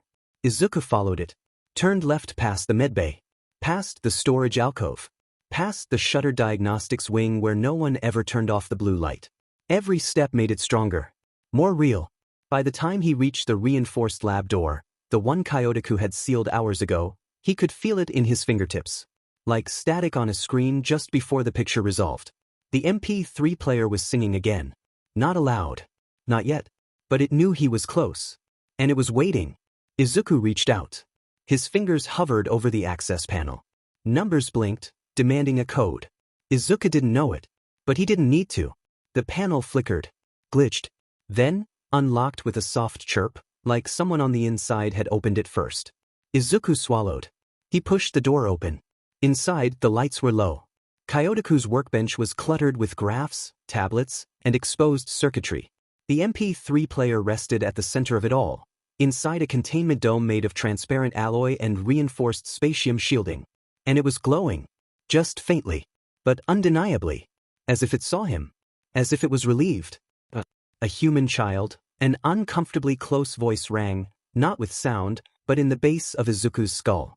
As though the words had bypassed his ears entirely. Izuku whirled around. And froze. The creature before him stood taller than most adults, hunched slightly beneath the lab's low ceiling. Its skin was pale, a sickly gray-pink, like marble left to curdle. Wrinkled, elongated features framed its eyeless face, where two recessed sockets glowed faintly red beneath the surface. But it was the tendrils that made Izuku flinch. A thick mass of them hung like a beard from the thing's face, twitching slowly, thoughtfully, and from the cluster extended an orb, held gently in a single gloved hand, wires snaking back into its throat. It wore a modified SSSP observer's coat, one tailored for beings of non-standard biology. The hem drifted slightly above the floor, as if gravity wasn't quite certain how to hold it. But the being sighed with a weird robotic voice. You aren't the human child I am looking for. Though, I don't think there should be any human children here, now that I think of it. So why are you? Izuku stammered. The MP3 player. It was calling me. Is that so? Well, maybe I should have expected that. It has been giving off a lot of psychic waves as if calling. It was then that Izuku realized that the being in front of him was not eyeless. He watched the glowing sockets open to red glowing eyes with a pitch-black iris. Oh, you remind me of Dr. Midoriya, the being said with a tilt of its head, like a curious puppy. That means you must be her son. Well, this is a predicament. Your room was on the other side of HQ, and yet you've made your way here, again if I hear you correctly? Izuku shrank back half a step. You know my mom? The Ud's head tilted again, the tendrils twitching in faint amusement. Yes, well, it is a mutual exchange, the being continued. You see, I'm sorry, but I believe it best to rip the band-aid off for you, as humans say. I am, in fact, not human. What? Yes, as hard as it is to believe, I am not human, but of an intergalactic species called an ud, it said proudly, as if unveiling a cherished badge. Though I have been advised to avoid stating that outright. Apparently, it unnerves the newer staff. Izuku stared. I kind of figured that out already. The ud blinked its glowing eyes slowly as if taking offense, but not enough to do anything about it. You're perceptive. That's good. Most children run or cry. Occasionally throw snacks. You, however, it leaned forward slightly, the neural orb glowing warm. You ask questions. Izuku shifted nervously. I don't mean to break rules. The music. It's important. I know it is. The ud straightened and nodded once, as though that settled something ancient inside its memory. Yes, it murmured. That was what made me not report you the first time. Izuku's eyes widened. The first time? Oh yes. You've sleepwalked here before. 3 times actually. It gestured vaguely with its translator orb. The first, you mumbled names in a language I do not know. The second, you wept while holding a single headphone wire. The third, you simply stood there. Motionless. Listening. But I don't remember that. The ud nodded solemnly. No. But the device does. A flicker of light passed through the MP3 player, almost like it had pulsed in agreement. Izuku turned to look at it, then back to the ud. Are you going to stop me? The ud tilted its head again, but this time, slower. Thoughtful. Then, with a long, low breath that sounded like wind escaping a canyon, it answered. No. But I will listen. It gestured again toward the containment dome. 1 track. 1 truth. And if you begin to fracture, I will catch you. Izuku nodded, stepping closer. Heart pounding. Breath shallow. Fingers trembling. But certain. His hand passed through the small spatium barrier with ease or injury, making the ud tilt his head again, its robotic voice murmuring, interesting. Then, as Izuku pressed play on the record, his consciousness was immediately absorbed into the MP3 player once again. A figure crouched at Izuku's side, catching him before the ud could move. Pale arms. Unblinking eyes. A touch that was gentle in the way fire might gently lick at paper before the flame takes. The ud paused mid-step, recognition flickering through its neural web. Ah, it murmured, voice flat with revelation. It appears I did not need to save the child after all. It inclined its head, not out of respect, but calibration. Well, then, Himiko Toga, I believe it's time for you to return to your quarters. The girl smiled without looking up, brushing stray hair from Izuku's forehead with disconcerting care. No, she said sweetly, though you were a little slow. I've been shadowing him all night. I might just tell Dr. Doofus that you were slacking off. I'm afraid that you calling Dr. Henry Dr. Doofus, while not entirely unwarranted based on recent paper-pushing problems, is not a good idea, Himiko Toga. Toga stuck her tongue out and made a raspberry. I tell him to stick it up his butt, but he already does. The ud's orb dimmed slightly, as though processing her tone through several filters of disappointment. That was entirely unwarranted, Himiko Toga, it said again, more firmly this time. Toga rose to her feet in one fluid motion, her knees popping faintly. She turned toward the dome, her expression flipping from snark to soft fixation like a switch had flipped inside her skull. You want to know something interesting? Toga asked as she looked around the room. Her expression brightened as she saw a chair, jogging over to it before starting to drag it over. With a few pulls and deep breaths, Toga sat down on the chair and said, sorry about that, but anyways, what I find interesting is that this boy, Izuku if I read the room right, is that he reminds me of Dad. You shouldn't call Yapul the weaponless warlord father, Himiko Toga. Toga rested her cheek against the back of the chair, gazing at the containment dome as if it were a cradle. I know I shouldn't, she said, voice oddly gentle now. But he raised me. Sort of. Okay, he did only really raise me to fight, but he cared in his own way. The ud made no reply, its orb flickering softly, watching. Izuku's got that same look that Dad had when he was, I don't know, seeing something I guess, she went on, smile fading just a little. Like the world isn't real unless he proves it. Like he's scared of forgetting what being human feels like. I don't believe Yapul the weaponless warlord knows what it means to be human. Do you know of a PRD of when he was human? Toga gave a 50-50 sign with her hand, shrugging all the same. I'm probably just self-projecting onto him. I don't know, he probably wasn't. The Ud's neural orb pulsed once, dim. He probably wasn't, it agreed quietly. But it is irrelevant. Upol does not act as a parent. He acts as a vector. Toga hummed. Yeah, well, so do a lot of parents. Her eyes drifted again to Izuku's still body, fingers twitching faintly in unconscious response to whatever he was seeing. Do you know this for a fact, Himiko Toga? I think that's what scares them, she muttered, uncaring for the Ud's comment. The grown-ups. The nice ones.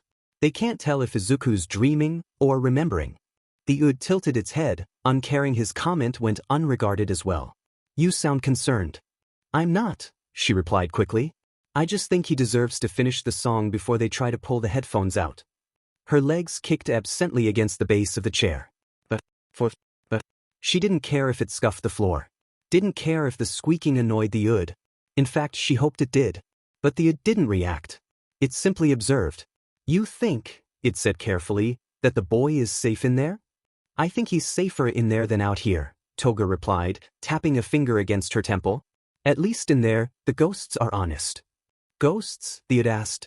I don't really know what's in there, but I overheard some guys talking about how the songs inside that thing are, like, really old or something. Something that old probably has a ghost or two haunting the circuits. The Ud made a soft, processing sound. And you believe he will emerge unchanged? Toga tilted her head. That sounds boring. If I'm gonna die, I at least want to see something interesting happen, you know? The Ud made a robotic sigh, a hiss of an exhale made of metal. But does that mean he will emerge unchanged? I don't know, Toga finally answered with a shrug. The Ud's orb dimmed, as if marking her words in a mental ledger. Then we are both uncertain, it said. Toga hummed. Isn't that the point? If you're certain, it's not a revelation. Her legs stilled. For the first time since she entered the lab, she was completely still. Revelation? Huh, Toga muttered with a blink. Is everything all right, Himiko Toga? Yeah, I just was remembering how I patched into some heroes' equipment. Like weeks ago. Was it their neck brace or something?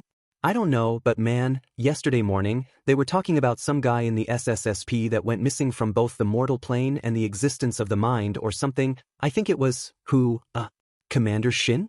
That's the name. I could be wrong. You know anything about that, Squiddy? Please don't call me that, Himiko Toga, the Ud began. And no, I don't know of any Commander Shin. Oh well, worth a try. Toga shrugged, twirling a lock of hair around her finger like she hadn't just dropped a depth charge into the conversation. Well, if he didn't exist, I guess I didn't hear about him either, she said breezily. The Ud said nothing at first. Its neural orb flickered in a long, low pulse, more like a heartbeat than light. You are certain they said, Commander Shin? Toga raised an eyebrow. You're not supposed to be curious, Squiddy. That's not your brand. I am not curious, the Ud replied. I am resolving contradiction. Sounds like curiosity with extra steps. Again the Ud paused. Then, I have no record of any Commander Shin in current or former SSSP rosters, personnel matrices, or classified memory banks. Toga tapped her chin. See, now that's weird. 'Cause the guy on the comms said Shin was their only reason for remembering how to breathe that day. Real hero moment stuff. Made it sound like he was the glue that kept their sanity from flaking off. She smiled faintly, but didn't laugh. And now no one remembers him? That's messed up. There may be one thing, the Ud muttered, voice dilating. There was a document I was told to sort through a few months ago by Ide, but the robotic sigh came for a second time. I couldn't read its contents. I had used several different language filters from the galaxy and beyond, and yet. You couldn't read them? Well, did you, get a picture or anything? No, I'd only sighed and left with the papers after I told him they were completely illegible. I felt rather shameful after that experience. Toga blinked. Feeling shame? That's rare. I thought you guys were all hive-brained and ego-sterilized. The Ud's orb dimmed. That is a stereotype. And incorrect. Emotions are felt by the hive, just as thoughts are. If I were to feel shame, so would the rest. Sorry, she said, clearly not sorry. That's wild. Even I couldn't crack it? No, I don't think so at least. He only said, it wasn't meant for us. Then he left. I have not seen the document since. Toga sat back, her fingers tightening faintly against the chair's frame. So, when you failed to read that paper? The Ud nodded, slow and heavy. Thousands of us across the stars paused. Briefly. Not understanding why. Just a hollow silence in the net. Like a memory we never had. Failing. For a moment, neither of them spoke. Not Toga. Not the UD. Even the MP3 player seemed to hold its breath. Well, that's enough of the silence, the UD said in response to the silence. I think we're going to be here for a lot longer than the boy realizes. Oh, right, the medical document said that the last coma he went into lasted, like, half a day, right? You were reading his medical documents? The UD questioned. That is highly classified information for most humans. I don't understand why you would with the amount of trouble you'd be in. Found it fun to break in, to be honest, Toge remarked. Plus, I don't know, he got my interest, might as well do a little research, right? Was the only answer the UD could muster. Anyways, since we're gonna be here for a while, could you, like, order us some dango or something? To be continued. Izuku awoke to farmland, the full moon brightening his sight. In front of him stood a manor, dark, breathtaking in its beauty, but he felt it. The air was too still. Not peace. Stillness, like a painting, suffocating in its perfection. The wind didn't move the stalks of cotton. The crickets didn't sing. It was beautiful. And completely wrong. A sickness hung above the soil. The kind you couldn't see, only feel. It clung to the back of the throat like oil. This place was soulless. Not dead. Not alive. Just emptied. A breeding ground for the inhumane. You wanted to know. The voice scraped across his skull. Izuku screamed, or tried to. His throat convulsed, no sound emerging, just the violent sting of pressure behind his eyes. He dropped to his knees, clutching his head. To know why the Go killed humanity, the voice continued, like bone grinding against rust. Tears spilled, not from sorrow, but pain. Reflexive. Involuntary. Still he nodded. He needed to know. Even if it broke him. Even if it burned. If knowing meant he could save his people, he'd bear it all. Then know you shall. Something seized his skull. Not a hand, a force. Like a forgotten god curling a finger beneath his jaw. There was no pull. No wrench. Just a twist that ended with a pop, right at the base of his neck, and Izuku's body went numb. The moon bled into the cotton fields, just as hands landed with a thud before Izuku. Their skin was dark, darker than any color Izuku had seen before. When his eyes looked up, he blinked at the sight of a man, breathing heavily as he kneeled in front of him. Please, God, I'm almost there, the man begged, trying to drag himself through the cotton field with his right hand, his left hand covering a wound in his left legs. I just want a moment longer, God, please, just a moment, and I can be out of here. The man's eyes looked back and widened, Izuku looking up to see lights in the distance. No, the man said, scrambling faster now. No, God, no, please. Please don't abandon me, God, please. The lights behind the man flared brighter, lanterns swaying on horseback, the snap of reins cutting the quiet. Hounds barked. And the man screamed. But not in fear. In betrayal. You promised, he sobbed, dragging himself through blood-soaked soil. You promised I'd get to see her again, just one more time. I didn't do nothing. I just wanted to leave. The horses closed in. Izuku tried to move. To help. Yet, his limbs didn't move an inch. Looking down at his body, Izuku saw himself completely limp. His legs, his arms, nothing would listen to him. The only things he could do was feel his heartbeat, feel his lungs fill with air, and move his eyes. The voice returned as he felt the presence's fingers dig into his skull. You can't interfere with the past, the voice recited, Izuku feeling more tears leave his eyes by the words alone. Even if this is a fake past, this isn't yours to solve. Izuku tried to move again, but was stopped by a gunshot. His eyes widened in fear as he watched the man fall, another scream leaving his throat. His body shook at the man made to clasp his hands. God, please, have mercy, please. Izuku felt his heartbeat in his ears as more men approached the body, a dog running at the man before it bit down on said man's neck, the man's final face of pain and suffering. Good boy, bailiff, a man called gruffly, the lantern in his hand swaying with each step. The dog's jaws dripped red, panting over the twitching body it had claimed. Izuku couldn't breathe. He wasn't choking, his lungs worked fine.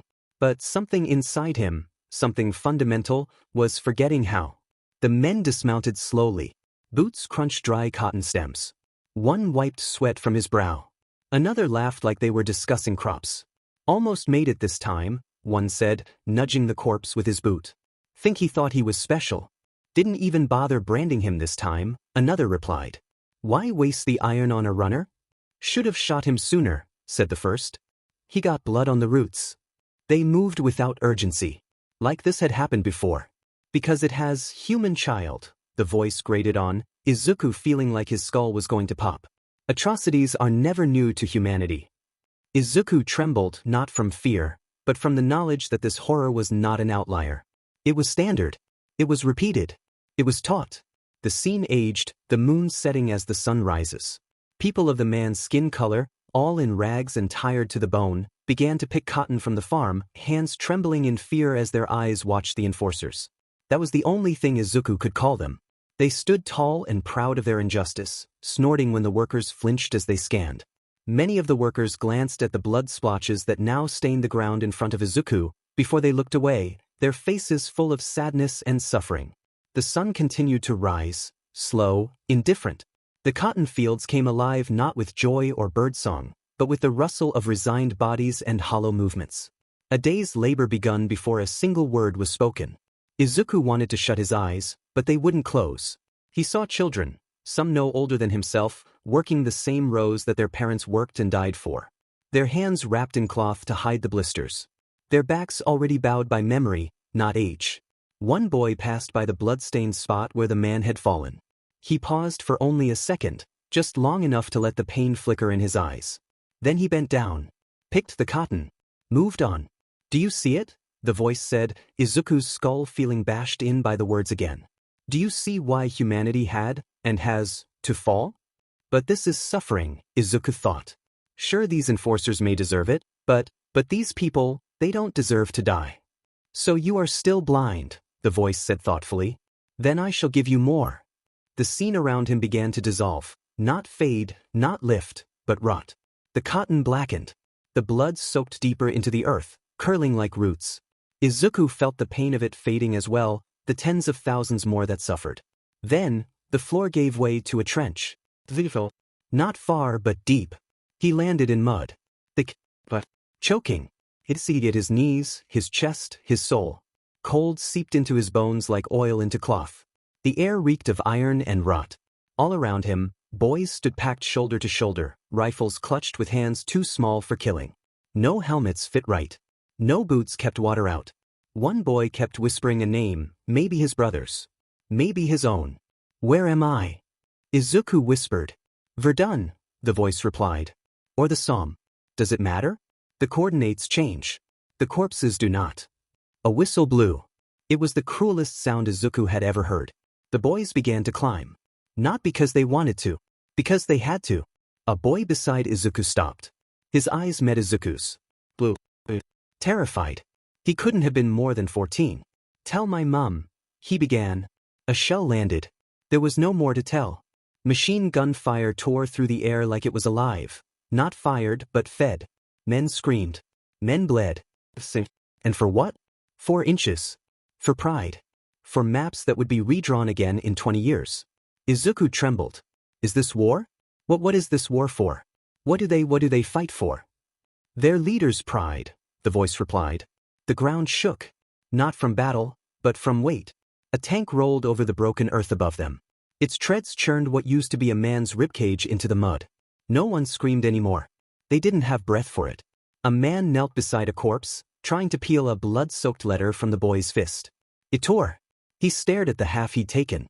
He didn't move. Didn't cry. Just held it. Izuku felt his lungs seize. They don't even get to mourn, he thought. They don't, the voice answered. Because mourning is for survivors. And from what they saw and know, this war wasn't meant to have any. Gas filled the trench. It slithered in like a serpent, yellow and oily, hugging the dirt walls with deliberate cruelty. The men didn't scream. They coughed. They clawed. They bled. From noses, from eyes, from lungs that bubbled instead of breathed. Masks were pulled down with shaking hands. Most were too late. Others had no mask at all. One soldier, a boy really, just a boy, stared straight through Izuku as he vomited into the mud, tears boiling off his cheeks. I don't want to go blind, he rasped. Then he screamed, voice cracking. Then silence. Do you see it? the voice said, Izuku's skull feeling bashed in by the words once more, the same words as before. Do you see why humanity had, and has, to fall? Izuku tried to shake his head, but there was no neck to move. He wanted to cry, but his tears had already fallen in other lives. His mind begged for stillness, for silence. The gas consumed him as more coughing, wheezing, choking, bleeding, suffering faded in around him. He felt bodies fall around and through him. When the gas cleared, Izuku's pupils dilated at the sight of men, women, children, dead inside this room.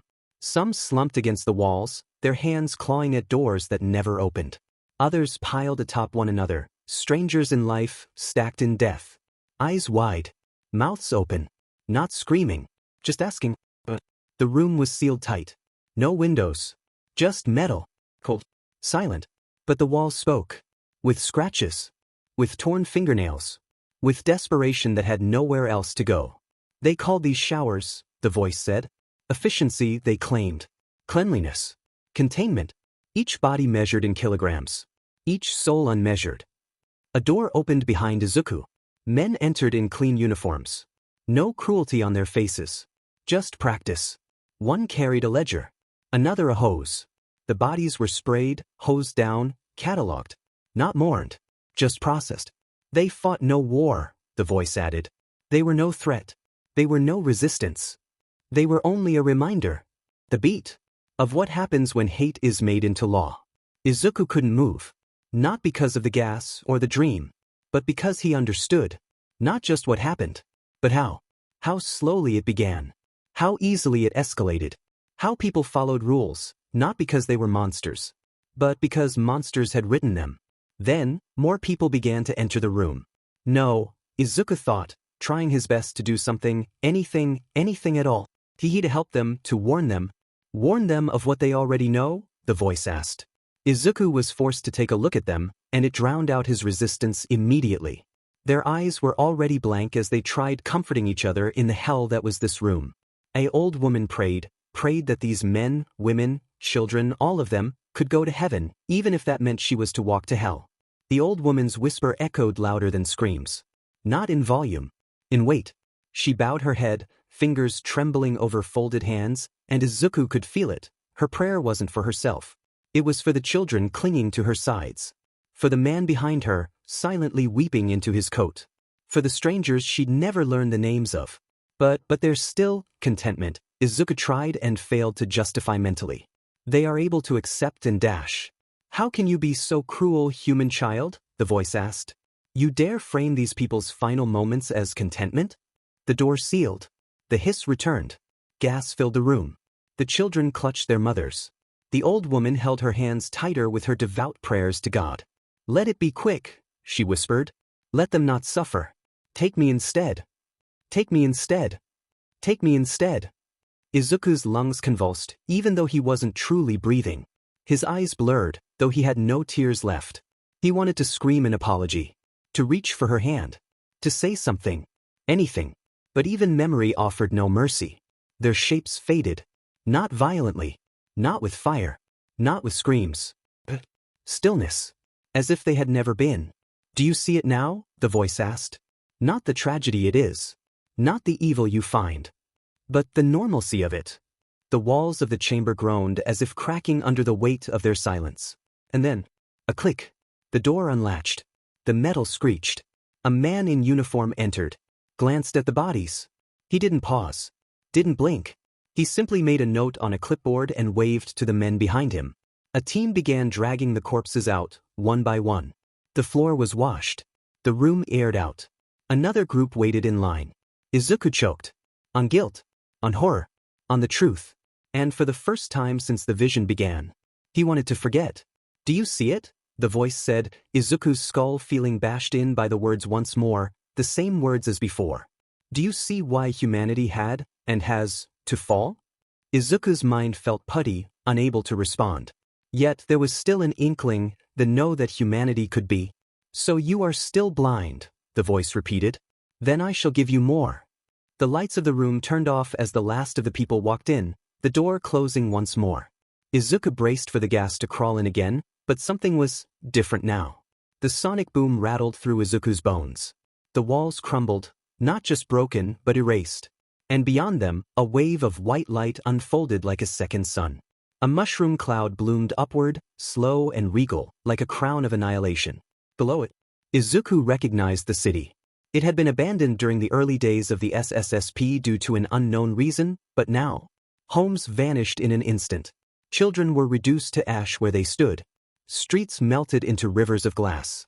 And in the middle of it all, a silence so total it crushed the soul. Fires rose from the ashes of it all, but Izuku felt it. This was no battle. This wasn't chaos given form, nor the atrocities of a single man, no. This was the precision of science, gifted with the power of suffering and hell itself. Izuku's vision blurred as heat waves twisted the air. He distantly heard the siren calls of a guitar and a bass. Why now? Izuku thought. The music, the voice answered. The music and the past, that is what you wanted, isn't it? In the ruins he saw them. Survivors, if you could call them that. A boy with burns across his back dragging a girl who had no legs. In my eyes. A mother pressing cloth to her baby's chest, too charred to scream. Indisposed. A man kneeling beside the shadow of a friend, burned into the concrete, perfect and still. In disguises no one knows. Now the boy hugged the girl's body, crying rivers of pain, whispering her name. Hides the face. Now the mother dropped the corpse of her child in ashen snow, screaming for the men dragging her away to stop, to let her have her baby. Lies the snake. Now the man took his own gun to the chin and pulled the trigger back. And the son in my disgrace. Izuku screamed. But the sound didn't escape his throat. It collapsed inward. He wasn't watching anymore. He was drowning in it. In bloodless pain. In the white ash that settled over every memory like snow. Boiling heat. They called it peace, the voice whispered. But all peace built on silence is temporary. Summer stench. And silence is screaming for you now. The white ash fell heavier now. It did not melt. It did not burn. It simply settled, on his shoulders, in his lungs, behind his eyes. A snowfall made from memory. 'Neath the black, the sky looks dead. Do you see it? The voice said, Izuku's skull feeling bashed in by the words once more, the same words as before. Do you see why humanity had, and has, to fall? Call my name. Izuku felt his tears run down his cheeks. But isn't this only humanity's cruelty? Shouldn't anything else be taken into account? Through the cream. And what good would that do? The voice continued. If humanity is always going to repeat itself? And I'll hear you scream again. Izuku's eyes widened as a plane flew overhead and into the distance, something small dropping from it. Black hole sun. The mushroom cloud came to be once more. Won't you come? Izuku's ears filled with the screams of hundred, the suffering, the horror. We're going to join Daddy. We'll be where Daddy is soon. A young woman whispered to her two dead children, her body unable to protect them. And wash away the rain? The city pulsed. With fire. With sirens. With sorrow that had no name. Izuku fell forward, not physically but entirely. He landed in ash. In silence. In them. Black hole sun. The girl with no legs looked up from the ruin. So did the boy, now dead alone in a makeshift house. So did the mother, now dead alone, body used and abused. So did the man, gun still smoking in his hand. Eyes burned away. And yet their faces were filled with endless horror. Won't you come? Izuku felt his body now as it shrieked and writhed in agony. Do you see it? The voice asked, but this time, its voice was sharp and ripped into Izuku's skull, placing its knowledge in every corner of Izuku's mind. Do you see why humanity had, and has, to fall? Won't you come, won't you dash? Izuku abruptly sits up, breathing heavily, back in the room with the cursed MP3 player, a blonde girl and the Ud from before startling from his sudden movement. Izuku turned his head to glance at the MP3 player, and backed off on all four in absolute fear. Whoa, Izuku, calm down, the blonde girl tried to reason. Let's just dash. Who are you? How do you know my name? What's going on? I don't know what's real anymore. The Ud calmly walked towards Izuku. I see. It appears. I am not as adept with the Go's mental energies than I'd thought. I'm sorry, Midoriya Izuku. I'm sorry you had to suffer. I am truly sorry for what you've seen. Sure, it's going to be okay, Izuku, the blonde girl murmured, Izuku tightly. No, stop, let go. Please let go. As if struck, the blonde girl let go, her face wounded. Izuku's body shook as he glanced around the dark corners of the room, backing into a corner. He curled himself into a ball there, and began loudly sobbing. Himiko approached Izuku quietly, and sat next to him, patting his back. Don't worry, Izuku, she murmured, mind reeling from the current circumstances. I'm here for you, okay? You just need to ask. To be continued.